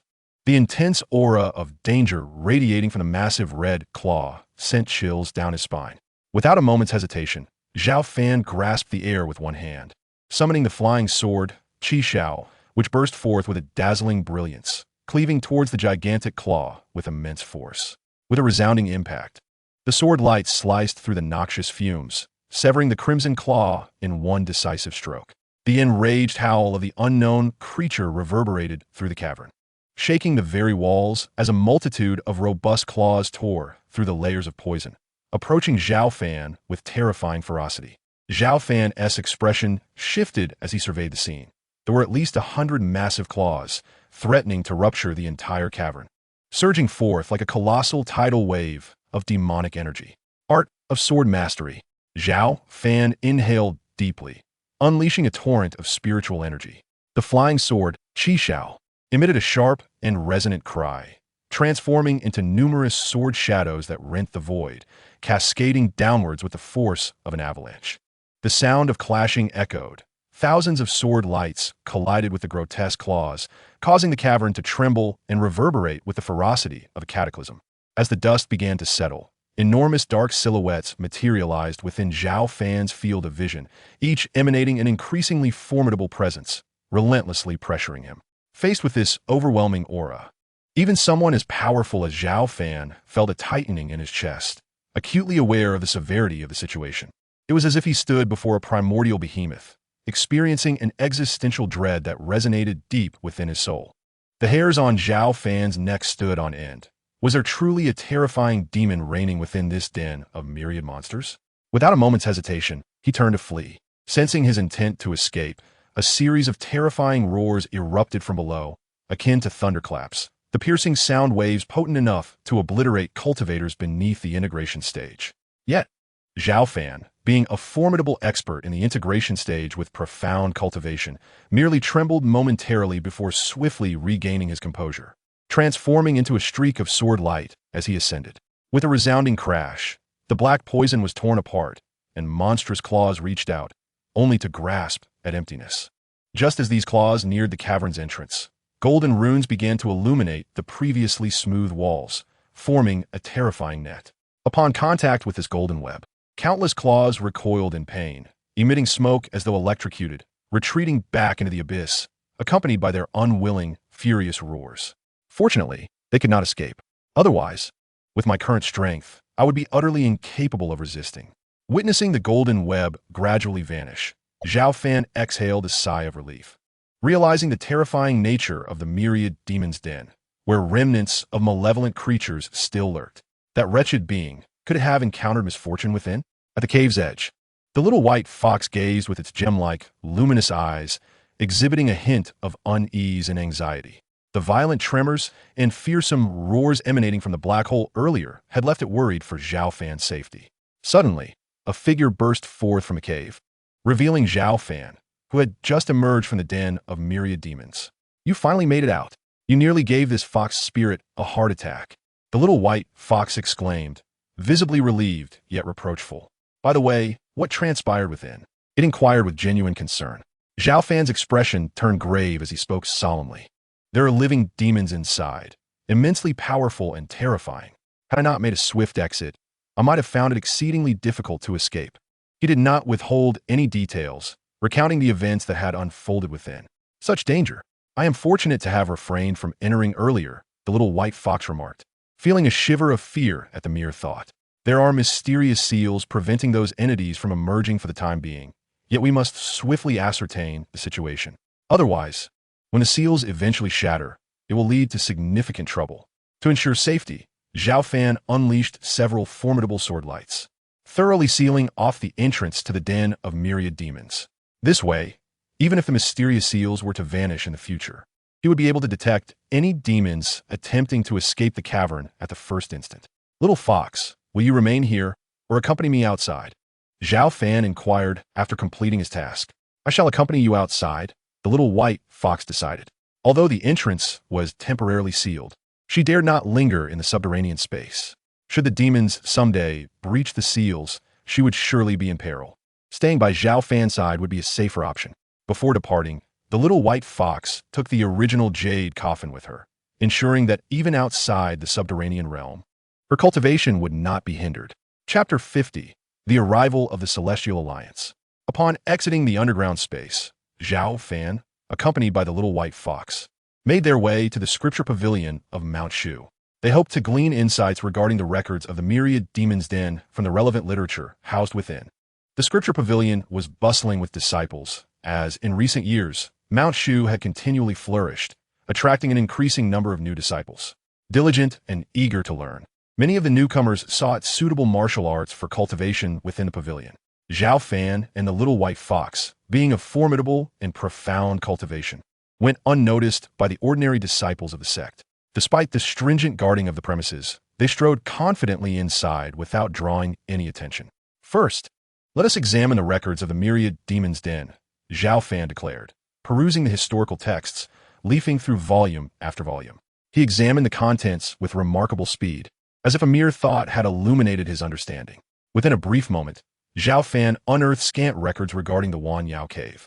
However, the information was minimal, consisting of mere fragments of text. The literature vaguely alluded to rumors from tens of thousands of years ago, when the sect was established on Mount Shu, stating that the founder had once battled countless demons, subsequently sealing some formidable fiends within the Wan Yao cave. The events that followed remained shrouded in mystery. If this is to be believed, the Wan Yao cave, which the founder personally sealed, must indeed be the one hidden beneath the Earth's surface. It had existed for millennia. Yet, the fact that demons have survived within for such an expanse of time is almost beyond belief.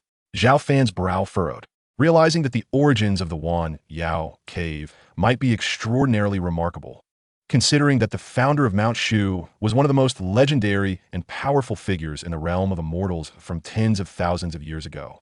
The magnitude of the demons he chose to seal is surely immense. Regrettably, the records are limited, resembling little more than myth. Zhao Fan continued to search, but found no other relevant clues. Suddenly, he recalled the little fox. Over the years, have you remembered anything else? Just then, Zhao Fan turned to the small white fox beside him and gently inquired. Upon hearing this, the little white fox let out a sound and promptly leaped onto his shoulder, its bright eyes reflecting a hint of confusion as it softly replied, "The Empress of the Nine-Tailed Fox Clan." The Nine-Tailed Fox Clan? Could it be related to the Empress you mentioned earlier? Zhao Fan was taken aback, unexpectedly finding that his casual question had yielded a new clue from the little white fox. "I do not know." The little white fox shook its head, a touch bewildered as it said, "After I awakened this time, this fragment of memory suddenly surfaced." Zhao Fan raised an eyebrow, opting not to press further, but instead rapidly sought records pertaining to the nine-tailed celestial fox. The little white fox perched on Zhao Fan's shoulder, eagerly watching as he perused the texts.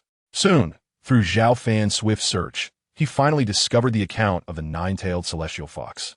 The nine-tailed fox clan had once unified the entire demon race tens of thousands of years ago, dominating a significant portion of the immortal realm, making it the most powerful and enigmatic race among demons.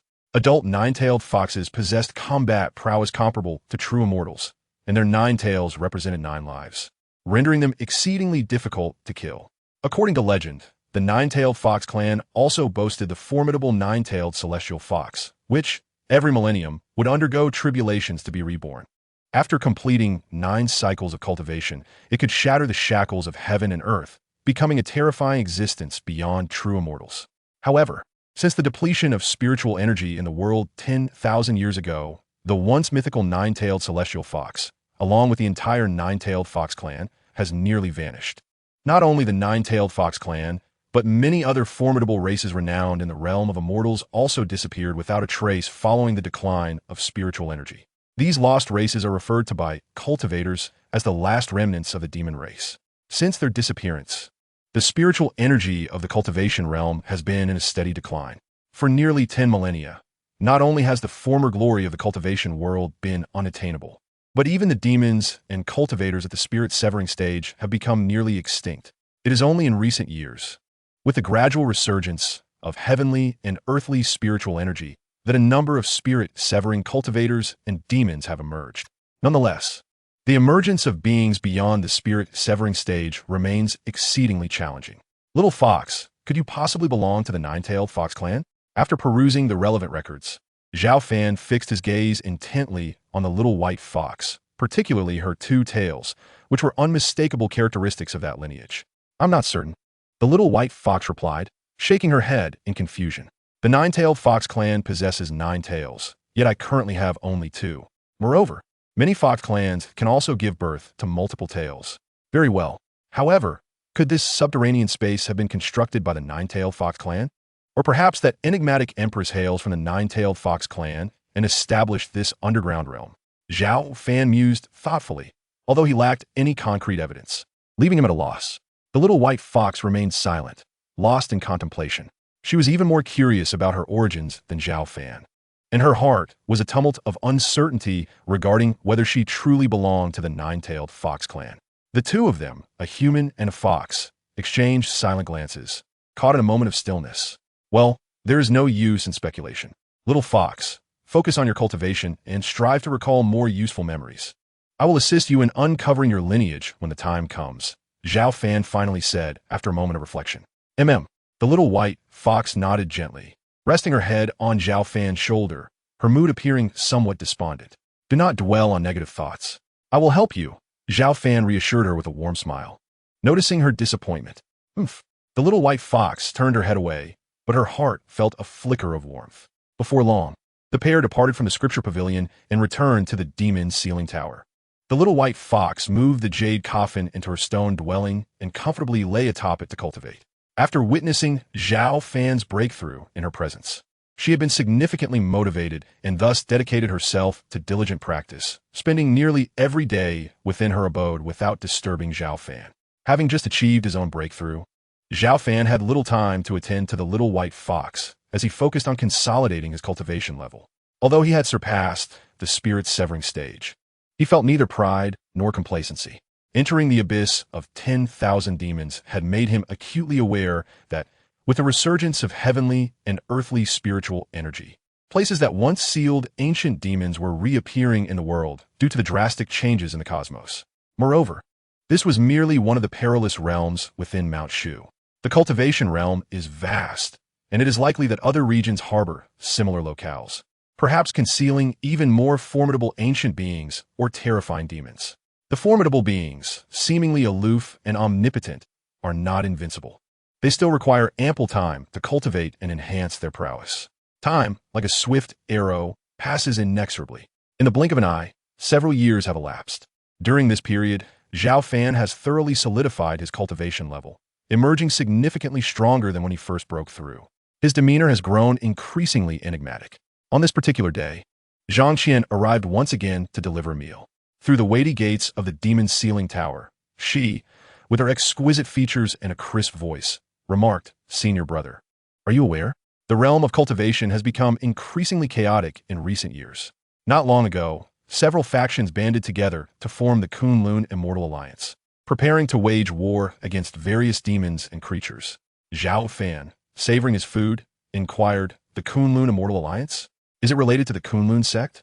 He recalled that the Kunlun sect was a venerable and enduring force in the realm of cultivation, surpassing even the Shushan sect in prestige. Indeed, it is the alliance advocated by the Kunlun sect, and it is said that several major cultivation powers have joined, creating a tremendous momentum. I've also heard that emissaries from the Kunlun Immortal Alliance are preparing to discuss the matter of inviting our Shushan sect to join the alliance with the sect leader and elders. Have they agreed? Zhao Fan asked, his brow furrowing. Not yet. It is said that the emissaries from the Kunlun Immortal Alliance harbor ulterior motives. On the surface, they extend an invitation for us to join the alliance, but in reality, they wish for Shushan to become a vassal, with Kunlun as the overlord, using us as cannon fodder in the war against the demons. If we become entangled, we cannot fathom how many brothers and sisters might perish, Zhang Qian replied, shaking her head softly. Chapter 51. A prolonged dispute. In that case, why not simply refuse? Zhao Fan chuckled. Your words carry a certain levity, senior brother. Yet I have heard from the law enforcement elder that many high-ranking members within the sect are advocating for the sect leader to join the alliance and contest for the position of overlord with Kunlun. It is said that the sect leader is already overwhelmed. Even before discussing matters with the Kunlun emissaries, Zhang Qian said, her big eyes blinking with exasperation. Over the years, Shushan has made considerable progress, which has ignited significant ambition among many senior members, leading them to believe that joining the Kunlun Immortal Alliance is an excellent opportunity. Being the sect leader of Shushan is no easy task. Zhao Fan smiled slightly, choosing not to elaborate further. He had faith in his brother, Zhao Cheng, to manage these affairs adeptly. Zhang Qian continued to share various amusing recent happenings within Shushan before departing with the now empty food container from the demon ceiling tower. At that moment, a familiar prompt resonated in his mind. Sign in. Zhao Fan instinctively responded. Sign in. Sign in successful. Reward. Tai Wang Sword Classic. As the system's voice faded, a profound and enigmatic swordsmanship secret surged into Zhao Fan's mind. The overwhelming sword intent was both earth-shattering and awe-inspiring, leaving Zhao Fan's entire being taut. As if he were confronting the ultimate sword path of the heavens and earth, a visceral shock emanating from his very soul. Zhao Fan was utterly astonished, murmuring to himself, what an extraordinary sword scripture. The sword intent it radiates far surpasses both the sword control technique and the 10,000 swords art. With the rapid resurgence of spiritual energy in recent years, Zhao Fan had previously signed into numerous formidable martial arts techniques. Yet all paled in comparison to the sword control technique and the 10,000 swords art. He had not anticipated that the Tai Huang sword cannon he signed in for today would be so profoundly powerful. The mere essence of swordsmanship emanating from the scripture left him in a state of unprecedented awe. Taking a deep breath, Zhao Fan closed his eyes and sat cross-legged, diligently comprehending the true essence of the Tai Huang sword cannon. Being a natural-born sword body, his aptitude for understanding swordsmanship was unparalleled. However, after expending several days, he could barely grasp 1% of the entire scripture, underscoring the treasure's rarity and profundity. Enthralled, Zhao Fan immersed himself in the comprehension of the sword scripture, and a terrifying sword intent began to emanate from him, distorting the very fabric of space around him. Indeed, it was unfathomably profound. The Tai Huang sword cannon was a scripture of swordsmanship that far exceeded both the sword control technique and the 10,000 swords art. If cultivated to perfection, it could even lead one directly to the realm of terrestrial immortals. Unfortunately, with his current cultivation level, he could only barely comprehend 1 or 2%. Time passed, and Zhao Fan slowly opened his eyes, the sword intent dissipating around him. Yet, his demeanor had grown more profound, akin to a divine sword yet to be unsheathed. Though it did not reveal its chilling radiance, it instilled a sense of trepidation. With the aid of the Tai Huang sword cannon, Zhao Fan gained a deeper understanding and enhancement in the realm of swordsmanship. Meanwhile, within the grand hall of Mount Shu, a cacophony of disputes erupted. Master, the envoy from the Kunlun Immortal Alliance has been waiting for several days. I believe we at Mount Shu should seize this opportunity to join the Kunlun Immortal Alliance and expand our influence. I wholeheartedly endorse Elder Zixiao's proposal. The Kunlun Alliance has already seen several major cultivation factions join. With its current momentum, if Mount Shu were to join, it would significantly bolster our strength and reputation. You are absolutely correct. Mount Shu has been diligently working to strengthen itself over the years, and our sect's power far exceeds that of a century ago. Now, the cultivation world is undergoing an unprecedented transformation after thousands of years. We should seize this opportunity to join the Kunlun Immortal Alliance, led by Elder Zixiao of Mount Shu. Over a dozen senior elders proposed that Sect Master Zhao Cheng agree to join the Kunlun Immortal Alliance, thereby enhancing Mount Shu's standing. I disagree. The Kunlun Immortal Alliance is on the verge of a great war against various demon factions. The invitation from the Kunlun envoy for Mount Shu to join the alliance is merely a ploy to make us their vassal and cannon fodder. They would never permit Mount Shu to rise in power. Do not forget, esteemed colleagues, that the Kunlun Immortal Alliance acts with great tyranny. Recently, when their attempt to recruit the Wind and Thunder sect failed, they dispatched formidable cultivators to annihilate nearly the entire sect, slaying thousands. Such brutal actions are not befitting of the righteous path of cultivation. What distinguishes them from demons? Elder Lin Mu of Zhenwu vehemently opposed this, arguing his case with conviction. Indeed, Elder Lin is correct. The Kunlun sect has always been arrogant and overbearing. Their invitation for us to join the alliance lacks any sincerity. Should we join? Will we not be living under their roof? As Lin Mu's words echoed in the hall, several elders from Shushan expressed their agreement. They are acutely aware that although the Kunlun Immortal Alliance currently boasts a formidable presence, it is led by the Kunlun sect, which harbors ambitions of dominating the cultivation world. Once Shushan is embroiled in this, it will be exceedingly difficult to maintain our independence. In recent years, Shushan has seen a plethora of powerful figures emerge, and our disciples number in the tens of thousands. Even if we were to join the Kunlun Immortal Alliance, we could still contend for a significant voice. Despite the deep foundations of Kunlun, we too are unafraid. Rather, we might seize this opportunity to rise and rejuvenate our sect. The elders from both sides expressed their views, leading to an incessant debate that rendered the Grand Hall in disarray. The sect leader, Zhao Cheng, wore a solemn expression, yet a shadow of concern lingered between his brows. Enough. I shall ponder this matter further. You may withdraw for now. Observing the ongoing dispute, Zhao Qing took a deep breath and interrupted the elders, signaling them to leave. As you command. Though their expressions bore a hint of reluctance, the elders respectfully exited, and the once tumultuous hall fell into an eerie silence. Xiania, what is your perspective on this matter? Zhao Cheng turned to Zhao Xiaotian beside him, asking in a grave tone. Father, Kunlun harbors ambitions of supremacy over the cultivation world. If we were to join the alliance, we would undoubtedly be tethered to their chariot. However, if we refuse outright, Kunlun will not take it lightly. The fate of the Wind and Thunder sect serves as a stark warning to us. Zhao Xiaotian's face was etched with seriousness as he spoke. Indeed, I am well aware. But Elder Zixiao and others have grand ambitions. Moreover, with the Kunlun emissaries arriving with such force, a direct refusal might cause the Kunlun alliance to turn their blades against us. Kunlun's enduring strength and profound heritage are well known. It is said that in recent years, they have produced 7 or 8 fully realized cultivators at the spirit-severing stage. Should negotiations falter, it would indeed spell trouble. Zhao Cheng's brow furrowed deeply as he spoke. Were it any other cultivation faction, Shushan could refuse them to their faces. However, with Kunlun, it is different. They have consistently ranked among the elite for millennia. Their depths unfathomable. Even now, despite the might of demons, none dare to provoke Kunlun recklessly. Father, perhaps we should consult Uncle? Noticing Zhao Cheng's distress, Zhao Xiaotian suddenly suggested. Consulting your elder brother? That is indeed a splendid idea. Xiaotian, please go to the demon locking tower for me. All right. Zhao Xiaotian nodded in agreement. Chapter 52, A Casual Word. Zhao Xiaotian swiftly arrived at the demon locking tower.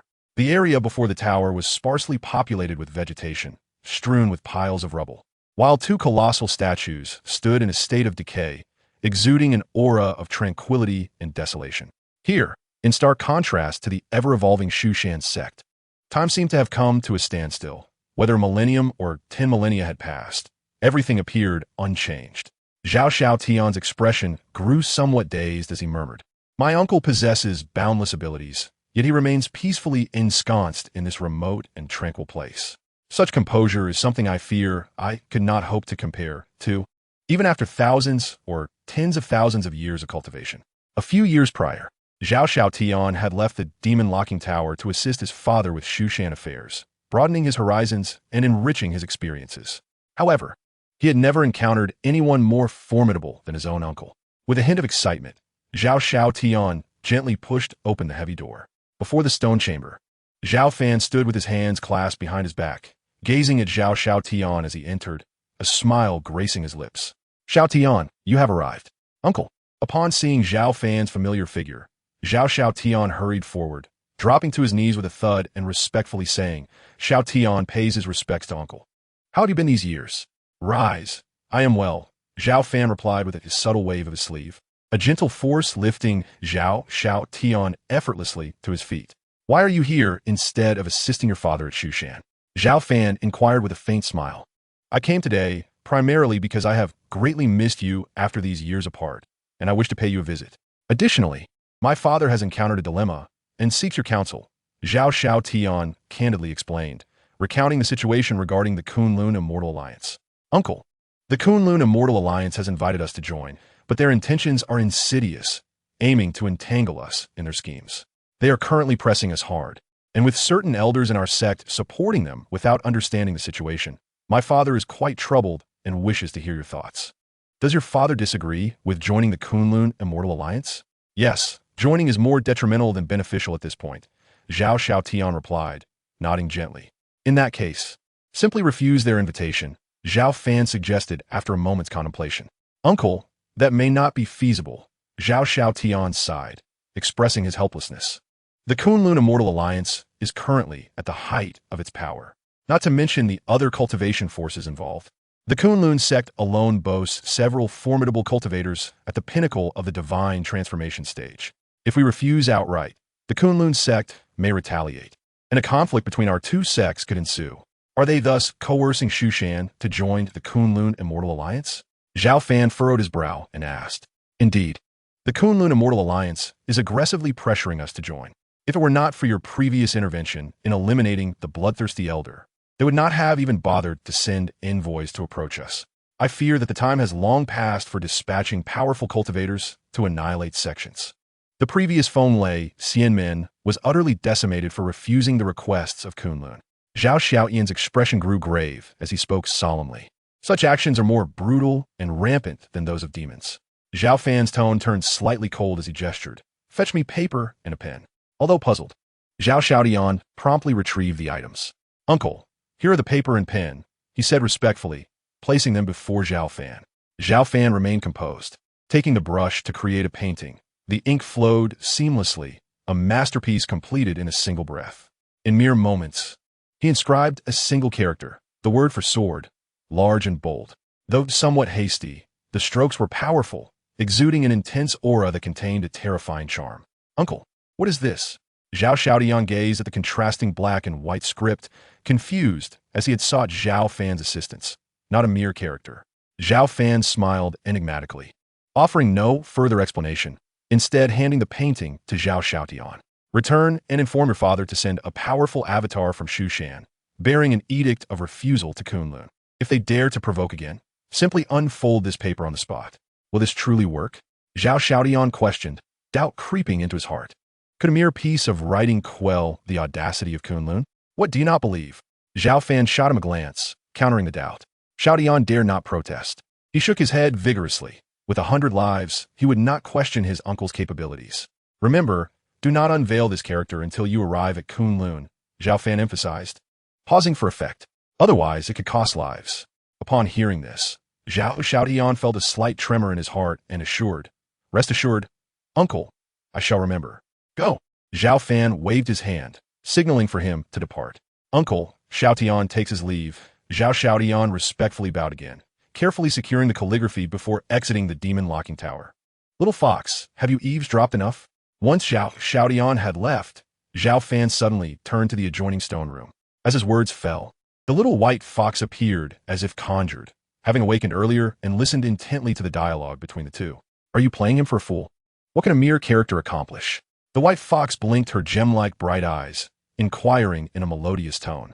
Do not underestimate that character. It is more than sufficient to intimidate a sect of cultivators, Zhao Fan replied with a faint smile, his conviction unwavering. What did you write? The little white fox asked. Her curiosity piqued. The true essence of the sword path, Zhao Fan pondered before responding earnestly. The little white fox's eyes widened in fear as she exclaimed, did your last breakthrough elevate you to a unified being? Although the little white fox could not clearly recall her origins, she possessed a profound understanding of the realms of cultivation. When it came to the true essence of the Tao, only the most powerful beings could venture into that domain. The mighty beings of the fusion stage were exalted. Even during the glorious epochs of the cultivation world thousands of years ago, they were regarded as premier cultivators. When she witnessed Zhao Fan's breakthrough, she had her suspicions, yet she could not have anticipated that Zhao Fan would truly shatter his shackles and ascend to that realm. Observing the little white fox's reaction, Zhao Fan merely smiled calmly, his demeanor becoming even more inscrutable. With Zhao Fan's ink masterpiece in hand, Zhao Xiaotian swiftly returned to the grand hall of Mount Shu. "Xiaotian, you're back so soon? What does your uncle mean by this?" inquired the sect leader, Zhao Cheng, his tone laced with concern. "Father, my uncle asked me to bring back this piece of calligraphy," Zhao Xiaotian replied, presenting the neatly folded artwork with solemnity. While briefly recounting Zhao Fan's earlier instructions, "It's merely a piece of writing. What significance could it possibly hold?" Zhao Cheng expressed his confusion, struggling to believe it. "Father, since my uncle is so confident, I believe it is best to act according to his wishes," Zhao Xiaotian gently suggested. "You are right. Go summon Elder Wang Lai." Zhao Qing contemplated for a moment before responding. Wang Lai was currently the most formidable elder of Mount Shu, previously a prominent figure among a subordinate faction, possessing exceptional cultivation talent. With the recent resurgence of spiritual energy in the world, his cultivation had rapidly advanced, reaching the late stage of the separation of spirit. Following the assault on Mount Shu by the Moon Worship sect, Zhao Cheng had been diligently recruiting powerful cultivators to bolster Mount Shu's overall strength. With the vast resources of Mount Shu and the numerous benefits and positions Zhao Cheng offered, Wang Lai remained steadfastly loyal. Chapter 53, Ascending Kunlun. Greetings, sect leader. Elder Wang Lai soon arrived at the Grand Hall of Mount Shu, respectfully bowing to Zhao Cheng. "Elder Wang, I wish to send you to the Kunlun sect," Zhao Cheng stated directly. "To the Kunlun sect?" Wang Lai was taken aback, asking, "Sect leader, have you decided to join the Kunlun Immortal Alliance?" Recently, there had been much debate within Mount Shu regarding the potential alliance with Kunlun, and while he held a neutral stance, he was closely monitoring the situation. "Not all." Zhao Cheng shook his head, responding solemnly, "I am preparing to decline their proposal." "What?" Wang Lai's expression turned grave as he said bitterly, "If that is the case, I fear I may not be adequate for the task of visiting Kunlun. Kunlun has stood for tens of thousands of years. Its foundation is unfathomable. It is said that they have 7 or 8 perfected separation of spirit cultivators among their ranks. With my cultivation at the late stage of separation of spirit, I would only be inviting humiliation." Despite his unwavering loyalty, Wang Lai was no fool. If sect leader Zhao Cheng intended to refuse the Kunlun Immortal Alliance, then sending him as an envoy to negotiate could easily provoke Kunlun, making it exceedingly difficult to retreat unscathed. After much effort, he had finally become a master at the late stage of the divine transformation. How could he possibly allow himself to walk into death so easily? Zhao Cheng, naturally aware of Wang Lai's concerns, smiled and reassured him. "Elder Wang, do not misunderstand. I am merely sending you to Kunlun to deliver an edict, not to provoke them. We should avoid confrontation whenever possible." "Whenever possible." Wang Lai's brow furrowed in worry. "Sect Master, I have heard that Kunlun is notoriously domineering. What if they refuse to accept your edict and choose to attack me?" Anticipating Wang Lai's apprehension, Zhao Cheng handed him a painting from the table, speaking earnestly. "If that happens, you must unfold this painting." "What use could a painting possibly serve?" Wang Lai questioned skeptically, feeling as though Zhao Cheng was trying to deceive him. Yet he hesitated to voice his doubts. "Elder Wang, this painting was personally crafted by a senior sword cultivator," Zhao Xiaotian interjected as a reminder. "Is it the sword cultivator who defeated the bloodthirsty elder a few years ago?" Wang Lai's eyes lit up with excitement upon hearing this. Although he had only recently joined Shushan, he held deep admiration for the enigmatic sword master from Shushan. The reason he agreed to become an elder was not solely due to the position and benefits offered by Zhao Cheng, but also because of the respect he had for that mysterious sword cultivator. Years ago, when Wang Lai had yet to reach the late stage of divine transformation, that sword master had effortlessly slain the bloodthirsty elder, leaving the vast majority of the cultivation world in shock. After all these years, who could fathom how much stronger that sword master had become? "Indeed, that is the case," Zhao Cheng replied with a slight smile. "In that circumstance, I shall personally make the journey to Kunlun." After a moment's hesitation, Wang Lai readily agreed. "Excellent. This time, I shall trouble you, Elder Wang," Zhao Cheng said, patting Wang Lai's shoulder, his expression one of satisfaction. Wang Lai was currently the strongest elder in Shushan, making him the most suitable candidate for the mission. Sending anyone else would likely result in failure even before reaching Kunlun's gates. "Elder Wang, Remember, you must not unfold the painting before reaching Kunlun, or it may endanger your life. Zhao Xiaotian cautioned, echoing Zhao Fan's explicit warning. Understood, Wang Lai nodded, then turned to Zhao Cheng and clasped his hands in respect. Sing. Rest assured, sect master, I will not disappoint your trust. Good. Xiaotian, fetch the edict I have prepared and hand it to Elder Wang for his journey. Zhao Cheng instructed. Take care on your journey, Elder Wang. Once you descend the mountain, I will make this matter known to the entire sect and the cultivation world. Though Kunlun is overbearing, you are, after all, an elder of Shushan, and they will surely not dare to be excessively oppressive. That sounds splendid. I shall take my leave now. Wang Lai bowed respectfully, taking the edict and the painting, and slowly exited the grand hall. As soon as Wang Lai departed from Shushan, the sect leader Zhao Cheng did not hesitate to announce the decision to decline joining the Kunlun Immortal Alliance, simultaneously informing the entire cultivation community that Shushan would not ally with any faction. The news of Zhao Cheng dispatching emissaries to Kunlun swiftly spread, igniting a tumultuous reaction. At present, the Kunlun Immortal Alliance is experiencing a surge in power. Within mere months, countless smaller and larger cultivation factions are clamoring to join, driven by a desire for Kunlun's protection and a palpable fear of meeting a fate as grim as that of the Fenglei sect, should they choose to remain outside the alliance. No one expected that at such a critical juncture, Shushan would audaciously oppose the Kunlun Immortal Alliance. As the news proliferated, factions from both the righteous and demonic realms awaited Kunlun's response with bated breath. Given Kunlun's historically aggressive and domineering approach, it was certain they would not let Shushan's defiance slide easily.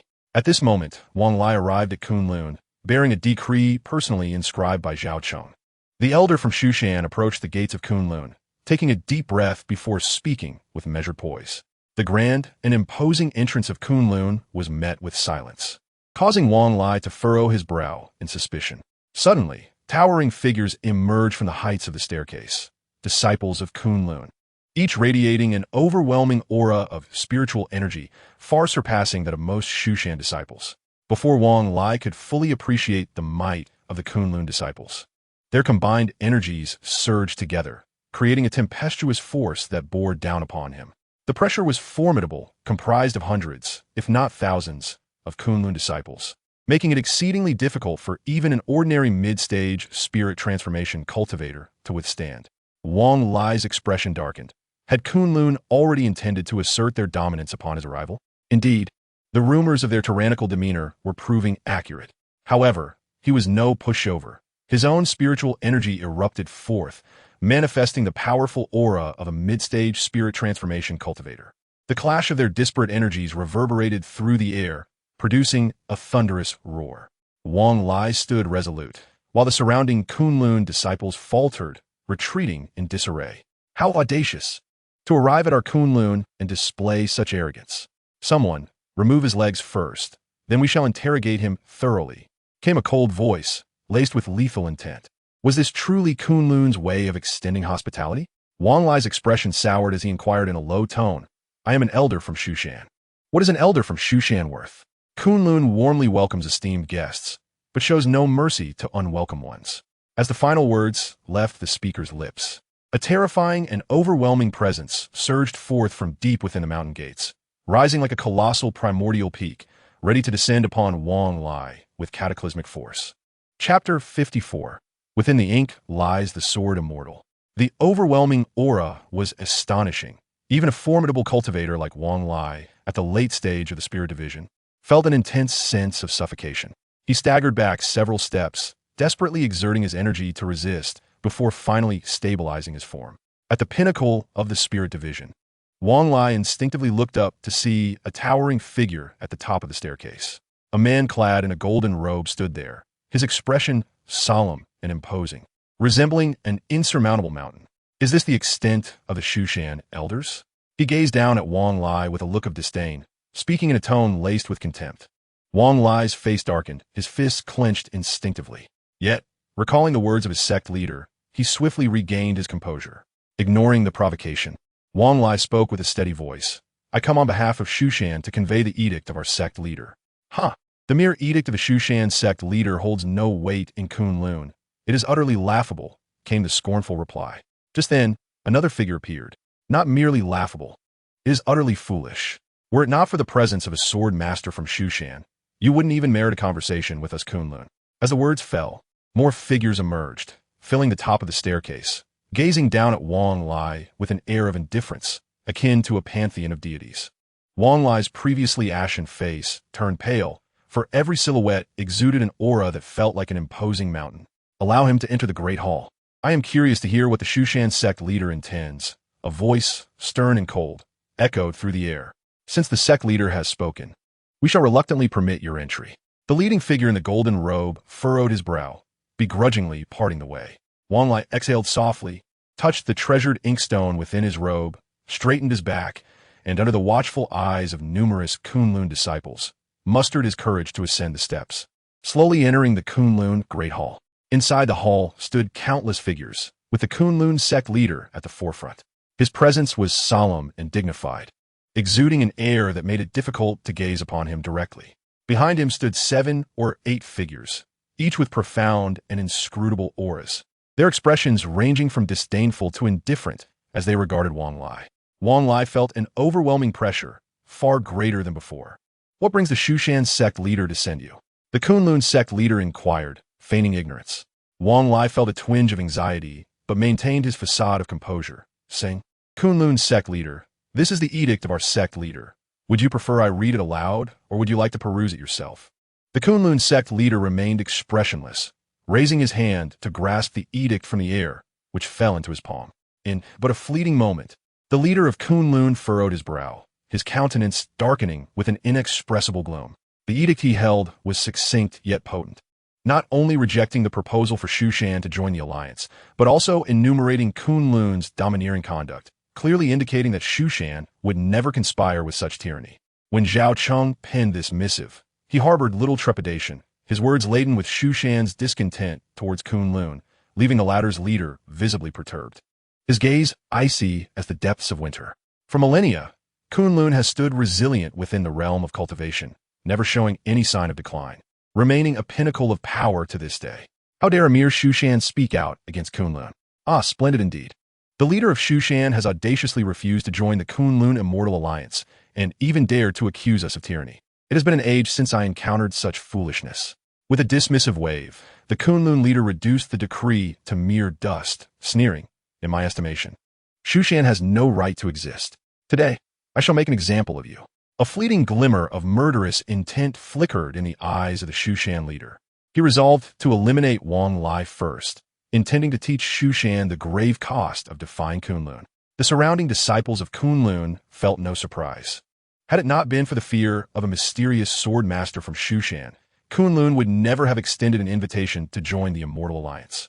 Now, not only had Shushan openly refused, but they also dared to accuse Kunlun of tyranny, a clear path to self-destruction. Kunlun had always acted with an iron fist, offering no opportunity for dissent when opposed. Kunlun leader, I am an elder of Shushan. Do you not fear igniting a war between our sects if you lay a hand upon me? Wang Lai's brow was slick with cold sweat, akin to a lamb wandering into a den of wolves, his heart racing with trepidation. Kill him, the Kunlun leader stated coldly, devoid of any preamble. As his words hung in the air, an overwhelming aura surged forth, and 8 masterful cultivators at the pinnacle of the spirit separation stage emerged, enclosing Wang Lai with unyielding intent. Typically, a single master of the spirit separation stage would suffice to handle Wang Lai. Now, with 8, it was evident that Kunlun sought to flaunt its might. Among those present were not only Kunlun's disciples, but also numerous other sects allied with the Immortal Alliance. The Kunlun leader aimed to convey the profound depth of Kunlun's heritage to all. Witnessing this spectacle, several powerful figures from other sects shook their heads in disbelief, astonished by Kunlun's might, yet pitying Wang Lai's grim fate. The Shushan leader had been excessively arrogant, sending merely a late-stage spirit separation cultivator to confront Kunlun, a veritable lamb entering a lion's den. The situation was dire. Wang Lai, drenched in cold sweat, struggled to maintain his composure. He scanned the Kunlun leader and his entourage, summoning his courage to declare, Kunlun leader, do not blame me for not forewarning you. Before I departed from Shushan, I procured a priceless artifact. It is the genuine work penned by the esteemed sword cultivator from Shushan. Upon hearing this, The members of Kunlun were left in a state of amusement. What significance could a calligraphic piece, even if crafted by such a mysterious swordsman from Shushan, possibly hold? At this moment, not to mention a mere artwork, even if the renowned swordsman himself were to appear, it could not save Wang Lai's life. In fact, he might even find himself ensnared and perishing here, confronted by a formidable assembly of 8 fully realized divine transformation experts. Who in the vast realm of cultivation could withstand such a force? It was utterly ludicrous. Although he had demonstrated remarkable strength in years past by slaying the bloodthirsty elder with a single stroke, he was likely merely at the pinnacle of the divine transformation stage. Now, as the spiritual energy of heaven and earth revived, cultivators of immense power were emerging in droves. Our Kunlun boasts 8 fully realized divine transformation experts. Even if he were to arrive in person today, he would surely meet a tragic end. The Kunlun sect master scoffed derisively, his gaze toward Wang Lai akin to that of one observing a fool. In Shushan, that venerable swordsman is a symbol of invincibility. If you choose not to believe, do not blame me for unveiling this precious artwork. Wang Lai took a deep breath, and amidst the mocking stares of the crowd, he slowly revealed the painting. Boom! The once clear skies above Kunlun suddenly turned ominous and dark. A golden sword light, stretching thousands of meters, descended with the force of creation itself, striking down upon all of Kunlun. Before the sword light could truly land, the overwhelming sword intent had already summoned the powers of heaven and earth, manifesting a terrifying aura that cascaded downwards. All disciples of Kunlun trembled uncontrollably, succumbing to the ground. Even the Kunlun sect master and other powerful cultivators found it nearly impossible to withstand this dreadful pressure, compelled to kneel in unison. Their knees struck the hardened earth, fracturing it with a multitude of cracks. Chapter 55. The Might of the Mighty. The sword light shone dazzlingly, akin to a blazing sun illuminating all of Kunlun. Aside from Wang Lai, no one could maintain their standing. Heavens! Is this truly the masterpiece of the venerable sword cultivator? A youth practicing swordplay is depicted. What a terrifying sword technique. This single work of art harbors such formidable power. Wang Lai was filled with exhilaration, gazing at the scene before him, his eyes alight with fervor. Upon the artwork, there was but a single character for sword, yet in that moment, it resonated with divinity, erupting with a fearsome radiance. That earlier sword light, reminiscent of the creation of the heavens, was indeed born from the strokes of the calligraphy. It was utterly terrifying. Though it appeared merely as a simple piece of art, it contained a fragment of Zhao Fan's divine consciousness. Do not underestimate this mere fragment. It was sufficient to invoke the grand forces of heaven and earth, coalescing into an unparalleled sword force that could subdue all of Kunlun. The Kunlun sect master gazed in disbelief at this unfolding spectacle, his voice quivering as he uttered, "What on earth is happening?" It was inconceivable to him that something which seemed to be merely a piece of art could exert such dominion over all of Kunlun. Even a powerful cultivator such as he, employing every ounce of his strength in resistance, still found himself forced to kneel upon the ground. The leader of Kunlun felt a shiver run down his spine. What he sensed was merely a wisp of the terrifying aura of the sword path, devoid of any intent to kill. Had it been otherwise, a single strike would have wrought unimaginable devastation upon Kunlun.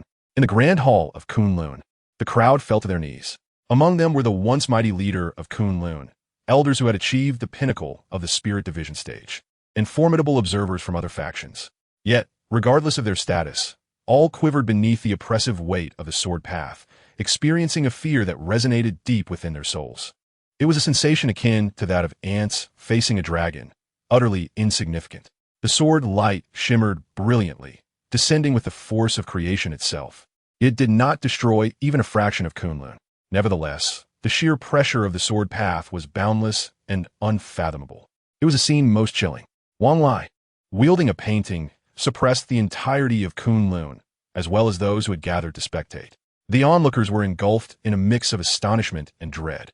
Feeling utterly miserable, had they foreseen such an outcome, they would not have dared to come and observe, even under threat of death. In comparison, the disciples of Kunlun felt a deeper sense of shame and anger. Some cursed vehemently, while others wore expressions of grim determination. Several elders, who prided themselves on their formidable cultivation, strained every ounce of their spiritual energy in an attempt to resist the terrifying pressure and rise to their feet. Boom! In the next moment, these elders were met with an even greater backlash, collapsing to the ground under the overwhelming sword intent, blood spilling from their mouths and noses. These were formidable beings at the integration stage. At that moment, a venerable elder of Kunlun, his face etched with fear, tremulously spoke.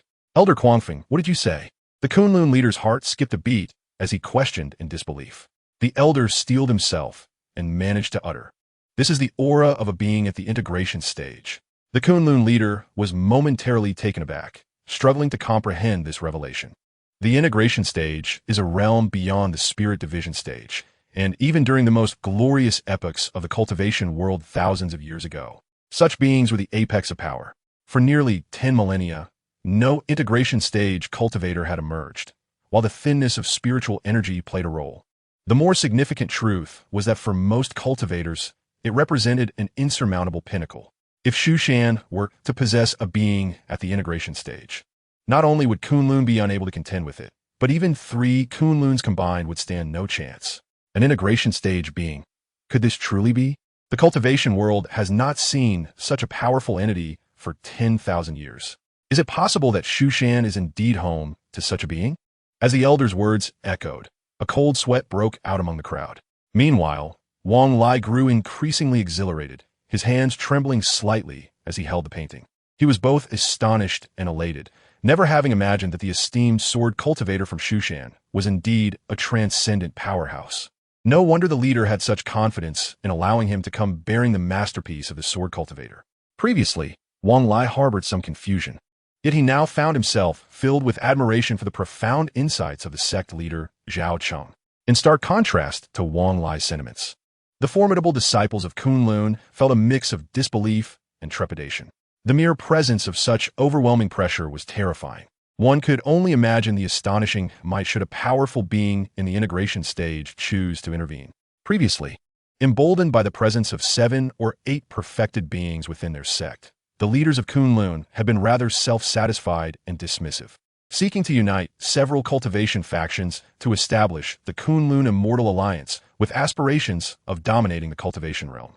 They had even plotted to wage war against Mount Shu should it refuse to join the alliance. However, they were now awakening to the naivety of their earlier assumptions.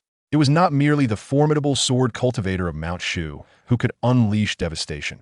Even a casual stroke of a brush could obliterate the entirety of Kunlun, such as the terror of a being in the integration stage. Even a mere hint of their aura could summon the forces of nature across miles, generating a relentless and fearsome power. Historical records from a millennium ago depict such beings as capable of moving mountains and filling seas with a mere thought, capable of annihilating an entire sect with a single intention. The elder of Kunlun, his face etched with despair, sorrowfully cautioned those around him. As his words resonated, the Kunlun sect leader succumbed to despair, closing his eyes and revealing an uncommon pallor of defeat. He understood that from this day forth, even if they managed to preserve their lineage, the illustrious reputation amassed over millennia would be irrevocably tarnished. It was no wonder that Mount Shu had so boldly rejected Kunlun's overtures. They were evidently backed by a mighty being. Kunlun had unwittingly confronted an immovable obstacle. Yet, there was no shame in this, for it was indeed a being of the integration stage, a rare entity in the current cultivation realm that few would dare to challenge head-on.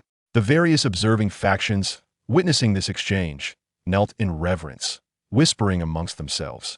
Upon hearing these murmurs, the disciples of Kunlun felt their cheeks flush with humiliation, yet none dared act rashly. "It is settled. We, Kunlun, concede and retract our prior demand for Mount Shu to join the alliance, while simultaneously offering our public apologies," declared the Kunlun sect leader, inhaling deeply and choosing to compromise before all present. Previously high and mighty, he had intended to settle scores with Mount Shu in due time, but now he found himself in a position of subservience, a stark contrast to his earlier demeanor. However, none mocked the Kunlun sect leader. Faced with the might of a powerful entity at Mount Shu, it was clear that refusal to concede would lead to dire consequences. In the realm of cultivation, where the weak fall prey to the strong, power dictates authority. Kunlun's earlier ambitions to establish the Kunlun Immortal Alliance stem from their belief in their own profound heritage and strength. Yet now, with Mount Shu's superiority, they had no choice but to apologize and seek peace. Upon hearing the Kunlun sect leader's words, Wang Lai nodded in satisfaction, slowly closing the painting. In an instant, the terrifying sword light and oppressive aura vanished without a trace. Within the hall, everyone felt as if a great weight had been lifted, exhaling deeply in relief. They were all deeply unsettled, their backs already drenched in sweat. Everything that had transpired felt like a horrific nightmare, leaving them with lingering trepidation. Many exchanged glances, Riley shaking their heads. The might of a harmonization period expert was truly terrifying. Merely a whiff of their aura suffocated all present, rendering them incapable of movement. If such a being were to truly unleash their power, how fearsome would it be? Just the thought of it sent shivers down their spines. Master of Kunlun, our Shushan sect has never been one to provoke others lightly, nor do we fear being provoked. Today's events serve merely as a small lesson. We hope you will not err again in the future. Otherwise, the next encounter will not be as simple as today. Wang Lai solemnly stated as he carefully tucked away the precious writing. He turned to the Kunlun master, his voice steady and resolute. The Kunlun master, devoid of his earlier arrogance and indifference, slightly inclined his body and replied softly, "I have taken note of this. Please convey to the Shushan sect leader that we of Kunlun shall never be enemies with Shushan." "That is good to hear. I bid you farewell," Wang Lai replied. His spirits lifted as he laughed heartily, departing from the Kunlun Great Hall with his head held high amidst the complex gazes of those around him. Chapter 56. The world in shock. Previously, Shushan's refusal to join the Kunlun Immortal Alliance had drawn the attention of various factions. Many were eager to witness how this matter would unfold. It is well known that Kunlun acts with an iron fist, unwilling to tolerate any rejection or opposition from other forces. The previous incident with the Thunder and Wind Immortal sect was a testament to this. Some demonic clans and sects even secretly speculated that upon the arrival of the Shushan envoy and their declaration of refusal to join the alliance, the Kunlun leadership would be enraged, potentially igniting a conflict between the two sections. However, as news spread, it defied all expectations. Almost every cultivator faction monitoring the situation was left dumbfounded upon receiving the news, their faces painted with disbelief, some even filled with palpable fear. A harmonization period expert had emerged. Suddenly, the entire cultivation world was in an uproar. It was as if a massive stone had plunged into a tranquil lake, sending waves splashing violently, swiftly escalating this matter into the focal point of the entire cultivation realm. A harmonization period expert had arisen from Shushan. This marked the first such powerhouse to emerge in millennia. It is important to note that the current celestial environment is far inferior to that of the cultivation world thousands of years ago. For nearly several thousand years, lofty cultivators were a rare breed. Even those in the out-of-body and spirit separation stages were exceedingly scarce. Only in the past century, as spiritual energy began to revive, did many beings of such caliber come into existence. Were it not for Shushan giving birth to a harmonization period expert, many would have long forgotten this realm, as even during the most glorious times of the cultivation world millennia ago, such powerful beings were seldom seen. It is evident that powerful cultivators are exceedingly rare. Had it not been for the first-hand accounts of many, the adept from Mount Shu, who effortlessly subdued the entirety of Kunlun with merely a painting, would have been dismissed as a bizarre rumor. It is truly astonishing that, after barely a century of the recovery of spiritual energy, a formidable being has already emerged. We had thought that reaching the spirit-severing stage was sufficient to look down upon others. Now it appears we were naively mistaken. Some powerful cultivators lament that despite their diligent efforts to harness the resurgence of spiritual energy over the years, they have only just managed to break through to the spirit-severing stage, exhausting nearly all their potential.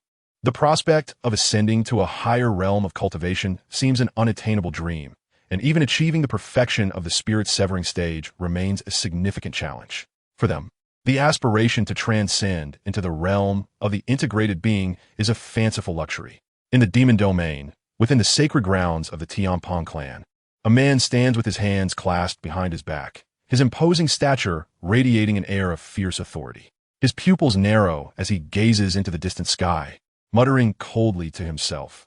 I never would have imagined that, with the spiritual energy's resurgence barely reaching its latter stages, a being of the integrated realm would arise. And from our arch-nemesis, Mount Shu, no less. However, it matters not. I have just awakened the bloodline of the ancient beast, the golden-winged Great Peng. Given sufficient time, I shall surely unlock the supreme legacy and ascend to the legendary realm of power. At that time, Our Tianping clan shall vanquish Kunlun and annihilate Mount Shu, effortlessly leading countless demon clans to reclaim dominion over the cultivation world. This man is none other than the chieftain of the Tianping clan.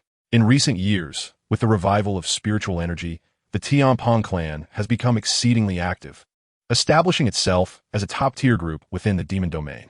He has already achieved the perfection of the spirit-severing stage, only a step away from the integrated realm. The immediate priority is to continue in seclusion. When I successfully break through, it will herald the return of the Tianping clan to the cultivation world, with unwavering determination. The Tianping chieftain declares his oath. In the main hall of Mount Shu, upon receiving the news, the sect leader Zhao Cheng is initially taken aback, only to be overcome with ecstatic joy shortly thereafter. His elder brother has reached the integrated realm. With such powerful support, how could I possibly fail to revitalize Mount Shu? A smile spreads across Zhao Cheng's face, feeling an overwhelming sense of relief. With a formidable being safeguarding Mount Shu, this alone is sufficient to instill fear across the land. Undoubtedly, after this event, Mount Shu's reputation will soar to new heights. Xiao Tian, why did you not inform me sooner of your uncle's extraordinary strength? I have been restless these past few days, worrying for Elder Wang's safety. Zhao Cheng chides his son, coming back to senses. Father, it was a misunderstanding. I only knew that uncle was strong, but I had no idea he was this powerful. Xiao Tian replies, both excited and helpless. In his heart, Zhao Cheng felt an increasing admiration for Zhao Fan. His uncle, possessing the strength to gaze down upon the world, willingly chose to remain in the demon locking tower, leading a life devoid of excitement. That sheer tenacity of spirit far surpassed that of most cultivators. The fact that Mount Shu could avoid a conflict with Kunlun was something for which they should be profoundly grateful to his uncle. Go prepare some food and drinks. I wish to express my gratitude to my elder brother.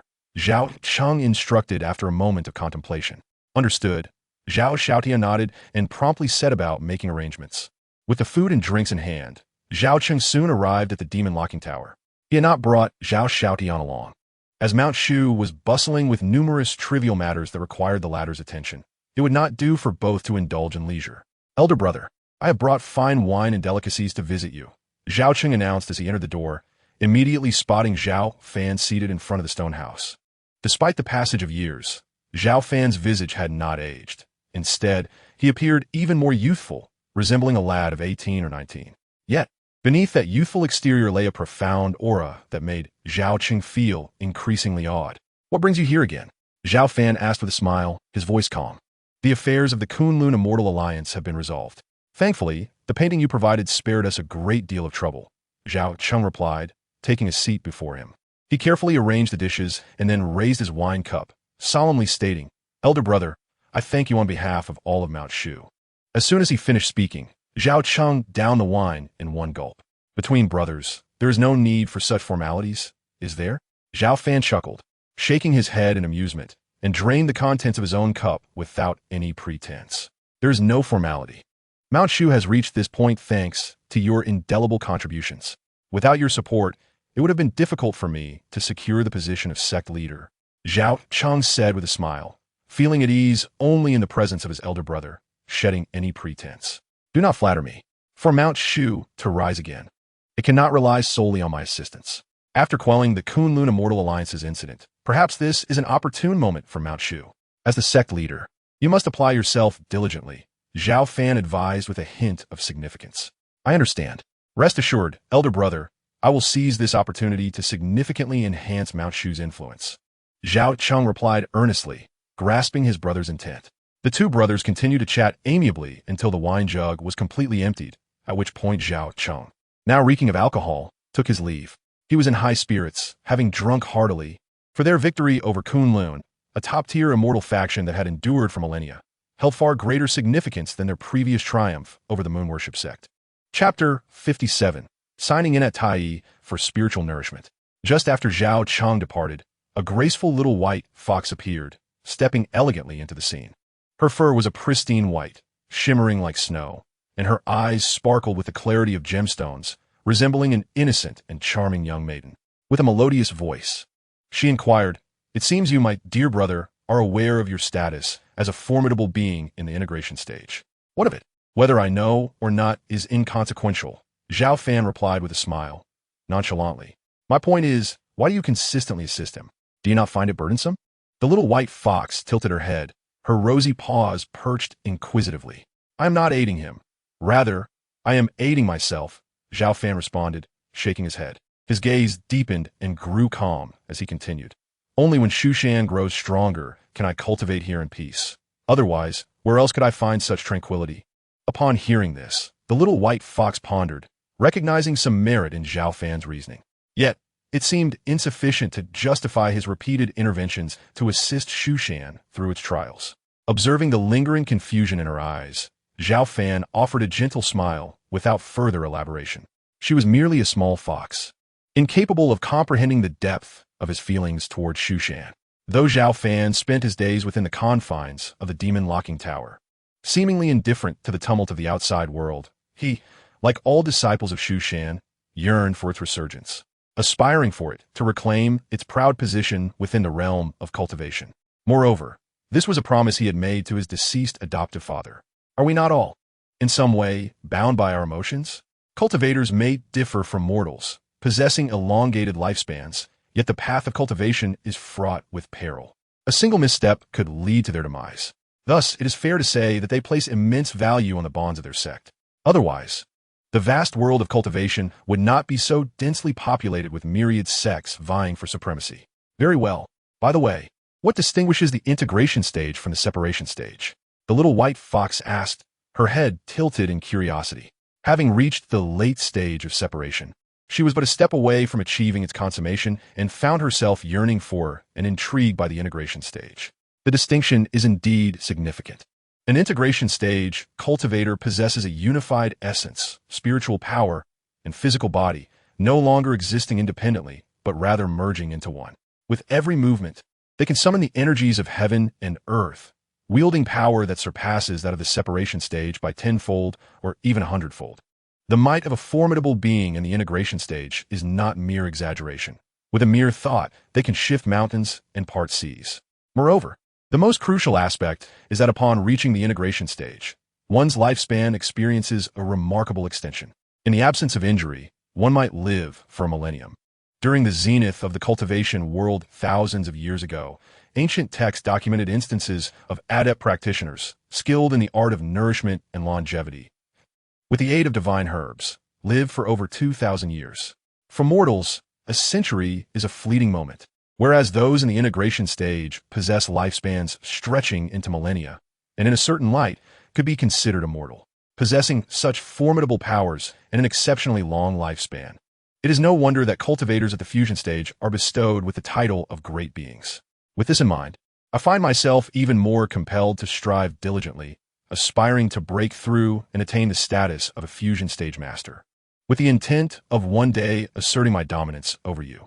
The little white fox's beautiful eyes sparkled with a bright radiance as she vigorously waved her pristine paws. She harbored a deep-seated resentment toward her own cultivation level, which lagged behind Zhao Fan's, and with the enhancement of her abilities, she began to recall memories previously lost, fueling her extraordinary dedication to her training. I eagerly anticipate the arrival of that day, yet I fear it may remain elusive throughout this lifetime. Zhao Fan smiled faintly, prompting the little white fox to roll her eyes in exasperation. As long as the system was in place, not even a single little fox, nor 6 combined, could surpass him. However, despite his words, Zhao Fan harbored no arrogance or complacency, for he understood very well that without the system's assistance, his rapid progress would have been unattainable. Moreover, with the continuous resurgence of spiritual energy in the world, more formidable cultivators, possibly even those who could rival his own strength, were destined to emerge in the days to come. The realm of cultivation was teeming with talent, and Zhao Fan did not entertain the notion that he could forever maintain his supremacy. It is worth noting that among the various cultivation factions, there existed numerous ancient beings who had lain dormant for centuries, if not millennia. With the revival of spiritual energy, these individuals would undoubtedly experience remarkable breakthroughs and advancements. Nevertheless, at present, it seemed that only Zhao Fan himself would reach the fusion stage, for otherwise, the stir and astonishment within the cultivation world would not be so profound. Following the events at Kunlun, Shushan would likely experience a brief period of growth. Zhao Fan's display of prowess through a single painting had reverberated throughout the entire realm of cultivation. Should his brother Zhao Chang seize this opportunity to solidify the gains from previous reforms and enhance Shushan's prestige, the goal of revitalizing Shushan would draw ever closer. Subsequently, Zhao Fan engaged in further discussions with the little white fox regarding matters of cultivation, after which she merrily scampered back into the stone chamber to pursue her training. Zhao Fan, too, remained industrious, dedicating all his energy once more to his cultivation. The fusion stage is profoundly intricate, divided into the early, mid, and late phases, culminating in perfection. The disparities between each minor realm are considerable, and given that Zhao Fan's soul, spiritual power, and corporeal form were all advancing simultaneously into this tier, the challenge of his cultivation was magnified several-fold compared to that of ordinary cultivators. Fortunately, Zhao Fan immersed himself in his training without urgency, as no one would disturb him at that moment. As time gradually passed, Zhao Fan's cultivation foundation became increasingly solid, taking a steady and resolute step forward within the early phase of the fusion stage. Would you like to begin to sign in? On this day, the familiar prompt from the system echoed in Zhao Fan's mind. Sign in. Sign in successful. Roi, injuring technique. A vast array of profound techniques surged into Zhao Fan's mind, seemingly from thin air. Though intricate and arcane, Zhao Fan's elevated perspective allowed him to quickly grasp the essence of the entire text. This particular technique was designed specifically to enhance one's primordial spirit, rendering it remarkably suitable for him. A smile graced Zhao Fan's face as he realized that he now possessed corresponding practices to cultivate both his spiritual energy and physical form, leaving only the aspect of his primordial spirit lacking in suitable methods. Given the scarcity of scriptures pertaining to such matters, the arrival of this nourishing spirit sutra would undoubtedly facilitate his advancement in cultivating the primordial spirit. Without a moment's hesitation, Zhao Fan commenced his comprehension of this technique. Chapter 58, 60 years in the blink of an eye as time flowed relentlessly, year after year passed. With the seasons changing, 60 years slipped by in an instant. During these 6 decades, Zhao Fan had not stepped outside the confines of the demon-locking tower, completely immersed in his cultivation. Aside from Zhang Qian, who brought him meals every 10 days, nearly everyone had all but forgotten Zhao Fan's existence. Few recalled that this former heir of the Shushan sect, once rendered powerless, still thrived within the tower's walls. The heavy, cold door of the demon-locking tower effectively severed any connection to the outside world. The desolate grounds surrounding it were overrun with weeds, which had withered and regrown time and again, in stark contrast to the tranquility within the tower. The external world was rife with turbulence and change. With the continuous resurgence of spiritual energy, the realm of cultivation experienced an unprecedentedly favorable environment compared to the past. Although it could not yet rival the flourishing eras of millennia ago, there were unmistakable signs of a renaissance in the cultivation world, rarely seen in the past. Powerful beings in the spirit division realm now appeared ubiquitous. It was no longer uncommon for even modest sects to boast 3 or 4 spirit division cultivators among their ranks, as failing to do so would be a source of embarrassment. Throughout these years, sect leader Zhao Cheng had leveraged Zhao Fan's former prestige to attract a multitude of powerful cultivators.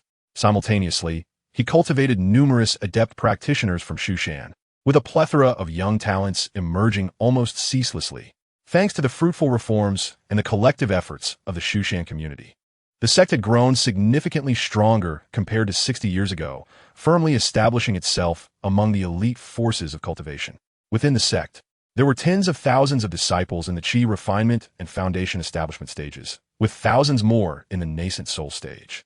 Hundreds had reached the out-of-body stage, while 60 were in the spirit division stage, of which a remarkable 13 had attained the pinnacle of mastery. This scale surpassed that of the Kunlun sect from 60 years prior. Most importantly, Shushan was home to a mysterious being of the composite body stage, whose formidable presence continued to instill fear in many rival sects, deterring them from provoking Shushan lightly. As Shushan grew increasingly powerful, sect leader Zhao Cheng and the senior leadership became ever more ambitious. Once possessing a territory spanning 1,000 miles, their diligent efforts over the years had expanded it several-fold. The larger the territory and the greater the populace, the more abundant the spiritual veins and mineral resources that can be claimed, leading to a proliferation of promising cultivators. The sect leader, Zhao Cheng, occupies a lofty position, his words carrying immense weight, wielding absolute authority over Mount Shu, his prestige reaching unparalleled heights, leaving no one daring to challenge his decisions or will. While Zhao Cheng finds satisfaction in his current achievements, an insatiable ambition begins to swell within him. He aspires not merely to strengthen Mount Shu, but to dominate the entire realm of cultivation. He yearns to become the most accomplished sect leader in the history of Mount Shu, striving to establish it as a formidable power within the cultivation world. Once ambition takes root, it can grow uncontrollably. Notably, the current landscape of the cultivation world is fraught with competition among various factions, and if Mount Shu is managed adeptly, it indeed possesses the potential for supremacy. That year, after deliberating with the other high-ranking members of Mount Shu, Zhao Cheng resolutely abandoned the previous strategy of restraint, opting instead to actively compete with other cultivation forces and to lay out a blueprint for domination. Historically, Mount Shu operated with a steady demeanor, adhering to the principle of non-aggression. However, following Zhao Cheng's decision to vie for supremacy, the entire sect underwent a profound transformation. Disciples and followers were dispatched far and wide, systematically purging and annexing the territories of demonic and monstrous forces nearby. Even some weaker sects found themselves forcefully expelled by Mount Shu's might.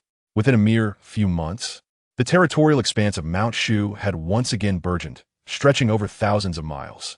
Inside the demon-locking tower, Zhao Fan sat majestically in the void, his powerful physique radiating resplendent golden light, resembling a primordial deity exuding a transcendent aura of celestial virtue. Over the years, he had cultivated the Tai nurturing spirit technique to a minor success, significantly enhancing his primordial spirit. With this elevation, the benefits were markedly clear. Zhao Fan could now perceive realms spanning hundreds of miles with a mere thought. Naturally, everything occurring within Mount Shu could not escape his keen observation. The burgeoning ambition of his brother Zhao Cheng to compete with other cultivation forces for supremacy caused Zhao Fan to furrow his brow slightly. Although Mount Shu currently stands in its most prosperous era in nearly a millennium, its foundation pales in comparison to the top-tier cultivation powers, making it strong, yet not truly formidable. It resembles a toddler just learning to stand, prematurely envisioning a sprint, only to inevitably tumble in the end. Though Zhao Fan sensed the imprudence of his brother's aspirations, he refrained from intervening. He believed that once Mount Shu faced significant setbacks, Zhao Cheng and his associates would naturally retreat upon realizing the difficulties ahead. Even if he were to suppress their ambitions temporarily, it would be challenging to maintain such control forever. Zhao Fan chose not to dwell on the matter further and instead gazed upward, for with his heightened primordial spirit, he no longer needed to ride his sword to clearly capture the astonishing fluctuations of spiritual energy in the high skies above. In recent years, the ethereal energies emanating from the heavens have surged in both quantity and velocity. If this trend persists, it may not be long before the entire environment mirrors that of tens of thousands of years ago. At such a time, the number of formidable cultivators could very well surpass the current figures significantly. What are you gazing at? The elegant figure of the little white fox approached with grace. Her fur glistened like freshly fallen snow, and her eyes remained as clear and bright as ever. Over the years, she had grown considerably stronger, recalling many fragmented memories. Yet the elusive traces of that empress continued to evade her grasp. Most crucially, unlike other demon clans, the little white fox had yet to show any signs of transformation. This weighed heavily on her, but fortunately, Zhao Fan offered her solace, suggesting that the moment she transcended to the integration stage might coincide with her transformation. The little white fox held this belief steadfastly, thus dedicating herself to rigorous cultivation over the years. With the aid of the jade coffin, she had reached the pinnacle of the spirit separation stage years prior, and now she stood merely half a step away from the integration stage. Given the right opportunity, she could attempt to break through at any moment. The ethereal energies in the heights above had recently multiplied unexpectedly. Zhao Fan, with a profound gaze, calmly remarked. Previously, he had shared insights about the changes in the celestial energies with the little white fox, so he was unconcerned about her comprehension. Isn't that a good thing? If this continues, I shall achieve a breakthrough more swiftly. The little white fox responded with a hint of excitement, her voice melodious and bright. Breaking through to the integration stage is not a trivial endeavor. You must prepare yourself. It cannot solely rely on the benefits of the changes in the celestial energies. Zhao Fan shook his head, offering her a gentle reminder. I understand. After all, you are by my side, right? If I failed to break through, you would just stand by and watch me perish, would you? The little white fox inquired with sparkling, gem-like eyes. You little fox, Zhao Fan chuckled helplessly, unable to resist ruffling her delicate head. Chapter 59. The news brought by Zhang Qian. Through the years of companionship, although the little white fox retained a hint of pride, her demeanor towards Zhao Fan had improved significantly. Occasionally, when in high spirits, she would even permit him to pat her small head. I must return to my cultivation.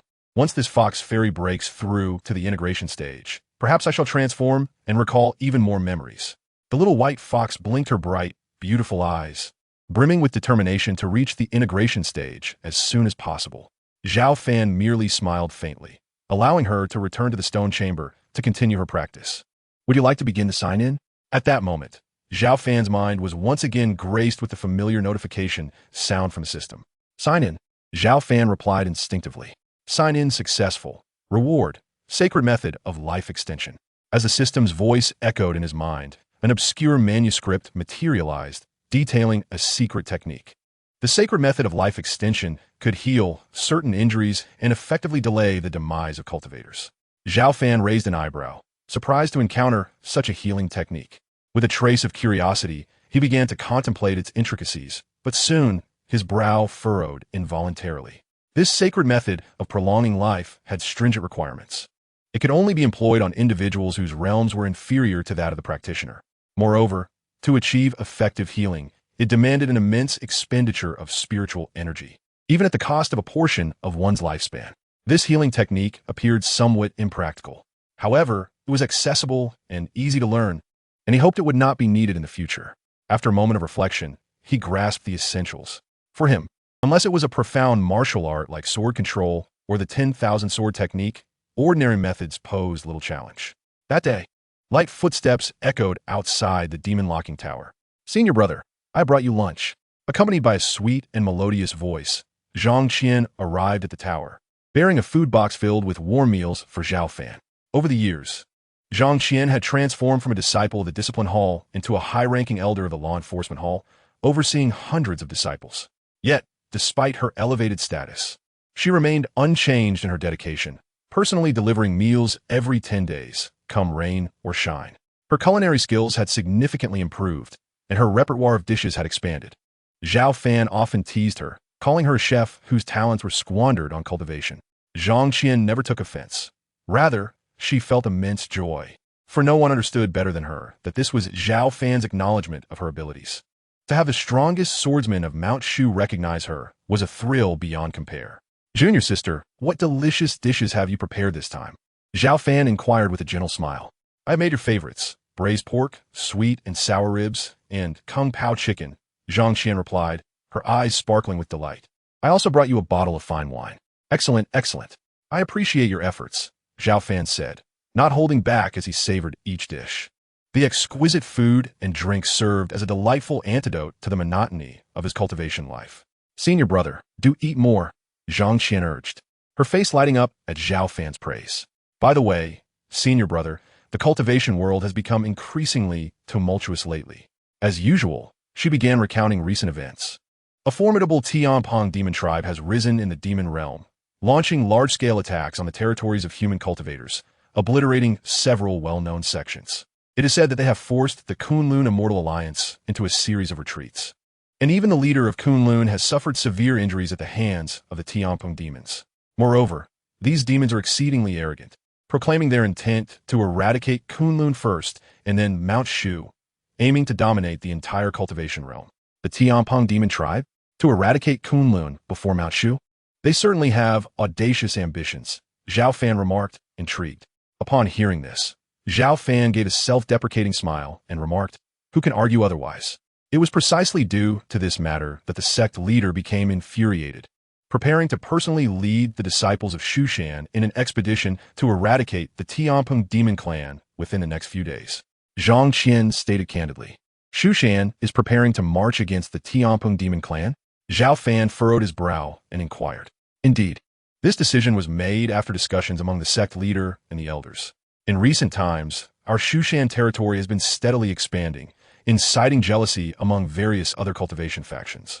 Therefore, some elders propose that if we could vanquish the Tianpeng demon clan, which previously defeated the Kunlun Immortal Alliance, Shushan would certainly reassert its dominance, deterring other factions from acting recklessly. Deterring the world? Zhao Fan scoffed, shaking his head. It seems more likely that this is an opportunity to suppress the Tianpeng demon clan and showcase our strength for the sake of greater supremacy in the cultivation realm. That, I cannot say, Zhang Qian replied. But currently, everyone in the sect is fervently advocating for war. Even many disciples from our discipline hall are eager to descend the mountain and gain merit by battling the Tianpeng demon clan. Once war breaks out, I fear many lives will be lost. Zhang Qian's delicate brows knitted together, a hint of worry etched upon her exquisite face. Her inherently kind nature made her indifferent to the sect's victory or defeat, but she was genuinely concerned about the safety of her fellow brothers and sisters. If only there were more individuals like you in the sect, perhaps we would not blindly embark on a campaign against the Tianpeng demon clan, Zhao Fan remarked, shaking his head calmly. Brother, from your words, it seems you are not optimistic about the sect's endeavor? Zhang Qian inquired curiously, her large eyes blinking in surprise. Ambition is commendable, but excessive ambition can become a burden, Zhao Fan replied impassively. Zhang Qian nodded thoughtfully, though she found some of his words difficult to comprehend. She felt an undeniable truth in them. The two continued their conversation for quite some time. It was not until noon that Zhang Qian left the demon locking tower, her food container empty. The tower returned to its serene state, and Zhao Fan, without a hint of complacency, resumed his tedious training. After years of accumulation, his strength had grown significantly compared to the past, to the point where even he was uncertain of his true power, as he had yet to encounter a worthy opponent against whom he could unleash his full might. Time flew by, and soon more than half a month had elapsed. One day, a sudden surge of chaotic spiritual energy emanated from the adjacent stone chamber. Zhao Fan's eyes snapped open, and in an instant, his figure vanished from a spot. Inside the stone chamber, the little white fox appeared tormented, its originally pristine white fur now entwined with tendrils of dark energy, presenting a most sinister and eerie sight. Ensnared by demonic madness, Zhao Fan exclaimed upon his sudden appearance, his expression turning grave.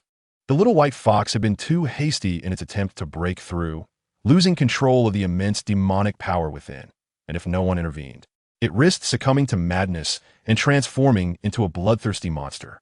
Without the slightest hesitation, Zhao Fan raised his hand and captured the small white fox in his palm. A vast and pure spiritual force surged continuously into her, soothing the chaotic, demonic energy within.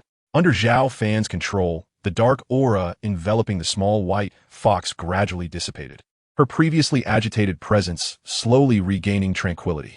With mind and spirit in harmony, he seized a moment to guide her through a breakthrough. In the next instant, the small white fox's aura suddenly surged, an overwhelming wave of demonic power radiating from her diminutive form, enveloping her in a cocoon of white light. Sensing the elevation of her energy, Zhao Fan recognized that she had successfully transcended to a new realm, likely entering the transformation phase. To prevent any unforeseen mishaps, he chose to remain close. As time passed, after an hour, the once mighty cocoon began to crack from within, revealing the graceful silhouette of a delicate young girl. Chapter 60. The Transformed White Fox. She was a charmingly adorable maiden, with exquisite features, fair and delicate skin, and eyes that sparkled like precious gemstones. A subtle, enchanting fragrance emanated from her, but most striking were the two fluffy tails sprouting from behind her, exuding an air of innocence and charm. She was none other than the small white fox, now successfully transformed. Yea, this fox spirit not only broke through her boundaries, but has also successfully transformed. The small white fox beamed with joy, blissfully unaware that her alluring form was laid bare before someone else's gaze. Zhao Fan felt a rush of heat, his composure nearly faltering after nearly 2 centuries of cultivation. Thankfully, he maintained a semblance of clarity and rationality.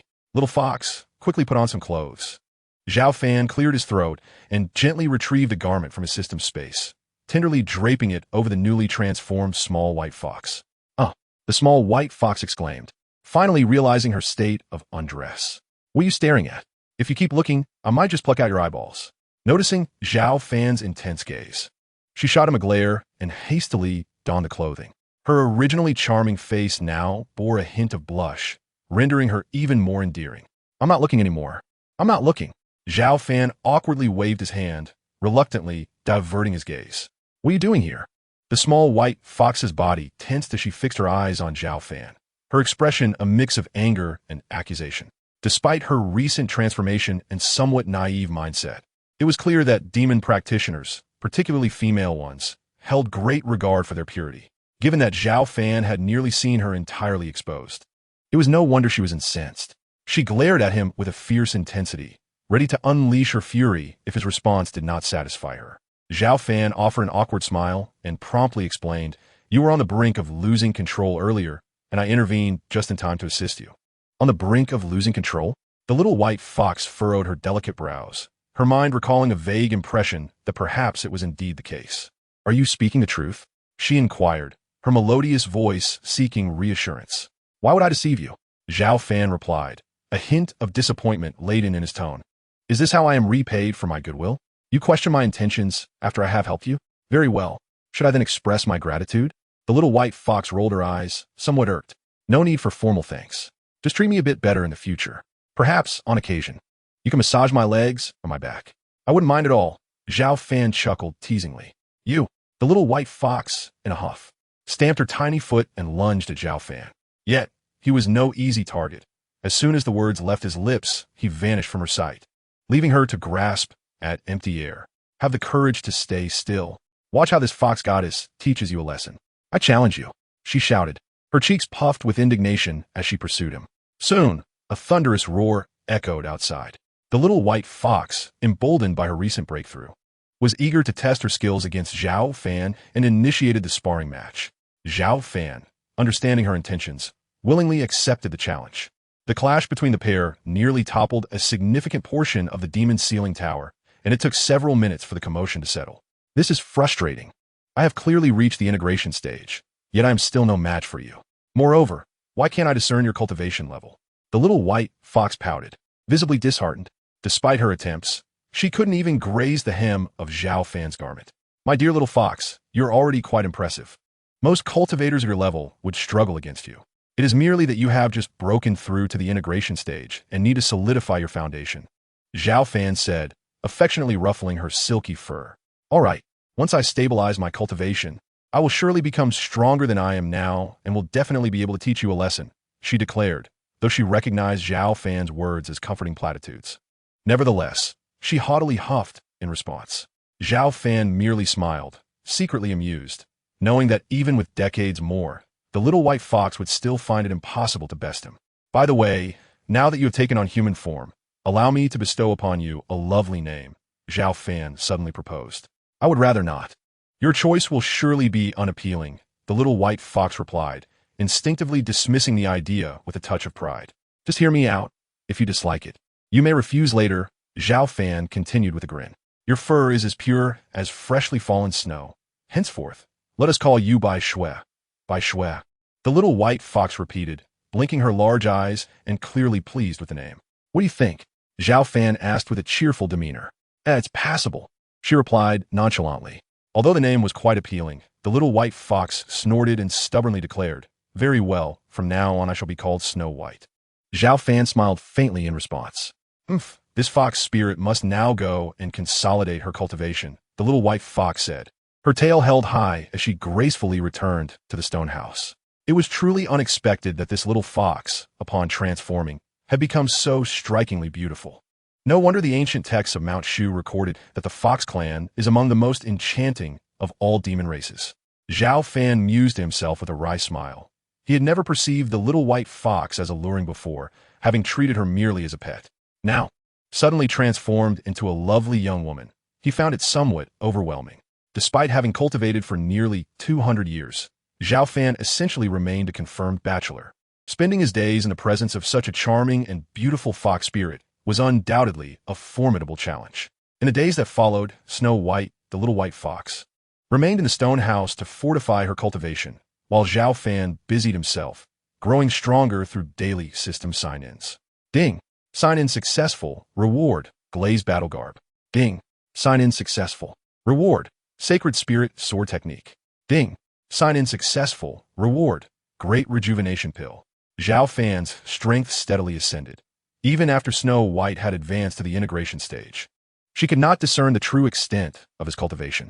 The demon-locking tower was enveloped in an eerie tranquility, as if the entire world had forgotten it.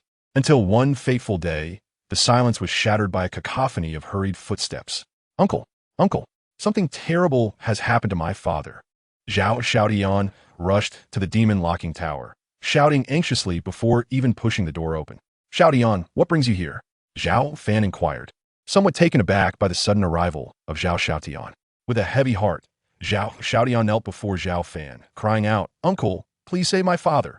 What has transpired? Speak slowly, Zhao Fan replied, his brow furrowing in concern. Not long ago, my father led the elite forces of Mount Shu to the demon realm to confront the Tianpeng demon clan. Initially it went smoothly, but then a formidable being from the Tianpeng clan appeared, killing several elders at the peak of the spirit division stage and gravely wounding my father, who is now on the brink of death. Zhao Xiaotian recounted swiftly, his face etched with sorrow. What? Such a thing has occurred?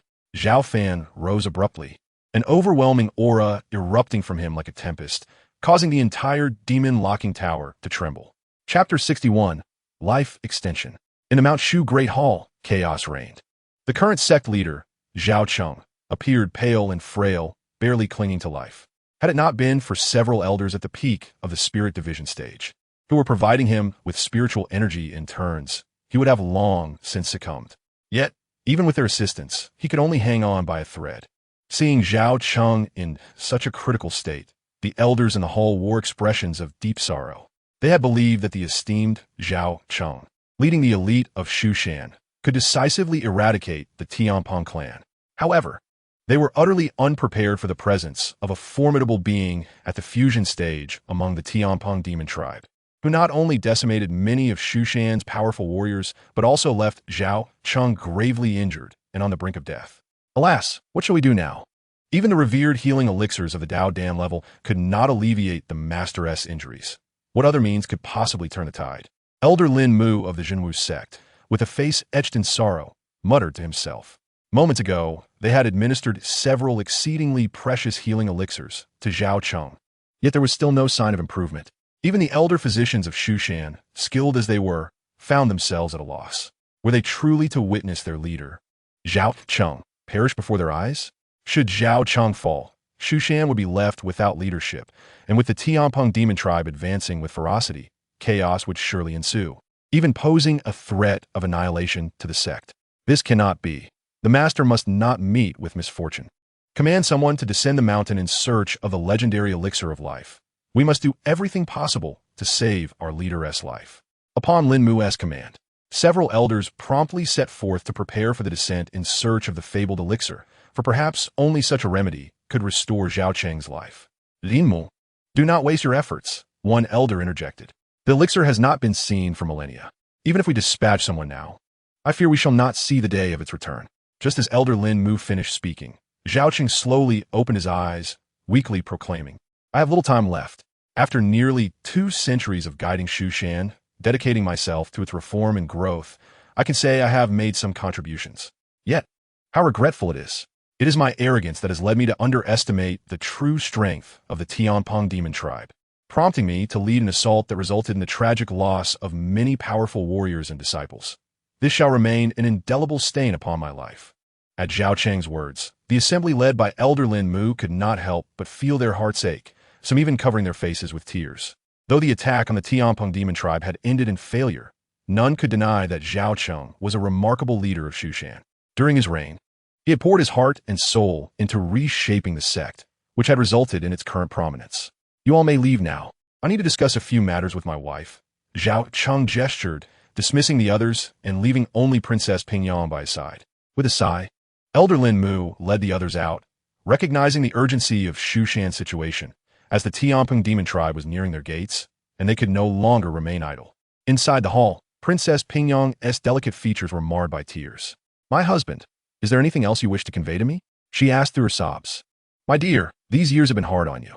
I have been preoccupied with the affairs of the sect, leaving little time for you. You do not hold this against me, do you? Zhao Cheng inquired softly. Do not speak such foolishness. I have never held you at fault. It is a privilege for me, as the Princess of Pingyang, to have such a wise and formidable husband, Princess Pingyang gently remarked as she gazed affectionately at Zhao Cheng. Then I can rest easy, Zhao Cheng replied, nodding before sighing deeply. If misfortune were to befall me, I would wish to pass the position of the leader of the Shushan sect to Xiao Tian. What do you think, my dear? To Xiao Tian? Princess Pingyang furrowed her brows momentarily, but soon relaxed, responding tenderly. Though he is not my flesh and blood, he is indeed your progeny. It would be quite fitting to entrust it to him. With your words, I have no further worries, Zhao Cheng said, a contented expression gracing his face. Although he had been wed to Princess Pingyang and had a son named Zhao Xiaofeng, the boy's talents and potential paled in comparison to those of his elder brother. Zhao Xiaotian, my dear, please step outside. I wish to be alone for a while. Though reluctant, Princess Pingyang slowly acquiesced and exited the chamber. Within the grand hall, Zhao Cheng remained alone, his breath growing increasingly feeble. Yet, he fought to maintain his last vestiges of spirit. For the most significant person he had yet to see was still absent. Father, uncle has arrived. Just as Zhao Cheng's consciousness began to wane, Zhao Xiaotian returned to the Shushan hall and approached him with a reminder. Is that so? Zhao Cheng responded, mustering his strength. Through his blurred vision, a tall figure emerged. Who else but his elder brother, Zhao Fan? Zhao Cheng, I have come, Zhao Fan said, his heart aching at the sight of his frail brother. Not long ago, Zhao Fan had commanded the Shushan sect with vigor and authority, but now he appeared as a withered old man. Elder brother, Zhao Cheng exclaimed with excitement. In the twilight of his life, the one he longed to see most was not his gentle wife nor his obedient son, but his own elder brother, which shared the same womb. In the early days, Zhao Fan, born first, had been endowed with extraordinary talent for cultivation and was groomed as the young master of Shushan, exuding charisma and grace. Zhao Cheng held his elder brother in the highest esteem and had once pursued him as a model to emulate. Zhao Fan had once declared that Shushan was deeply weakened, plagued by imperfect internal structures and external subjugation. Thus, upon assuming leadership, he enacted sweeping reforms to rectify the sect's systems and aggressively suppressed the 6 major sword sections. Though fraught with peril, these actions significantly strengthened Shushan compared to its state 1 or 2 centuries prior. Most importantly, it was not only Zhao Cheng's own diligence that led to these accomplishments. He had the unwavering support of his elder brother behind him.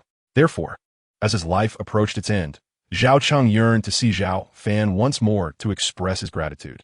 Zhao Fan arrived, exuding an otherworldly aura, akin to a refined and graceful gentleman. A smile illuminated Zhao Cheng's face, reminiscent of a child's joy, pure and content. Do not worry, I shall save you. Zhao Fan stepped forward, grasping Zhao Cheng's hand with a calm, yet resolute demeanor. Elder brother, I am well aware of my own circumstances. My primordial spirit has shattered, and my internal spiritual energy has been depleted. Even a great Luo Jingxian would be unable to restore me.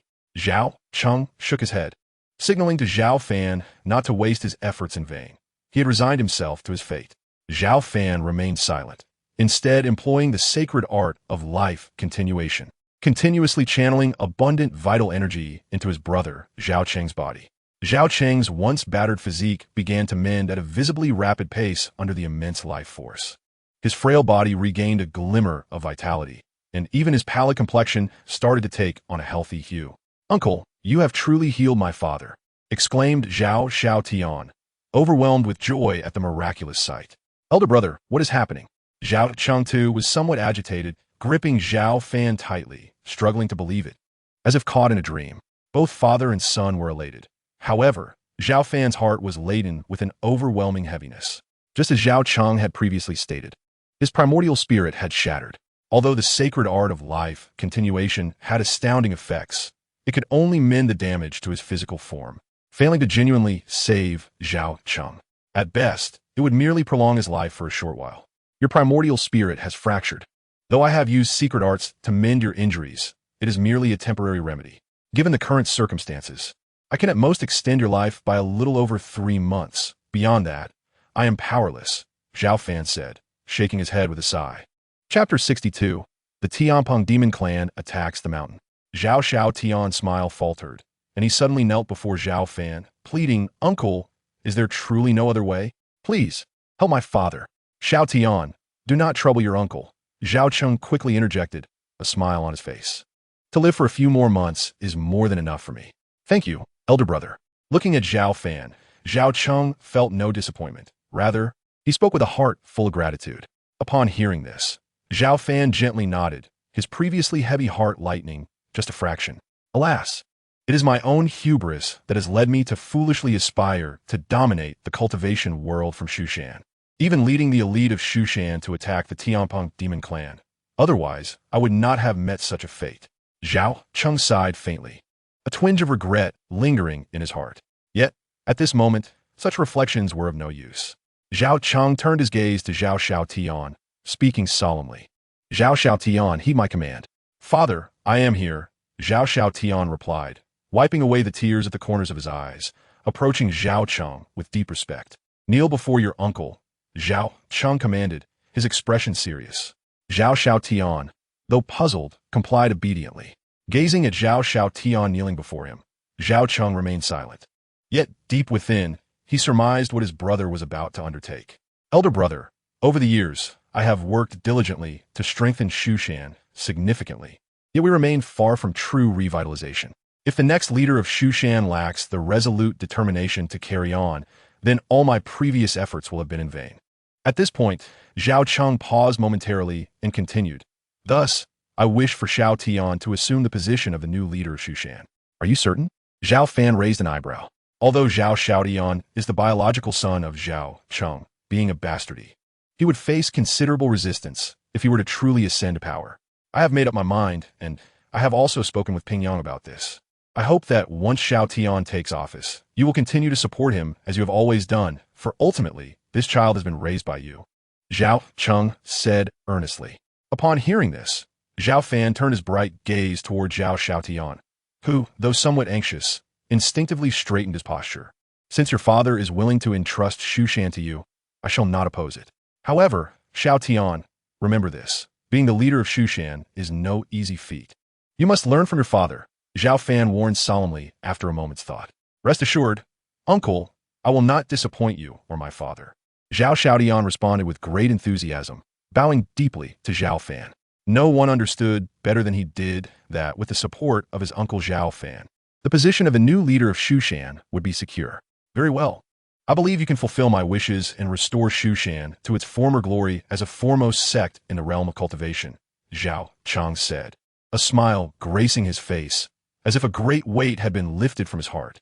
With the issue of succession resolved, the final stone in his heart was entirely set free. I will do my utmost, Zhao Xiaotian declared earnestly, taking a deep breath.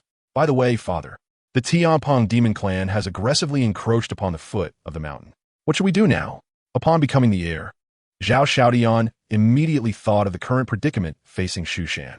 Ever since his father Zhao Cheng fled back to Shushan, the Tianpeng demon clan had pursued relentlessly, and now they had surrounded Shushan, leaving no room for escape. The Tianpeng demon clan?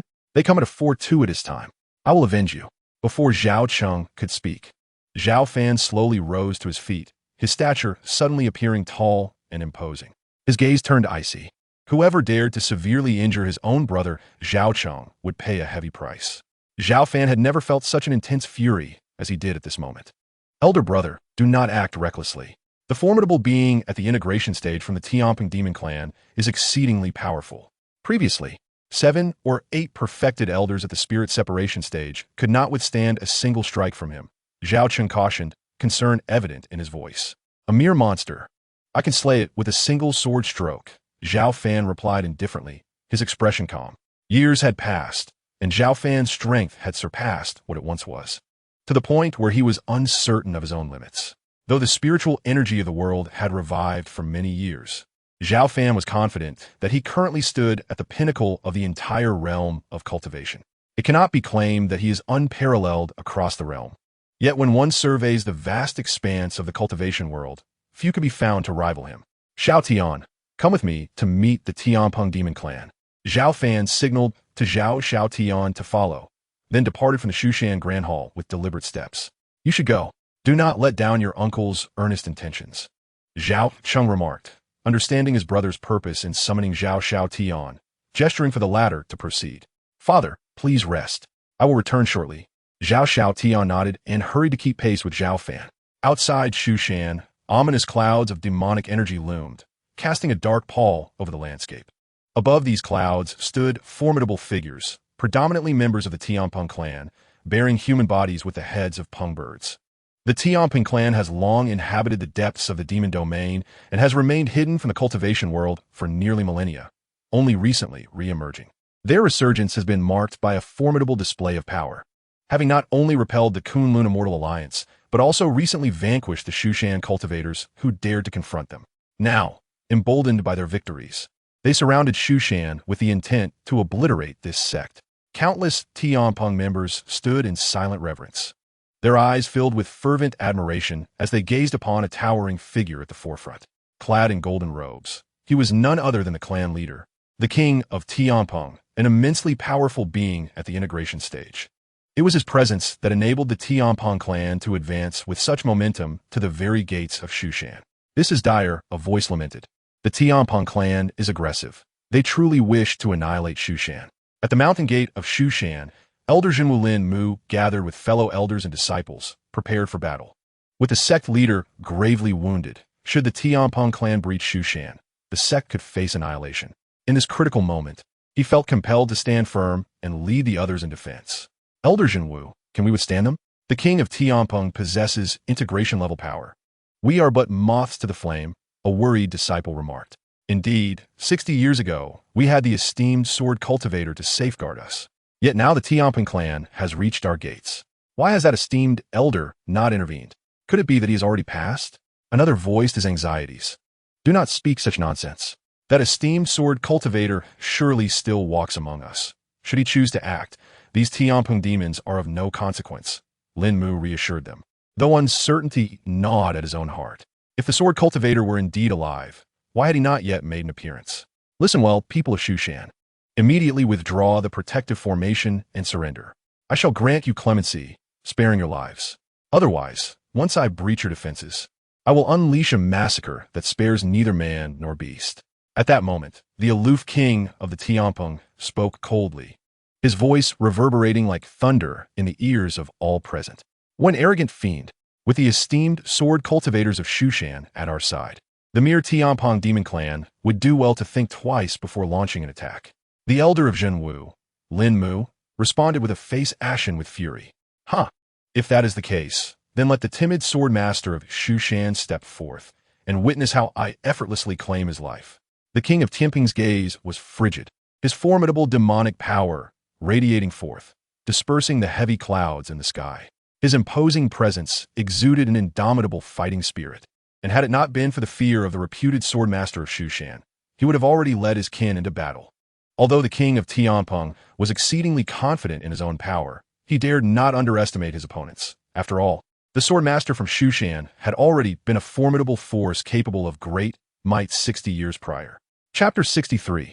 One sword slays the Tianpeng. Nonsense. Such hubris from a demon.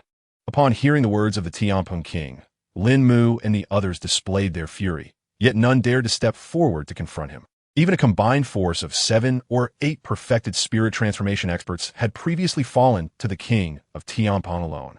For them to venture out now would be tantamount to seeking death. "It seems you're merely posturing. After 60 years, the formidable being from Shushan must have already perished. Has he not?" Observing the silence of Lin Mu and the others, the king's eyes glimmered with malice. He ceased his taunts and, with a mere flick of his paw, unleashed his attack. In an instant, the heavens roared as countless streams of spiritual energy surged forth, transforming into a colossal claw of the Tianpeng, descending with the force of a thunderous storm upon the protective array of Shushan. "Quickly, activate the protective array." Lin Mu and the others turned pale, hastily channeling their spiritual energy into the protective formation, which erupted in a dazzling display of sword light aimed at the gigantic claw. Over the years, the protective array of Shushan had undergone continuous upgrades, rendering it immensely powerful. Coupled with the combined might of dozens of elders pouring their vast spiritual energy into it, the resulting force was fearsome. Boom! The sword light of the protective array barely held back the claw, the collision producing a deafening sound that reverberated through the void. "You pitiful insects, what do you have to oppose me?" The king of Tianpeng scoffed, his overwhelming demonic energy surging forth. The claw suddenly solidified, resembling the deadly talons of a primeval golden-winged pung, capable of tearing apart the very heavens. Bang!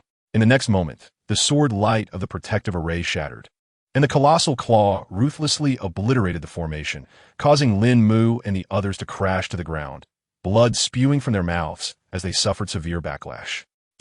The king of Qianping's eyes glinted with murderous intent as he struck towards the people of Shushan, delivering a terrifying blow of a being at the integration stage, the force of which was unimaginable. Alas, the elders Lin Mu and the others displayed expressions of despair, realizing they possessed no means to resist such a formidable demon. They could only watch helplessly as the gargantuan claw, akin to a mountain, descended upon them with a deafening roar.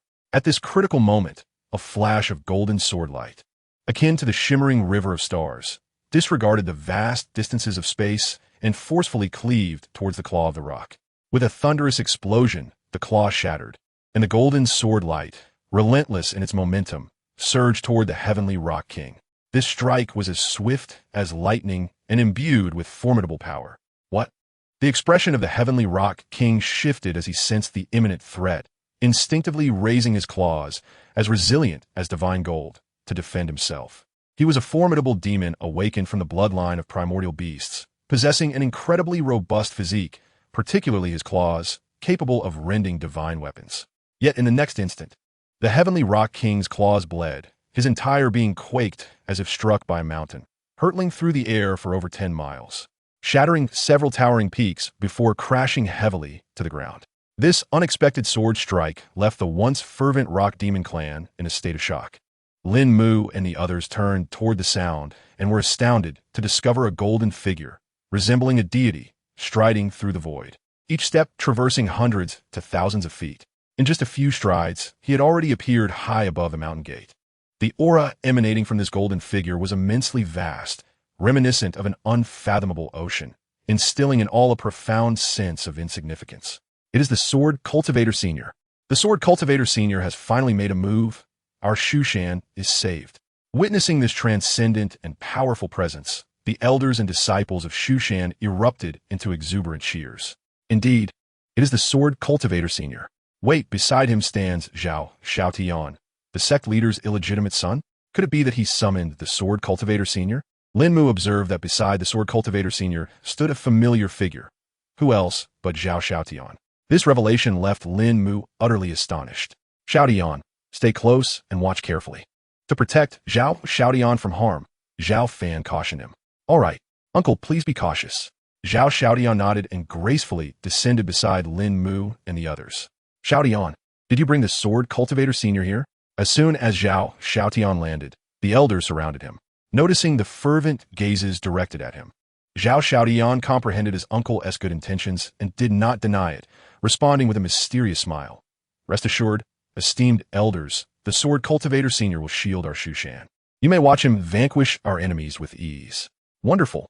With the Sword Cultivator Senior's intervention, this band of monsters is doomed. The Sword Cultivator Senior is invincible.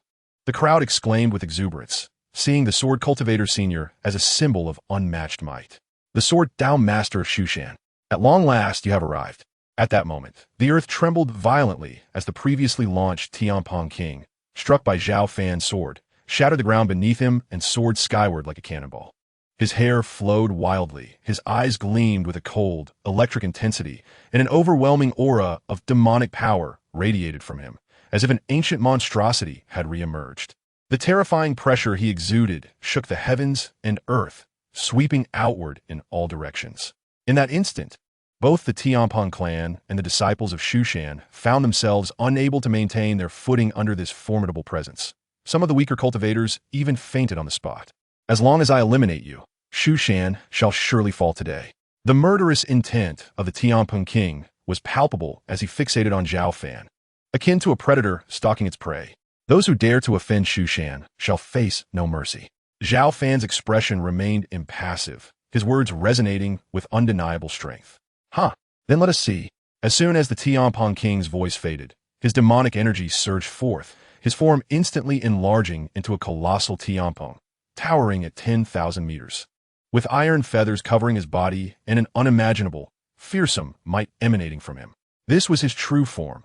With every move, he possessed the power to obliterate mountains and rivers. Kill. The Tianpong King spread his wings, launching himself towards Zhao Fan like a piercing arrow, embodying the overwhelming force of nature. For demonic cultivators, the most formidable weapon is their indestructible physical form, and the Tianpong clan stands as the elite among them. Gazing at the approaching behemoth, Zhao Fan remained unfazed, wielding the flying sword Qi Xiao, which emitted a crisp and powerful chime. Then tous en sword technique. As Zhao Fan's words fell, the Qi Xiao sword slashed down fiercely, unleashing a beam of sword light even more intense and radiant than before, illuminating the entire sky. The terrifying intent of the sword shattered the firmament, howling forth in all directions. In that moment, countless swords within Shushan responded with resounding cries. Tianpeng destruction cruel. Realizing the might of Zhao Fan's strike, the Tianpong King felt a chill run through him. Yet he gritted his teeth and summoned all his strength to unleash his most potent attack. Boom! With a deafening explosion, the terrifying sword light effortlessly shattered the Tianpong King's proud claws, and with unrelenting momentum, it obliterated his massive form. How could this be? The Tianpong King could hardly believe it. Having revealed his true form, his battle prowess far exceeded that of ordinary cultivators of his level. Even in the direst circumstances, he should have been able to withstand Zhao Fan's sword light for a moment. In the face of life and death, he desperately channeled his demonic power to block the blow, yet proved futile. No, the Tianpong King let out a heart-wrenching cry of despair as he ultimately perished beneath the fearsome sword light, unable to escape even with his primordial spirit. Chapter 64. The Anomaly of the Myriad Demon Cave. With the fall of the Tianpong King, an eerie silence enveloped the entrance of Shushan.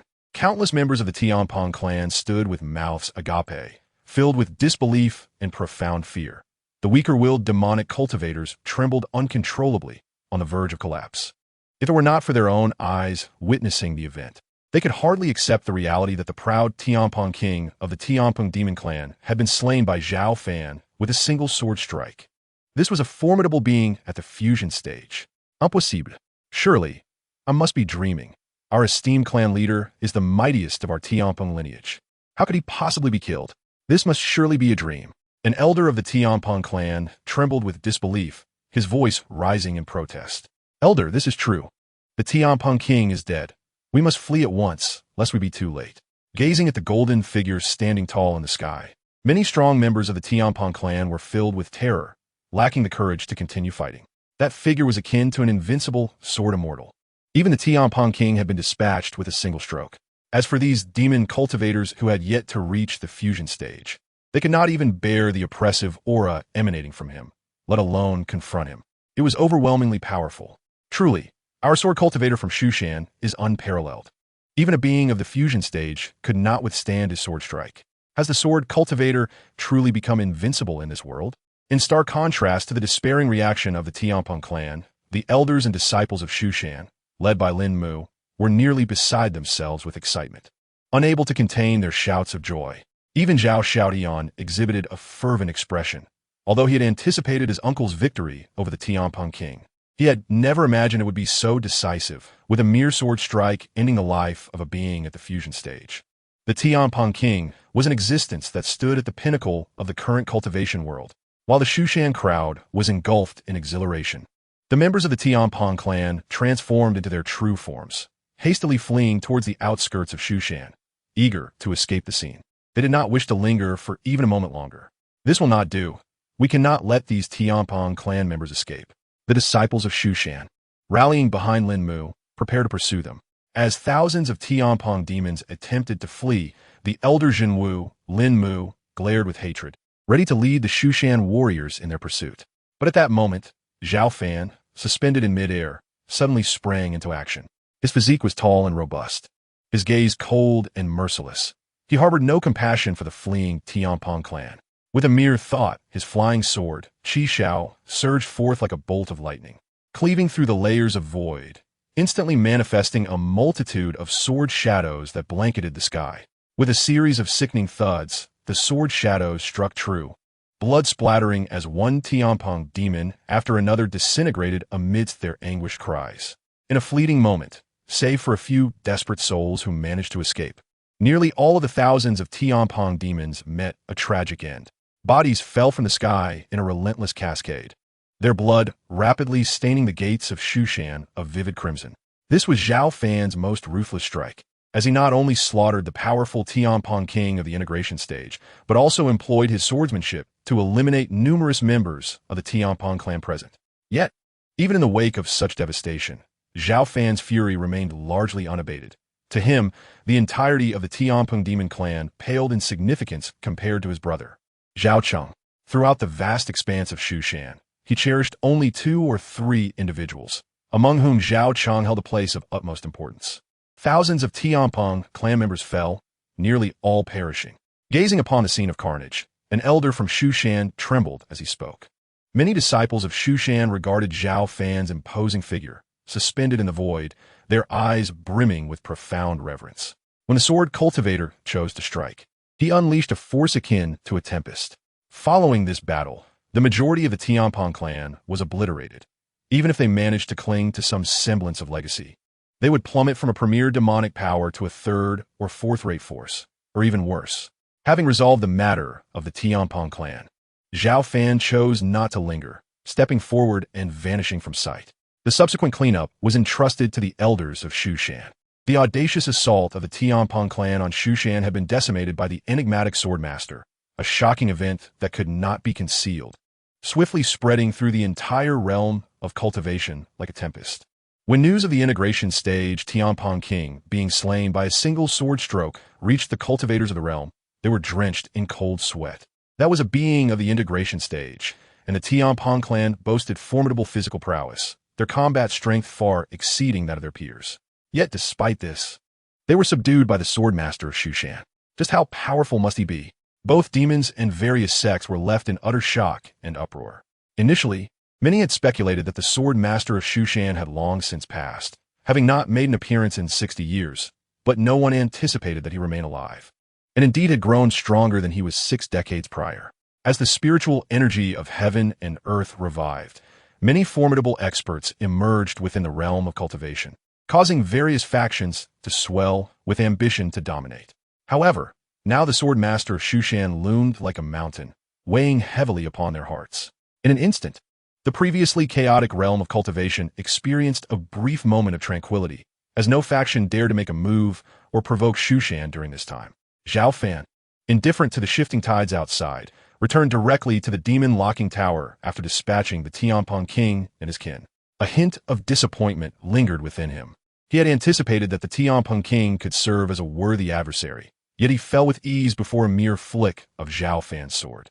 Indeed, at the moment of slaying the Tianpeng king, Zhao Fan had exerted only a fraction of his strength. This was not to say that the Tianpeng king was weak, but rather that Zhao Fan was overwhelmingly powerful. Despite this, Zhao Fan felt no sense of vanity. Instead, he returned to the demon-locking tower to continue his cultivation. He also sought ways to utilize the system's sign-in feature to obtain means to rescue Zhao Cheng. For several consecutive days, Zhao Fan engaged in daily sign-ins. Yet to his disappointment, he could not secure any healing martial art superior to the sacred technique of prolonging life. This indicated that his brother Zhao Cheng could survive for no more than 3 months. With a heavy heart and limited ability to help, Zhao Fan shook his head and sighed quietly. On one particular day, deep within the confines of the demon-locking tower, a sudden violent tremor shook the air. That direction seems to be from the Myriad Demon's Cave.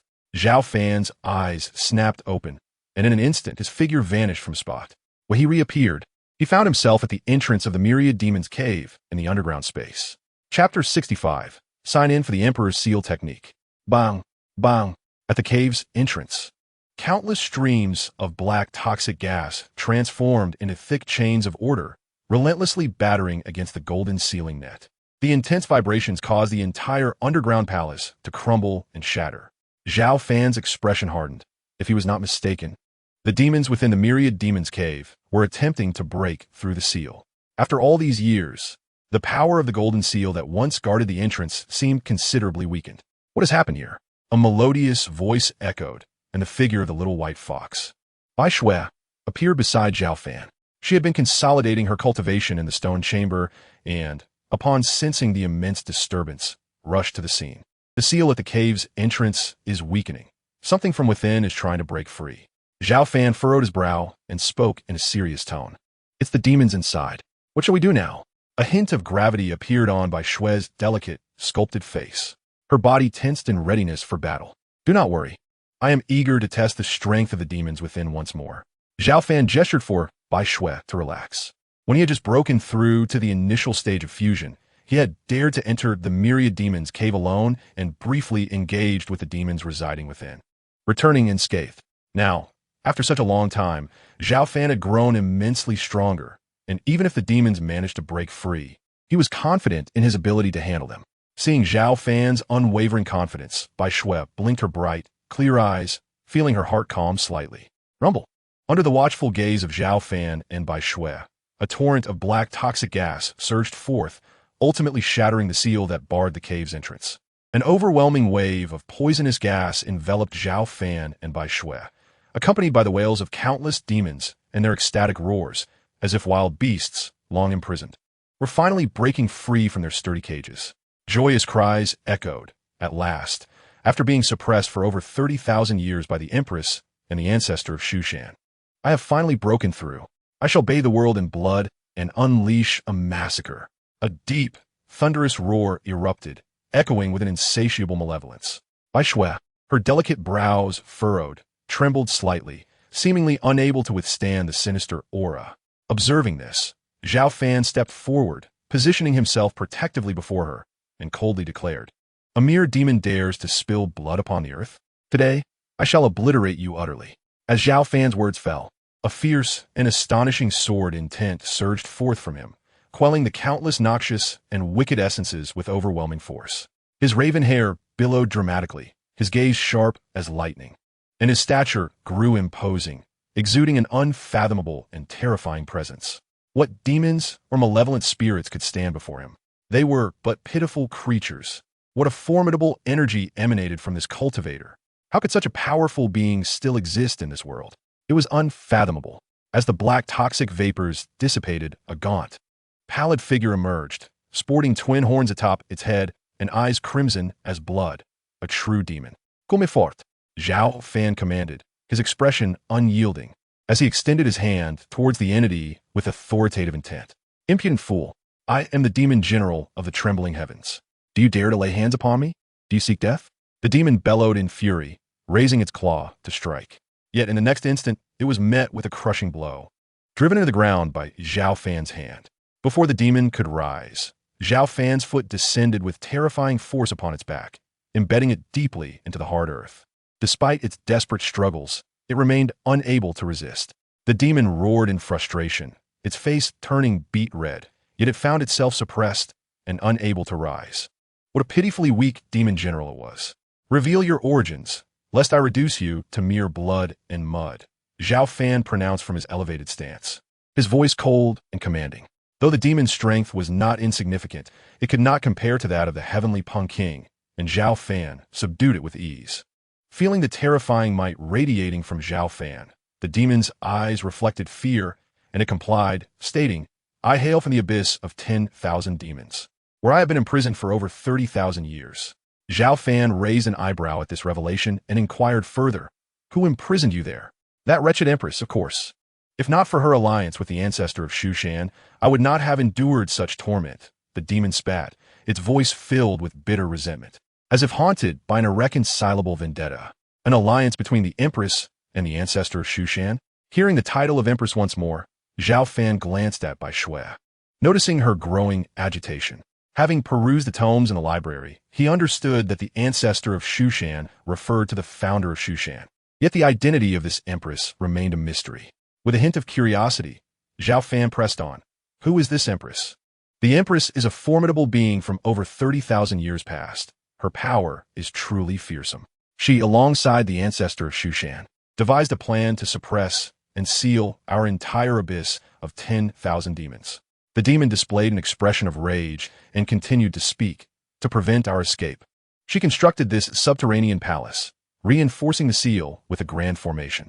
However, It is unfortunate that she never anticipated our survival, nor that we would endure into this era of revitalized spiritual energy. Upon hearing the demon's words, Zhao Fan was enlightened. It turned out that this underground realm was indeed built by the Empress, and the time of its creation was even earlier than he had imagined, over 30,000 years ago. Moreover, the most significant revelation was that the Empress was acquainted with the ancestral master of Shushan, and they had collaborated to suppress the demons of the Myriad Demons Cavern. Yet, why was there no mention of her in the ancient texts of the library? Zhao Fan grew increasingly perplexed. Could it be that someone's records of her had been deliberately erased? After sealing you within the Myriad Demons Cavern, where did the Empress go? At this moment, Bai Shui spoke anxiously, eager to uncover the whereabouts of the Empress. Who knows? However, to suppress the Myriad Demons Cavern, the Empress paid a tremendous price, missing the best opportunity to ascend to the immortal realm. I believe she has mostly perished, the demon replied candidly. Although that woman was extraordinarily radiant, to him, she was an eternal foe. Had he not been sealed within the Myriad Demons Cavern, he would have long transcended this world, and he would not have become so weakened, reduced to being subdued by a mere human cultivator. Upon hearing this, Bai Shui felt a mix of emotions. Had the Empress truly passed away, as she appeared in her memories? What was her true origin? Could she possibly be a creation of the Empress herself? Bai Shui pressed her lips together, a hint of sorrow gracing her delicate features. She had once believed that if the Empress were alive, she could seek her out to uncover her lineage. But now it seemed impossible. My lord, I have answered your questions truthfully. Could you spare my life? Despite feeling somewhat aggrieved, the demon still pleaded. Once, he had been filled with vigor, dominating much of the cultivation world, regarded as the most promising contender for the realm of longevity. Yet, the long years of suppression in the Myriad Demons Cavern had caused his cultivation to plummet, rendering him exceedingly weak. Otherwise, he would not have been defeated by Zhao Fan. Zhao Fan, upon hearing this, did not rush to answer his query, but instead inquired, how many demons remain within the Myriad Demons Cavern? Aside from myself, there are dozens, if not hundreds, the demon replied. Initially, we chose to hide within the Myriad Demons Cavern to temporarily evade calamity, thus gathering many demons. Evade calamity? Zhao Fan furrowed his brow and asked, so, you initially sealed yourselves within the Myriad Demons Cavern, only to later be trapped by the Empress? Of course. Otherwise, even the Empress and that old fellow together could not have confined us all, the demon replied proudly. Are there many forces in this world that actively evade calamity, like the Myriad Demons Cavern? It is not an insignificant matter. Various factions of demons, the Buddhist sect, and Taoism have seen numerous top-tier forces choose to shroud themselves in obscurity. Some have done so to temporarily evade the calamity of your, while others await the current era of spiritual resurgence. At this juncture, the demon hesitated, then, with a coaxing tone, remarked, Esteemed one, I perceive that your aptitude for cultivation is remarkably high. In this nascent phase of spiritual revival, you have already attained such a level of mastery. If you would be so kind as to spare me, I could bestow upon you the supreme demon scriptures from millennia past and numerous elite techniques. Are you attempting to tempt me? Zhao Fan scoffed, replying, I have no need for your demon scriptures. You should prepare for annihilation. As his words fell, Zhao Fan raised his hand, unleashing a formidable sword intent that instantaneously shattered the demon into oblivion, leaving even its primordial spirit unable to escape. Simultaneously, Zhao Fan executed several swift sword strikes, employing his overwhelming sword aura to seal the cave entrance in layers. Given his current level of cultivation, sealing an entrance was a trivial task. Unless a demon of superior strength emerged, breaking the seal would be impossible. Shall we commence the sign-in? Just as Zhao Fan reinstated the seal, a familiar prompt echoed in his mind. Sign in. Zhao Fan instinctively responded. Sign in successful. Reward. The human sovereign seal technique. As the system's voice faded, a profound and powerful martial art materialized within his consciousness. The human sovereign seal technique? Zhao Fan exclaimed with surprise, recognizing it as an immensely powerful martial art capable of wielding supreme spiritual power to manifest the human sovereign seal, effortlessly subduing mountains and rivers. Its might was indeed comparable to that of the sword control technique and the 10,000 sword art. The acquisition of yet another formidable technique uplifted Zhao Fan's spirits. It appeared that this myriad of Demon's Cave was particularly conducive to the system's sign-in. Previously, he had gained the Nirvana Golden Dan here, propelling him to break through into the integration stage. Could there be something uniquely significant about this place? As Zhao Fan pondered, Bai Shui, sensing his contemplation, gently inquired, "What troubles you?" "Nothing much. I was merely reflecting on the presence of dozens, if not hundreds, of demons within. They should not have all awakened yet. Otherwise, sealing the cave would prove exceedingly difficult." Zhao Fan replied with a faint smile. "If they awaken later, will the seal you established still hold?" Bai Shui asked with her gem-like eyes blinking, a hint of anxiety in her voice. "Do not worry. It should be effective, unless the demons vastly exceed my cultivation level. Otherwise, breaking through the seal will be quite challenging," Zhao Fan assured her confidently. Having broken through to the initial stage of integration 60 years prior, his level of cultivation had exponentially surpassed that of his past, unless faced with a late-stage integration demon. He was certain that none could shatter the sword-based seal he had established. Moreover, based on the strength of the demons recently vanquished, it can be inferred that the creatures trapped deep within the abyss of 10,000 demons have likely become exceedingly feeble after enduring the passage of countless years, roughly at the initial and mid-stages of integration. Of course, this is merely Zhao Fan's conjecture, and it is difficult to ascertain whether more formidable demons may exist within. That is reassuring. The little fox, Bai Shui, held unwavering faith in Zhao Fan's words, for since her awakening in the subterranean realm, she had yet to encounter a more extraordinary human cultivator than Zhao Fan. "But what is your current strength?" "I have already solidified my foundation at the initial stage of integration, yet I still cannot perceive your realm." Bai Shui tilted her adorable little head, her melodious voice inquiring. Her delicate, fair skin and charming visage, coupled with a hint of perplexity in her large, expressive eyes, rendered her quite captivating. "Roughly at the mid-stage of integration, I suppose," Zhao Fan replied with a gentle smile, maintaining his composure. To avoid disheartening Bai Shui, he refrained from mentioning that, should he desire, he could effortlessly break through his current limitations and ascend to the later stage of integration. "Mid-stage of integration? That is acceptable." A smile graced Bai Shui's face, her eyes shimmering with enthusiasm as she confidently proclaimed, "Once this fox deity returns to enhance her cultivation, it may not be long before I surpass you." Her confidence surged, and she envisioned a scene where she subdued Zhao Fan, her lips involuntarily curving upwards. "Very well. You must strive diligently." Zhao Fan, sensing her aspirations, merely chuckled, dismissing the thought. Even if she were granted several decades, she would still remain no match for him. Upon returning from the subterranean realm, the little white fox was invigorated and resumed her cultivation within the jade coffin in the stone chamber. Meanwhile, Zhao Fan busied himself, and within a day, had grasped the fundamentals of the Human Emperor Seal technique. With a mere gesture, he unleashed the Human Emperor Great Seal, resembling a magnificent divine mountain, exuding immense and terrifying power. Although the Human Emperor Seal technique possessed considerable might, Zhao Fan, being primarily a sword cultivator, had no intention of delving deeply into it. As the saying goes, to be broad yet not refined, refined yet not combative, this principle held true. Moreover, Zhao Fan had already practiced the sword control technique and the 10,000 swords technique, alongside a more powerful scripture, the Supreme Emperor Sword Canon. Having undergone rigorous training previously, Zhao Fan stood at a remarkable height in the realm of swordsmanship, unparalleled in the entire Shushan, yet he remained unsatisfied. For several years, after mastering the fourth layer of the sword control technique, which rendered the sword formless, his progress had stagnated, preventing him from breaking through to the fifth layer, where all things become swords. Ultimately, the primary reason for this stagnation was that he had previously devoted considerable effort to fortifying his physical body, which hindered his advancement in the sword control technique. Thus, in the days to come, Zhao Fan redirected his focus toward the sword control technique and the 10,000 swords technique, swiftly achieving notable improvements. In less than 10 days, endowed with the innate prowess of his sword body, Zhao Fan had initially grasped the fifth tier of the sword control technique, known as all things as swords. Simultaneously, he advanced the 10,000 sword technique to its third tier, significantly enhancing his overall strength. On this day, as Zhao Fan continued his cultivation, a light, graceful footstep echoed from outside the demon locking tower. It was a day once again for Zhang Qian to bring him his meal. "Senior brother, I have come to deliver your food," she announced.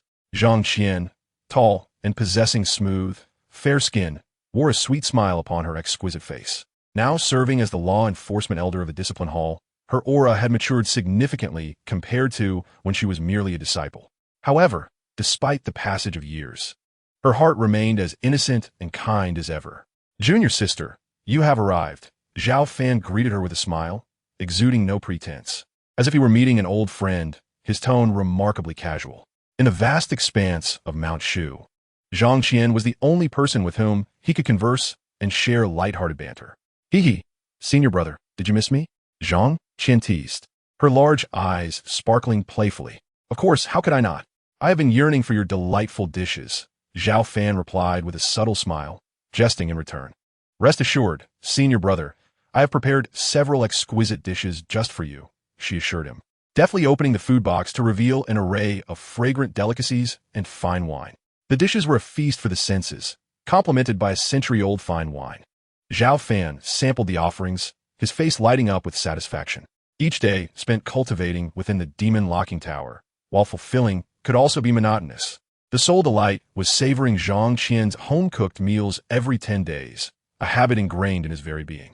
"By the way, senior brother, do you recall the recent assault on our Mount Shu by the Tianpeng demon clan?" Zhang Qian asked cautiously after a brief pause. For days, the disciples of Mount Shu had been rife with discussions regarding the recent slaying of the Tianpeng king and his kin by a senior sword cultivator. Knowing Zhao Fan was the one behind it, she had prepared extra dishes to honor him. "What troubles you? Are there still remnants of the Tianpeng demon clan?" Zhao Fan inquired, his brow furrowing slightly. "Not all. In fact, I bring good news. It is said that since the death of the Tianpeng king at our Mount Shu, the remnants of the Tianpeng clan have been absorbed by several powerful demon clans and are now completely eradicated," she continued, her face brightening with a smile. "All of this is thanks to your efforts, senior brother. Otherwise, our situation would have been perilously precarious." "I merely acted out of necessity," Zhao Fan replied, shaking his head with a sigh. "In truth, had it not been for the ambition of certain individuals within the sect, this crisis might have been averted." "You are right, senior brother. Had it not been for the proactive campaign against the Tianpeng demon clan, the sect would not have suffered such grievous losses. Many elders and numerous brothers and sisters might have been spared." As she contemplated this, Zhang Qian's spirits suddenly waned. Her inherently kind nature, coupled with her esteemed position as a law enforcement elder, weighed heavily on her heart as she learned of the casualties following the sect's recent failure in subduing the Tianpeng demons. "Do not be disheartened. If you wish to protect our brothers and sisters in the sect, then you must endeavor to cultivate even more diligently. Only then, when faced with peril, can you extend your aid to them," Zhao Fan consoled her. "I will heed your words, brother.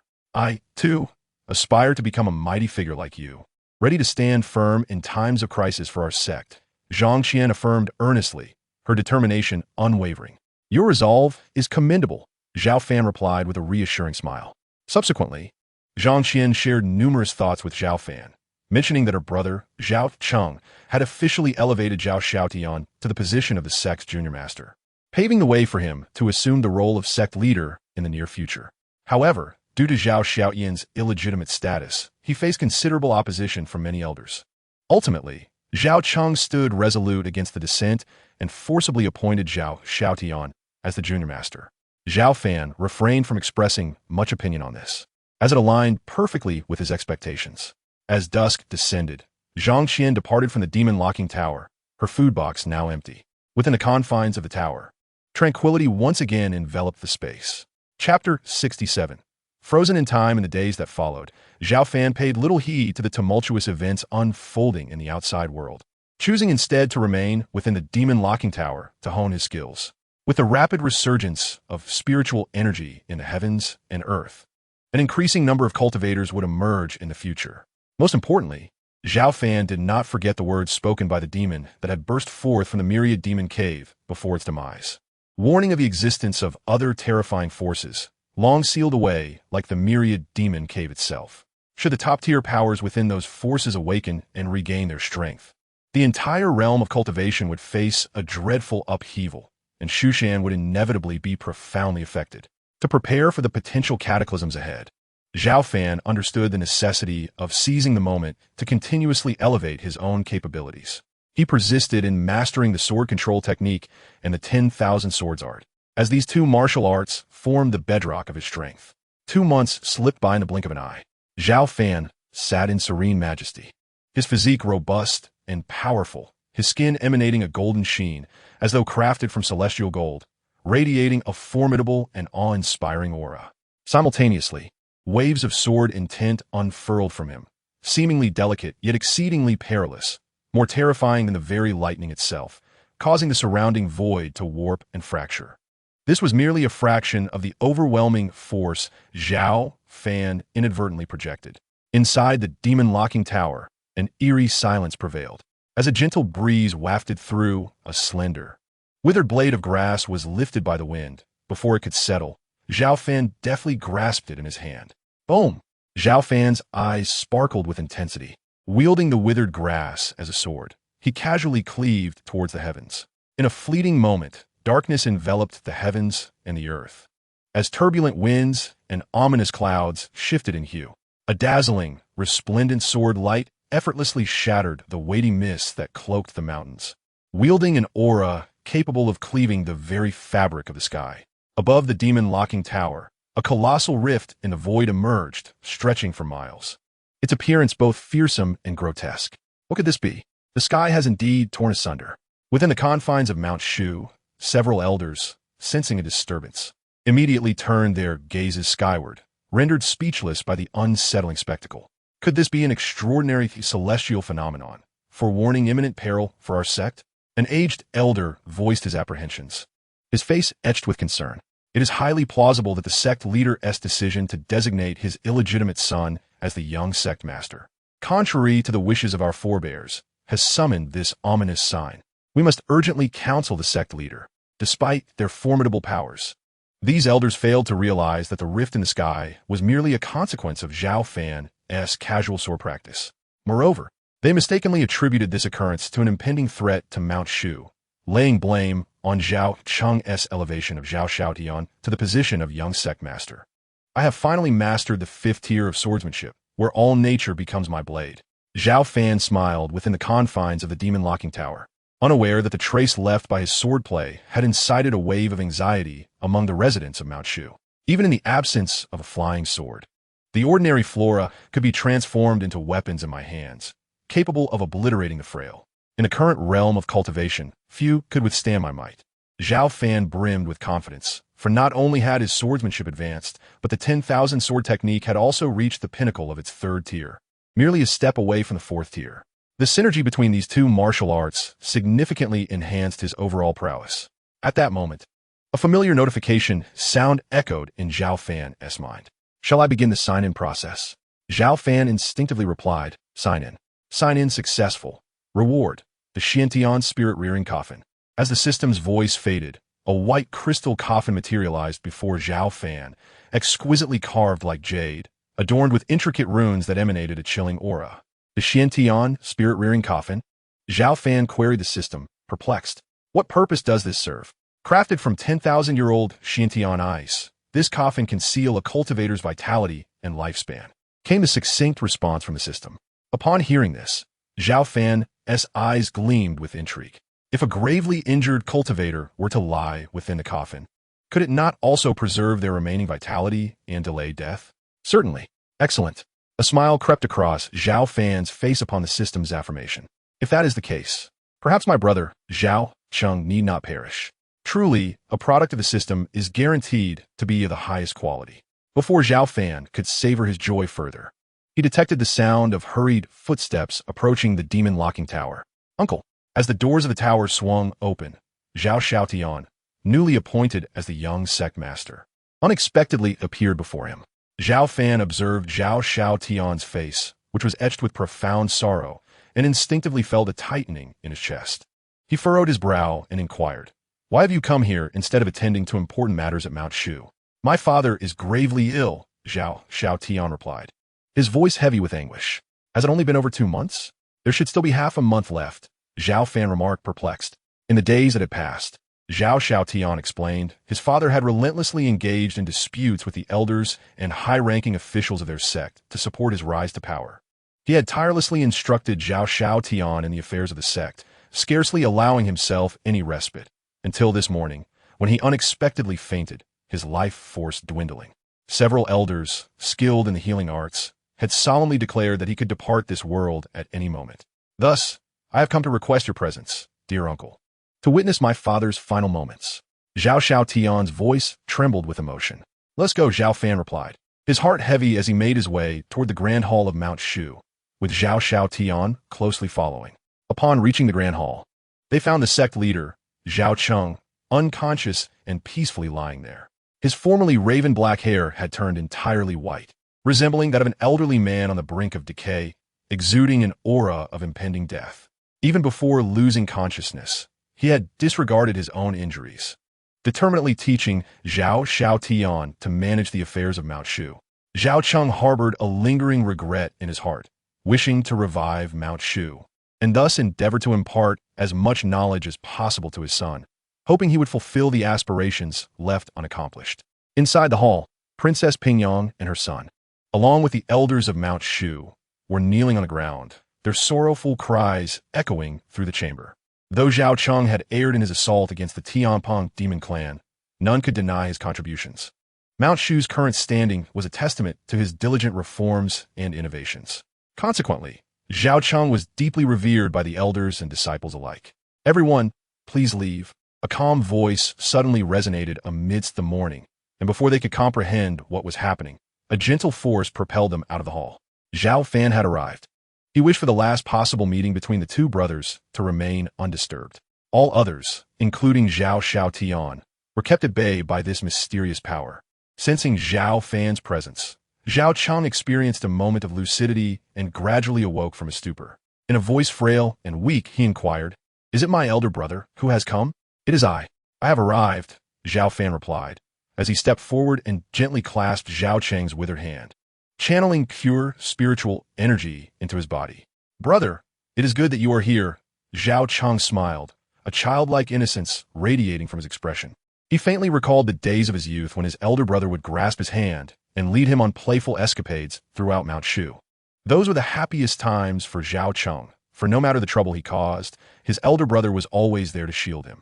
"Brother, when I succeeded you as the young sect leader, and later became the sect leader of Mount Shu, I failed to restore its former glory. Will you be disappointed in me?" Zhao Cheng suddenly inquired, his voice slow and deliberate, as he stood at the precipice of despair.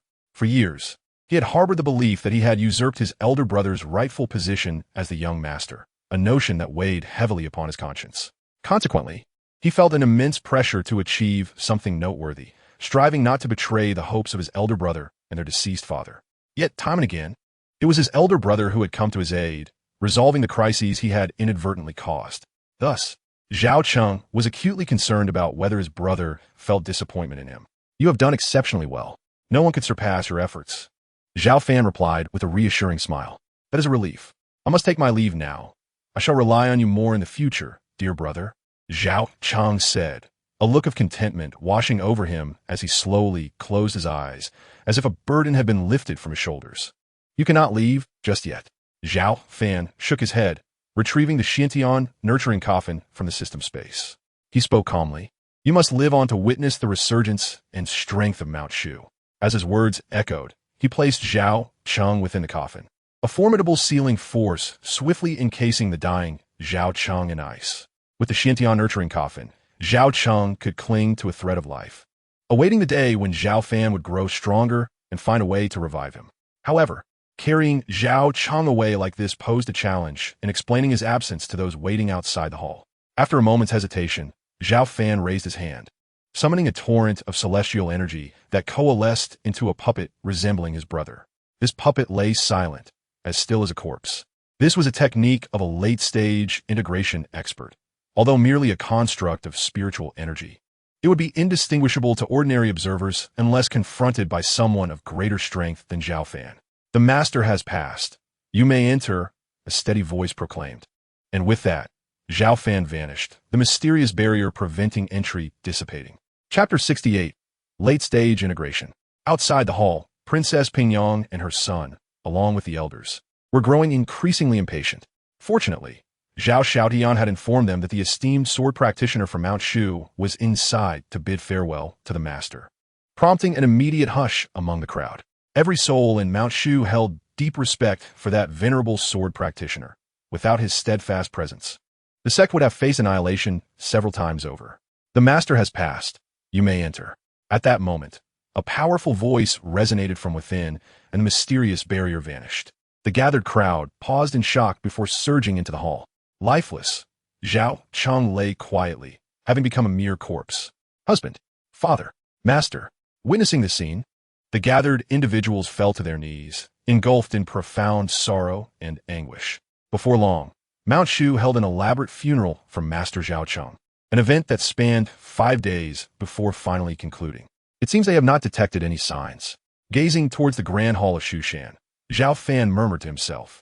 Although his younger brother Zhao Cheng was not actually dead, his condition was akin to death, as he remained encased in a Xiantian spirit-nurturing coffin, resembling a living corpse. The entire Shushan sect was engulfed in mourning for the late Master Zhao Cheng.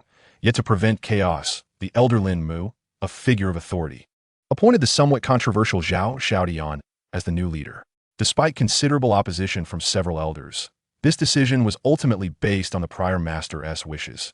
And Zhao Xiaotian indeed possessed remarkable talent and formidable cultivation. Upon ascending to his position, Zhao Xiaotian demonstrated impressive capabilities, tidying up the mess left by his predecessor Zhao Cheng. Initially, the elite of Shushan had suffered significant losses in their assault against the Tianpeng demon clan, and Zhao Xiaotian first ensured the well-being of the deceased disciples' families before advancing the ongoing reforms within the sect. He did not implement sweeping changes but instead adhered to the former master's strategies, executing them in a remarkably cautious and methodical manner. Zhao Xiaotian was acutely aware that this approach would stabilize the current situation at Shushan and gradually build his reputation, gaining the trust and support of more individuals. For he had yet to firmly establish himself in the role of sect master. Though he had the covert support of his uncle, Zhao Xiaotian, being a young man, harbored his own pride and confidence, and he was reluctant to trouble Zhao Fan unless absolutely necessary. Inside the demon-locking tower, tranquility reigned supreme, as Zhao Fan paid no heed to the external turmoil. After returning from the Grand Hall of Shushan, he had not taken a single step outside. Following the enhancement of his sword control technique and the 10,000 swords art, Zhao Fan continued his cultivation without pause, diligently signing in through the system to grow ever stronger. Days passed, and then one fateful day, while Zhao Fan was immersed in his training, an immense surge of spiritual power erupted within him, accompanied by an overwhelming aura that surged forth like a tempest, soaring into the heavens.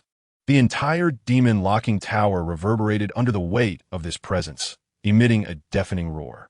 Zhao Fan had effortlessly broken through to the later stage of integration, earlier than I had anticipated. As he slowly opened his eyes, his gaze crackled like lightning, piercing several meters into the void. His breakthrough to the later stage of integration came as no surprise, for he had amassed ample experience and foundation beforehand, cultivating in defiance of the heavens. As one's realm and abilities increased, the challenges typically became more daunting. However, with the revival of spiritual energy in the world, the environment for cultivation had improved significantly, allowing Zhao Fan's progress, aided by the system, to far exceed that of ordinary cultivators. Moreover, this was while he intentionally restrained himself to consolidate his power. Otherwise, the advancement would have been even more seamless. Feeling the boundless surge of strength within him, Zhao Fan was devoid of any arrogance. Instead, he found his spirit growing increasingly serene as he began to solidify his cultivation realm.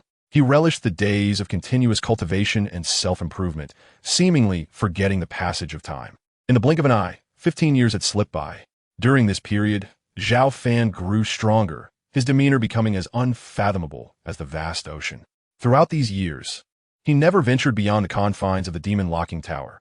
Aside from Zhang Qian, who brought meals every 10 days, his only companion was Bai Shui, who remained in the stone house, immersed in her own meditative slumber. Zhao Xiaotian never sought out Zhao Fan, having devoted the past 15 years to garnering substantial support from many within the Shu Mountain sect, thereby solidifying his position as the sect leader. 15 years was ample time for the realm of cultivation to undergo profound transformations. As the spiritual energies of heaven and earth continued to revive, a multitude of powerful beings emerged, and various factions began to rise. Some fell tragically, while others ascended to power, their stories unfolding daily in different corners of the cultivation world. Shu Mountain had maintained a notably low profile during these years, partly due to the conservative style of sect leader Zhao Xiaotian. However, The greater reason was the brutal failure suffered during the campaign against the Tianpeng demon clan, which dissuaded many elders and disciples of Shu Mountain from aspiring for dominance. Consequently, many began to gradually overlook Shu Mountain, even disregarding the legendary existence of the one who had slain the Tianpeng king with a single sword strike 15 years prior. Recently, while Shu Mountain's reputation faded, the Tang dynasty, allied with them, was experiencing a resurgence. The dynasty was teeming with adept cultivators, but the most striking news was the unexpected reappearance of an ancestral figure, long thought dead, who had suddenly emerged as a formidable mid-stage cultivator. With such a top-tier powerhouse backing them, the Tang dynasty embarked on conquests, absorbing weaker nations, and now stood as the most powerful force in the vicinity of Shu Mountain. These revelations were shared by Zhang Qian during her visits to deliver meals. She informed Zhao Fan that the external world had grown increasingly tumultuous and complex compared to previous years, with demons and righteous sects proliferating, turning the realm of cultivation into a veritable quagmire. Even though Shu Mountain sought to maintain a low profile, it occasionally found itself unwittingly affected, leaving sect leader Zhao Xiaotian and the elders in a state of distress. Each time Zhao Fan heard such news, a smile would grace his lips. It was fortunate that he had not become the sect leader, as the burdensome issues now plaguing Zhao Xiaotian might have fallen upon him. It was indeed preferable to remain within the confines of the demon locking tower, growing stronger daily through the system's sign-in rewards, untroubled by the vexations of the outside world. He dedicated his primary focus to the cultivation of his primordial spirit and physical body. Unlike an ordinary mid-stage cultivator, Zhao Fan advanced his spiritual energy, physical form, and primordial spirit in unison, bestowing him with combat capabilities far surpassing those of his peers. The Tai nourishing spirit technique and the 6-foot golden body, formidable martial arts he had acquired through prior sign-ins, corresponded to the cultivation of his primordial spirit and physical body, respectively. Many years ago, Zhao Fan had already cultivated both practices to a certain stage, thus continuing his training became increasingly effortless. Chapter 69. The Return of the 10,000 Swords. Boom! On this day, while Zhao Fan was engrossed in his cultivation, a formidable and astonishing aura suddenly emanated from the stone house beside him. It was Bai Shui. It appeared that this little fox had achieved yet another breakthrough. A smile graced Zhao Fan's face as he murmured to himself. Over the years, Bai Shui had spent the majority of her time in the jade coffin within the stone house, in a deep slumber. Unlike human cultivators, her sleep served as a form of cultivation, and with each passing period, her strength would significantly increase. To be honest, Zhao Fan found himself envious. Despite the assistance of a system, he toiled diligently each day, embodying the spirit of a determined, transcendent cultivator. However, the disparity was striking.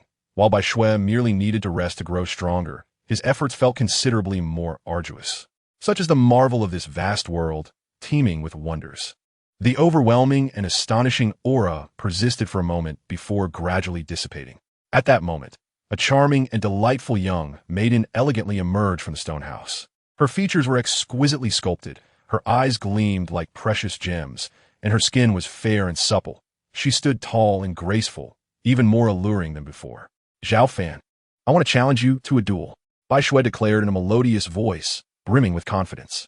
Despite her gentle and sweet demeanor, she was adamant about seeking a fight with Zhao Fan. In truth, this was not Bai Shui's first challenge to Zhao Fan in the past 15 years. Nearly every time she experienced a rise in her cultivation level, regardless of how minor, she sought him out for sparring. It had almost become a habit, small skirmishes every fortnight, and more significant battles every month. Bai Shui, you are not my match, Zhao Fan remarked, casting a sidelong glance at her, and gently advised against it. He thought to himself that he would rather not see her in tears, as it would require considerable effort to console her. It's none of your business, Bai Shui retorted with a haughty huff, her confidence unwavering. I have just broken through to the mid-stage of integration and have also recalled several formidable techniques from the demon clan. I'm certain I can subdue you. At this moment, aside from enhancing her cultivation and recalling more memories, her sole obsession remained the desire to overpower Zhao Fan, proving her prowess. Very well. I shall indulge you in a playful spar, Zhao Fan conceded, recognizing her unyielding spirit. With a casual flick of his wrist, he unleashed a remarkable beam of sword light, transforming it into a resilient barrier that enveloped the entire demon locking tower. thereby preventing any unnecessary disturbances during their duel. Just don't regret this, Bai Shui warned confidently. With that, she sprang into action. Her delicate form vanished from sight, and in the blink of an eye, she reappeared before Zhao Fan. A slender, fair hand, suffused with a faint golden light, struck towards his chest. Such astonishing speed even took Zhao Fan by surprise. However, Zhao Fan's strength was astonishing, and his reflexes were astonishingly swift. He raised his hand to strike, and with a resounding clash, a large and a small palm collided, causing a slight distortion in the void, revealing the terrifying force behind it. The Ziqing Golden Body. Impressive, Zhao Fan remarked with a smile, praising Bai Shui. Previously, he had imparted the Ziqing Golden Body to her, and it seemed she had at least cultivated it to the second tier by now. I possess even greater power, Bai Shui declared with a haughty tilt of her chin. In an instant, a powerful surge of demonic energy erupted, forming the ethereal visage of a colossal fox towering 1,000 feet high, emitting a deafening roar as it surged towards Zhao Fan like an unstoppable tide. This attack was immensely potent, stirring the spiritual energies of heaven and earth, causing the entire demon ceiling tower to tremble with a deep rumble. Even formidable cultivators of the same realm as Bai Shui would find it challenging to withstand such an onslaught head-on. Quite interesting, Zhao Fan mused, narrowing his eyes. He then extended his fingers like a sword, unleashing a strike of thunderous might. The 1,000-foot fox image shattered in response, as the sword light surged forth, unyielding and relentless, charging towards Bai Shui. Bai Shui's delicate face shifted slightly in alarm as she quickly unleashed a series of fierce claw shadows to defend herself. However, against such a devastating sword strike, her efforts proved futile. Just as the sword light was about to strike her, it suddenly disintegrated. Before Bai Shui could fully comprehend what had transpired, a single finger gently touched her smooth, fair forehead, accompanied by Zhao Fan's calm laughter. This time, I have triumphed again. Feeling the warmth of Zhao Fan's finger, Bai Shui's face flushed momentarily, resembling a startled rabbit as she jumped back, glaring at him in indignation. I have already reached the mid-stage of integration. Why can't I surpass you? She questioned, grinding her silver teeth in frustration. Just keep pushing yourself. If you break through to the late stage of integration, you should have a chance, Zhao Fan offered, not wishing to discourage her. Is that so? What is your current strength? Bai Shui inquired, blinking her large eyes, skeptical of Zhao Fan's words, recalling that he had once said something similar. I truly do not know, Zhao Fan replied with a helpless smile. He was not dismissing Bai Shui. He genuinely had no idea how strong he had become. 15 years prior, he had already broken through to the late stage of integration, and after so many years, his realm had long since attained perfection in the integration stage. Most importantly, he had cultivated his spiritual energy, primordial spirit, and physical body into a cohesive whole, his true combat power far exceeding that of cultivators of the same level by several folds. If you do not wish to share, so be it. Once this fox spirit breaks through to the late stage of integration, I will surely recall more formidable demonic martial arts, and then come to settle the score with you. Bai Shui huffed, turning away in a fit of anger and returning to the stone chamber to rest. Witnessing this scene, Zhao Fan found it somewhat amusing yet perplexing. Just then, a notification sound echoed in his mind. Sign in initiated. Zhao Fan responded without a moment's hesitation. Sign in successful. Reward. Myriad swords returning to the origin. As the system's voice faded, a new swordsmanship technique surged into Zhao Fan's mind. As a traveler from Blue Star, Zhao Fan was naturally aware of the formidable nature of this sword technique. With a hint of anticipation, he quickly perused the content, only to furrow his brow slightly. This martial art was indeed powerful, comparable to both the sword control technique and the myriad sword art. Yet it bore peculiar cultivation requirements. Only cultivators below the divine transformation stage could practice it. Zhao Fan couldn't help but smile wryly. It was the first time he encountered such an unusual stipulation. Well, I already possess several formidable sword traditions. This myriad sword art will have to be set aside, or perhaps left for other fated individuals to cultivate. After some contemplation, Zhao Fan decided against pursuing the myriad swords returning to the origin, for he had achieved the consummate stage of the integration phase. Was he to squander a significant portion of his cultivation to start anew? Zhao Fan was not so foolish. Uncle, I have come to see you. At that moment, a respectful voice echoed, and the current sect leader, Zhao Xiaotian, arrived. Chapter 70. Zhao Xiaotian, burdened with thoughts. Pushing open the door to the demon ceiling tower, Zhao Xiaotian entered with measured steps. He wore a golden robe, his tall and robust figure complemented by a chiseled face and bright, spirited eyes. In him, one could discern traces of his younger brother, Zhao Cheng. Why is the current sect leader of Shushan, instead of attending to important matters in the main hall, making a rare visit to me? Zhao Fan teased, observing his nephew, who had undergone noticeable transformation. Uncle, I apologize. Throughout these years, I have been preoccupied with sect affairs, leaving me no time to visit you. Please forgive my transgressions. Zhao Xiaotian mistakenly assumed Zhao Fan was reproaching him and was about to kneel to beg for forgiveness. Rise. I was merely jesting. Is there truly a need for such formality?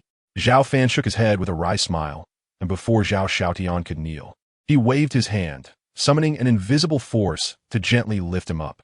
A pang of disappointment stirred within Zhao Fan. Had it been his brother, Zhao Cheng, at least they could share some banter. Although he had personally raised Zhao Xiaotian, the boy's reverence for him seemed to have overshadowed their familiarity, creating a sense of distance. It seems Xiaotian is rather serious. As long as uncle does not hold it against me. Zhao Xiaotian sighed in relief upon hearing Zhao Fan's words. Have a seat. We can discuss matters at leisure. Noting the weight on his mind, Zhao Fan brewed some tea. These were exquisite tea leaves acquired through the system's sign-in rewards. The rewards were not limited to pills, techniques, and weapons, but included a myriad of delightful items. The enchanting aroma of the fine tea often revitalized Zhao Fan during his moments of leisure, offering a refreshing clarity to the mind. This is truly excellent tea. After drinking it, I feel rejuvenated all over. Accepting the cup of tea from Zhao Fan, Zhao Xiaotian took a sip, and his demeanor brightened considerably. The tea may not be exceptional, but rather your heart is burdened, which is why you perceive such significant changes. Zhao Fan smiled lightly, poured him another cup of tea, and then, at a leisurely pace, inquired, Do share, what troubles have you encountered recently? Uncle, my little burdens are indeed transparent to your discerning eyes. Zhao Xiaotian replied with a bitter smile. You were raised by me. How could I not understand you? Zhao Fan scoffed lightly. Uncle, over the years, I have diligently secured my position as the sect leader, hoping to fulfill my father's legacy and revive Mount Shu. Yet now, I find myself faced with a particularly challenging predicament. I feel somewhat lost and seek your guidance. Zhao Xiaotian spoke earnestly, his expression turning serious. What troublesome matter weighs upon you? Zhao Fan raised an eyebrow and asked calmly. Having personally mentored Zhao Xiaotian, he recognized that his protege possessed unparalleled governance skills and exceptional talents in cultivation. For him to deem an issue as troublesome, it must indeed be significant. I have just received reliable news that Princess Pingyang, under the instigation of my second uncle, has covertly contacted over a dozen elders of Mount Shu, intending to pressure me into relinquishing my position as sect leader in a few days, subsequently promoting my second uncle Zhao Xiaofeng as my successor. Zhao Xiaotian inhaled deeply and stated solemnly, Princess Pingyang, if my memory serves me correctly, did she not promise in front of your father not to interfere with the succession of the sect leader? Zhao Fan's brows furrowed slightly, surprised by this revelation. Indeed, Princess Pingyang had made such a promise before Zhao's father passed away. However, in recent years, as the Tang dynasty rose to prominence, buoyed by the support of formidable elder beings, Zhao Xiaofeng garnered considerable backing from numerous sect elders. Despite Zhao Xiaotian's unwavering dedication over the past 15 years, many still regarded him merely as an illegitimate child who had fortuitously ascended to his position, lacking legitimacy in their eyes. I see. Zhao Fan's brow knitted in understanding of the weight upon Zhao Xiaotian's heart. Uncle, I implore you to guide me. What should Xiaotian do now? As he spoke, Zhao Xiaotian knelt before Zhao Fan. Although he was aware of his brother's impending treachery, Zhao Xiaotian did not rush to suppress it. Instead, he sought counsel from Zhao Fan. He understood that with his brother Zhao Xiaofeng backed by the Tang dynasty, a genuine conflict could erupt within Mount Shu, leading to devastating consequences and leaving them vulnerable to external forces. Moreover, his position as sect leader had been granted with Zhao Fan's approval. Should his uncle desire him to yield it, Zhao Xiaotian would not dare oppose and would willingly concede to Zhao Xiaofeng. Return now. Do not worry. Without my consent, no one can touch you as the sect leader of Mount Shu. Gazing at his kneeling nephew, Zhao Fan's eyes narrowed slightly as he spoke with calm assurance. Though unspoken, his words served as the strongest and most potent guarantee. Uncle, I understand. Zhao Xiaotian felt a warmth in his heart as he bowed once more to Zhao Fan before gradually departing from the demon's ceiling tower. 15 years without wielding a sword had seemingly led not only the entire realm of cultivation, but also the peaks of Mount Shu to forget his existence. Watching Zhao Xiaotian leave, Zhao Fan let out a cold laugh, murmuring to himself. Upon returning from the demon's ceiling tower, Zhao Xiaotian made his way directly to the Great Hall of Mount Shu. Master, did you meet with that esteemed sword cultivator? What stance does he hold? The elder Lin Mu, who had been waiting anxiously, inquired. He was the first to discern the impending troubles posed by Princess Pingyang and her son, and had discreetly reported this to Zhao Xiaotian. As an elder who had served 3 generations of sect leaders, Lin Mu held great prestige within Mount Shu and was unwaveringly loyal. He was deeply concerned about the situation, for if not handled properly, it could lead to an unavoidable internal strife within Mount Shu, the consequences of which could be dire. Elder Lin, there's no need to worry. The matters concerning Princess Pingyang and my second brother are manageable, Zhao Xiaotian replied with a confident smile. With his uncle's assurance, Zhao Xiaotian felt emboldened, even if his second brother was backed by the Tang dynasty. For no one understood better than he the unfathomable depth of his uncle, who remained within the demon ceiling tower. Since his journey into cultivation, Zhao Xiaotian had never encountered a practitioner as formidable as Zhao Fan. In his mind, Zhao Fan was the very embodiment of invincibility. Master, should we not prepare some contingency measures? Lin Mu asked with a hint of hesitation. No need for that. We shall simply observe their performance. Zhao Xiaotian replied with poise, his eyes shimmering with brilliance. Does this mean you have convinced the esteemed sword cultivator to intervene decisively when the time comes? Lin Mu, upon realizing the implication, displayed a look of delight. If that venerable elder were willing to take action, all troubles would be effortlessly resolved. I cannot say for certain. However, there is no cause for concern. Zhao Xiaotian responded with a mysterious smile, choosing to keep some secrets for now. Chapter 71. Forcing the abdication for the sake of succession. Seeing Zhao Xiaotian so composed, Elder Lin Mu felt reassured. Having supported 3 generations of sect leaders, he was staunchly on Zhao Xiaotian's side. Over the years, the latter's capabilities had been evident, as he had effectively advanced the reforms of his predecessors, enabling Mount Shu to swiftly recover from the losses sustained during their campaign against the Tianping demon clan. Mount Shu had finally reached this point after much effort, and Lin Mu was unwilling to witness an internal conflict that could squander their hard-won vitality. Otherwise, the endeavors of multiple sect leaders would be in vain. In the following days, Mount Shu remained tranquil as usual, yet this calmness felt eerily unnatural, as if it were the calm before an impending storm. On this day, as was his custom, Zhao Xiaotian summoned the elders to convene in the Great Hall. This is a significant assembly held monthly to deliberate and summarize the future direction of the sect, while also establishing the detailed sect regulations, making it of utmost importance. Every prominent elder from Shushan is expected to attend. Esteemed elders, the matters we have just confirmed should be executed by each of you upon your return.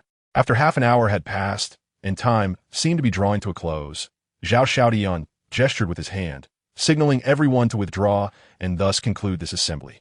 Hold on. Sect Master, I have a pressing matter that I wish to discuss with everyone. At that moment, Elder Qingmu, Zhou Tai, interrupted Zhao Xiaotian's words. Elder Qingmu, what pressing matter do you have? Zhao Xiaotian inquired coldly and calmly.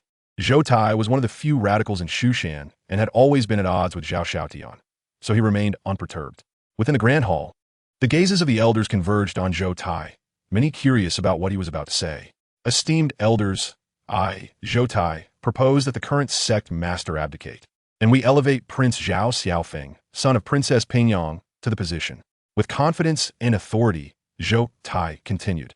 It is well known that the current sect master is a bastard child, and moreover, in his 15 years of leadership, his timid approach has rendered him incapable of leading Shushan to resurgence. With the conclusion of Zhou Tai's statement, a wave of uproar erupted among the assembly. Fie! You are outrageous. The sect master has served for 15 years, and his merits are evident to all. How dare you audaciously suggest the overthrow of the sect master? This is rebellion. An elder supporting Zhao Xiaotian rebuked Zhou Tai vehemently. What merits does he possess?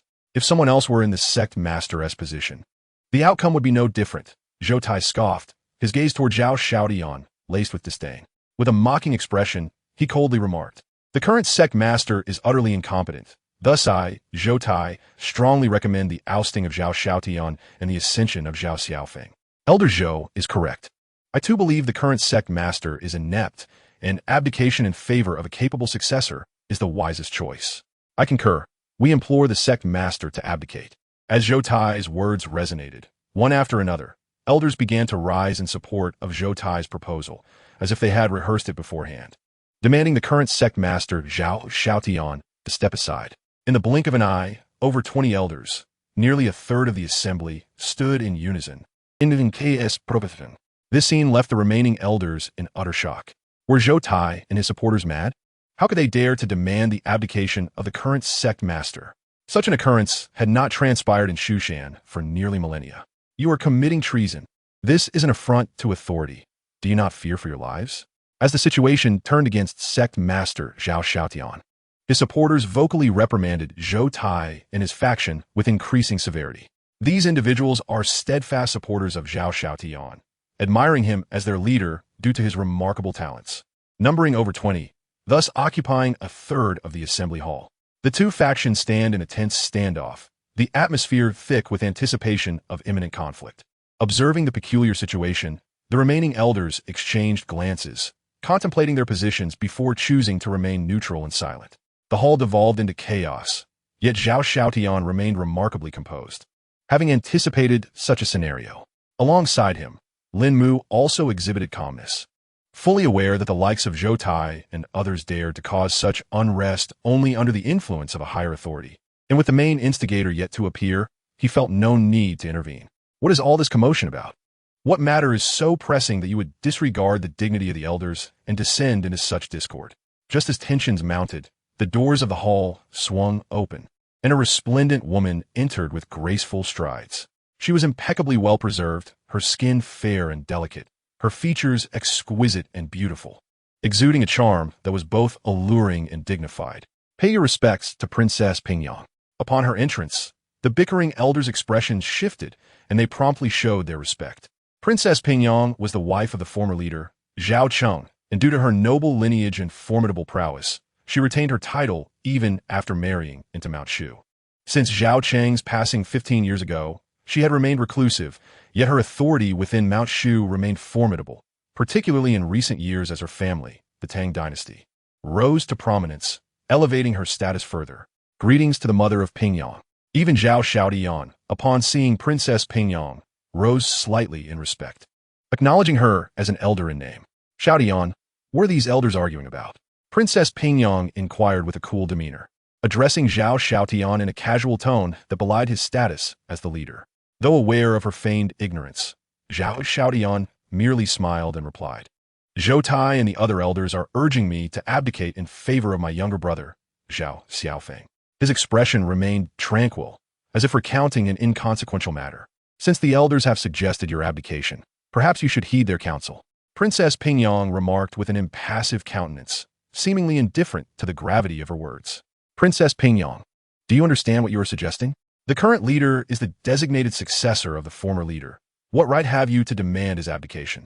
With the principal figure present, Lin Mu could no longer contain himself and questioned her in a stern tone. My mother is speaking with Zhao Xiaotian. Do you have any place to interject? Beside Princess Pingyang, the towering Zhao Xiaofeng glared at Lin Mu with a venomous intensity. In a fit of rage, Lin Mu advanced to confront them. Elder Lin, stand down. Zhao Xiaotian halted Lin Mu and turned to Princess Pingyang, earnestly inquiring, Mother Pingyang, are you truly resolved to proceed in this manner? There is still time to reconsider. Xiaotian, I acknowledge the dedication you have shown in your role as the sect leader over the years. Yet it would be wise for you to relinquish this position. Esteemed elders, join me in requesting the current sect leader to abdicate. As Princess Pingyang's words resonated, Zhou Tai and others surged with fervor, collectively proclaiming, we implore the sect leader to step down and make way for the capable. In an instant, the atmosphere within the grand hall shifted dramatically. Many previously neutral elders, upon witnessing the arrival of Princess Pingyang, reversed their stance and aligned themselves with Zhou Tai's faction.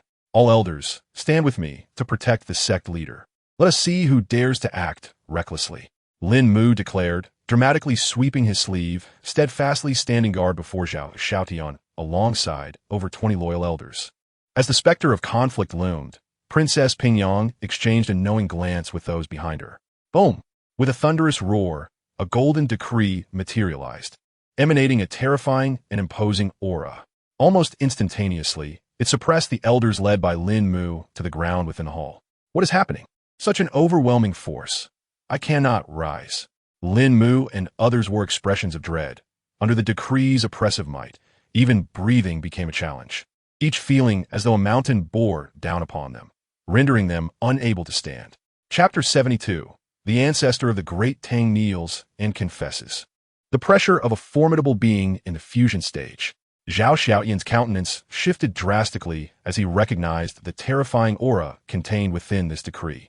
Indeed, it bore the mark of the ancestor of the great Tang dynasty, personally inscribed with a fragment of his will.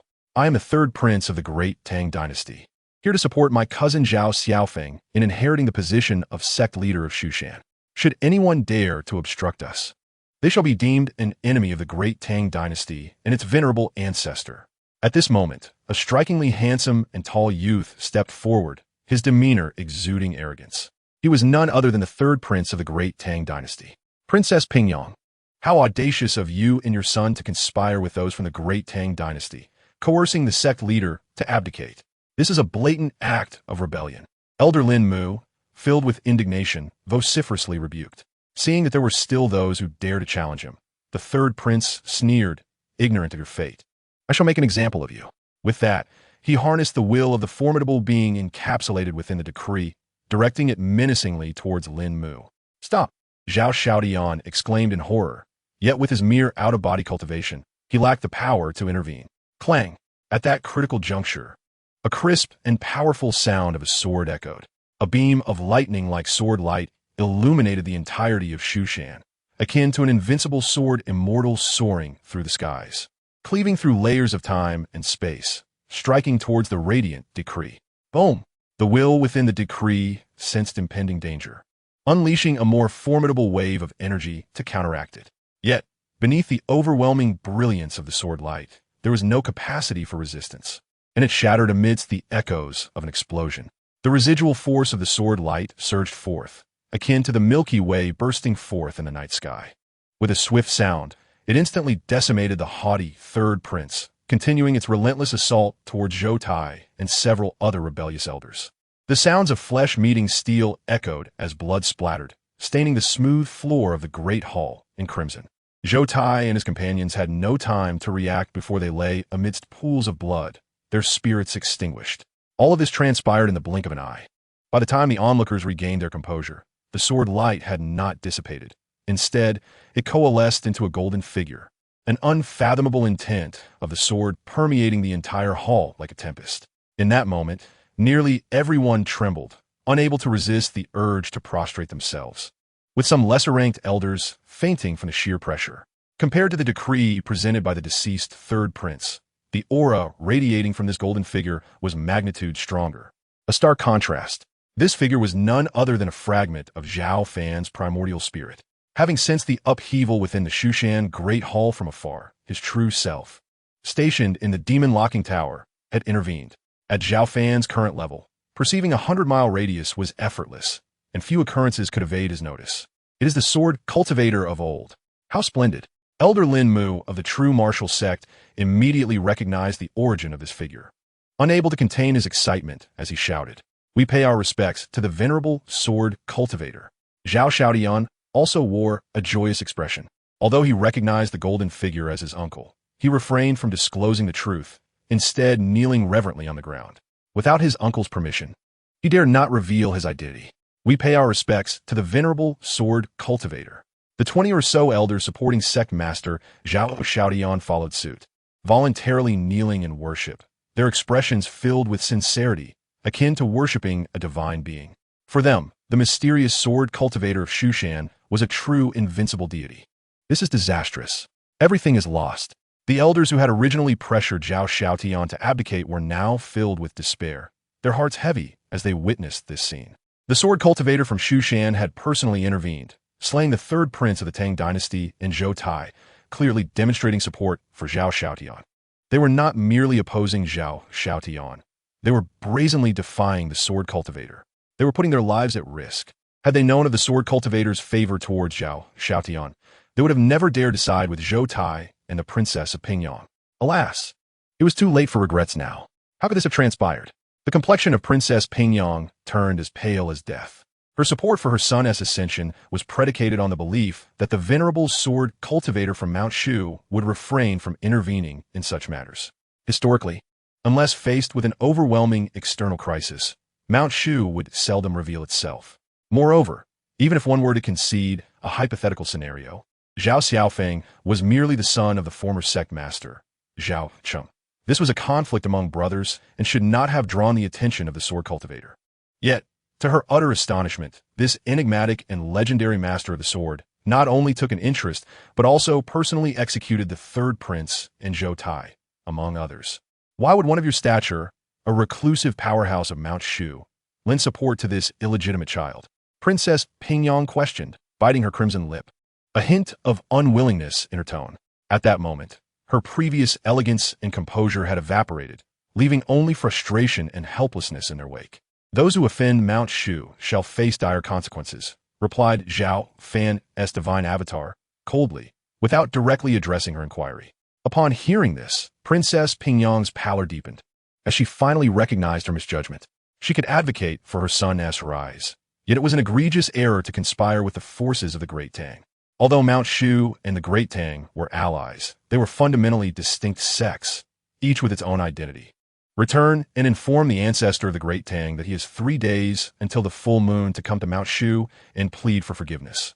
Otherwise, do not blame me for raising the Great Tang, Zhao Fan declared, his gaze penetrating and his voice resonant, echoing throughout the grand hall, sending shivers through all present.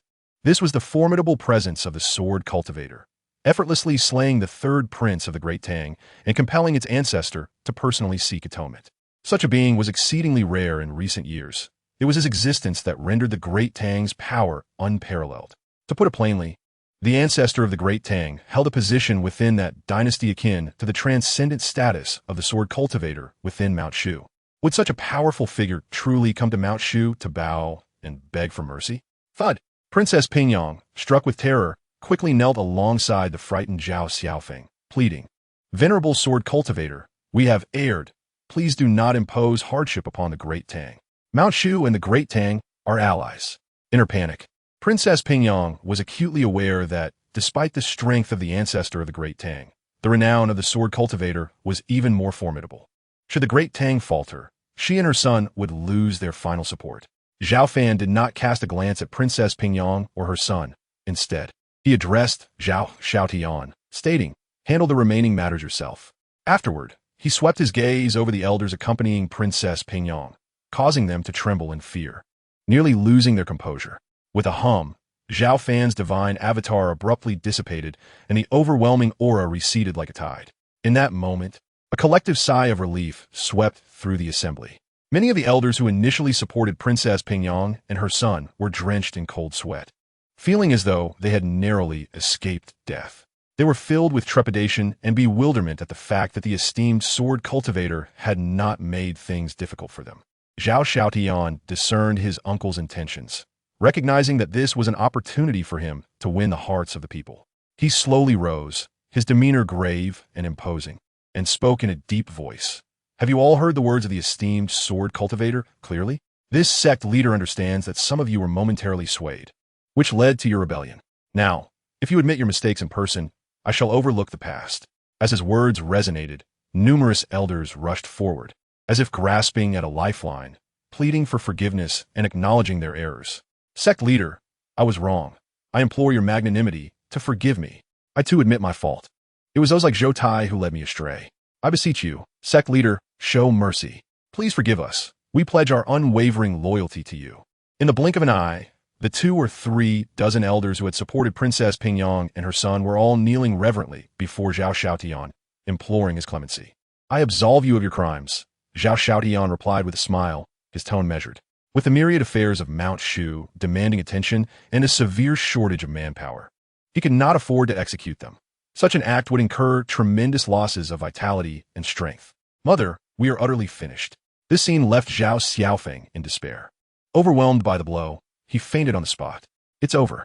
Princess Pingyang closed her beautiful eyes, tears cascading down her cheeks, having believed victory was assured. only to face such an outcome. Observing the princess and her son, Zhao Xiaotian refrained from delivering judgment and instead commanded, "Bring them away and confine them.